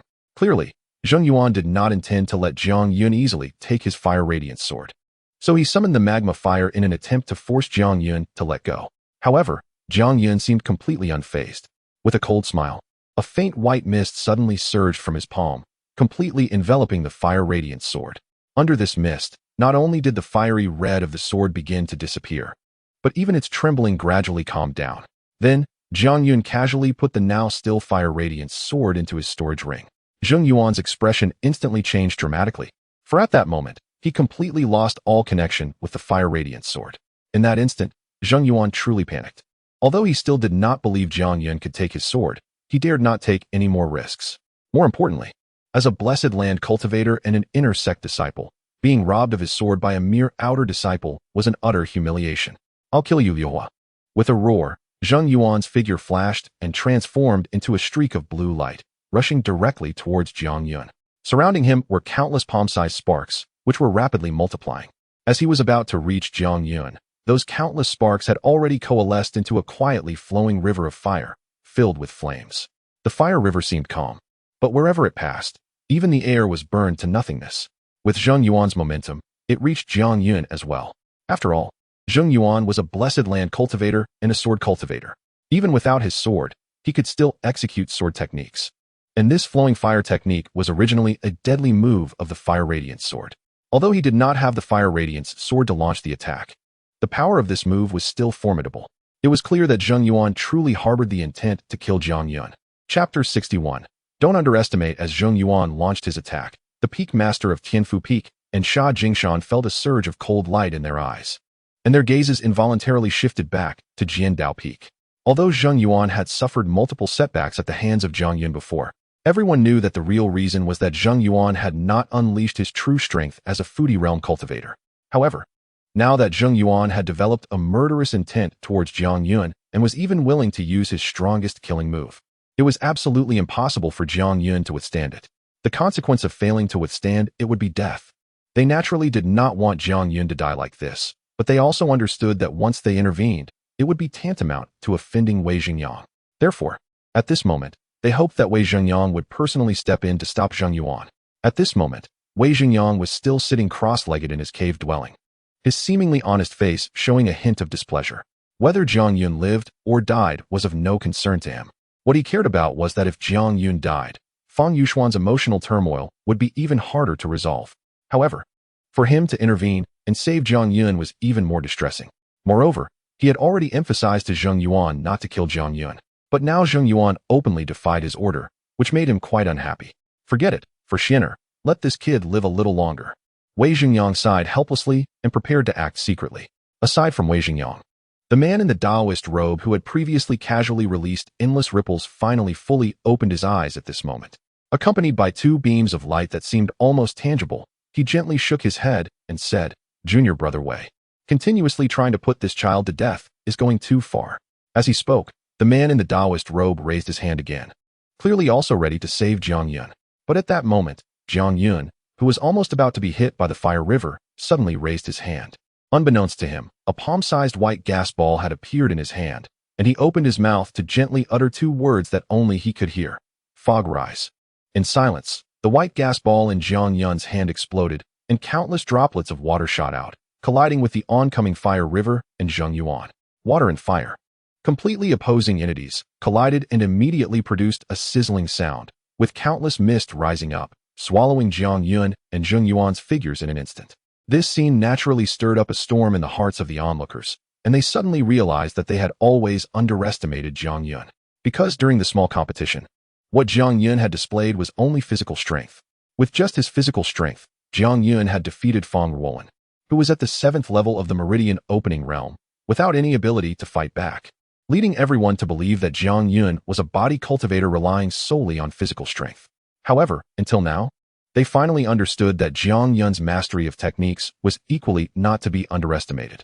At this moment, several peak masters and elders, including the peak master of Tianfu Peak, could not help but entertain the thought of accepting Jiang Yun as a disciple again, because even though Jiang Yun's talent was average, everything he was now exhibiting far exceeded that of some so-called geniuses with outstanding talents. For those observing from the hidden peak with divine sense, the mist had no effect on them at all, but for Zheng Yuan, who was enveloped in the mist, his vision was suddenly obscured, causing him to lose sight of Jiang Yun. Without a target, the half-formed fire river suddenly circled around Zheng Yuan, and Zheng Yuan reacted quickly, stamping his feet forcefully, causing his whole body to shoot into the air like an arrow. The mist was strange, clearly a technique used by Jiang Yun, and although Zheng Yuan was not afraid, being in the mist was always disadvantageous, so he thought of this method. Regarding Zheng Yuan's reaction, everyone secretly nodded. But a few inner disciples couldn't help but feel a sense of mockery. A Meridian Opening Realm cultivator couldn't compete against a Futi realm cultivator. Aside from the significant difference in strength, there was also a very important point. Futi realm cultivators could fly, while Meridian Opening Realm cultivators could not. With this alone, the Futi realm cultivator was already in an invincible position. Thus, Zheng Yuan was clearly taking advantage of this, making it so he could only attack Jiang Yun, while Jiang Yun could not attack him. To be honest, this approach was a bit shameless. However, the next moment, a scene appeared that shocked the entire Wendazong. Even affecting all the peak masters and elders, as well as the man in the Taoist robe. As Zheng Yuan burst out of the mist suddenly began to roll violently, boiling like water, and from this boiling mist, a figure suddenly shot out, rushing towards Zheng Yuan. You've hit me for so long. Now it's my turn to hit you. The one speaking was Jiang Yun, and this figure was naturally Jiang Yun. A meridian opening realm cultivator could actually fly. The rule that meridian opening realm cultivators could not fly was an ironclad rule in the cultivation world, strictly followed by everyone. However, now Jiang Yun had followed closely behind Zheng Yuan and soared into the sky, instantly leaving everyone who witnessed this scene speechless, overturning this iron rule in their minds. Even many people suddenly recalled a question Zheng Yuan had asked Jiang Yun earlier. Are you a foodie realm cultivator? Could it be that Jiang Yun had really become a foodie realm cultivator? However, soon someone noticed the clue. Look under Jiang Yun. Everyone quickly focused and discovered that beneath Jiang Yun was a nearly transparent, faint mist resembling clouds, supporting his body as he soared into the sky. But this mist was so faint that it was almost colorless, blending with the sky. If one did not look closely, they would not notice it, creating the illusion that Jiang Yun was using his own strength to perform flying techniques. Once the mist was seen clearly, a chorus of understanding voices naturally rose from all corners of the Windazong. So that's it. This mist must be a flying magical artifact. That's right. You gave me quite a scare just now. I thought Jiang Yun could really fly. Flying with the power of magical artifacts is nothing. Even mortals can do it. The ones saying these words were all the miscellaneous disciples and outer disciples of Windazong. Although their words sounded very relieved, the hint of jealousy hidden in their tone did not escape the ears of those elders and peak masters, and even the inner disciples. However, whether it was the inner disciples or the elders and peak masters, they chose to ignore these voices, because even though they had seen the mist cloud beneath Jiang Yun, their faces were still filled with deep shock. Chapter 62. Fog Evil Transformation on a Cliff of the Five Elements Peak. The black-clad Wushang gazed at the fog clouds beneath Jiang Yun, a peculiar glint flashing in his eyes as he murmured, "This fog cloud is not a magical artifact at all. Beneath the fog cloud, there are at least 100 strands of fog connecting with the thick mist below, making the thick mist like water, the fog strands like stems, and the fog cloud like a lotus, thus allowing Jiang Yun to ascend into the air, looking as if he is flying. This is clearly a form of technique. To achieve this, one must have an extremely precise control over spiritual energy. Even I cannot do it. Jiang Yun is extraordinary." Wu Shang's observation was completely accurate. This was indeed the true reason Jiang Yun could fly. However, the miscellaneous disciples and outer sect members could not see the hair-thin fog strands beneath the fog cloud, hence mistakenly believing that the fog cloud was a flying magical artifact. Not only Wu Shang noticed this, but the peak masters, elders, and inner sect disciples also recognized it, which was precisely why they felt shocked. A cultivator at the pulse-connecting realm could control spiritual energy to such a terrifying degree. This was not simply astonishing talent, but undoubtedly a result of hard work and effort. The face of the peak master of Tianfu Peak suddenly revealed a bitter smile as he softly said, "Perhaps my biggest mistake was not taking this rustic fellow as a disciple. I wonder if it's too late now." Wei Xingyang, who had originally prepared to take action, was equally astonished. An intense thought inexplicably surged in his heart. If Jiang Yun does not die, he will pose a significant threat to Fang Yuxuan in the future. The emergence of this thought surprised even Wei Xingyang himself, but it was so strong that after a moment of fluctuating expressions, he finally gritted his teeth and said, "There are ways to resolve the heart knot. Today, even if it means facing the sect master's reprimand, I must kill Jiang Yun. I absolutely cannot let this kid grow." Regardless of the astonishment of others or their insights, Jiang Yun was indifferent.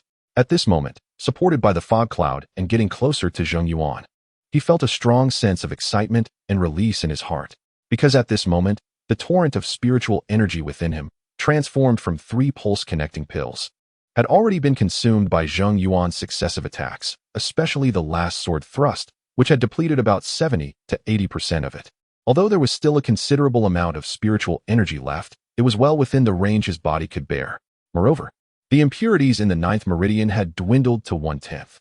Once it was cleared, it meant he would step into the 9th level of pulse-connecting realm, just 1 step away from the blessed land realm. In truth, Jiang Yun could not possibly be Zheng Yuan's opponent, even if he were at the 9th level of pulse-connecting realm. It should be noted that the difference in spiritual energy between the 9th level of pulse-connecting realm and the 1st level of blessed land realm was nearly 100-fold. Such a vast gap could not be crossed by mere physical strength. However, Zheng Yuan's timing for attacking Jiang Yun was off. If Zheng Yuan's spiritual energy was 100, then Jiang Yun's was merely 1. But the energy transformed from 3 pulse-connecting pills had reached at least 90. The gap between 1 and 100 could not be crossed by physical strength, but the difference between 91 and 100. With Jiang Yun's physical strength combined with the cloud and mist technique he had just learned from Old He, might not be enough to bridge the gap, but it at least gave him the strength to fight back. Now, Jiang Yun was about to confront Zheng Yuan. As he looked at the distant Zheng Yuan, a fierce light suddenly surged in Jiang Yun's eyes, and the powerful bloody aura from his body erupted, extending his hand to point, softly uttering 2 words, "Fog evil." Boom. The fog cloud that had been supporting him suddenly expanded with Jiang Yun's gesture, sweeping past his body and transforming into a massive finger that pointed at Zheng Yuan. This finger appeared illusory, yet the fingerprints were clearly visible. Within it seemed to hide countless ferocious beasts, all of which let out a fierce roar and frenzied howls, creating an immense momentum. Under the hidden peak, many disciples who looked up in awe felt a chill run through their bodies upon hearing the beast roars from within, causing them to tremble. One can imagine how powerful this finger was. On the peak of Red Dust Peak, a middle-aged woman with a head full of blue hair frowned slightly, her ears twitching as she muttered to herself, "This technique is not for my sect of inquiry, yet it actually contains the way of sound. I wonder where this child learned it. However, this child is indeed very suitable for my Red Dust Peak." The cloud and mist technique is not just one technique.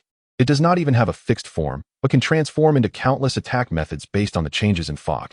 When cultivated to the extreme, it can even create an independent realm with clouds and mist, trapping the enemy while allowing the fog to transform into various forms to attack. Jiang Yun had not yet reached that level, but just now he had temporarily sealed the fire radiance sword using a small cloud and mist realm, cutting off the connection between the sword and Zheng Yuan. The fog evil was also a technique temporarily created by Old He based on the bloody aura formed from Jiang Yun's killing of numerous ferocious beasts. The bloody aura is the evil. When merged with the fog, it becomes fog evil. The power of this technique does not lie in strength, but in intimidation, using the evil aura to scare the opponent.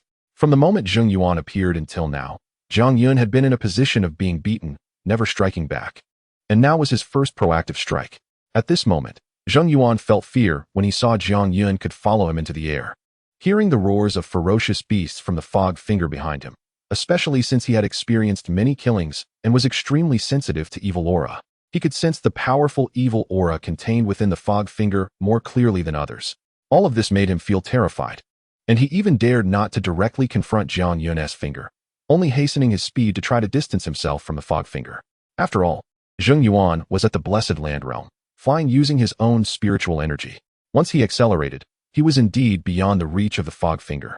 However, Jiang Yun remained unfazed, raising his palm again.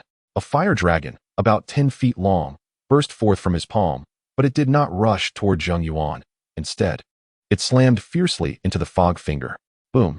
Upon impact, although the scorching temperature caused the fog finger's size to shrink a bit, the force of the collision made the fog finger's speed suddenly increase, instantly shortening the distance to Zheng Yuan and striking the river of fire swirling around him. The river of fire collapsed instantly, and although the fog finger also suffered some loss, its momentum did not diminish until it finally struck Zheng Yuan's back. Boom. Another loud sound echoed, the fog finger dissipated, and immediately afterward, Zheng Yuan let out a scream, his entire body plummeting like a giant stone, crashing straight down to the ground and lying there motionless. Without the support of the fog cloud, Jiang Yun also fell to the ground, standing next to Zheng Yuan, looking down at him. After a flicker of hesitation in his eyes, he suddenly raised his hand, revealing the fire radiance sword that belonged to Zheng Yuan, and stabbed it fiercely toward Zheng Yuan's throat. Chapter 63. You must die at this moment. The entire Windazong was in dead silence. All eyes and senses were focused on Zheng Yuan. Every face showed disbelief. None of them could believe that a practitioner at the Tongmai realm could injure a practitioner at the Fudi realm. Battling across realms was not uncommon in the world of cultivators, but the realm here refers to the 9 small levels within each major realm, not the major realms themselves. It was absolutely impossible in everyone's mind for someone to fight across a major realm and for a lower realm cultivator to injure a higher realm one. Yet the evidence lay before their eyes, with Zheng Yuan lying on the ground, seemingly severely injured and unable to move, serving as the best proof. In the absence of any outside assistance, Jiang Yun had actually injured Zheng Yuan using just a misty finger and a fire dragon. In fact, He was even planning to use Zheng Yuan's own sword to kill him. This scene finally brought everyone back to reality, their expressions changing drastically. And most of the disciples felt a deep apprehension towards Jiang Yun. After injuring Zheng Yuan, Jiang Yun actually dared to strike a fatal blow, setting aside their cultivation levels. The disparity in their identities was immense. A servant disciple daring to kill an inner sect disciple had no precedent in the history of Windazong.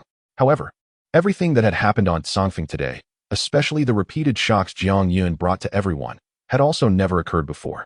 But shock aside, if Jiang Yun really killed Zheng Yuan, he would face severe punishment from the sect's rules. At this moment, stern shouts suddenly rang out from all directions. "Stop, Jiang Yun!" Several voices came from the elders and peak masters who wanted to take Jiang Yun as their disciple. They did not want their hard-won disciple to have his cultivation abolished or even lose his life due to sect rules, so they hurriedly spoke up to protect Jiang Yun. In fact, Jiang Yun was well aware of the price he would pay for killing Zheng Yuan. But he remembered what his grandfather had said: showing mercy to the enemy is being cruel to oneself. The situation between him and Zheng Yuan had already become a life-or-death struggle. Even if he let Zheng Yuan go today, Zheng Yuan would surely find various opportunities to deal with him in the future. Jiang Yun had made this mistake once before, which led to hidden dangers for Jiang Village due to Feng Wujin, and he did not want to, nor could he, make the same mistake again. Therefore, even knowing the consequences would be unfavorable for him, he had to kill Zheng Yuan first. If Jiang Yun had hesitated earlier, the voices of the elders and peak masters finally solidified his resolve. He clearly misunderstood the elders' intentions, thinking they were trying to protect Zheng Yuan. With a flash of ferocity in his eyes, Jiang Yun finally thrust the fire-radiant sword into Zheng Yuan's throat. But at that moment, the seemingly motionless Zheng Yuan suddenly reached out and grasped the body of the fire-radiant sword. Although Zheng Yuan had indeed been hit by Jiang Yun's misty finger and was slightly injured, it was not serious. After all, Jiang Yun's misty finger was primarily for intimidation, not attack. Moreover, by the time Jiang Yun struck, the spiritual energy transformed from his Tongmai pill had already been nearly exhausted. And the fire river surrounding Zheng Yuan had blocked part of the force, so the finger couldn't seriously injure Zheng Yuan. The reason Zheng Yuan lay there unable to move was not feigned, but due to the shock to his spirit, still in a state of intimidation. It was not until the pain from the fire-radiant sword piercing his throat finally brought him back to his senses that he hurriedly grasped the sword's body. "You dare to kill me." The shock on Zheng Yuan's face was replaced by anger and panic, especially as the immense force from the fire-radiant's sword made him feel the threat of death. He had never imagined that one day he would be stabbed in the throat by a Tongmai realm cultivator, especially with a sword that belonged to him. Although Zheng Yuan's action caused Jiang Yun to pause slightly, the determination in his eyes only grew stronger. He suddenly gripped the hilt of the fire-radiant's sword with both hands and continued to thrust, wanting to completely pierce Zheng Yuan's throat. Since he had already decided to kill, he would not hesitate. Decisive action was required. The now awakened Zheng Yuan certainly would not just sit back and wait to die, especially since he was not seriously injured and was a Fuji realm cultivator. There was no way he would be so easily killed by Jiang Yun. However, just as he was preparing to counterattack with his techniques, a cold voice suddenly rang in his ear. "Do not resist. Today you must die at Jiang Yun's hands." Upon hearing this voice, Zheng Yuan felt as if he had been struck by lightning, his body shaking heavily, and his face displaying shock. The speaker was none other than Wei Zhengyang, the peak master of his sword path peak. No matter how he thought about it, Zheng Yuan never expected that at the moment he faced death, Wei Zhengyang would actually order him to give up resistance, insisting that he must die at Jiang Yun's hands. Wei Zhengyang's voice continued, "But rest assured, I won't let you die in vain. Not only will I personally avenge you, but I can also guarantee that soon I will select someone from your Zheng family as my disciple." Zheng Yuan's body trembled again, and he finally understood. Wei Zhengyang wanted to kill Jiang Yun, but couldn't find a reasonable justification. However, if he died at Jiang Yun's hands, then Wei Zhengyang would have the justification to kill Jiang Yun. No, Zheng Yuan certainly did not want to die. He still had a bright future ahead, a glorious future. How could he sacrifice his life as an inner sect disciple for a servant disciple? If you do not die at Jiang Yun's hands today, I can also guarantee that after today, there will be no Zheng family left in Nanshan Prefecture. I will personally wipe out your entire Zheng family. The calm and indifferent words made Zheng Yuan's voice, which had just escaped his lips, abruptly stop. His eyes widened in shock, and his body could not help but tremble, as the shock on his face completely transformed into despair. If he did not die, Wei Zhengyang would kill his entire Zheng family. He had parents, siblings, and many relatives. Fine.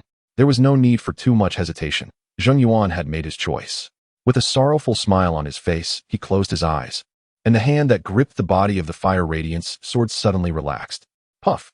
With a large spray of blood, the fire radiance sword finally pierced deeply into Zheng Yuan's throat. Jiang Yun, you are so bold. Almost at the same time, an enraged voice roared like thunder, echoing throughout the entire Windazong and ringing in everyone's ears. Immediately after, a flash of yellow light appeared, and a man in a yellow robe suddenly appeared in front of Jiang Yun. His hearty face was filled with anger and sadness, and he didn't even glance at Jiang Yun, his eyes fixed on Zheng Yuan lying in a pool of blood, saying each word clearly. You honor, you honor. At this moment, Jiang Yun was stunned, also staring blankly at Zheng Yuan. Although it appeared he had killed Zheng Yuan, he knew in his heart that Zheng Yuan had committed suicide. Or rather, Zheng Yuan had clearly sought death. Jiang Yun could not understand why Zheng Yuan, who had just been struggling for survival, suddenly sought death at the last moment. The man in the yellow robe suddenly turned and looked at Jiang Yun, saying, Jiang Yun, you have disregarded sect rules and killed a fellow disciple. You must pay with your life. No one can save you today. I will kill you now to avenge your honor. Although the other party made no movements. When his gaze fell on Jiang Yun's expression suddenly changed. At the same time, several sounds of popping arose, and on his powerful body appeared several wounds the size of fingers, as if pierced by countless sharp swords, with blood gushing out like a fountain.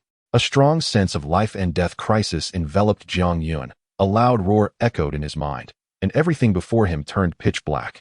All his senses were rapidly fading away, as if he had fallen into an endless darkness, sinking deeper and deeper. Just at that moment, an ancient voice suddenly rang out. Wei Zhengyang, you have quite the audacity. This voice was like a giant hand, directly tearing apart the boundless darkness surrounding Jiang Yun, allowing him to finally see light again, along with three figures within that light. Chapter 64. The third of Tsongfeng seeing the three figures. Although Jiang Yun was already covered in wounds and bleeding profusely, a genuine smile appeared on his face, and his worries finally dissipated at that moment. Jiang Xiaodi, how are you? A young man in a blue long robe quickly approached Jiang Yun, his plain-looking face filled with anxiety and concern. Senior brother. Jiang Yun softly uttered these three words, shaking his head with a smile. I'm fine. The one who came was naturally Dongfang Bo. Senior brother, is this the Jiang Xiaodi you mentioned? At that moment, a tall, burly old man with a white beard appeared before Jiang Yun. Hearing the old man's voice, Jiang Yun understood that the elderly voice that had previously torn apart the darkness around him belonged to this person.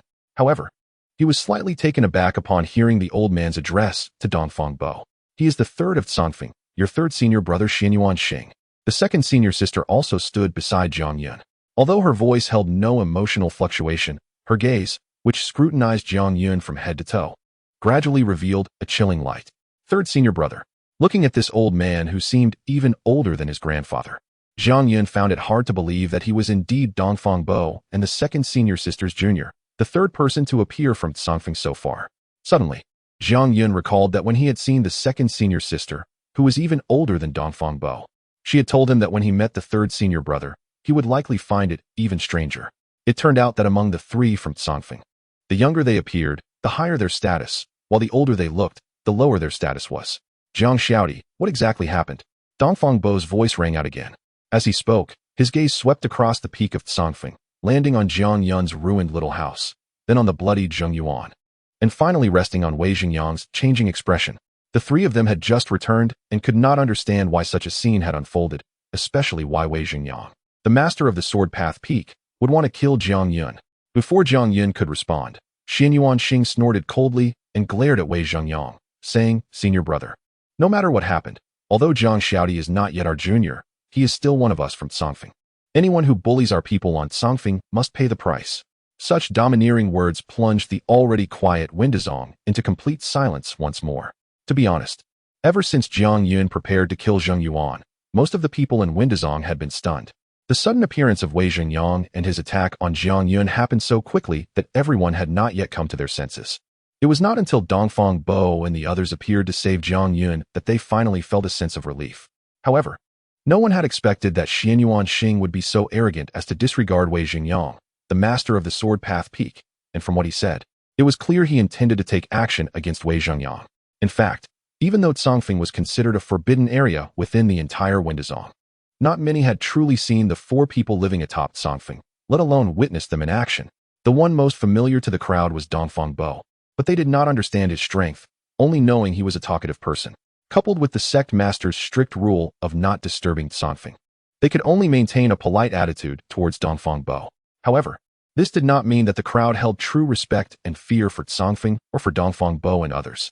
In fact, quite the opposite. Most people scoffed at the sect master's emphasis on Sanfeng. Yet now, witnessing the arrogant words of this third of Sanfeng, everyone suddenly realized that there must be reasons for the sect master's high regard for Sanfeng that they were unaware of. After all, Wei Xingyang was not only a cave sky cultivator, but also held a status and position in Windazong second only to the sect master and a few elders. Yet, the lowest-ranking Xianyuan Xing in Sanfeng dared to look down on Wei Xingyang, making it easy to imagine he must have powerful backing. At that moment, Wei Xingyang's face showed no trace of sorrow, calmly looking at Xianyuan Xing and saying, "Xianyuan Xing, don't think that just because the sect master is polite to you, you can act recklessly. The rules of Windazong clearly state that it is strictly forbidden for fellow disciples to harm each other. Yet, a member of Sanfeng, Jiang Yun, actually killed my inner sect disciple Zheng Yuan in front of so many people, completely disregarding the sect rules. I killed him to uphold the rules and to clear the sect. Do you dare to stop me? Do you want to protect Jiang Yun and also ignore the sect rules? Furthermore, you disregard your elders. Do you also want to kill me in front of everyone?" Wei Xingyang declared, "Today, I stand here, let you kill me." As his words fell, Wei Xingyang stepped forward, directly standing before the white-haired old man Xianyuan Xing, completely retracting his aura, seemingly preparing to not fight back and allow Xianyuan Xing to kill him. Although those who understood Wei Xingyang felt something was off about his behavior at this moment, they could not articulate why, especially since what Wei Xingyang said was not only righteous but also completely reasonable, leaving people with no room to argue. In fact, many disciples silently cheered in their hearts, feeling that Wei Xingyang, as the master of the Sword Path Peak, handled matters with great dignity. As a result, everyone's gaze naturally focused on Xianyuan Xing, eager to see how this third of Sanfeng would respond next. If Xianyuan Xing intervened, he would be completely disregarding the sect rules, but if he did not take action, then his earlier words would essentially be meaningless. From then on, Sanfeng's position within Windazong would naturally plummet, and even with the sect master's protection, no one would hold any respect or fear. However, contrary to everyone's expectations, Xianyuan Xing did not even glance at Wei Xingyang standing before him. Instead, he turned around and looked at Jiang Yun, his face showing surprise as he asked, "Junior brother, is what he said true? Did you kill an inner sect disciple of the Sword Path Peak?" Jiang Yun showed hesitation on his face. How could he not guess Wei Xingyang's intentions? Although Zheng Yuan was indeed dead, strictly speaking, he was not the one who killed him. So if he admitted it, the charge of violating the sect rules would be firmly established. Xianyuan Xing clearly did not think so much, asking directly. Fortunately, at that moment, Dongfang Bo coughed and said, "Old three, don't speak recklessly. Let's clarify everything first." Xianyuan Xing laughed and said, "I was just asking casually. To be honest, I find it hard to believe. By the way, Jiang Xiaodi, what is your current cultivation level?" After hesitating for a moment, Jiang Yun finally whispered, "I just entered the 9th layer of meridian opening." Although Wei Xingyang's gaze had almost killed Jiang Yun earlier, it was at that moment that the 9th meridian within Jiang Yun's body was finally completely opened, allowing him to truly step into the 9th layer of meridian opening. As soon as he spoke those words, it immediately stirred up a storm. Chapter 65, The Wrath of the Crowd, 9 Levels of Meridian Unblocking. These 4 words fell like 4 giant stones, heavily crashing into the hearts of everyone within the Asking Dao sect, stirring up endless waves. Even Wei Xingyang, Dongfang Bo, and the second senior sister were no exception. What shocked them was not the realm itself, but rather the person who reached this realm and the time taken. Within the Asking Dao sect, Jiang Yun was somewhat well known. Whether it was his special performance during the 3 entrance tests or his tenacious resistance against Fang Yuxuan during the re-examination, many people had firmly remembered his name. Therefore, almost everyone who knew his name was acutely aware that when Jiang Yun joined the Asking Dao sect, he was a veritable mortal. During the re-examination, he only exhibited the realm of 3 levels of meridian unblocking, yet now, merely over 3 months after the re-examination, he had already reached the 9 levels of meridian unblocking. In other words, Jiang Yun had gone from a mortal to the 9 levels of meridian unblocking in just a little over 10 months. What kind of cultivation speed was this? Not to mention in the history of the Asking Dao sect, even in the entire history of cultivation. Such an astonishing speed could be considered extremely rare, 1 in a billion. Buzz, buzz, buzz. Just as everyone was in shock. For beams of rainbow light suddenly appeared above the hidden peak, and 4 figures stepped out, their eyes shining brightly as they fixed their gaze on Jiang Yun. These 4 were Lan Huazhao, the master of Tianfu Peak, Xin Zhanrong, the master of Hongqin Peak, Peng Shou, the master of Wuxing Peak, and Sha Jingshan, an elder of the 100 Beasts Peak. Except for the master of the 100 Beasts Peak. Now 4 peak masters of the Asking Dao's 5 peaks had all appeared above the hidden peak, and with Sha Jingshan, that made 5 cave-dwelling cultivators. Such a scene was something that even the inner disciples of each peak had rarely witnessed, let alone the outer and miscellaneous disciples gathered below the hidden peak. The 4 cave-dwelling cultivators who appeared later were naturally those who had previously taken a liking to Jiang Yun and wanted to take him as a disciple. If they had any hesitation before, it was immediately dispelled upon hearing Jiang Yun declare his cultivation realm, prompting them to rush over as quickly as possible, fearing they would be outpaced by others. Haha, good lad, as expected of someone from my hidden peak. Well done. The booming laughter of Xin Yuanxing suddenly rang out as he patted Jiang Yun's shoulder hard, then turned to Wei Xingyang and said, Peak Master Wei now. Do you have anything else to say? At this moment, the one whose emotions were the most stirred was undoubtedly Wei Xingyang. He never expected that Jiang Yun would possess such an astonishing cultivation speed, already reaching the 9 levels of meridian unblocking. If this were any other occasion, he would definitely spare no effort to take such a talent as his disciple. However, that was clearly not possible now. And what frustrated him even more was that his intention to kill Jiang Yun today might not be realized. It should be known that throughout the history of the Asking Dao sect, the one with the most astonishing cultivation speed was Fang Yuxuan, currently the top inner disciple. Yet now, the speed that Jiang Yun had displayed had completely overshadowed Fang Yuxuan, creating an entirely new height. Such a disciple would be cultivated with full effort in any sect, just like Fang Yuxuan was back then. So even if Jiang Yun had killed Zheng Yuan and violated the sect rules, considering his limitless future, any punishment for him would merely be a formality, just for show. Perhaps this seemed unfair, but there was nothing to be done. This was the law of the world, survival of the fittest. Hearing Xin Yuanxing's words, a cold glint flashed in Wei Xingyang's eyes as he coldly said, what if he has reached the 9 levels of meridian unblocking? Leaving aside whether his realm is real or not, even if it is, does that mean he can disregard the sect rules and kill his fellow disciples at will? Today, everyone can see that Jiang Yun killed Zheng Yuan. As the master of the Sword Dao Peak, if I do not seek justice for my disciple, I would be betraying the deceased Zheng Yuan. From now on, who would dare to join my Sword Dao Peak? If we let Jiang Yun go easily just because of his extraordinary cultivation speed, it would chill the hearts of tens of thousands of disciples in the Asking Dao sect. It doesn't matter if he is at the 9 levels of meridian unblocking, even if he were at the 9 levels of blessed land. Killing requires paying with one's life. Today, anyone who dares to obstruct me, don't blame Wei for being rude. As he spoke, Wei Xingyang's gaze slowly swept across Lan Huazhao and the other 3, clearly addressing them.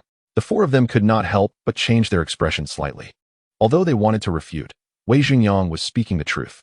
Jiang Yun had violated the sect rules first, and Wei Xingyang seeking justice for his disciple was entirely justified. Not to mention the 4 of them, even the sect master would have nothing to say. It must be said that Wei Xingyang was indeed very clever, and his words were highly inflammatory. After he finished speaking, many disciples gathered around the hidden peak immediately voiced their support. Peak Master Wei is right. Perhaps Jiang Yun is lying. It's impossible to go from a mortal to the 9 levels of meridian unblocking in just 10 months. Even if it's true, what if his cultivation speed is fast? Can he just kill his fellow disciples at will? Yes, this matter must be explained to us. Otherwise, does that mean anyone who cultivates fast in the future can disregard the sect rules? Then us slow cultivators should be wary at all times, lest we die unexpectedly one day. Exactly, killing requires paying with one's life.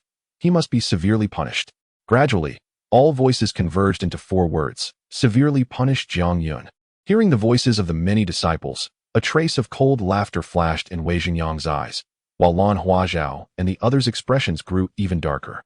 Although they were peak masters and elders, they could not truly ignore the attitudes of so many disciples.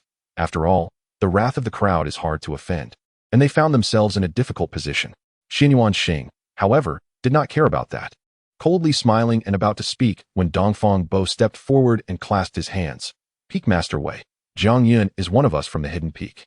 If he truly violated the sect rules, we naturally want to shield him. However, the 3 of us have just returned to the sect and are not clear about the cause and effect of these matters. How about this? Let us investigate thoroughly and then give Peak Master Wei a satisfactory answer. Dongfang Bo could see that there must be some trickery behind the whole affair. So he wanted to buy time, believing that as long as they could avoid today, there would naturally be a way to ease the situation. Wei Xingyang smiled slightly. As long as the sect's disciples have no objections, I naturally have no objections. The surrounding disciples immediately shouted again. No. We must have a result today? Yes, if we wait a few days, this matter might just escalate. Severely punish Jiang Yun. Wei Xingyang shrugged. Did you hear that? Even if I wanted to agree with you, it's a pity that the tens of thousands of disciples of the Asking Dao sect do not agree. Now, hand Jiang Yun over. As his words fell, Wei Xingyang slowly raised his hand, and a powerful aura instantly spread throughout the entire hidden peak. Xianyuan Xing sneered again, stepping forward to stand in front of Jiang Yun, while Dongfang Bo shook his head, no longer speaking, and along with the always silent second senior sister, moved closer to Jiang Yun. The three of them formed a triangular shape, protecting Jiang Yun in the middle. Clearly, no matter what Wei Xingyang said or how many disciples reacted, for the three of them, since Jiang Yun was one of them from the hidden peak, they would absolutely not allow anyone to take action against him. Looking at the three figures around him, which stood like three great mountains, a deep warmth surged in Jiang Yun's heart. He took a deep breath, trying to hold back the tears that were about to spill over, wanting to step forward. No matter what, this was a situation he had caused himself, and he didn't want to drag Dongfang Bo and the others into it. But just as Jiang Yun was about to stand up, a calm voice rang out in everyone's ears. I have long heard that you, Wei Xingyang, are protective of your own, but I, Songfeng, am even more protective. I want to see who dares to touch my people from Songfeng today. Chapter 66. Unreasonable. On the peak of Songfeng, there was one more person. This was a boy of only 11 or 12 years old, fair-skinned and handsome, with his hair styled in a bun.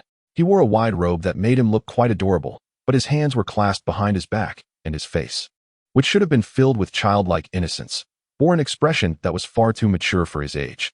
Clearly, the one who had just spoken was him. But the many disciples did not recognize who he was until Dongfang Bo and the other two simultaneously showed joy and respectfully greeted the boy, saying, Master. This title made all the disciples of the Windazong gasp in surprise. Even Jiang Yun was no exception, as no one expected that this adorable boy was actually the master of Dongfang Bo and the others, and the lord of Songfeng. Indeed, the younger one was. The higher their status. Dongfang Bo quickly pulled Jiang Yun and said to the boy, Master, this is Jiang Yun, whom I brought to Songfeng. The boy glanced at Jiang Yun, and that seemingly casual glance made Jiang Yun involuntarily shiver slightly. For he clearly felt that the other's gaze seemed to see through his body, as if everything within him was laid bare under that gaze, unable to hide. Fortunately, the boy withdrew his gaze after just a glance, and Jiang Yun hurriedly bowed deeply at Dongfang Bo's gesture, saying, Jiang Yun pays respects to the peak master. The boy nodded but did not speak. Dongfang Bo then continued, Master, regarding today's matter, before Dongfang Bo could finish, the boy waved his hand to interrupt. No need to say. I want to see who dares to lay hands on someone from Might Songfeng. Who dares to act recklessly in Might Songfeng. What a domineering statement. This simple sentence was even more imposing than what Xianyuan Xing had said earlier. It truly was a case of having a master like this, resulting in such a disciple. He didn't even care to know what had happened, yet stood out with an incredibly strong posture to protect Songfeng and Jiang Yun. Such a protective attitude was indeed more than that of Wei Xingyang. Wei Xingyang's expression finally turned ugly. Ordinary disciples did not know how difficult this boy was to deal with, but as the peak master of the Sword Dao Peak, how could he not know? This boy was indeed the lord of Songfeng, Gu Bilo. Let alone himself, even the sect master would treat this person with great courtesy. Originally, the timely return of Dongfang Bo and the others had given Wei Xingyang quite a headache, but he never expected that Gu Bilo would also appear today. Now he could only place all the responsibility on Zheng Yuan, and he couldn't help but glare fiercely at Zheng Yuan, who was lying in a pool of blood, cursing in his heart. What a waste. You can't even handle a mere servant in the Tongmai realm. If you had killed him earlier, would there have been so many problems? Despite his inner anger, Wei Xingyang forced a smile on his face, clasped his fists, and bowed to Gu Bilo, saying, Brother Gu. However, Gu Bilo not only ignored him but also rudely interrupted him, looking up at a certain void and lightly saying, Dao Tianyu, you've been watching the commotion for so long. Why don't you come out? If you don't come out now, even heaven can't help you. Dao Tianyu. This name shocked all the disciples of the Windazong once again, for it was the name of the sect master. As Gu Bilo's words fell, a faint ripple appeared in the void where he was looking, as if it had turned into the surface of water. Then, a middle-aged man in a Taoist robe, with a bitter smile on his face, walked out. It was indeed Dao Tianyu, the sect master of Windazong. Dao Tianyu opened his hands to Gu Bulo and said, I was just about to come out, but you beat me to it. Seeing Dao Tianyu's attitude towards Gu Bulo, everyone was once again deeply shocked. The dignified sect master of Windazong, the strongest person in the entire Nanshan prefecture, was so courteous to Gu Bulo. What kind of background did Gu Bulo have? Gu Bulo coldly smiled and said, Since you are here, then tell me, how should we deal with Wei Zhengyang, who trespassed into Might Songfeng today and bullied the weak to harm the people of Might Songfeng? In his words and actions, Gu Bulo did not even mention Zhang Yun killing Zheng Yuan, but instead placed all the blame on Wei Zhengyang. This behavior was simply unreasonable. Wei Zhengyang's face turned even uglier. Although he was extremely angry inside, he felt guilty, so he could only suppress his rage and maintain a smile, saying, Brother Gu, it is indeed my fault for trespassing into Songfeng, but there is a reason for it. This Zhang Yun is so audacious that he killed someone in my peak. Gu Bulo interrupted Wei Zhengyang again, saying, I did not ask you. I asked Dao Tianyu. Could it be that you are Dao Tianyu, the sect master of Windazong? You. Wei Zhengyang finally lost his temper. After all, he was the dignified peak master of the Sword Dao Peak. Yet he was humiliated like this time and again by Gu Bulo. Even though he had his own secrets, at this moment he could no longer endure. His voice turned icy as he said, Gu Bulo, I did indeed trespass into Songfeng, which violated the sect rules. I accept the punishment. However, regarding the death of my disciple Zheng Yuan, even if I am willing to let it go, the tens of thousands of disciples in the sect will not agree. At this point, Wei Zhengyang understood very well that he could not contend with Gu Bulo on his own. His only leverage now was the tens of thousands of disciples. No matter how protective or unreasonable Gu Bulo was, he definitely could not ignore so many disciples. Sure enough, Wei Zhengyang's words once again drew the support of many disciples. Yes, the peak master of Songfeng is too protective, and he does not distinguish right from wrong. In this matter, Peak Master Wei is not at fault. It is Zhang Yun who is at fault first. Even if you are the Peak Master, you cannot be so protective. If Zhang Yun is not severely punished today, we would rather withdraw from the Windazong. The voices of dissatisfaction rose and fell around them. Suddenly, Gu Bulo turned his head, his sharp gaze looking down at the base of Songfeng. Although the height he stood at made it impossible to see the entire Songfeng at this moment, all the disciples of Windazong, even those still within the 5 peaks, could clearly feel Gu Bulo's gaze firmly fixed on them. Under that gaze, they felt utterly unable to speak or move, completely losing control of their own bodies, as if Gu Bulo only needed a single thought to easily take their lives. At this moment, everyone finally realized Gu Bulo's power and terror. Although they did not know his cultivation level, he was definitely stronger than Wei Zhengyang. After a moment, Gu Bulo slowly withdrew his gaze and spoke ly. I am indeed protective, but that is because I trust my disciple. I believe that those who are qualified to reside on Songfeng would never overlook the sect rules unless absolutely necessary. This statement made everyone's heart skip a beat, and many revealed looks of realization. In fact, Gu Bulo was not being protective. He was showing trust in his disciple. Therefore, no matter what mistakes his disciple had made, he would do everything to protect him. For Zhang Yun, this statement warmed his heart once again because he had never met Gu Bulo and was not truly his disciple. He was merely temporarily residing on Songfeng with Dongfang Bo's consent. Yet because of his trust in Dongfang Bo, Gu Bulo also unconditionally trusted him. At this moment, Zhang Yun suddenly envied Dongfang Bo and the others for having such a good master. Wei Zhengyang's heart was also racing, and deep down, he couldn't help but have a thought arise. Could it be that the ancient elder already knew the ins and outs of the situation? That he knew it was himself who had secretly forced Zheng Yuan to die at Zhang Yun's hands?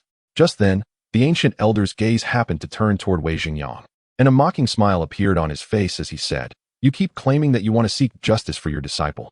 Yet you can't even tell whether your disciple is alive or dead. What right do you have to seek this justice?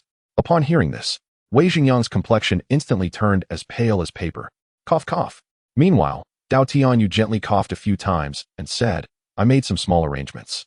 Originally intending to secretly save Zhang Yun, but unexpectedly, I ended up saving Zheng Yuan. Zheng Yuan is not dead. Chapter 67. Making a name in battle. Zheng Yuan is not dead. Upon hearing Dao Tianyu's words, everyone was stunned. Especially those disciples who had just been shouting for severe punishment against Zhang Yun, who were now speechless and exchanged glances. As for Wei Zhengyang, although he was trying hard to control his emotions, a hint of panic inevitably flashed across his seemingly honest face. From the beginning, he had believed that Zheng Yuan was dead, and this was the only support that allowed him to stand here, face other peak masters and elders, confront Gu Bulo, and even Dao Tianyu. But now, Dao Tianyu said that Zheng Yuan was not dead, and given his status, he could not possibly lie. If Zheng Yuan is not dead, then he has no reason to kill Jiang Yun.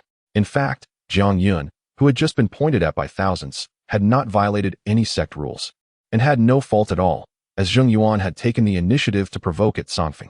Thinking of this, Wei Xingyang suddenly turned his head to look at Zheng Yuan, who was still lying in a pool of blood. Your Honor. Wei Xingyang stepped up to Zheng Yuan's side and used his divine sense to scan Zheng Yuan's body. Indeed, although Zheng Yuan was unconscious, there was still a breath being firmly blocked by the Huiyao sword inserted in his throat, and especially in his blessed land, layers of spiritual energy ripples were gently fluctuating, clearly coming from Dao Tianyu's hand. Great. Your Honor, you really are not dead. I will take you back to heal your injuries. Wei Xingyang's face showed great joy as he reached out and lifted Zheng Yuan's body, preparing to leave. However, Gu Bulo's voice rang out again. Wei Peak Master, do you think my Songfeng is a place you can come and go as you please? Regardless of the purpose, this person has trespassed on my Songfeng, and this crime cannot be overlooked. He must stay here. Gu Bulo. Wei Xingyang angrily turned around, his face filled with rage. Even if Zheng Yuan has committed the crime of trespassing, it is not a death penalty. Rest assured, I will not shelter him. After I heal his injuries, I will personally bring him back to Songfeng for you to deal with. But Gu Bulo ignored Wei Xingyang and looked at Dao Tianyu. Sect Master, you surely know the circumstances better than I do. So why don't you say how today's matter should be resolved? At this moment, even if Wei Xingyang wanted to leave, since Gu Bulo had thrown the question to Dao Tianyu, he naturally could not just turn around and leave without concern. So he could only look at Dao Tianyu with an anxious expression.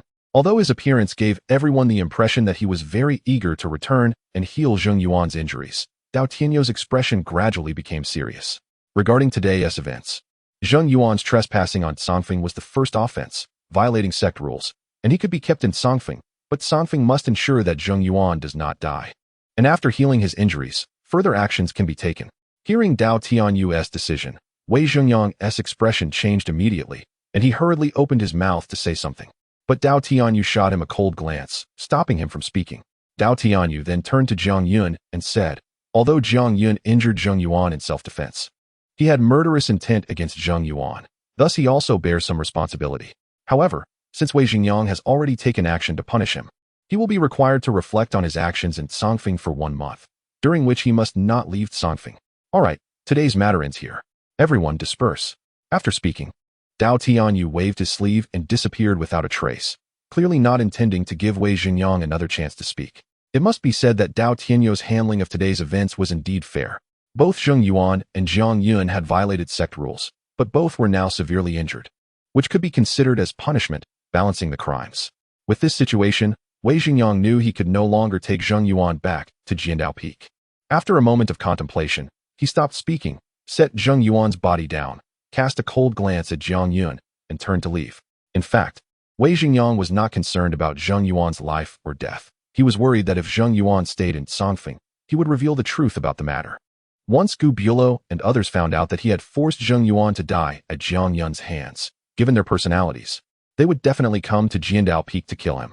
However, after thinking it over, he felt relieved because as long as Zheng Yuan did not want the Zheng family to be wiped out, he would certainly not dare to reveal the truth.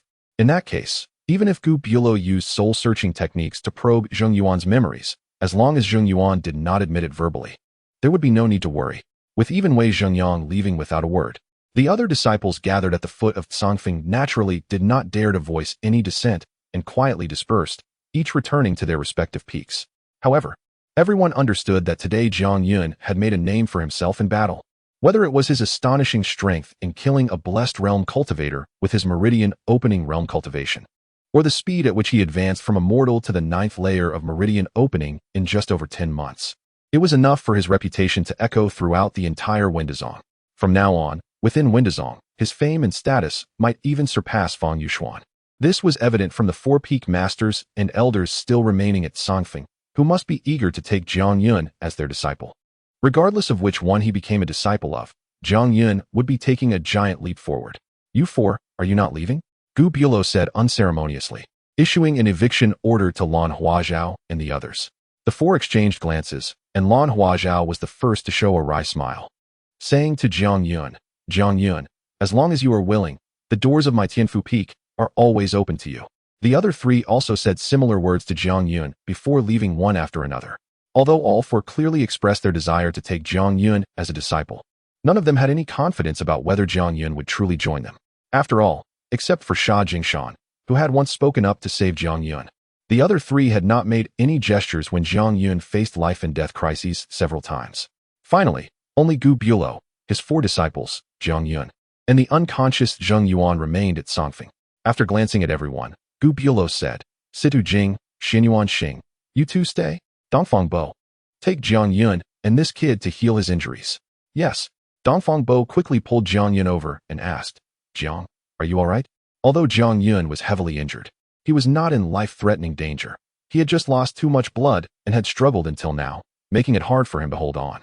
He shook his head and then collapsed to the ground. You can't stay here for now. First go to my place to heal your injuries.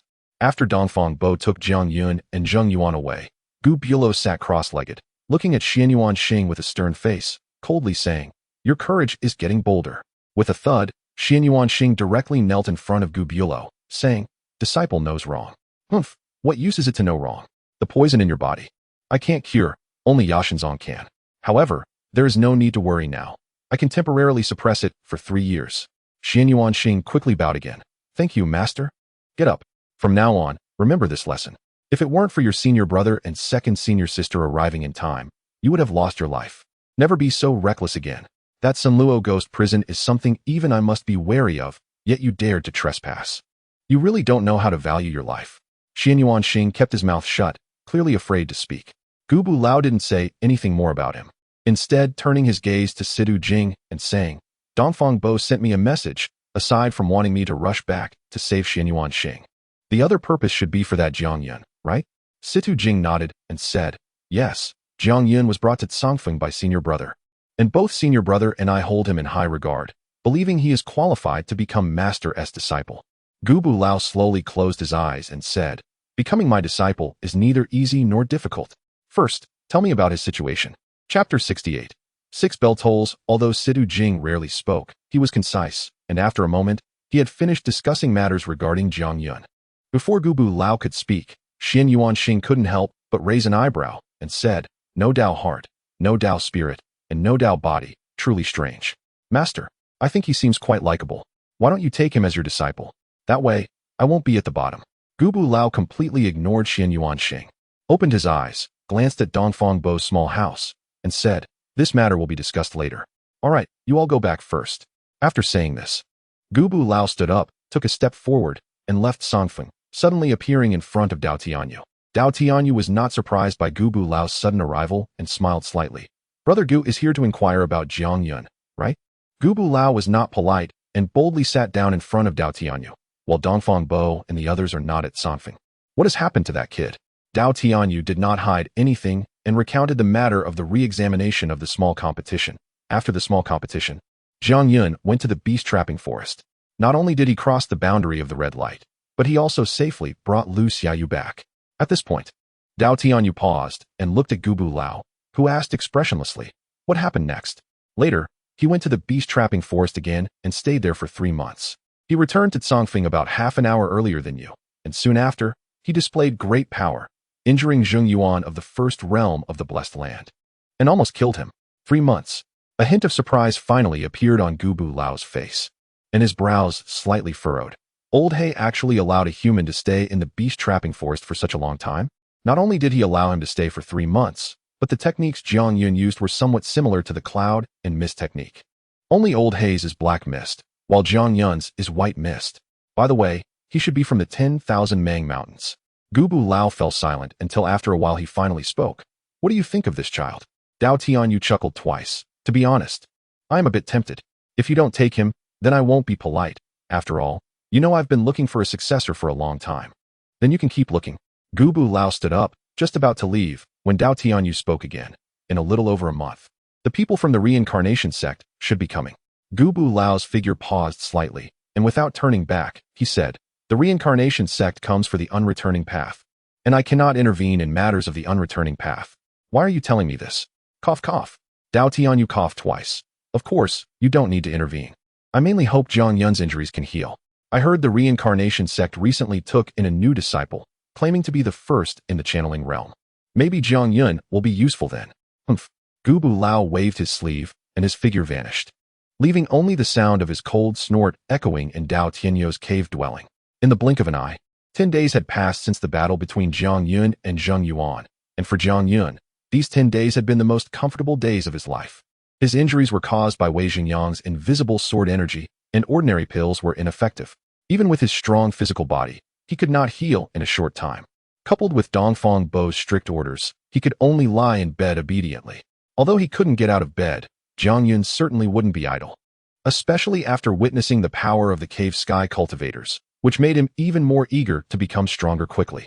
He was now at the 9th level of the channeling realm, and the next challenge he faced was how to step into the blessed land realm, the first major threshold on the path of cultivation.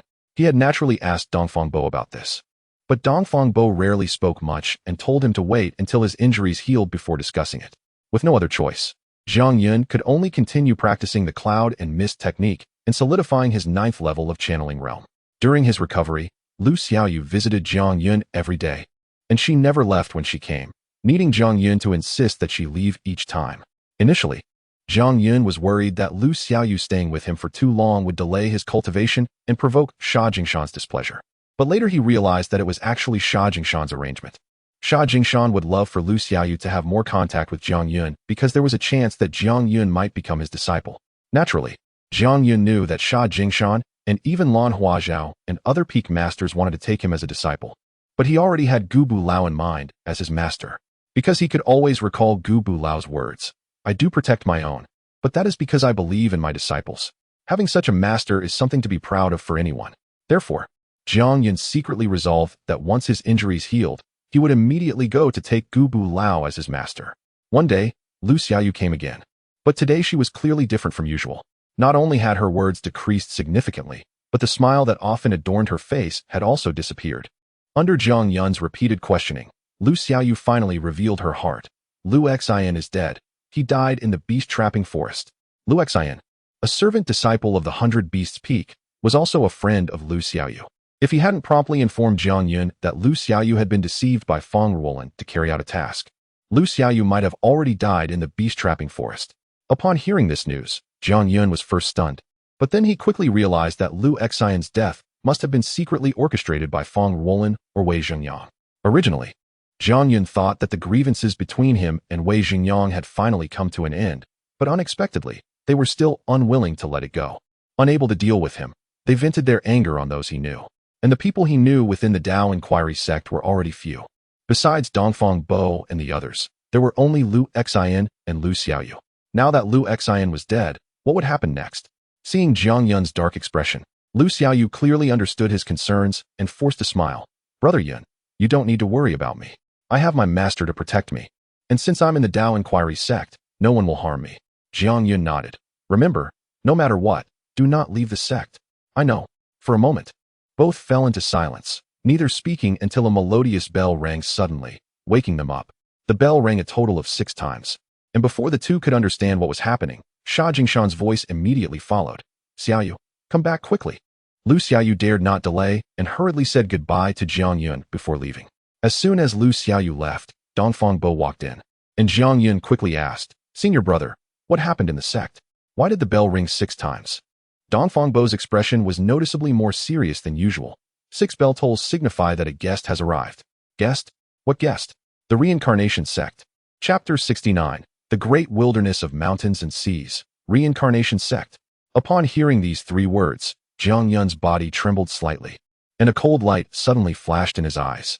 Although Jiang Yun had never been to the Reincarnation Sect, the name of this sect had long been deeply engraved in his mind, because his archenemy, Feng Wuji, was in the Reincarnation Sect.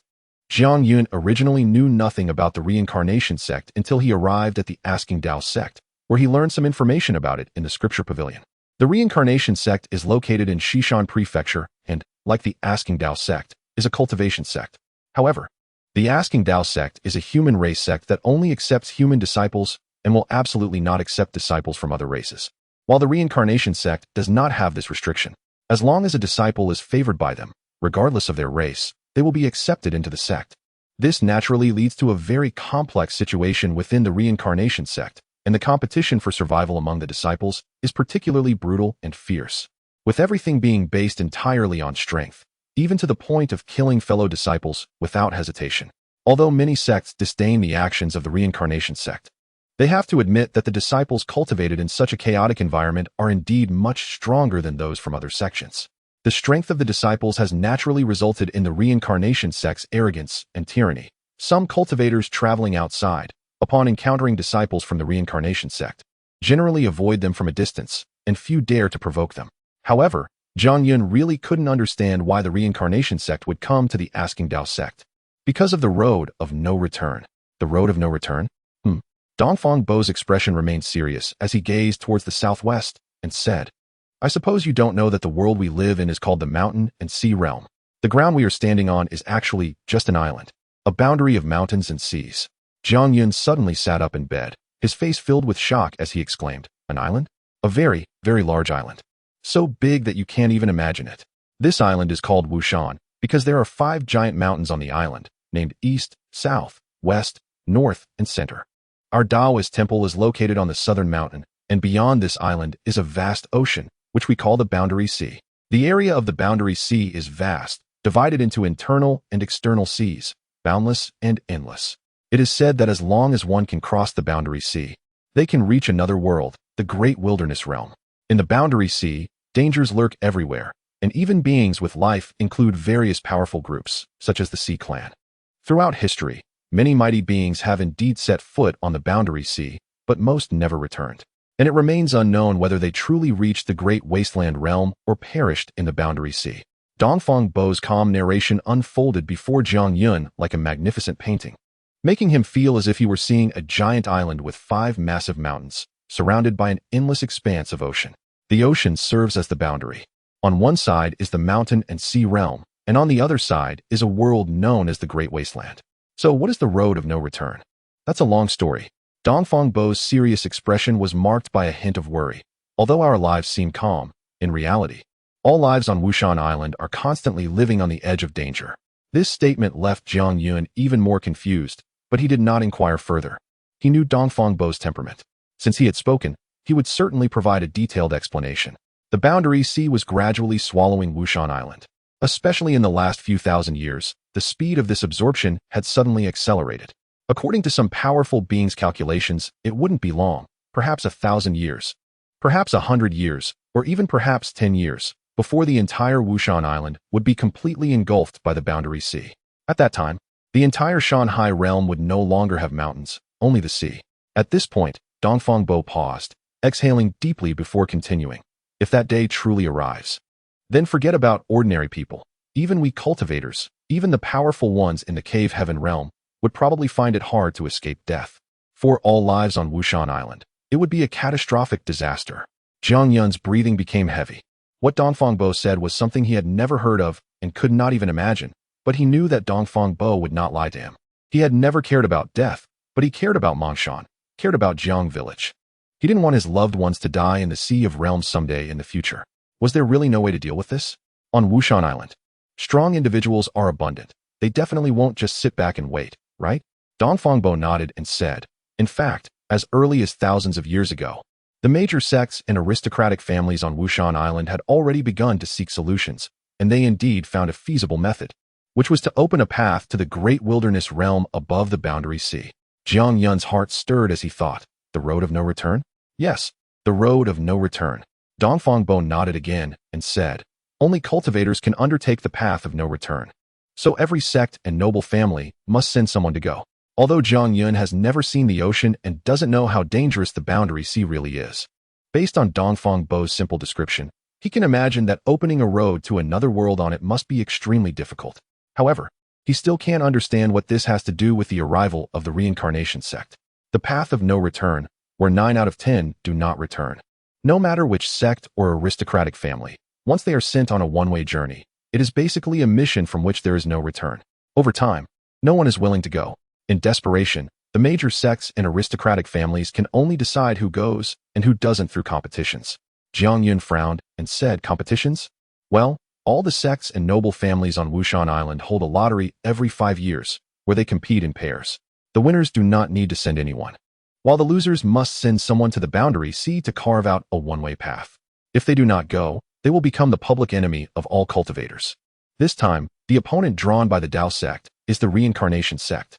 Jiang Yun finally understood that, although he knew that opening up a path of no return was something that would benefit billions of lives, very few people could sacrifice their own lives for others. However, the path of no return could not be left uncharted, so he had to forcefully send people to do so. So this time, can we win? Dongfang Bo did not answer immediately. Instead, he glanced deeply at Jiang Yun before shaking his head and said, "It shouldn't be possible." "Not possible." Jiang Yun was taken aback and said, "Aren't we supported by Fang Yuxuan, Xiao Yishu, and the elders of each peak? Aren't they all very powerful? Only disciples at the Tongmai realm can participate in the competition. As for the disciples in the Taoist sect, aside from you, I really can't think of anyone else who could be stronger than you." Dongfang Bo explained. "Connecting the veins realm?" Jiang Yun was slightly taken aback and quickly jumped up, saying, "Then I will participate." Although Jiang Yun has no good feelings towards the entire Windazong, he is still a disciple of Windazong, so at this moment, he is willing to stand up and fight for Windazong. However, Dongfang Bo shook his head and said, "Originally, it was indeed your turn, but the agreed time with the reincarnation sect was more than 20 days later. I didn't expect the reincarnation sect to come early. Moreover, your injuries are not healed, and your realm is not fully stable. The disciples of the reincarnation sect are also very ruthless, so you cannot go." Jiang Yun wanted to speak, but Dongfang Bo didn't give him a chance. Moreover, the reincarnation sect has recently taken in a new disciple with extraordinary talent, known as the number 1 in the channeling realm. With him around, even in your peak state, you wouldn't be his opponent. It would be pointless to go. The number 1 in the channeling realm? What's his name? Feng Wuji. Chapter 70. 10 layers of meridian opening. If previously Jiang Yun thought attending this competition was optional, upon hearing the name Feng Wuji, he resolutely stood up and declared, "I want to participate." Although there were still 4 years until the agreed life and death battle with Feng Wuji, Jiang Yun did not wish to back down now that they had crossed paths. As for Feng Wuji being called the number 1 in the meridian opening realm, Jiang Yun did not take it to heart. Feng Wuji was not his opponent back then, and he was confident he could defeat him now. Seeing Jiang Yun's determined attitude, Dongfang Bo's eyes flickered with doubt, but he did not ask further. Instead, he said lightly, "I know you have confidence in yourself, and I have great confidence in you as well. But do you know why Feng Wuji is called the number 1 in the meridian opening realm?" "I don't know." "Because he..." Just then, a thunderous sound suddenly interrupted Dongfang Bo's words. After a moment of surprise, Dongfang Bo smiled and said, "The competition has already begun. Although you can't participate, it won't hurt to let you watch." As his words fell, a copper mirror about 10 feet in diameter appeared in front of Jiang Yun, its surface displaying rapidly changing scenes. Although Jiang Yun was still thinking about what Dongfang Bo had not finished saying, his gaze was inevitably drawn to the images in the mirror. On the peak of an unknown mountain, there was a large platform where 2 figures were engaged in a fierce battle. One of them was Fang Ruolin, and the loud noise just now had come from an explosive talisman she had thrown. On both sides of the platform stood dozens of people. One side consisted of disciples from the Windazong, while the other side was naturally from the reincarnation sect. Although the number of Windazong disciples was not large, the presence of the 5 peak masters and Dao Tianyu showed that they took this competition very seriously. Among the disciples, aside from Fang Ruolin, who was currently competing, Jiang Yun recognized only one, Wushang. Dongfang Bo explained, "The competition follows a best-of-3 format. Our only chance of victory might be Wushang. However, both Wushang and Feng Wuji are the last to compete. If we lose 2 matches in a row, he won't even have a chance to go on stage." Jiang Yun's gaze swept over everyone until it landed on a young man with a soft appearance standing opposite on the platform. With slanted phoenix eyes and an unabashed expression of disdain on his face, it was none other than Feng Wuji. It was clear that compared to a year ago, Feng Wuji had matured somewhat, but his personality had not changed much. At this moment, he didn't even look at the 2 who were competing. Instead, he had his hands behind his back, looking up at the sky with an air of superiority, as if what was happening here had nothing to do with him at all. Watching Feng Wuji, Jiang Yun couldn't help but recall the scenes from their previous encounter. Although only a year had passed, it felt like a long time ago. Both he and Feng Wuji had left the familiar Wanshan and entered their respective sections. He had transformed from a mortal into a 9th-layer meridian opening cultivator, while Feng Wuji had become known as the number 1 in the meridian opening realm. Suddenly, another loud noise interrupted Jiang Yun's thoughts. The 2 competitors had already determined a winner. Fang Ruolin lay on the ground, pale, with blood trickling from the corner of her mouth. and the purple golden marten lay on her, covered in blood. Clearly, she had lost. Neither side was surprised by the outcome. However, the expressions of the Windazong disciples darkened further. A disciple from Windazong stepped forward to help Fong Roland down. And then Dao Tianyu and an elder from the reincarnation sect each pointed out which disciples they would send for the next match.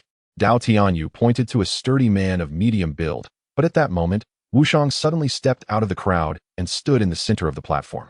Pointing at Feng Wuji and saying you. Wushang's abrupt appearance and provocative gesture caused everyone to pause for a moment, but soon they regained their composure. Especially the Five Elements Peak Master, Peng Shou, shook his head with a bitter smile. He knew his disciple too well. He was extremely combative and loved to challenge strong opponents.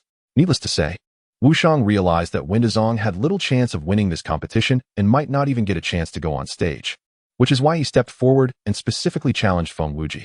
Although Wushang's actions somewhat broke the rules, neither the Five Peaks Master nor Dao Tianyu stopped him.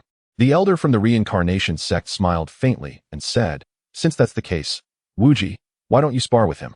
Only then did Feng Wuji take his gaze away from the sky and look at Wushang. "To deal with you, I only need to use 50% of my strength."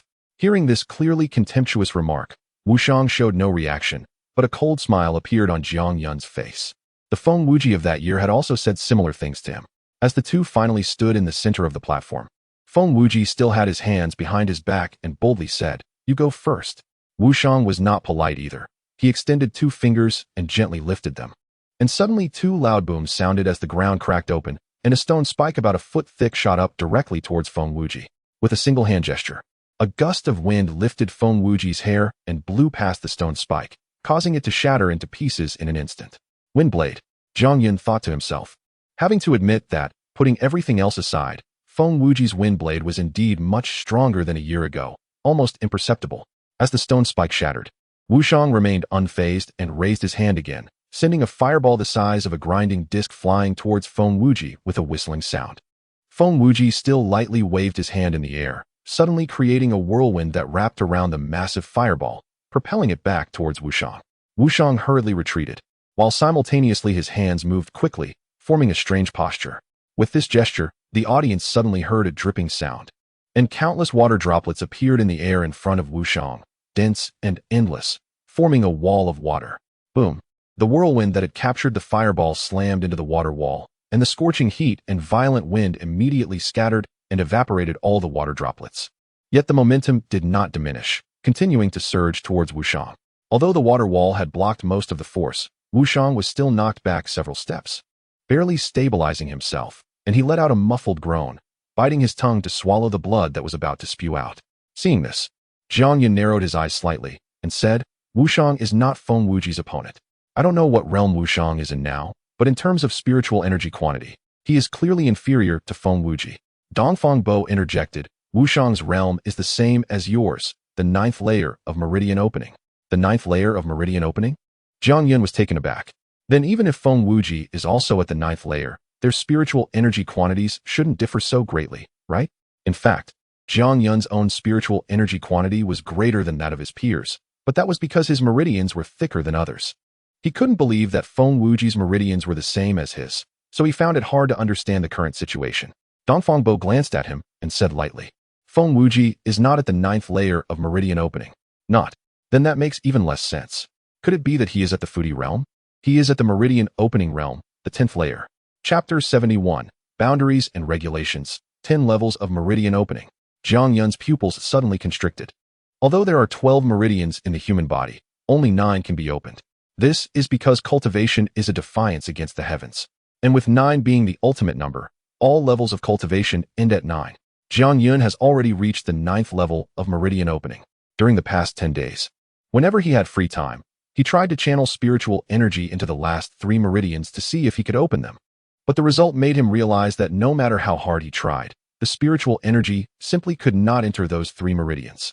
It seemed as if there was an invisible barrier enveloping the 3 meridians, preventing any spiritual energy from entering.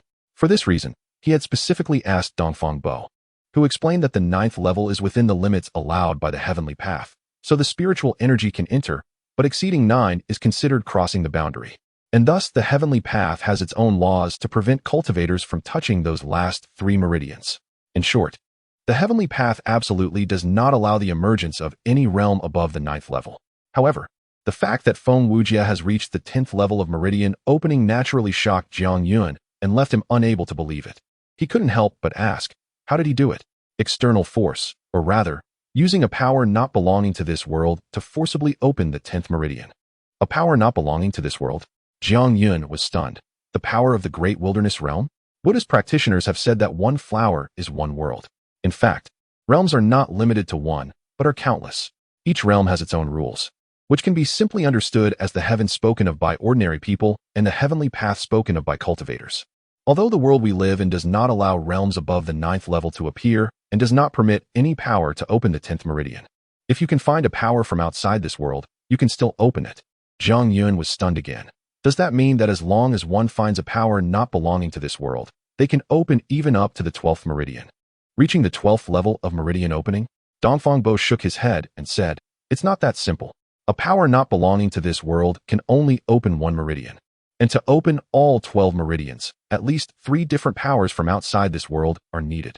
At this point, Dongfang Bo pointed to Feng Wujia in the mirror and said, the reincarnation sect has a profound foundation, and Feng Wujia has outstanding talent. So his master specifically used a piece of celestial stone from outside the world, using the power of the stars to help him open the 10th meridian. Jiang Yun took a deep breath to suppress the turmoil inside him. Now he finally understood why Feng Wujia was called the number 1 in the realm of meridian opening. While meridian opening cultivators can only cultivate to the 9th level, Feng Wujia is 1 level higher than all other meridian opening cultivators, making him invincible in the same realm. After thinking for a moment, Jiang Yun continued to ask, even if he is invincible in the realm of meridian opening, once he reaches the blessed land realm, he should no longer have this advantage, right? No. Strictly speaking, the blessed land realm is where true cultivators reside, while the realm of meridian opening is merely a foundation before becoming a cultivator. The stronger the foundation, the higher the heights one can reach later on. It sounds like Feng Wujia is only 1 level higher, but that level is a permanent enhancement. Even if he enters the blessed land realm or the cave heaven realm, this advantage still exists. Dongfang Bo noticed that Jiang Yun still seemed to have difficulty understanding, so he continued to explain. This advantage can be simply stated as always having slightly more spiritual energy than cultivators of the same level. Don't underestimate this point. The higher the cultivation realm, the greater this slight advantage can become, and it could even be quite terrifying. Jiang Yun nodded, and he understood now.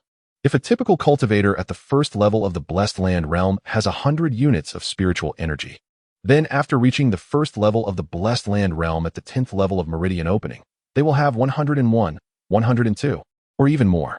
And this additional number will increase as the cultivation realm rises.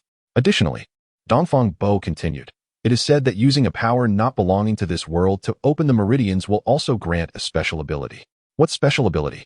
Dongfang Bo spread his hands and said, I haven't opened the 10th meridian, I'm just hearing about it. However, if Wushang is strong enough, we should know soon. At this moment, the battle between Wushang and Feng Wujia was clearly nearing its end, and the result could be easily guessed from the extremely gloomy faces of the people from the Asking Dao sect. Although Wushang's qualifications and achievements and techniques were terrifying, facing the 10th level of meridian opening Feng Wujia still felt somewhat powerless. The two had not fought for long, yet Wushang's complexion was already pale, blood seeping from the corners of his mouth, while Feng Wujia remained calm. Even the disdainful smile on his face showed no signs of change. 5 elements transformation. At that moment, Wushang suddenly uttered 4 words, and as his voice fell, 5 groups of differently colored light suddenly appeared on the platform, each containing a sharp blade, a vine, a droplet of water, a flame, and a piece of soil. Once the 5 groups of light appeared, they seemed to possess their own consciousness, connecting end to end to form a massive circular wheel that spun incessantly. The emergence of this will caused the expressions of everyone present to change slightly, and even Jiang Yun, who was separated by a copper mirror, could feel the terrifying power contained within this wheel, especially as the wheel spun. The power within would double with each rotation. Dongfang Bo's eyes glimmered with excitement as he exclaimed, what a 5 elements transformation! I didn't expect Wushang to have found his own path. As for Feng Wujia, the smile on his face finally faded as he stared intently at the wheel slowly flying towards him. He suddenly raised his hand and forcefully pressed it against his brow. Buzz! A circular mark appeared on Feng Wujia's brow, shooting out a beam of light that transformed into a blurry human figure. From a distance, although the figure was indistinct, It also had a circular mark on its brow, radiating starlight all over, seemingly composed entirely of starlight. Dao Body. With a cry of surprise, everyone's expressions changed again, and Dongfang Bo gasped. The power of the celestial stars from outside the world opening the 10th meridian actually grants him a Dao body, formed by the power of the stars. This must be the special ability that comes with it. Jiang Yun's heart also raced as he looked at the starry figure, his eyes revealing a serious expression. Although he didn't know what a Dao body was, his keen senses told him that the terror of this Dao body far exceeded that of the wheel formed by the 5 elements' power. He even more clearly realized that he was no longer a match for Feng Wujia. Stop. This match, we concede. As the starry figure and the 5 elements wheel were about to collide, Peng Shou, the leader of the 5 elements peak, suddenly flashed in front of Wushang and directly admitted defeat. Clearly, he understood very well that although the 5 elements wheel was strong, it would be utterly crushed by the Dao body. If the two truly collided, it would bring unimaginable injuries to Wushang, even the danger of death. So he had to step in to stop it. Upon hearing Peng Shou's words, the starry figure immediately dissipated and returned to Feng Wujia's brow, reforming into a circular mark. While the disdain on Feng Wujia's face deepened as he coldly laughed, "You Asking Dao sect are too weak." Despite the arrogance in his words, the people from the Asking Dao sect had nothing to say. Even Wushang, who had the most hope of winning, had been defeated, and the strength of the reincarnation sect was indeed overwhelming. Dao Tianyu stepped forward and cupped his hands towards the long-browed elder of the reincarnation sect, saying, "This time we lost the competition. 3 days later, we will send someone to the boundary sea of the unreturned path." Chapter 72. 3 questions and 3 answers for the vast majority of disciples in the Windazong. They were completely unaware that a competition had taken place between the Wheel of Reincarnation sect and the Windazong, and the outcome of the competition would lead to the Windazong dispatching a group of cultivators to the unreturning road in 3 days, with a high likelihood that these cultivators would never return. Naturally, they also did not know that the world they lived in was about to face a catastrophic disaster. A consensus reached by the high-ranking officials of various major sects and noble families. Sometimes, ignorance is a form of happiness. However, for Jiang Yun, who had witnessed the entire competition and knew what was about to happen, his heart could never settle down. Especially the rapid increase in Feng Wuji's strength made the boulder that had been slightly loosened on his heart weigh heavy again. It had to be said that the astonishing cultivation exhibited by the 10th level of the meridian opening and the Dao body formed by the starry power had a tremendous impact on Jiang Yun, making him have an even more urgent desire to become stronger. This thought reached a peak when Lu Xiaoyu arrived 3 days later, almost bursting his head and body. "Brother Yun, I need to leave the Windazong for a while to carry out a sect mission. I don't know how long it will take to return, nor do I know where I will go, but you don't have to worry.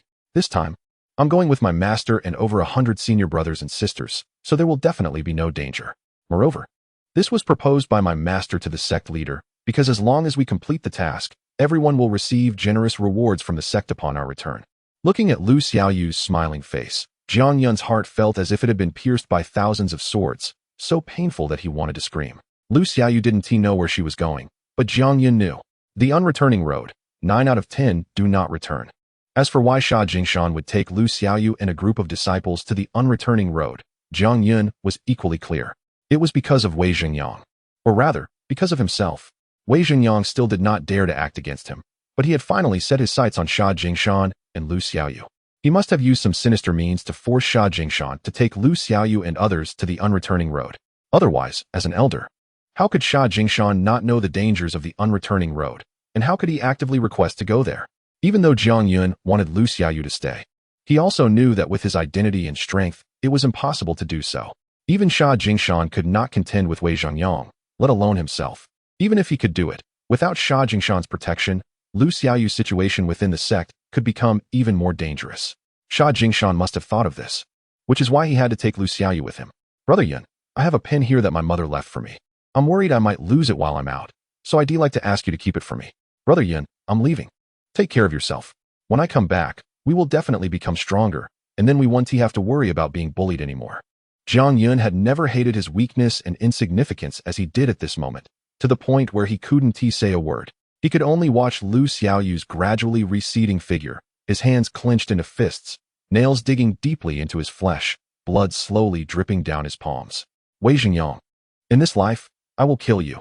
Jiang Yun burst out of the door and arrived at Dongfang Bo's room. "Senior brother, can you take me to see the Peak Master?" Dongfang Bo looked at the blood dripping from Jiang Yun's palms. His eyes narrowed slightly, and he nodded gently, standing up silently to walk out. Standing before Gu Bulo, Jiang Yun bent his knees to kneel, but Gu Bulo, who had his eyes closed, waved his hand. A gentle force supporting Jiang Yun's body, preventing him from kneeling. Why are you kneeling to me? I want to take you as my master. Why do you want to take me as your master? I want to become stronger. Why do you want to become stronger? I want to protect the people I care about.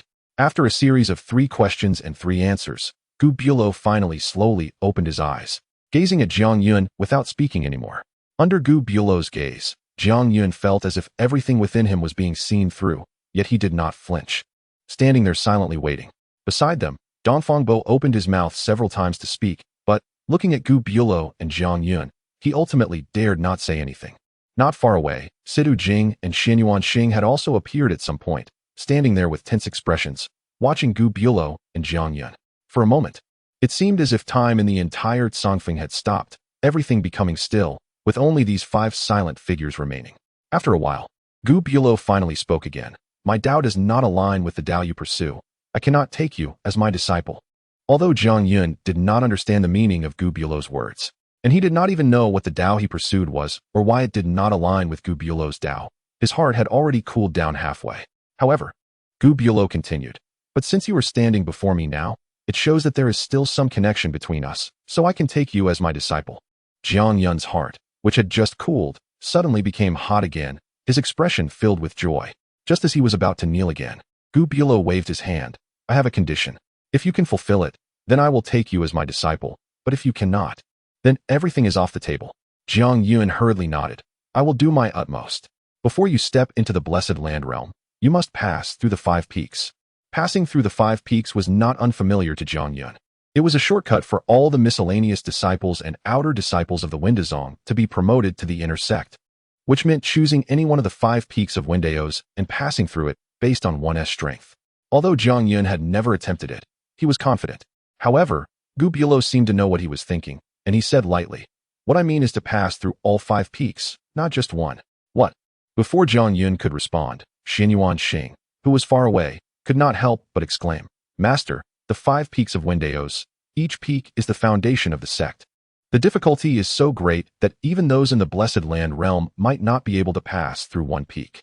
You are asking Jiang to pass through all 5 peaks, if he cannot even pass the 5 peaks, then how can he talk about becoming stronger and cultivating the Dao?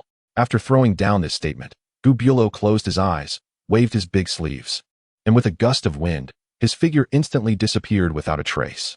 On the Congfeng, Jiang Yun turned to Dongfang Bo, senior brother. What exactly is passing through the 5 peaks? Dongfang Bo showed a bitter smile. Well, your 3rd senior brother is the most qualified to speak on this. He attempted each of the 5 peaks once, and although he failed all of them, he at least gained some experience. 3rd senior brother failed all attempts at the 5 peaks. Jiang Yun was stunned. Although he was not clear about 3rd senior brother's strength, he knew that 3rd senior brother did not even regard Wei Xingyang highly. If even he could not succeed in passing through the 5 peaks, could he do it? Xianyuan Xing sighed. Come on, Jiang, let me tell you just how difficult this so-called passing through the 5 peaks really is. Chapter 73. The road ahead. I have just mentioned that the 5 peaks of the Dao sect each represent the foundation of the sect, and this foundation is the most powerful force of the sect. Each peak has a treasure. The treasure of the sword peak is a sword called the Heaven-Slaying Sword. The requirement to challenge the peak is to walk over this sword. Do not underestimate this sword. It is said that an ancestor of the sect once used it to truly slay the heavens. The sword energy and intent it possesses are overwhelming, and even a casual strike is extremely sharp. When I walked the full length of 90% of the sword, I felt its might. The treasure of the beast peak is a picture of phantom beasts. The requirement to challenge this peak is to pass through this picture. Inside the picture is a world of its own, filled with countless ferocious beasts and even demon beasts, which are a whole level above ferocious beasts, equivalent to the earthly paradise realm among cultivators. Although the strength of the demon beasts will be suppressed when entering, danger still abounds. The treasure of the heavenly symbol peak is a heavenly soldier talisman, which contains a heavenly soldier. Although the soldier's realm will match your own, it is said that heavenly soldiers come from other worlds and possess immense combat power. While Xianyuan Xing was explaining the foundations of the 5 peaks in detail to Jiang Yun, Dao Tianyu looked at Gu Bulo and said, Do you really have such high hopes for this child? Gu Bulo replied calmly, It's not that I have high hopes for him, but the timing of his appearance before me is too coincidental. We probably don't have much time left, and he possesses something even you and I cannot see through. So, it would be better to let him try." Dao Tianyu nodded thoughtfully and said, "That's true. If he fails, then so be it. But if he really succeeds, who knows if it will be a blessing or a disaster for him?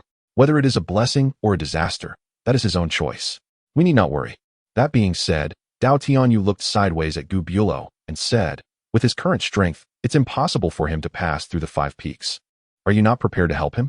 Gu Bulo did not answer. Instead, he flipped his wrist, and suddenly a palm-sized golden orb of light appeared in his palm. Dao Tianyu's gaze immediately locked onto the orb, revealing a look of envy.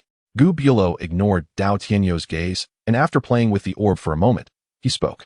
"I went through countless hardships to obtain this thunder-urgent pearl. It's a pity that I haven't been able to use it myself, and leaving it unused is truly a waste." However, Gu Bulo closed his palm, and when he opened it again, the golden orb had vanished without a trace. The premise is that he must first be able to take the first step himself. You're just making it difficult for him. Dao Tianyu reluctantly withdrew his gaze and shook his head. With his current status and cultivation, without external help, he won't even know where the road is, let alone take the first step. Gu Bulo closed his eyes and said, "The road is at one's feet." Jiang Yun returned to his small house that had been rebuilt. He did not cultivate or lie down, but instead sat quietly on the ground. From Xianyuanxing's words, he had learned about the foundations of the 5 peaks and understood the immense difficulty of passing through all 5 peaks. Even though he possessed strength far beyond that of cultivators of the same rank, it was still impossible to accomplish. Although Dongfang Bo and the others also offered some suggestions, like the simplest one of seeking external items, just like Feng Ruolin, bringing talismans, magical tools, and pet beasts, essentially gathering as many items as possible that could help enhance his strength, there might still be some possibility. However, where could he find these external items? Talismans, magical tools, pet beasts, and so on. All of these are quite valuable. Not to mention himself. Even most of the inner disciples would find it hard to possess them. The only external items he could seek were to refine some pills, and with the help of the black stone, enhance their efficacy to the utmost. Aside from that, there was nothing else. However, refining pills requires materials, and although Brother He could provide them for him, he couldn't keep asking endlessly. Thus, there was only one way left. The figure of Feng Wujin, radiating starlight, appeared in Jiang Yun's mind. He clenched his fists tightly and thought, "Open the 10th meridian. If I could also open the 10th meridian, or even the 11th and 12th, then perhaps I could succeed. After all, my Master's requirement was for me to pass through the 5 peaks before reaching the earthly paradise realm." With this thought, Jiang Yun stood up, pushed the door open again, and wanted to ask his senior brother if there were any ways to find powers that did not belong to this world. When he arrived at Dongfang Bo's residence, he unexpectedly found that Xianyuanxing and Sidu Jing were also there. They seemed to have anticipated his arrival and showed no surprise at seeing him. Jiang Yun greeted the 3 of them one by one and was about to speak when Dongfang Bo smiled and said, "Jiang, sit down first. We have something to discuss with you." After Jiang Yun sat down, Dongfang Bo took out a ring and handed it to him, saying, "Jiang, I feel ashamed to say that the 3 of us usually don't pay too much attention to these external items, especially since my second sister and I rarely go out. Thus, we don't have anything valuable on us. Most of the items in this ring belong to your 3rd senior brother. You take it. Although the items inside are not worth much, they will be somewhat helpful for you to challenge the 5 peaks." These words left Jiang Yun stunned. Looking at the storage ring before him, warmth rose in his heart, and he felt a lump in his throat as tears welled in his eyes. He had no close ties with them. Aside from being somewhat closer to Dongfang Bo, he had only spoken to Sidu Jing twice, and he had no interaction with Xianyuanxing at all, yet they treated him so well. Even though Gu Bulo had not yet accepted him as a disciple, Dongfang Bo and the 3 of them had already considered him as a fellow disciple, as a younger brother, as family. Therefore, they were doing everything they could to help him pass through the 5 peaks. The items in this ring might not be worth much, but they were undoubtedly all that they could offer. Rubbing his nose, Jiang Yun took a deep breath and said, "Senior brother, second sister, 3rd senior brother, I appreciate your kindness, but I cannot accept this." Situ Jing stepped forward, snatched the ring, and forcefully shoved it into Jiang Yun's hand, saying, "Just take it. Why so many words?" Xianyuanxing also spoke, "Exactly. As long as you can successfully pass through the 5 peaks and become our little junior brother. What does this little bit of stuff count for?" Holding the ring, Jiang Yun dared not speak again, not even to thank them, for he feared that if he opened his mouth, tears would uncontrollably fall. However, he knew that from this moment on, apart from Jiang Village and Lu Xiaoyu, There were 3 more people in his heart who mattered to him. All right.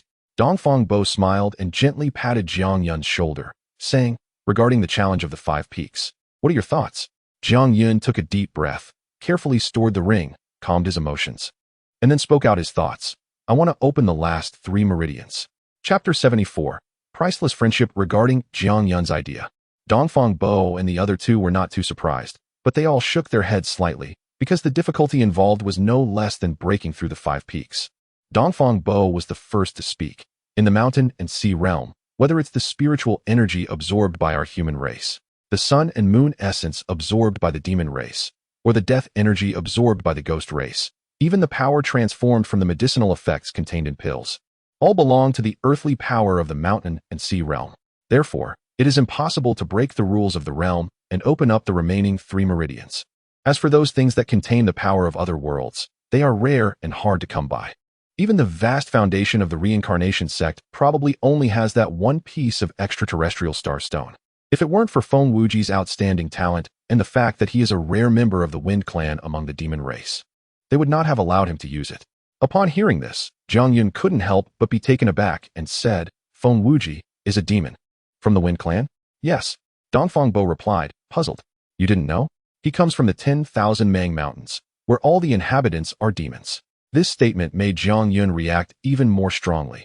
He suddenly stood up and said in disbelief, all of them are demons? Although Jiang Yun had never mentioned his origins, Dongfang Bo and the others had speculated that he should be from the 10,000 Mang Mountains.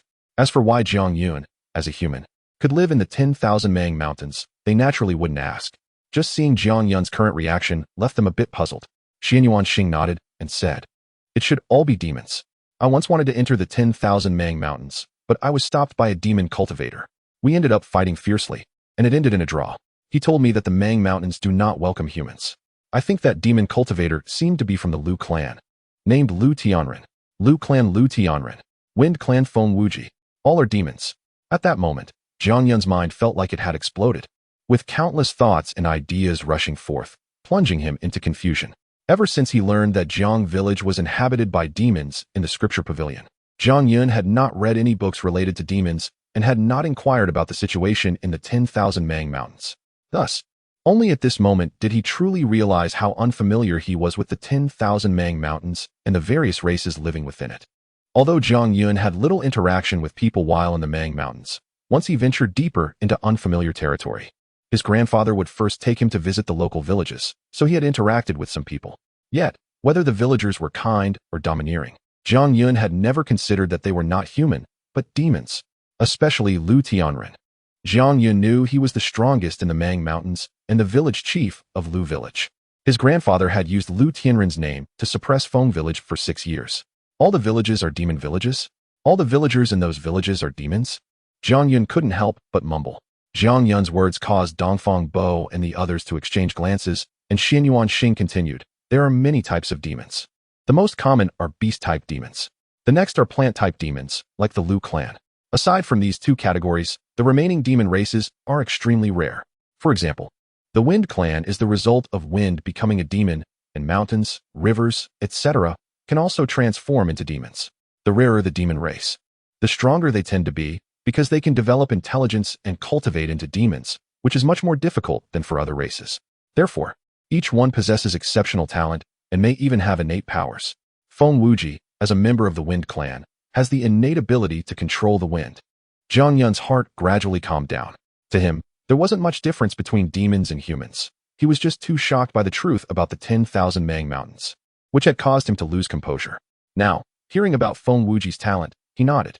His master had already mentioned that demons were often more adept at techniques than humans, as many demons originated from various powers in the world.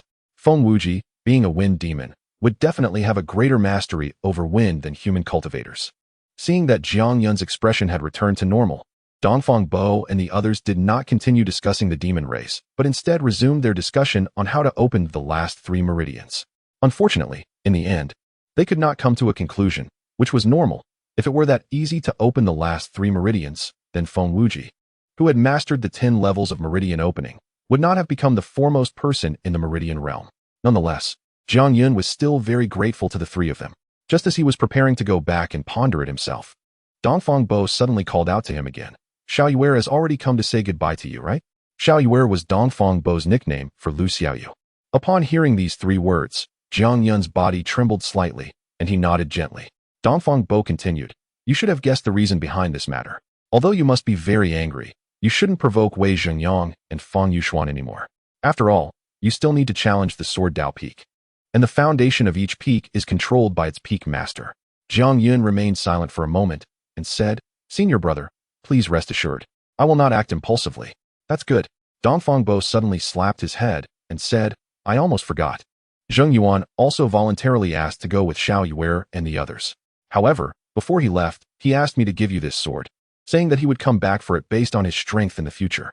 Jiang Yun was somewhat surprised by the news that Zheng Yuan had also gone to the road of no return. But he speculated that Zheng Yuan's departure was likely related to his previous request to die. Jiang Yun didn't expect that the other party would give him the Fire Radiance sword, and when he held the sword, he could clearly feel that it had lost its owner. In fact, there was no deep hatred between Jiang Yun and Zheng Yuan. Now that Zheng Yuan had given the sword to Jiang Yun, it changed Jiang Yun's attitude towards him somewhat. I'll wait for him. Jiang Yun put away the Fire Radiance sword and left Dongfang Bo's residence. He returned to his small room, sat cross-legged, and fell into deep thought. As for the ring that Dongfang Bo and the others had given him, he had no intention of touching it, because to him, what was inside the ring was not something that could help him break through the 5 peaks, but the friendship of the 3 senior brothers and sisters. Things have a price, but friendship is priceless. He was reluctant to use it. After a whole day and night of contemplation, Jiang Yun gained no inspiration. So he simply stood up, walked out of the small room, and wandered aimlessly on the top of the hidden peak until he arrived at a cliff. On the opposite side of the cliff was a waterfall cascading down. Jiang Yun initially had no strong feelings about water. But ever since he learned the technique of cloud and mist, he developed a sense of familiarity with water. Mist comes from water. In fact, during his battle with Zheng Yuan, he had borrowed the water from the winding stream that coiled around the entire hidden peak to perform the cloud and mist technique, shocking everyone one after another. Now, looking at the waterfall splashing down in front of him and listening to the deafening roar, Jiang Yun simply sat down, stared for a moment, and suddenly reached out his hand. A stream of water flowed into his palm, merging into his body, transforming into a mist arrow, and rushing towards the 10th meridian. Chapter 75. Mist and fog. The mist arrows, though sharp, could not advance an inch when they were still a little over an inch away from the 10th meridian. Clearly unable to break through the invisible barrier formed by the power of the Heavenly Dao. For this situation, Jiang Yun was not surprised. He did not fantasize that mere water mist could break this barrier. It was merely an unconscious attempt on his part. As the mist arrows dissipated, Jiang Yun did not continue his attempts but focused his attention on the waterfall before him, once again falling into his own contemplation. He was unaware that at this moment, on this small hidden peak, for people, including the ancient and unaging one, were silently watching him. Even Dao Tianyu, the leader of the Dao sect, was among them. Only they understood what Jiang Yun was pondering, and they all wanted to see if he could find a way to break the rules of the world. Time passed little by little in Jiang Yun's contemplation, and he seemed to have turned into a stone statue, completely motionless, even his gaze seemingly frozen, fixated on a large rock protruding beneath the waterfall. Although the hidden peak was not high, the waterfall cascaded down from a height of 100 feet, carrying a powerful impact as it crashed onto the rock below, splashing countless droplets. The large rock had likely existed in this waterfall for an unknown amount of time, but it was certain that since the day the waterfall was born, it had been enduring the constant impact of the falling water, ceaselessly, endlessly, to the point that a noticeable pit had formed on the surface where it came into contact with the waterfall's flow. Jiang Yun's gaze just happened to be fixed on that pit, day after day, until the 6th day when a light suddenly shone in his eyes. This large rock was like the impenetrable barrier of the Heavenly Dao. Although it was incredibly solid, it had still been dented by the continuous impact of the waterfall. Dripping water can penetrate stone. Could I also break the barrier in the same way? With this thought, Jiang Yun suddenly stood up and took a step forward, a scene that caused everyone watching him to widen their eyes. Jiang Yun was seated at the edge of the cliff, and this step forward was equivalent to stepping into thin air. However, he did not fall because, at the moment he stepped out, a stream of water in the waterfall transformed into mist, suspending under his feet and carrying him to the large rock. This scene made Xinyuan Xing sigh, saying, Brother Zhang's control over spiritual energy has reached an extraordinary level. Dongfang Bo and Situ Jing nodded in agreement. Being able to transform water into mist so seamlessly was something they could not have achieved at their previous levels. After Jiang Yun reached out to touch the pit, he actually sat cross-legged on the large rock, taking on the impact of the waterfall that crashed down. What is he trying to do? Xianyuan Xing frowned slightly and said, could it be that he wants to use the method of dripping water on stone? If he really thought so, he would be gravely mistaken. Dongfang Bo shook his head and said, setting aside the fact that dripping water on stone requires a considerable amount of time.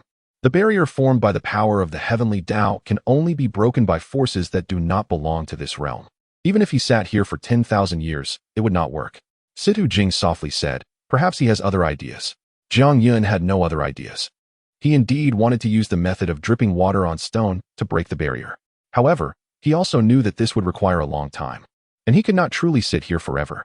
Therefore, after a moment, the water falling on Jiang Yun's body began to evaporate gradually, as if he had transformed into a furnace with an extremely high temperature. Once the water droplets touched him, they would evaporate into wisps and threads of mist, then surge into his body one after another.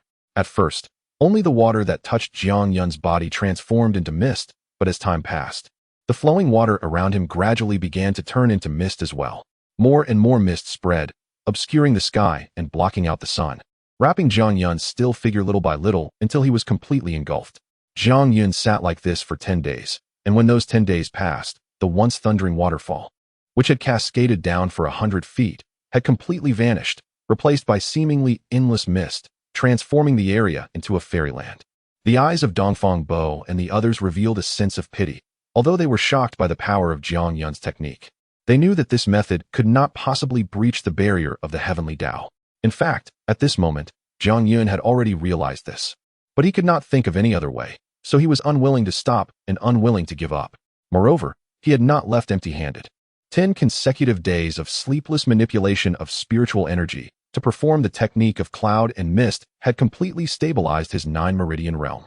The 9 meridians in his body were interconnected, with spiritual energy flowing within them, cycling continuously and gathering at the dantian, forming a spiritual lake shrouded in mist.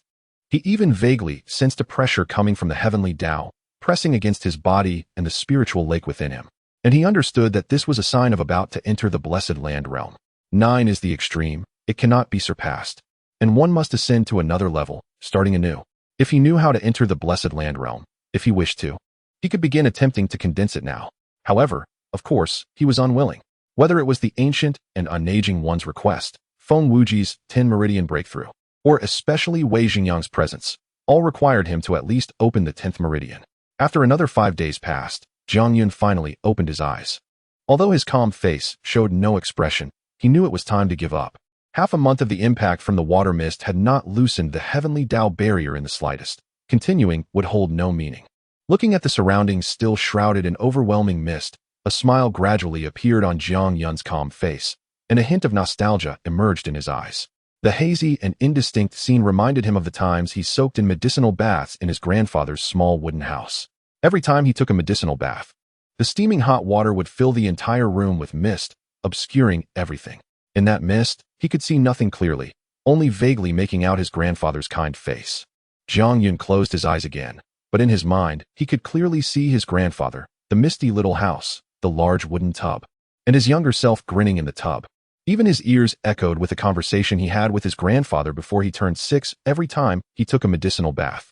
Grandpa, why do I have to take medicinal baths? Because you are too weak. Will taking medicinal baths make me stronger? Yes, it will make your body stronger, your strength greater. Then can I also punch through a big rock like Brother Zhonglei? Not only can you break a big rock, but one day you will find that your physical strength will allow you to break everything. Break everything. Jiang Yun's eyes suddenly opened wide, and 2 dazzling beams of light shot out from them. Chapter 76. The path found the light that erupted from Jiang Yun's eyes suddenly caused the mist around him, which had been drifting like a veil, to freeze in that instant. Immediately after, there was a loud crashing sound, akin to thunder, echoing across the entire Songfeng. All the mist instantly transformed back into flowing water, cascading down from a height of 100 zhang like a waterfall. However, just as the waterfall was about to fall upon Jiang Yun, it strangely veered away, as if Jiang Yun at that moment made it dare not touch him, creating a visible fissure in what was originally a complete waterfall flowing like a white satin ribbon. Within that fissure was Jiang Yun, his face showing shock and enlightenment. When he was young, He saw others not needing to soak in medicinal baths, while he himself had to do so every few days, leading him to ask several questions each time he soaked, a habit that continued until he was 6. He had always thought that his grandfather's words were merely to comfort him for being unable to cultivate, but now he recalled that last sentence his grandfather said, which intentionally mentioned the power of the physical body and breaking everything. Did this mean that his physical strength could also shatter the heavenly barriers of the Shanghai realm? The commotion Zhang Yun created made Dongfang Bo and the others, who had been paying attention to this place, perk up in spirit. Although he had not yet appeared, their respective divine senses were already maximized, firmly focused on Zhang Yun. At the peak of Tsangfeng, Gu Bulo, who had been sitting with his eyes closed, did not open his eyes, but a hint of expectation flashed across his youthful face. At the same time, Gu Bulo extended a finger and gently tapped on the Tsangfeng beneath him. Accompanied by a sound of thunder that outsiders could not hear, the entire Tsangfeng trembled slightly, as if it could not bear the power of Gu Bulo's finger and was about to collapse. Amidst this tremor, an invisible wave of energy surged up from the center of the mountain, instantly exploding, silent, and gradually starting to dissipate. Buzz. Just as this invisible wave was about to completely vanish, a figure suddenly appeared beside Gu Bulo. It was Dao Tianyu, the sect master of the Windazong. Dao Tianyu glared at Gu Bulo with dissatisfaction and said, "You didn't even give me a heads up before opening the Dao seal. You wouldn't let others see. So am I, the dignified sect master, not allowed to look?" As Dao Tianyu finished speaking, the energy wave finally completely dissipated, and although the surroundings of Tsangfeng appeared empty, if anyone directed their gaze or divine sense towards Tsangfeng at that moment, they could only see a distorted void. Gu Bulo paid no attention to Dao Tianyu's complaint, not even opening his eyes, simply saying lightly, "If you want to see, sit down."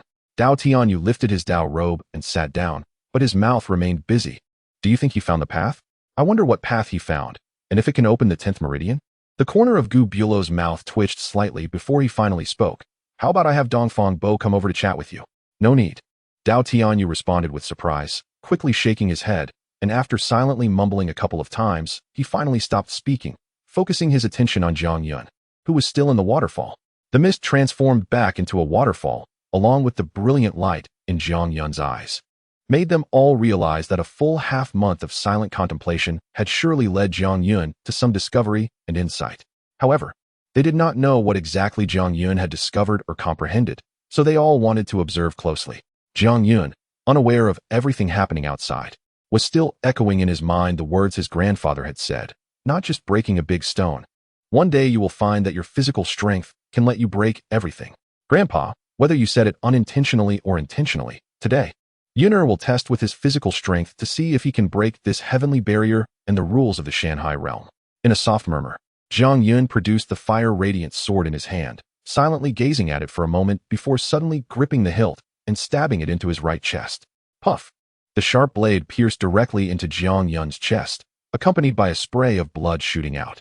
Zhang Yun, without hesitation, pulled down on the hilt, creating a massive wound from top to bottom on his chest, blood gushing forth and staining the flowing water, turning the waterfall red. Such a bloody scene caused the usually calm Situ Jing to gasp in shock, quickly covering her mouth with her hand. Xian Yuanqing also frowned tightly, asking, "What does he want to do?" The talkative Dongfang Bo, at this moment, surprisingly kept silent, even biting his teeth, but his eyes, fixed on Zhang Yun, revealed deep concern. Zhang Yun was the one he had brought to Tsangfeng and introduced to Gu Bulo. Although he hoped Zhang Yun could become his junior brother, he did not want Zhang Yun to do anything extreme for it. In fact, Dongfang Bo felt an impulse to rush forward and stop Zhang Yun. However, he ultimately restrained himself because he could clearly see the light in Zhang Yun's eyes and the determination on his face. The pain from having his chest cut open was unimaginable. Yet Zhang Yun's body did not tremble in the slightest because such pain was commonplace for him and meant nothing at all. Under everyone's watchful gaze, Zhang Yun slowly withdrew the fire-radiant sword from his body, stored it in his storage ring, then extended both hands to grasp the flesh that was slightly raised on his chest, tearing it open forcefully to reveal the inside of his body, exposing the clogged 10th meridian. At this moment, even Xian Yuanqing couldn't help but gasp in shock, as if feeling the pain himself. He touched his own chest and gave Zhang Yun a thumbs up. Dao Tianyu's brows were tightly knitted together, still unable to guess what Zhang Yun's series of self-harming actions were aimed at. Meanwhile, Gu Bulo beside him kept his eyes firmly shut, seemingly indifferent to everything happening to Zhang Yun. Jiang Yun's gaze fixed on the exposed 10th meridian, taking a deep breath before finally raising a finger, slowly yet steadily extending it toward the 10th meridian. On his fingertip, Jiang Yun did not use any spiritual energy, even blocking the spiritual energy flowing from the heavens and earth, relying solely on the pure strength of his physical body. As his finger approached the 10th meridian, Jiang Yun's expression grew increasingly calm until suddenly, a sound of rupture, inaudible to others, resonated in his ears, as if something beneath his fingertip had shattered. With the sound of shattering, Jiang Yun's finger finally gently pressed against the 10th meridian without any obstruction, even touching the impurities that had condensed there. The scene before them caused Dongfang Bo and the others to widen their eyes in shock. Dao Tianyu leapt up from the ground, two strange runes suddenly appearing in his eyes, flashing by, revealing an expression of disbelief on his face. Even Gu Bulo, whose eyes had been tightly closed, finally opened them, looking deeply at Jiang Yun and softly saying, "He found the path." Chapter 77. The heavenly countenance appears. The last 3 meridians within the body were shrouded by an invisible barrier formed by the power of the heavenly way, preventing any force from approaching even slightly. However, at this moment, Jiang Yun's finger unexpectedly touched the impurities within the meridian, and coupled with the previous sound of rupture. All of this was enough to indicate that he had successfully broken through this barrier. Physical strength. Upon witnessing this scene, the 4 words, identical in every way, were almost simultaneously uttered by Dao Tianyu and the others. Although Jiang Yun's act of cutting open his chest with a sword and tearing his flesh with his hands left them somewhat bewildered by now, they could hardly fail to see that the power Jiang Yun used to break the barrier and unblock the 10th meridian was indeed physical strength. However, Dao Tianyu's brows furrowed again as he murmured, "Humans eat grains and cereals, thus they can strengthen their physical strength." By this reasoning, physical strength should also belong to the power of the Shanhai realm. Logically, it shouldn't be able to break the heavenly barrier. Indeed, it cannot break it. Gu Bulo nodded and said, "Although this boy's actions just now seem shocking, throughout history, countless cultivators have sought to break the heavenly barrier, and among them were many exceptionally talented individuals. Therefore, there must have been cultivators who tried using physical strength, but clearly none succeeded. Otherwise, this method would have been passed down long ago." This left Dao Tianyu even more puzzled, and he looked at Jiang Yun and asked, "Then why is he able to break the barrier with physical strength?" Gu Bulo pondered and replied, "Unless his physical strength does not originate from this Shanhai realm." Dao Tianyu's brows tightened further. Clearly, he could not comprehend the meaning of this statement at the moment. Just as he wanted to continue asking, thunder suddenly roared. A deafening sound of thunder erupted, and the originally cloudless sky, bright with daylight, suddenly became turbulent, with massive dark clouds rapidly forming from the void, obscuring the sun. Even more shocking was that within the seemingly endless expanse of dark clouds, an ancient face emerged, which, although blurry, was filled with a sense of wrath. This ancient face did not only appear above Sanfeng, but also manifested over the Windazong, in Nanshanshao, on Wushan Island, and even throughout the entire sky of the Shanhai realm, allowing all beings to see it clearly. With the appearance of the ancient face, a tremendous majesty spread across the heavens and the earth, along with a terrifying power that made living beings tremble to their very bones. At this moment, the vast majority of living beings did not dare to raise their heads to look at this ancient face. Instead, they all knelt down in submission. Even the grass and trees bent low, the mountains trembled violently, and the great rivers ceased to flow. Looking around, the entire Shanhai realm was in submission to this presence. What is happening? Whose face is this? Why is it so terrifying? Is the apocalypse approaching? Countless anxious voices echoed from all directions within the Shanhai realm. Some bold cultivators, daring due to their high skills, floated into the void to get a closer look at this face, but before they could steady themselves, the pressure released by the ancient face formed from the dark clouds immediately sent them crashing down, blood streaming from their orifices, their faces filled with horror. In Zishanshao, atop a towering stone door that reached 10,000 feet, a gnome less than 3 feet tall appeared, gazing at the ancient face in the sky, murmuring, "This is the heavenly countenance, the face of the heavenly way.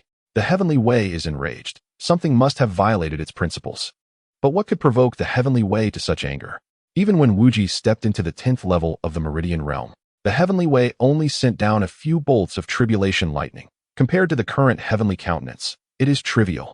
In Dongshanshao, within an endless expanse of vast forests, there was an area shrouded in endless black mist. At this moment, the black mist surged and coalesced into a blurry, ghostly face, which looked at the ancient face in the sky and coldly sneered, You still can't behave even when asleep. It's just the heavenly countenance. What is so arrogant about it? Sooner or later, I will replace you. Similar scenes appeared throughout the Shanghai realm.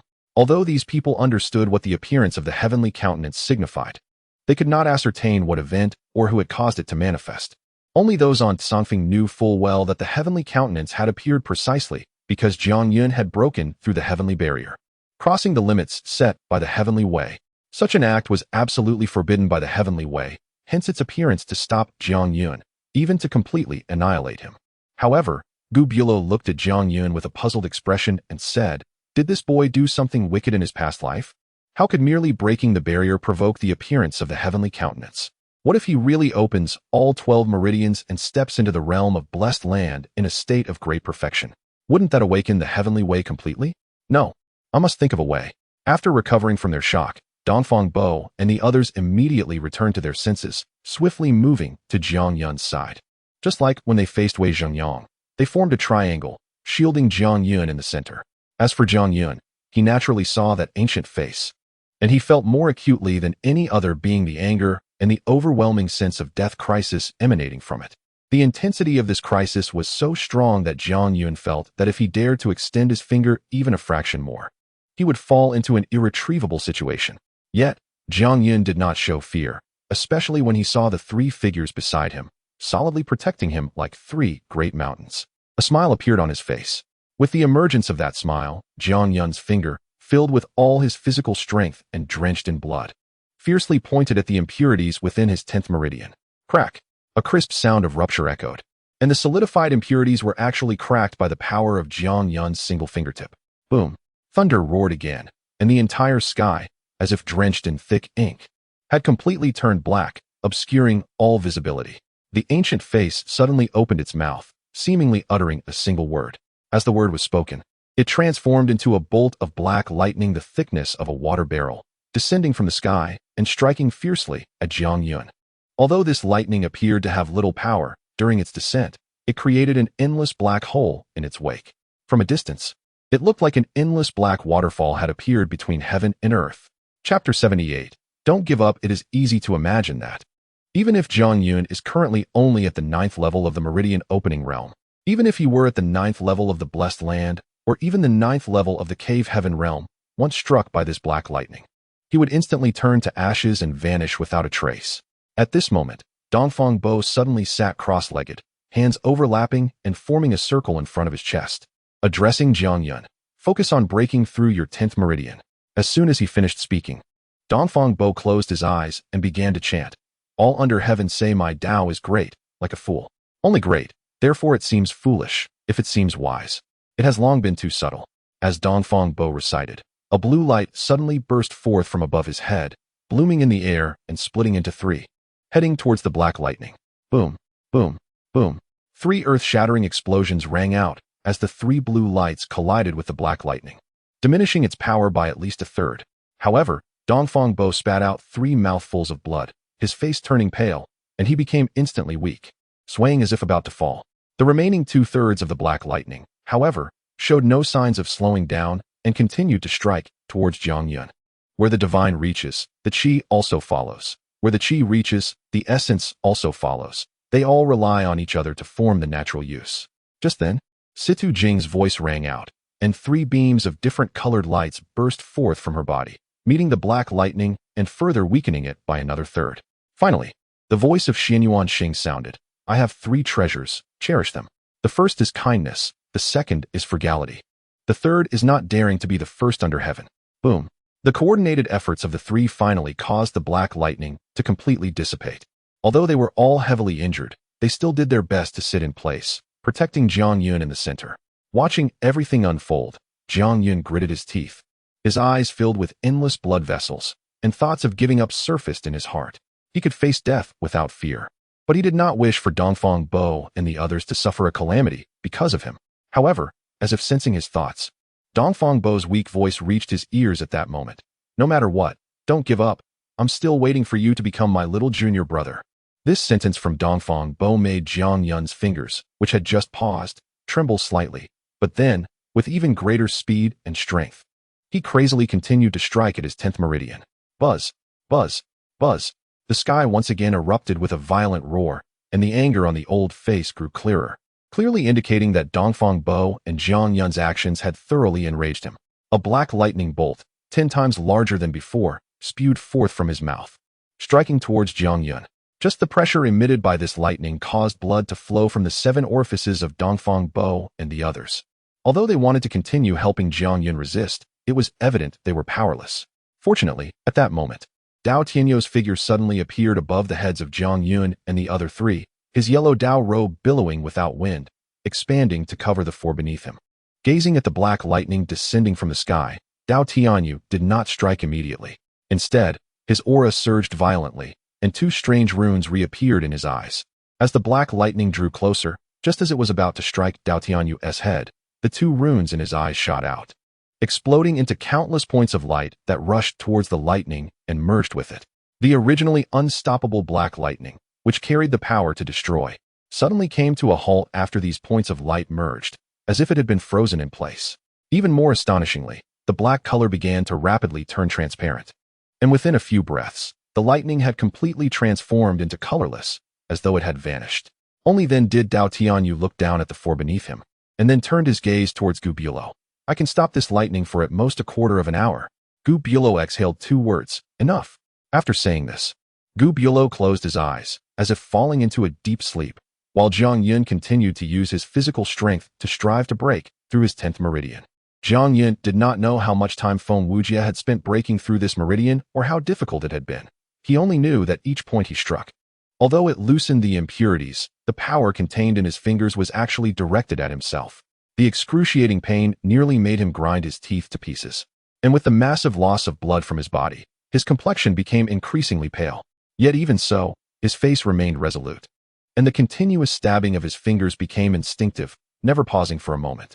Meanwhile, tens of thousands of miles away from the Windasong, beams of light began to appear one after another, each containing a figure exuding a powerful aura.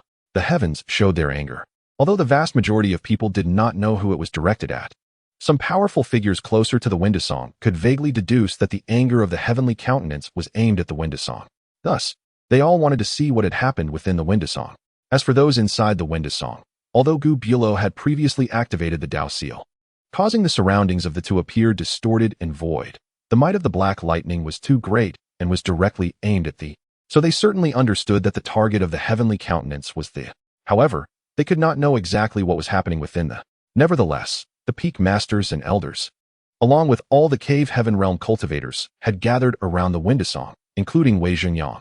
Moreover, at the mountain gate, 2 elderly men with gray hair and frail appearances silently appeared. They were the supreme elders of the Windasong, and could also be considered the foundation and strongest presence of the sect, because Dao Tianyou had already issued orders to them, forbidding any outsiders from stepping into the Windasong within 100 miles.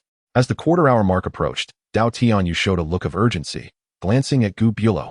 Hurry. Done. Gu Bulo's eyes opened again, standing up and stepping into the air, appearing about 100 zhang above the. With this step, his body suddenly grew a few inches taller, and even his handsome, youthful face matured slightly, making him look no longer like a child, but like a young man of 16 or 17. The change in appearance was certainly shocking, but what was even more terrifying was the aura he emitted, which rapidly surged, faintly coalescing into substance, causing the old face in the sky to show a moment of shock. When Gu Bulo's aura reached an extreme level, he suddenly opened his mouth and exhaled a long stream of golden breath, wrapped around a golden sphere of light. As this long breath was expelled, Gu Bulo's appearance instantly reverted to that of a youth, though his face turned paler and the immense aura he had emitted vanished without a trace. However, that golden long breath suddenly expanded in the air, growing to dozens of zhang in length, spiraling before rushing towards Jiang Yun below. Buzz.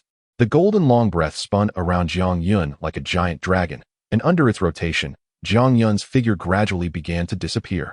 Chapter 79. True purpose. At the moment when Jiang Yun completely vanished, countless points of light suddenly surged from the void above Dao Tianyou's head, falling back into his eyes and transforming into 2 runes that flashed and disappeared. With the binding of the runes lost, the black lightning reappeared. However, instead of continuing to strike down, the lightning remained suspended in the air, seemingly at a loss of where to go now that it had lost Jiang Yun as a target. Even the old face in the sky showed a hint of confusion. For a moment, The entire world fell into a state of complete stillness, but the heavy and oppressive atmosphere became increasingly tense, as if it could erupt at any moment. Fortunately, after nearly a quarter of an hour, the black lightning and the old face began to slowly dissipate, and in an instant, the dark clouds vanished, leaving clear skies as if nothing had ever happened. At the same time, Jiang Yun heard the voice of the ancient being. This breath of Dao I provide can conceal your presence for a year, allowing you to avoid the heavenly Dao of this realm. Additionally, I will give you a thunder essence pearl, which I brought back from the thunder realm. It contains the power of thunder. After you swallow it, it will transform into spiritual energy and be drawn into your 11th meridian, giving you the hope of breaking through. But if within a year you cannot break through the 11th meridian, the heavenly face will reappear, and by that time, no one will be able to save you. Take care of yourself. As the ancient voice faded, indeed a palm-sized golden orb of light appeared before Jiang Yun, but he did not even glance at it. He clearly understood the series of events that transpired after he broke the barrier of the heavenly Dao.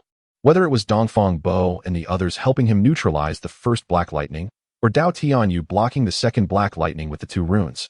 And finally the breath of Dao provided by the ancient being. He understood that they were doing their utmost to help him, and therefore he could not disappoint their expectations. Now that he had not even broken through the 10th meridian, the Thunder Essence Pearl, no matter how good it was, he could not use it at the moment, so it was better to ignore it.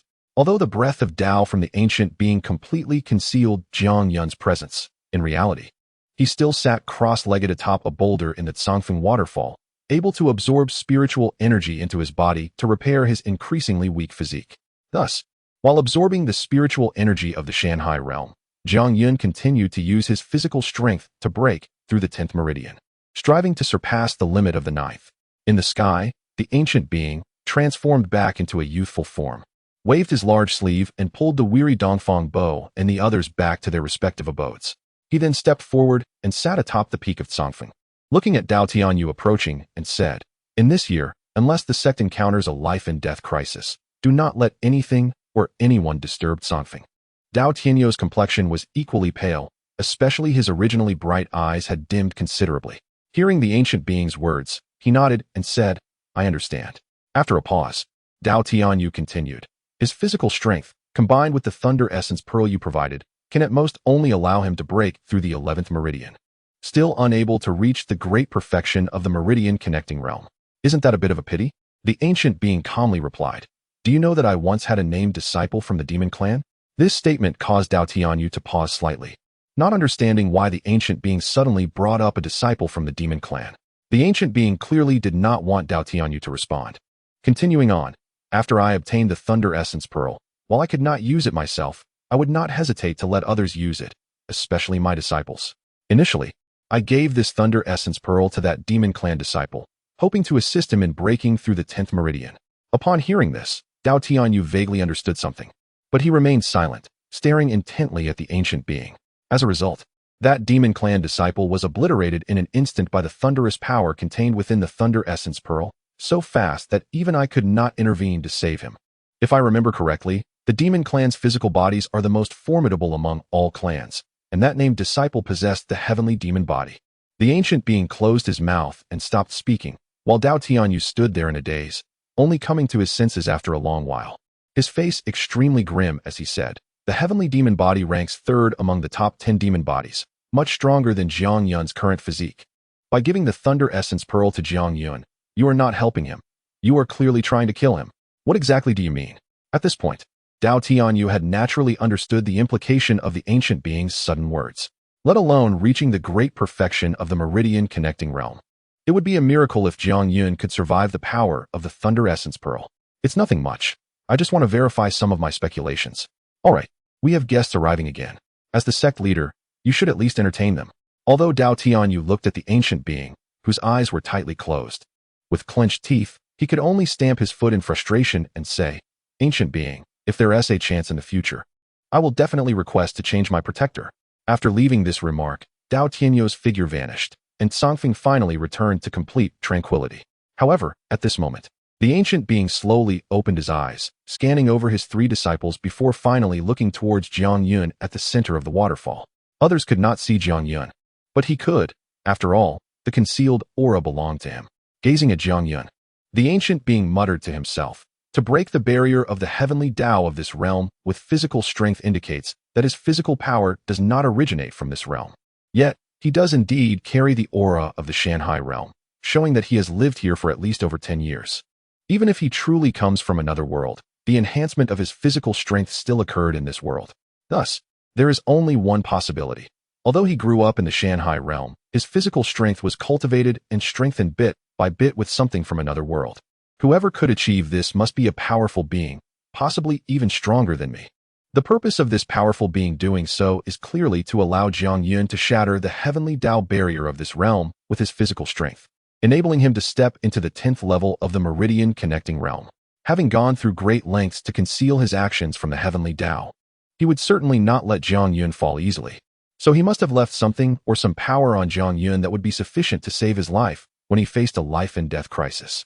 Once the Thunder Essence Pearl is activated, at the moment Jiang Yun faces true death, it will undoubtedly appear. As long as it appears, I will be able to obtain some clues about that powerful being, and perhaps I can verify my speculation that he deliberately brought Jiang Yun to me. This is the true purpose of the ancient being, knowing fully well the immense power of the Thunder Essence Pearl, yet still giving it to Jiang Yun to assist him in breaking through the 11th meridian. Since even Dao Tianyu could not fathom the ancient being's intentions, Jiang Yun was naturally completely unaware of it. However, at this moment, he had no time to consider other matters, as all his attention was focused on his 10th meridian. Chapter 80. A gift in the blink of an eye. 3 months have passed. Although the eerie scene of the ancient face dominating the sky is still fresh in the memory of all the disciples of the Dao sect, with the passage of time, the sect has completely returned to tranquility. However, the Sangfeng, which had originally been designated as a forbidden area, has now become even more austere. Not only has Dao Tianyu issued another order prohibiting anyone from stepping into Sangfeng, but several disciples are also guarding it day and night. The speculation among the disciples is that Jiang Yun, who gained fame from the battle, is currently in seclusion, trying to break through to the Blessed Land realm. His terrifying cultivation speed has finally caught the attention of the sect, and to prevent incidents similar to Zheng Yuan's from happening again, the protection has been strengthened. On the cliff opposite the waterfall at the top of Sangfeng, Dongfang Bo and the others take turns sitting for several days and nights. Although they cannot see or feel Jiang Yun's presence, they know he is in the waterfall. As for Gu Bulo, he sits at the peak of Sangfeng with his eyes tightly closed, seemingly indifferent to Jiang Yun's situation. However, today, Gu Bulo suddenly opened his tightly shut eyes, his gaze piercing as he looked toward the waterfall and saw Jiang Yun, who was invisible to others. At this moment, Jiang Yun was covered in a layer of black filth, and if one got closer, they could even smell a foul odor. Yet, Jiang Yun was completely unaware of the unpleasantness. Instead, he wore a joyful expression. After exhaling a long breath, a faint mist rose around him, gently wrapping around him and washing away all the filth, revealing a gruesome wound on his chest that almost occupied his entire upper body. In these 3 months, although spiritual energy constantly flowed into Jiang Yun's body, he had been using his physical strength to open the 10th meridian, preventing the wound from healing. Even when it was on the verge of healing, he had to forcibly tear it open again. One can imagine how much pain he endured during this time. Fortunately, the suffering was worth it, as at this moment, only the last trace of impurities remained in the 10th meridian. One last push. Jiang Yun slowly raised his finger, and the flesh on the tip had already disappeared, revealing stark white bone. The impurities in the meridian were incredibly hard, and even with Jiang Yun's formidable physique, the continuous friction over 3 months had worn away the flesh. He tightly closed his eyes, and when he opened them again, his bony fingertips stabbed fiercely into the last trace of impurity in the 10th meridian. Boom! Accompanied by a loud sound that only he could hear. The 10th meridian was finally opened. This meant that from this moment on, Jiang Yun became the second person in the Shanghai realm to surpass the limit of 9/10th realm of meridian opening. However, before Jiang Yun could savor the joy of success, a warm current suddenly surged from various parts of his body. Organs, muscles, skin, bones, even his blood. These warm currents appeared without warning, and as they flowed within Jiang Yun's body, they became more and more abundant and dense, ultimately all rushing into the newly opened 10th meridian.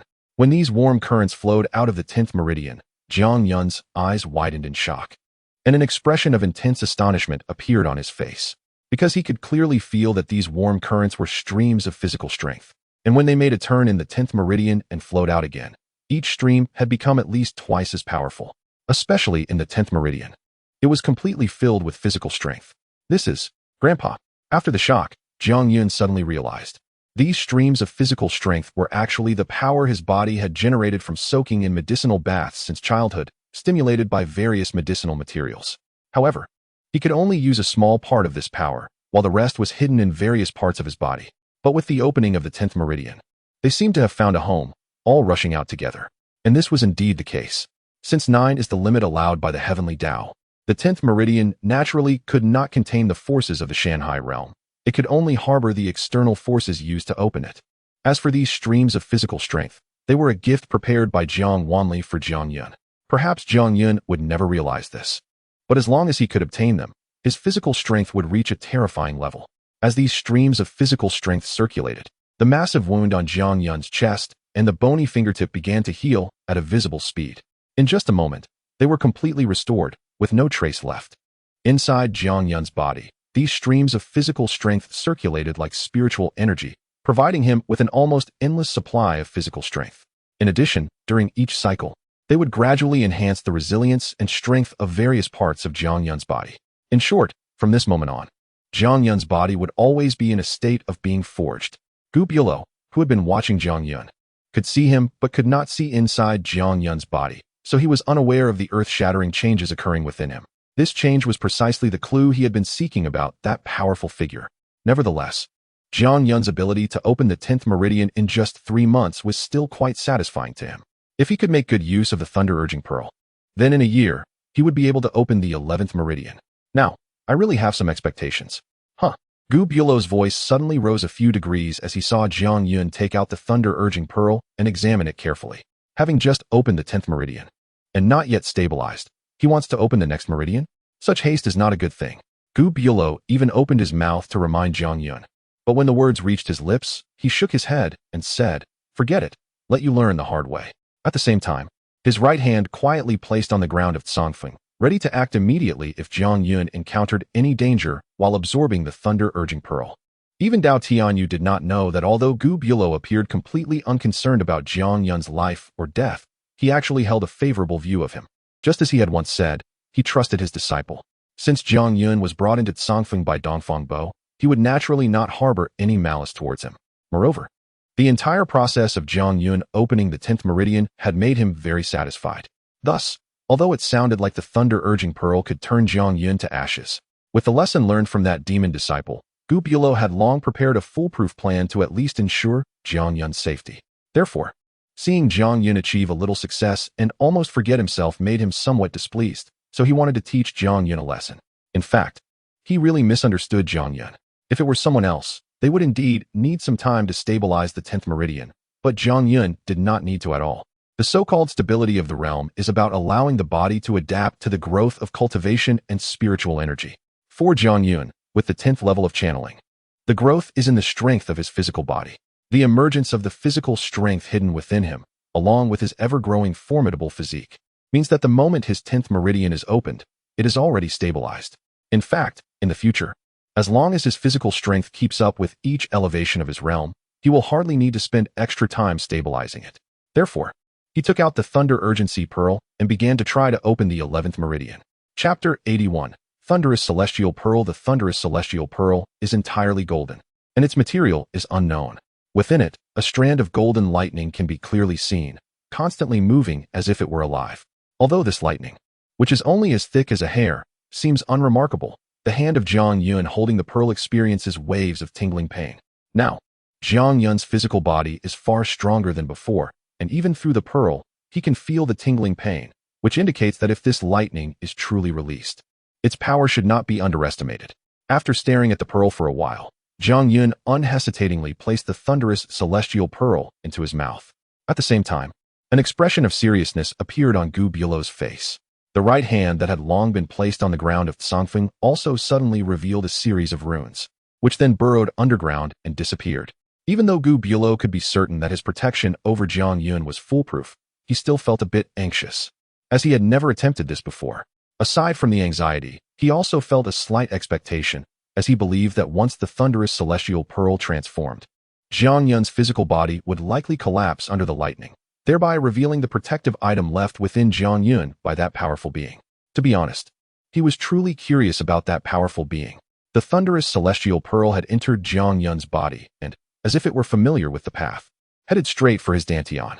Remembering Gu Bulo's guidance, Jiang Yun quickly summoned a surge of spiritual energy from the lake of spiritual energy, rushing toward the thunderous celestial pearl and wrapping it tightly. Strangely enough, despite its formidable power, the thunderous celestial pearl, under Jiang Yun's spiritual energy, began to melt as if it were a snowball encountering fire.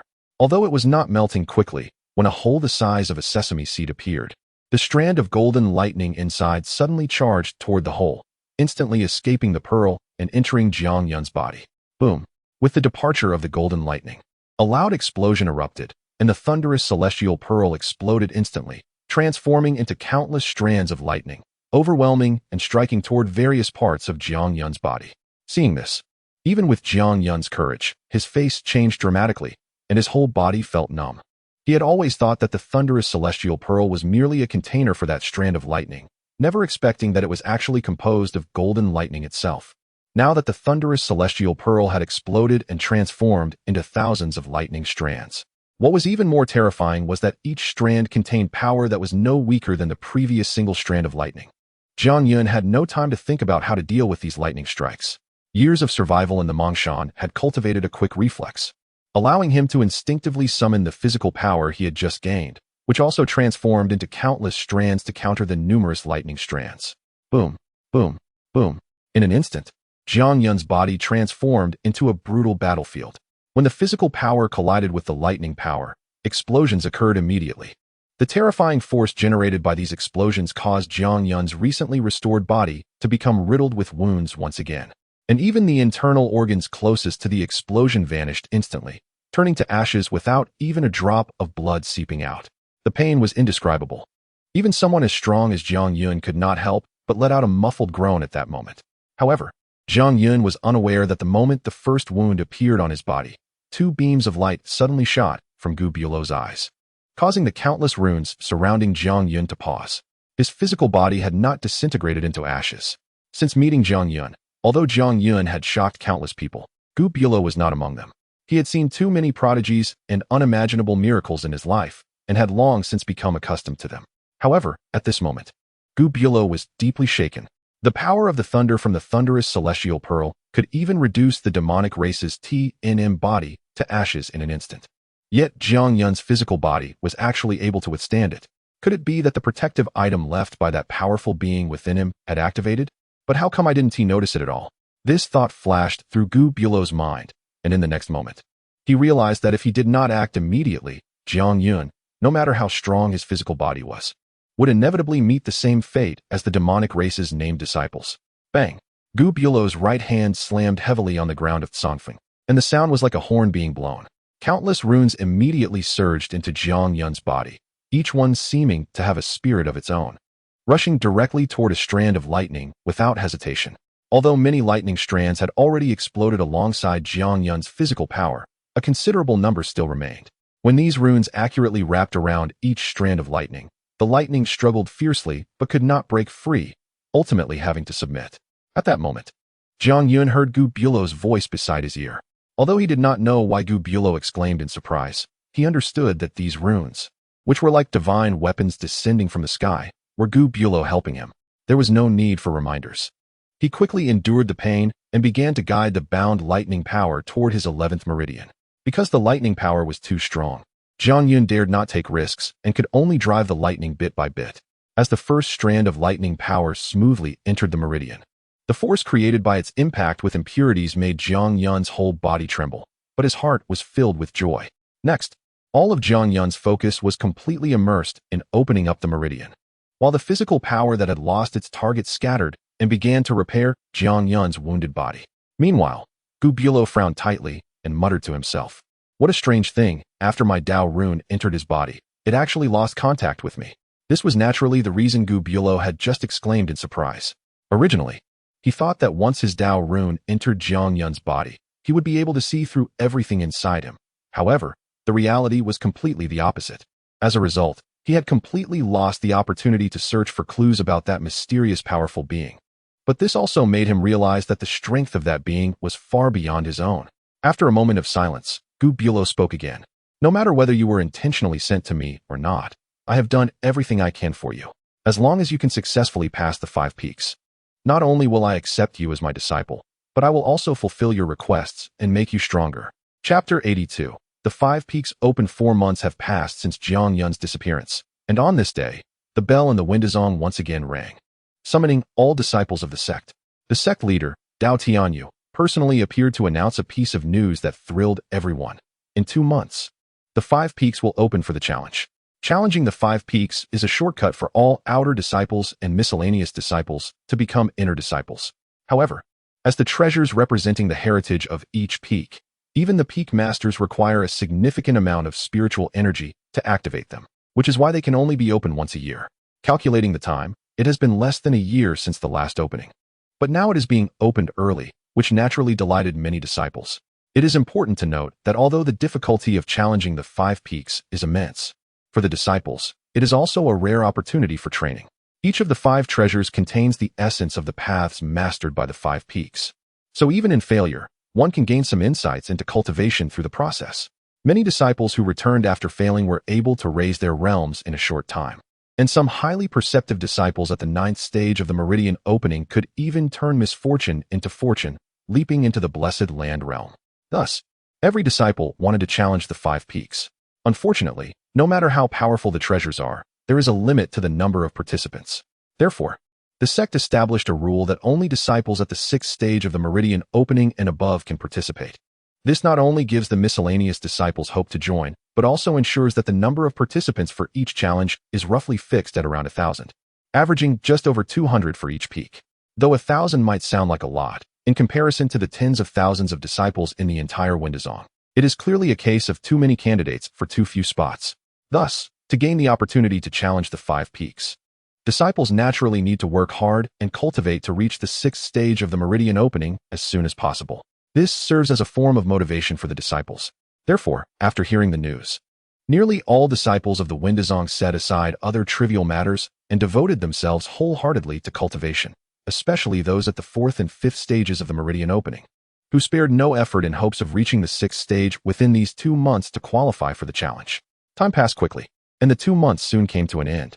As the first rays of sunlight entered the Windazong, the resounding bell tolled, and a large number of disciples began to rush toward the main peak, the Sword Peak. The challenge of the 5 peaks does not open all 5 mountains at once. Instead, one peak opens each day for 5 consecutive days. Since the Windazong prioritizes the Sword Path, the first peak to open is always the main peak, the Sword Peak. When the bell stopped, a massive crowd of disciples had gathered at the foot of the Sword Peak. It could be said that aside from those with tasks, nearly everyone else had set aside their affairs to witness this grand event. The disciples were clearly divided into 2 groups. Standing at the front were about 200 individuals, their gazes intense and emanating a strong aura. They were the disciples challenging the peaks. Behind them was a large crowd of onlookers. Not all of the challenging disciples were outer or miscellaneous disciples from the Sword Peak. Many came from the other 4 peaks, as they all practiced the Sword Path. Even dozens of inner disciples from the 5 peaks extended their spiritual senses to see if any remarkable talents would emerge from this challenge. Although inner disciples hold a prestigious status, some outer disciples already possess the strength to enter the Blessed Land realm. They intentionally suppressed their cultivation, waiting for the challenge of the 5 peaks. Their goal was to gain fame for the sect during the challenge. Moreover, anyone who successfully challenges all 5 peaks not only has the chance to be taken as a disciple by the peak masters, but can also receive significant rewards. Unfortunately, despite these aspirations, very few can successfully challenge the 5 peaks and become inner disciples. Currently, only 5 individuals in the Windazong have become inner disciples through the challenge, and they are all disciples of the current 5 peak masters, including Fang Yuxuan. After all, he was taken as a disciple by Wei Xingyang before reaching the Blessed Land realm, and he was also qualified to challenge the 5 peaks.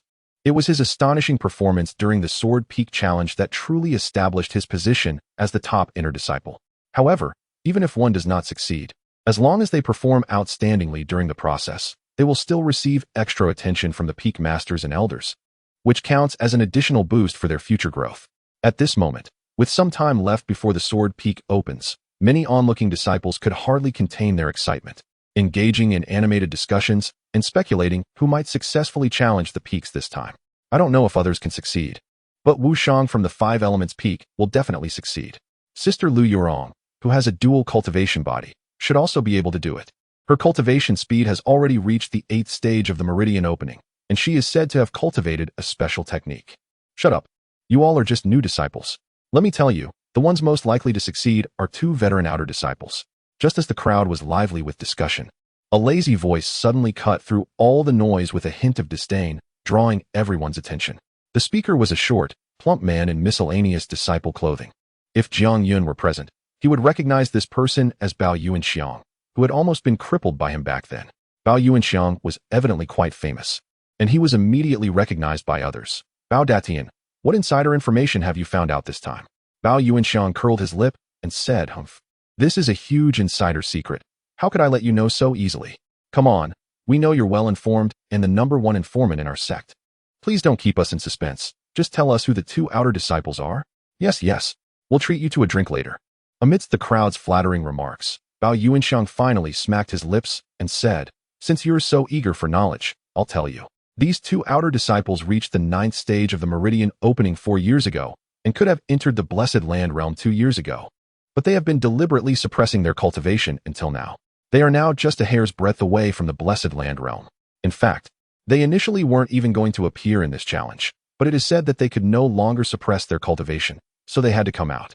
Upon hearing this, the crowd was taken aback. Everyone dreams of quickly entering the Blessed Land realm, but there are people who can advance, but deliberately choose not to. Some fell into contemplation, pondering whether there were any outer disciples that fit this description in their minds. This is to lay a foundation, Bao Yuanxiang said with a proud smile. Although only the Blessed Land realm can be called a true cultivator, the meridian opening realm is the foundation. The stronger the foundation, the easier it will be to advance later. Everyone was naturally more curious. Who are these 2? They must possess such incredible willpower and patience. Bao Yuanxiang chuckled and said, I won't tell you just yet. Besides these 2, aren't you all looking forward to another person? Who are you expecting? Bao Yuanxiang didn't answer, but his gaze was fixed on the hidden peak. Chapter 83. 4 years of hibernation. Upon seeing Songfeng, everyone naturally understood who Bao Yuanxiang was referring to, Jiang Yun. The battle between Jiang Yun and Zheng Yuan on that day left all who witnessed it deeply shocked. The battle at Tongmai was almost enough to kill Zheng Yuan, showcasing a level of power that certainly made people look forward to his challenge at Wufeng. However, after that battle, Jiang Yun had not shown himself for over half a year, likely focusing on breaking through to the Fudi realm, and it was doubtful he would emerge now to confront Wufeng. Moreover, having gained fame from that battle, he should have already been taken as a disciple by some peak master or elder, or even the sect leader, so why would he need to challenge Wufeng? As the crowd began to chatter, Bao Yuanxiang's disdain grew stronger, and he sneered, Tisich, I say you're ignorant, and you still won't admit it. Who told you he's already at Tongmai 9th level? Who told you he's breaking through to the Fudi realm? He said it himself. Besides, he defeated senior brother Zheng Yuan, which wouldn't be possible if he weren't at Tongmai 9th level. Bao Yuanxiang pointed at those who spoke up, saying, you all just follow the crowd. You believe what he says just because he said it? Well, I can say I'm at Fudi 9th level. Do you believe me? What proof does he have? As for defeating senior brother Zheng Yuan, humph, there's also insider information there. Curiosity piqued, everyone immediately pressed for details. What insider information? Bao Yuanxiang deliberately lowered his voice, saying, according to Master Xiao, Jiang Yun probably took some powerful elixir that put his internal energy in a terrifying state, which is why he could display such great power. However, this also caused significant damage to his body, which is likely why he hasn't appeared for so long. He's probably healing. Upon hearing Master Xiao's name, all the disciples immediately showed great respect, as Master Xiao was the only second-grade alchemist in the sect. Naturally, this added a lot of credibility to Bao Yuanxiang's insider information. While they might dare to doubt Bao Yuanxiang, they absolutely wouldn't question Master Xiao. So that's how it is. I wondered how someone could go from a mortal to Tongmai 9th level in just 10 months. Turns out it was due to an elixir. I also heard from some senior brothers that Jiang Yun's condition was a bit strange that day. Now it all makes sense. I even regarded him as a role model. But it turns out he was a big fraud. Humph. Now I really look forward to him challenging Wufeng so we can see his true strength. In an instant, all the disciples turned their gazes toward Songfeng, their faces displaying disdain. Seeing the crowd's reaction, Bao Yuanxiang couldn't help but feel a bit of sympathy for Jiang Yun. Thinking to himself, Jiang Yun, don't blame me. These words were all told to me by Feng Ruolin. Who told you to provoke her? It turned out that after the battle between Jiang Yun and Zheng Yuan, Jiang Yun's fame skyrocketed, even threatening to rival Feng Yuxuan. Fang Yuxuan was still in the sword cave and naturally didn't know about these matters. But his sister Fang Ruolin couldn't sit still. She couldn't tolerate a guy who had once humiliated her gaining such power. So she fabricated these words and spread them through Bao Yuanxiang to ensure everyone continued to suppress and reject Jiang Yun. Clearly, judging by the reactions of these disciples, her goal was achieved. At this moment, besides these disciples, there was also Dao Tianyu looking at Songfeng. No one knew that the reason for the early opening of Wufeng this time was actually to allow Dao Tianyu to wait for Jiang Yun to emerge so he could open it for him again. I wonder how Jiang Yun is doing now, but at least he shouldn't have encountered any accidents. That damn Gubulo. What trick is he playing to restrict me outside Songfeng? Just wait, this time I'll keep my word, if I get the chance. I will definitely ask to change my protector. Just as Dao Tianyu was complaining, a sword light suddenly shot up from the sword path peak, appearing in the air and revealing two figures. One of them was Wei Zhengyang, and the other was an arrogant-looking young man. Upon seeing the young man, many older disciples exclaimed, "It's senior brother Wang Jian. He is still in the sect." Bao Yuanxiang, however, smiled slightly, having anticipated this, and said, "Wang Jian is one of those two veteran outer disciples I mentioned, hibernating for 4 years, and today he will make a stunning debut." At this moment, no one doubted Bao Yuanxiang's words. They were familiar with Wang Jian's name, and the reason he became famous was that 4 years ago, he was favored by Wei Zhengyang, who wanted to take him as a disciple and become Fang Yuxuan's junior brother, but he outright refused. His reason was that he wanted to follow in Fang Yuxuan's footsteps and challenge Sword Path Peak before accepting Wei Zhengyang as his master. But after that, Wang Jian disappeared, and he didn't show up for 4 consecutive Wufeng challenges. Everyone thought he was either sent on a mission by the sect or had left the sect. But no one expected that after 4 years, he would appear again alongside Wei Zhengyang. Dao Tianyu's gaze also shifted from Songfeng to Wang Jian, his brow furrowing as he gently shook his head, saying, "Wei Zhengyang, how many disciples do you intend to ruin?" In the sky, Wei Zhengyang, with a beaming smile, nodded at Wang Jian and said, "From today onwards, you should be my disciple. Go."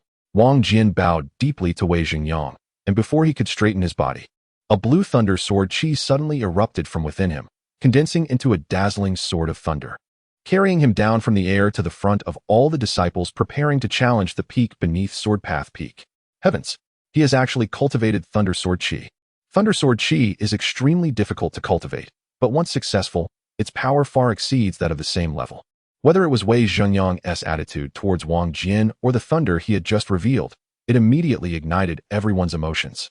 And Wei Zhengyang also retracted the smile from his face and spoke loudly, "Please, Zhan Tian's sword." As soon as his voice fell, Wei Zhengyang extended his hand and made a grabbing motion towards Sword Path Peak. Boom! The towering Sword Path Peak trembled under Wei Zhengyang's grasp, producing a tremendous rumbling sound. And then, a golden sword shadow, 100 zhang long, slowly rose from the mountain's belly, hovering in the air. This sword was like the soul of Sword Path Peak, pulled out by Wei Zhengyang.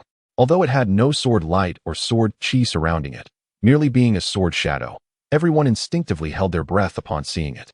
Especially the many disciples practicing sword techniques, their faces and eyes revealed a fervent expression. This sword was called Zhan Tian. It was named because it had indeed once cut through the heavens. Just imagine, holding such a sword, one could cut through the heavens. How domineering and majestic that would be. Fall! Wei Zhengyang shouted again, and the 100 zhang long Zhan Tian sword shadow immediately descended from the air, during which its size surged wildly, growing from 100 zhang to 10,000 zhang, slantingly plunging into the ground beneath Sword Path Peak. The sword hilt was below, while the sword body pierced into the sky like a golden avenue, and even with utmost effort, one could not see where the sword tip was. Strictly speaking, the sword body was 9,999 zhang. The first 9,000 zhang, every 1,000 zhang represented a segment of the sword body, while the last 999 zhang was the final segment of the sword body. Completing the entire sword body meant successfully overcoming Sword Path Peak. All the disciples challenging the peak immediately stepped onto the sword hilt. Under Wei Zhengyang's command, Wang Jian was the first to step onto the sword's hilt, followed closely by nearly 200 other disciples. As all the disciples stood on the hilt, Wei Zhengyang smiled slightly and said, "I don't need to elaborate on the rules. Within 3 hours, no matter what methods you use, try your best to traverse the body of the Zhantian sword. Those who succeed will be accepted as my disciples. Now, the challenge begins." Clang! A crisp sound of a sword echoing rang out.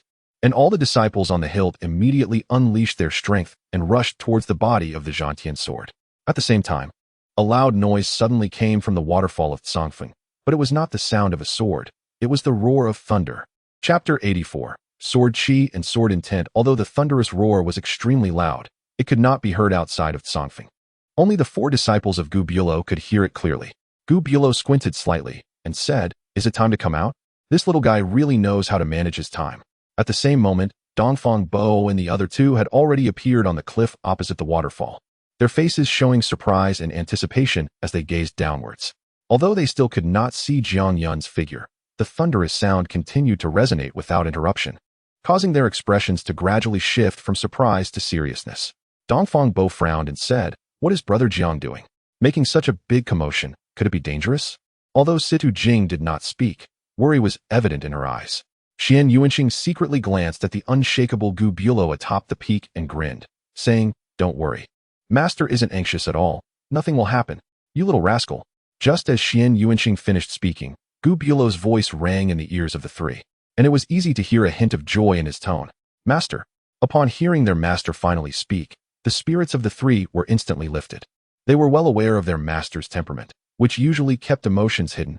However, now there was joy in his voice, suggesting that Brother Jiang was not only safe, but likely blessed.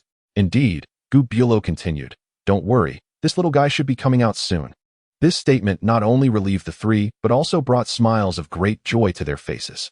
Xian Yuanqing asked with a smile, "Master, what level of strength does Brother Jiang have now?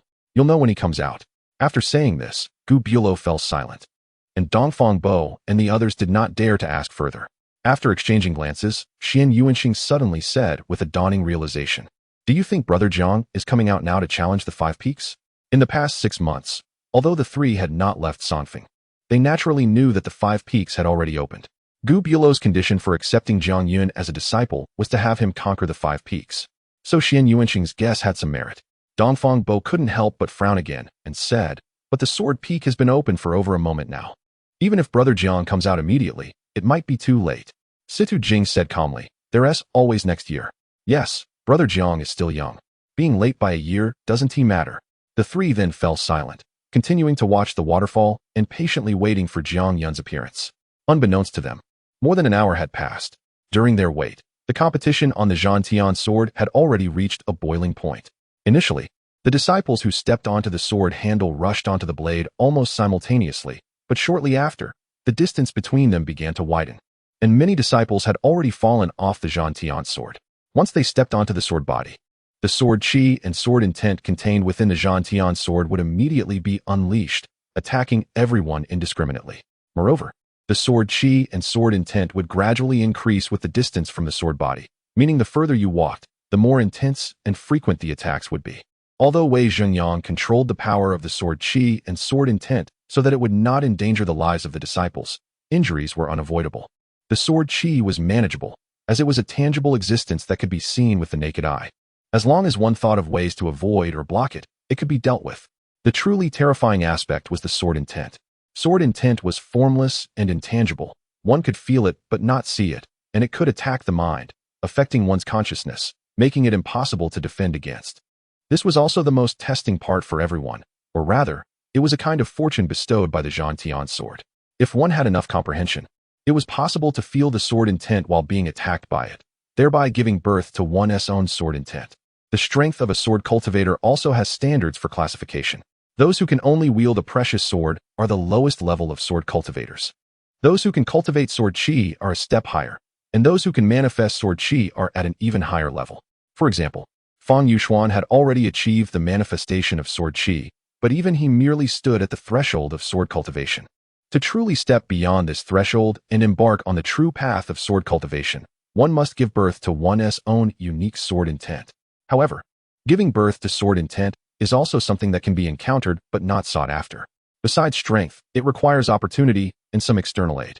The most common method is to comprehend the sword intent of others as a reference to cultivate one's own sword intent. But aside from elders from one's own sect or family, who else would be idle enough to let you comprehend their sword intent? Therefore, the sword intent appearing on the Zhantian sword is equivalent to a priceless treasure for any sword cultivator. Of course, such comprehension is not something everyone can achieve. After all, the sword intent of the Zhantian sword is incredibly strong. If one is not careful, not only can they fail to comprehend it, but they may also have their own sword path erased. However, as cultivators, everyone understands the principle that wealth and danger go hand in hand. The more you want to gain, the more you must give. Thus, no one is willing to miss such an opportunity. As time passed, after more than an hour, the original 200 disciples were now reduced to less than a third. If observed from above, one would see that the disciples still on the sword body formed a shape resembling a long, winding snake. Although the many onlookers could not see the specific situation on the Zhantian sword due to their lack of spiritual awareness, the names and numbers of several disciples were shining on the sword handle, reflecting the rankings and distances of the disciples currently challenging the peaks. At this moment, the one ranked first, at the head of the snake, was Wang Jian. Surrounding Wang Jian were arcs of blue thunder, sword chi constantly swirling around him, blocking the overwhelming number of sword chi emanating from the Zhantian sword. Although his speed was not fast, he did not stop at all and had already traversed 80% of the sword body, leading by a wide margin. As for how he was resisting the formless sword intent, no one knew. Following closely behind Wang Jian was Hui Yuan, who had completed 70% of the sword body. Since losing the last small competition, Hui Yuan had entered seclusion and only just emerged yesterday, successfully reaching the 6th level of the Meridian opening stage. Although his complexion looked quite poor, the Ice Soul sword he wielded emitted waves of cold air, successfully freezing all sword chi attacking him. This was precisely why he had been able to persist until now and lead most of the others. Although everyone could see this point, Hui Yuan had nonetheless become the first dark horse in this peak challenge, surprising everyone. As a new disciple participating in the peak challenge for the first time, even if he ultimately failed, this achievement was enough for him to be proud of. About 300 zhang behind Hui Yuan were two middle-aged men, both of whom were veteran disciples of the outer sect. Although they appeared to be lagging behind, they were actually conserving their strength to make a final sprint at the last moment. As for the others, they formed a sparse snake body and tail, with the furthest only having completed 50% of the sword body, and the closest merely having completed 30%. While they were certainly unlikely to conquer the peaks, being able to hold on a little longer was still a good thing. Only 1 hour left. With Wei Xingyang's reminder echoing across the sword peak, a golden light suddenly illuminated the waterfall of Tsangfeng. In the midst of the radiance, a figure sitting cross-legged slowly opened their eyes. Jiang Yun, who had disappeared for half a year, finally appeared before Dongfang Bo and the other three. Chapter 85. Truly haunted compared to half a year ago.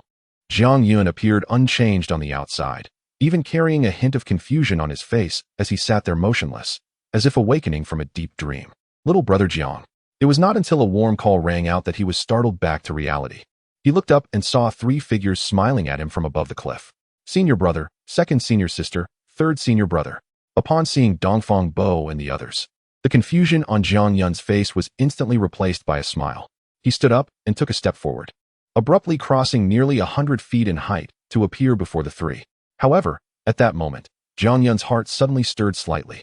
He turned his head abruptly to look behind him, as he had vaguely sensed a faint aura just a moment ago, but upon turning, he saw nothing but the cascading waterfall and the immovable boulders. It must be my imagination. Jiang Yun thought no more of it.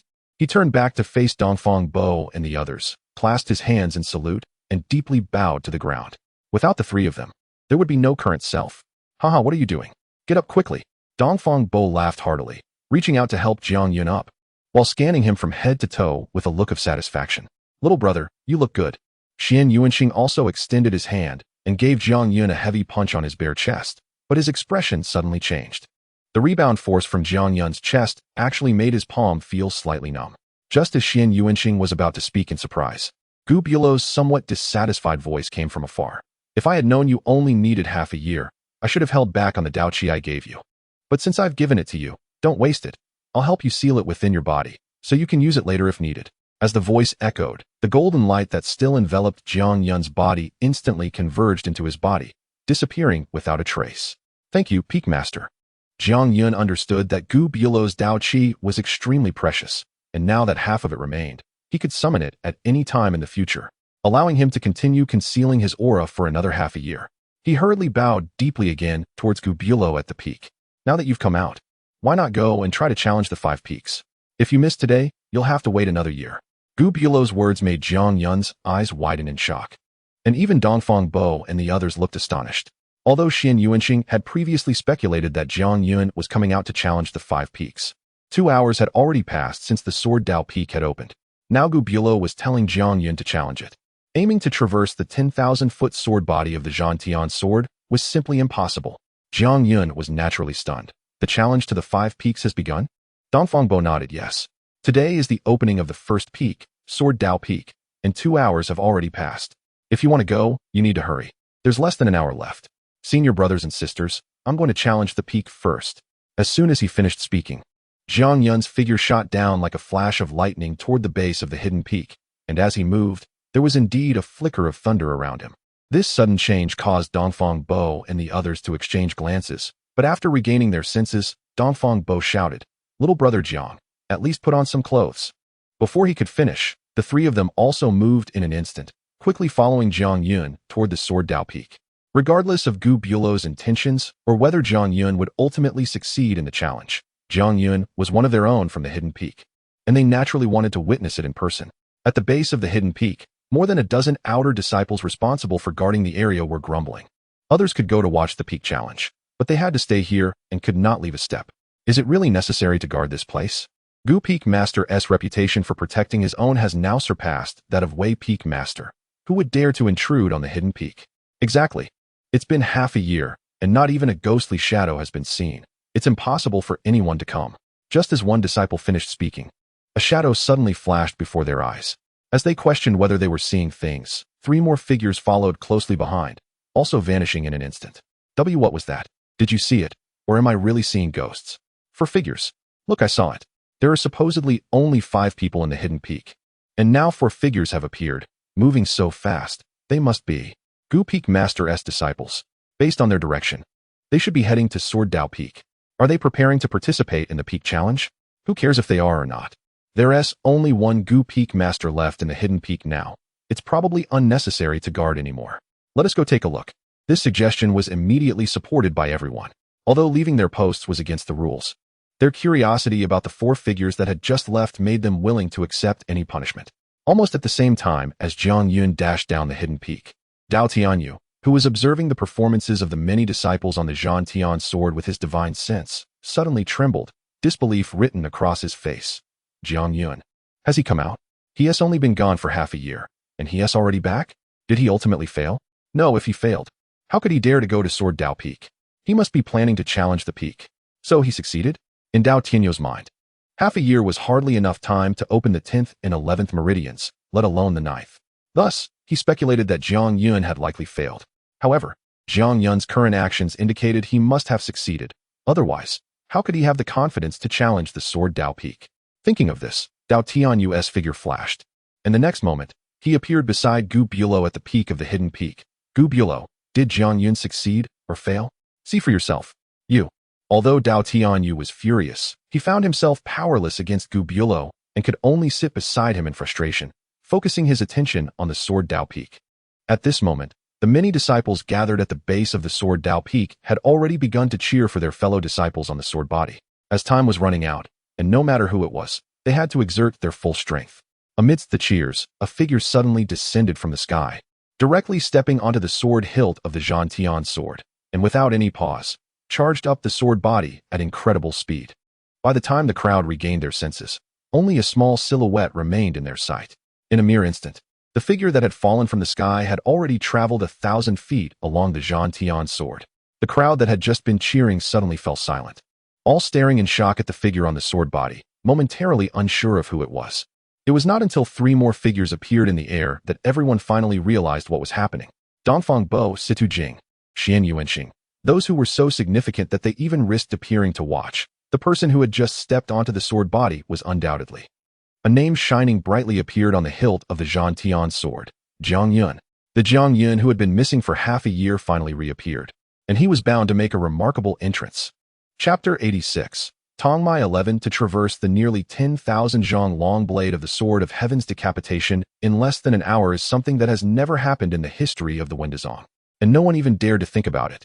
Therefore, even Dongfang Bo and the others had little hope for Jiang Yun's attempt to ascend the peak. In their view, the reason Gu Bulo wanted Jiang Yun to challenge the peak at this time was merely to let him accumulate some experience for next year's challenge of the 5 peaks. However, Jiang Yun did not think so much. At this moment, his mind was focused solely on seizing this opportunity to conquer all 5 peaks, thereby being able to take Gu Bulo as his master. Although waiting another year was not long considering his age, he was unwilling to wait. Both the 5-year agreement with Feng Wujie and the distant Lu Xiaoyu, who had ventured into the Boundary Sea and could not return, as well as the impending catastrophe that could strike Wushan Island at any moment, made him cherish his time immensely. Therefore, as soon as he stepped onto the Sword of Heaven's decapitation, he unhesitatingly pushed his speed to the limit, racing towards the tip of the sword at the end of the 10,000 zhang. As for the countless sword energies attacking from all directions, he did not deliberately defend against them, allowing them to strike his body, producing a continuous sound like firecrackers. Although these sword energies were sharp, it was unlikely they could pierce through his currently powerful physical body. Even the sword intent that could attack the mind was shattered immediately upon entering Jiang Yun's body by the thunder network composed of golden lightning that roamed within him. Although the sword intent was formless and intangible, it could not pass through the thunder network. Moreover, the thunder power within Jiang Yun came from a pure realm of thunder. Aside from Gu Bulo, no one knew that Jiang Yun's cultivation had already reached the peak of the Tongmai realm, the 11th level of Tongmai. With the assistance of Gu Bulo's Dao patterns, although the process of opening the 11th meridian was still extremely painful, Jiang Yun did not encounter any other troubles. In fact, he was much faster than when he opened the 10th meridian, which was naturally due to the thunder power being stronger than his physical strength. In just 2 months, he successfully advanced to the 11th level of Tongmai. This meant that when he closed himself off for 5 months, he could have detached from Gu Bulo's Dao energy. However, at that time, Gu Bulo had him continue to cultivate his Dao Body. Using power not belonging to this world to open the meridians would grant each type of power a unique ability to form the Dao Body. Jiang Yun had also seen Feng Wujie's star-powered Dao Body, whose power was so great that he had no ability to resist at the time. The so-called Dao Body, although it sounds like a clone, is actually much more advanced than a clone, because the Dao Body is condensed from the Dao. By using the physical power and thunder power to open 2 meridians, Jiang Yun could possess 2 Dao Bodies, one being the physical Dao Body and the other being the thunder Dao Body. Therefore, for the remaining month, Jiang Yun focused on cultivating his Dao Body, but whether he succeeded or not was unknown even to Gu Bulo. However, even without having formed a Dao Body, Jiang Yun's cultivation at the 11th level of Tongmai was enough for him to look down upon the entire Tongmai realm. Thus, in the eyes of everyone, aside from the terrifying sounds of collision that made them tremble, they saw Jiang Yun's figure-crossing sections of the sword body at an astonishing speed. 1,000 zhang, 2,000 zhang, 3,000 zhang. At the sword handle, Jiang Yun's name was also soaring upwards at the same astonishing speed from the bottom. On the blade of the Sword of Heaven's decapitation, the few disciples trailing behind were gritting their teeth, resisting the attacks of sword energy and sword intent, while each took out various spare pills and armor, struggling to move forward bit by bit. Suddenly, a gust of wind blew from behind them, causing their faces to change in surprise. How could there be wind on the Sword of Heaven's decapitation, which was filled only with sword energy and sword intent? Before they could figure out what was happening, the gust had already swept past their bodies, and when they came to their senses, they could only see a figure already over 100 zhang away. Who was that? Everyone was stunned, and some could not help but rub their eyes, questioning whether they were seeing things. On the Sword of Heaven's decapitation, up to 1,000 zhang, perhaps running fast was still possible, but once past that distance, the frenzied sword energy and sword intent were enough to slow anyone down. Even Wang Jian, who was currently at the forefront, was moving forward step by step. Yet now, someone had flown past 3,000 zhang like a gust of wind, which deeply shocked them. At the same time, Wei Zhengyang, who was controlling the Sword of Heaven's decapitation in the air, finally noticed Jiang Yun. Seeing the astonishing speed Jiang Yun was exhibiting, a hint of gloominess appeared in his eyes. Damn it, what did that old man Gu Bulo give him? In just half a year, his cultivation was much stronger than when he fought Zheng Yuan. Could it be that the appearance of the heavenly face was because of him? Did he, like Feng Wujie, also open the 10th meridian? Countless questions flashed through Wei Zhengyang's mind. Although he could easily kill Jiang Yun with his control over the Sword of Heaven's decapitation, he was certain that Gu Bulo, Dao Tianyu, and even everyone's attention was focused on Jiang Yun. If Jiang Yun really died on the Sword of Heaven's decapitation, it would be obvious to everyone that he was responsible. Forget it, let you be proud for a while. I don't believe you can traverse the entire length of this Sword of Heaven's decapitation in the remaining time. The last 1,000 zhang of the sword body was something even Feng Yuxuan had almost not completed back in the day. Moreover, although I cannot act, As long as you can catch up to Wang Jian, I will naturally let him deal with you. With that thought, Wei Xingyang's mood finally calmed down a bit, and he no longer looked at Zhang Yun but instead focused on Wang Jian, who was about to finish traversing the 9,000 zhong of the sword body. He did not look at Zhang Yun, but at this moment, everyone not on the sword body had already been drawn to Zhang Yun, and almost every face was filled with disbelief, especially among the many disciples gathered around Bao Yuanxiang. Someone suddenly spoke up. Bao Datong. Didn't you just say he isn't even at the 9th level of Tongmai? Yes, Bao Yuanxiang. You just said he defeated Zheng Yuan relying on the power of pills and was severely injured, spending the last 6 months healing. Bao Yuanxiang, like the others, could hardly believe his eyes, and upon hearing everyone's words, he could only grit his teeth and say, "That wasn't what I said. It was Master Xiao who said it." Now, he truly hoped Feng Ruolin could come and see for herself. Unfortunately, Feng Ruolin did not come at all. Firstly, she was making the final preparations for the upcoming challenge of the 100-Beast Peak. Secondly, in her mind, no one in the world could compare to her brother. So she had no interest in the process of challenging the Sword Dao Peak. Although Master Zhao's name still held some weight, the astonishing reality before them made many disciples question Master Zhao's words.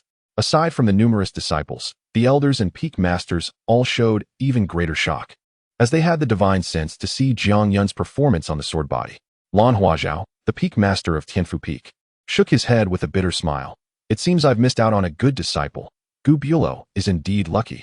Although Jiang Yun did not directly refuse Lan Huazhao's intention to take him as a disciple, as a cave heaven cultivator, he could not fail to understand Jiang Yun's thoughts. As for Dao Tianyu on the top of Songfeng Peak, he was wide-eyed but then burst into laughter, saying, "Gubu Lao?" Jiang Yun must have already broken through to the 11th realm. Although Gubu Lao did not speak, a rare smile that was hard to conceal appeared on his youthful face. Meanwhile, Wang Jian, who was already walking on the last section of the sword body, suddenly heard Wei Xingyang's voice in his ears. "Wang Jian, if someone catches up to you later, don't hesitate, and don't care who it is. Do your best to kill them."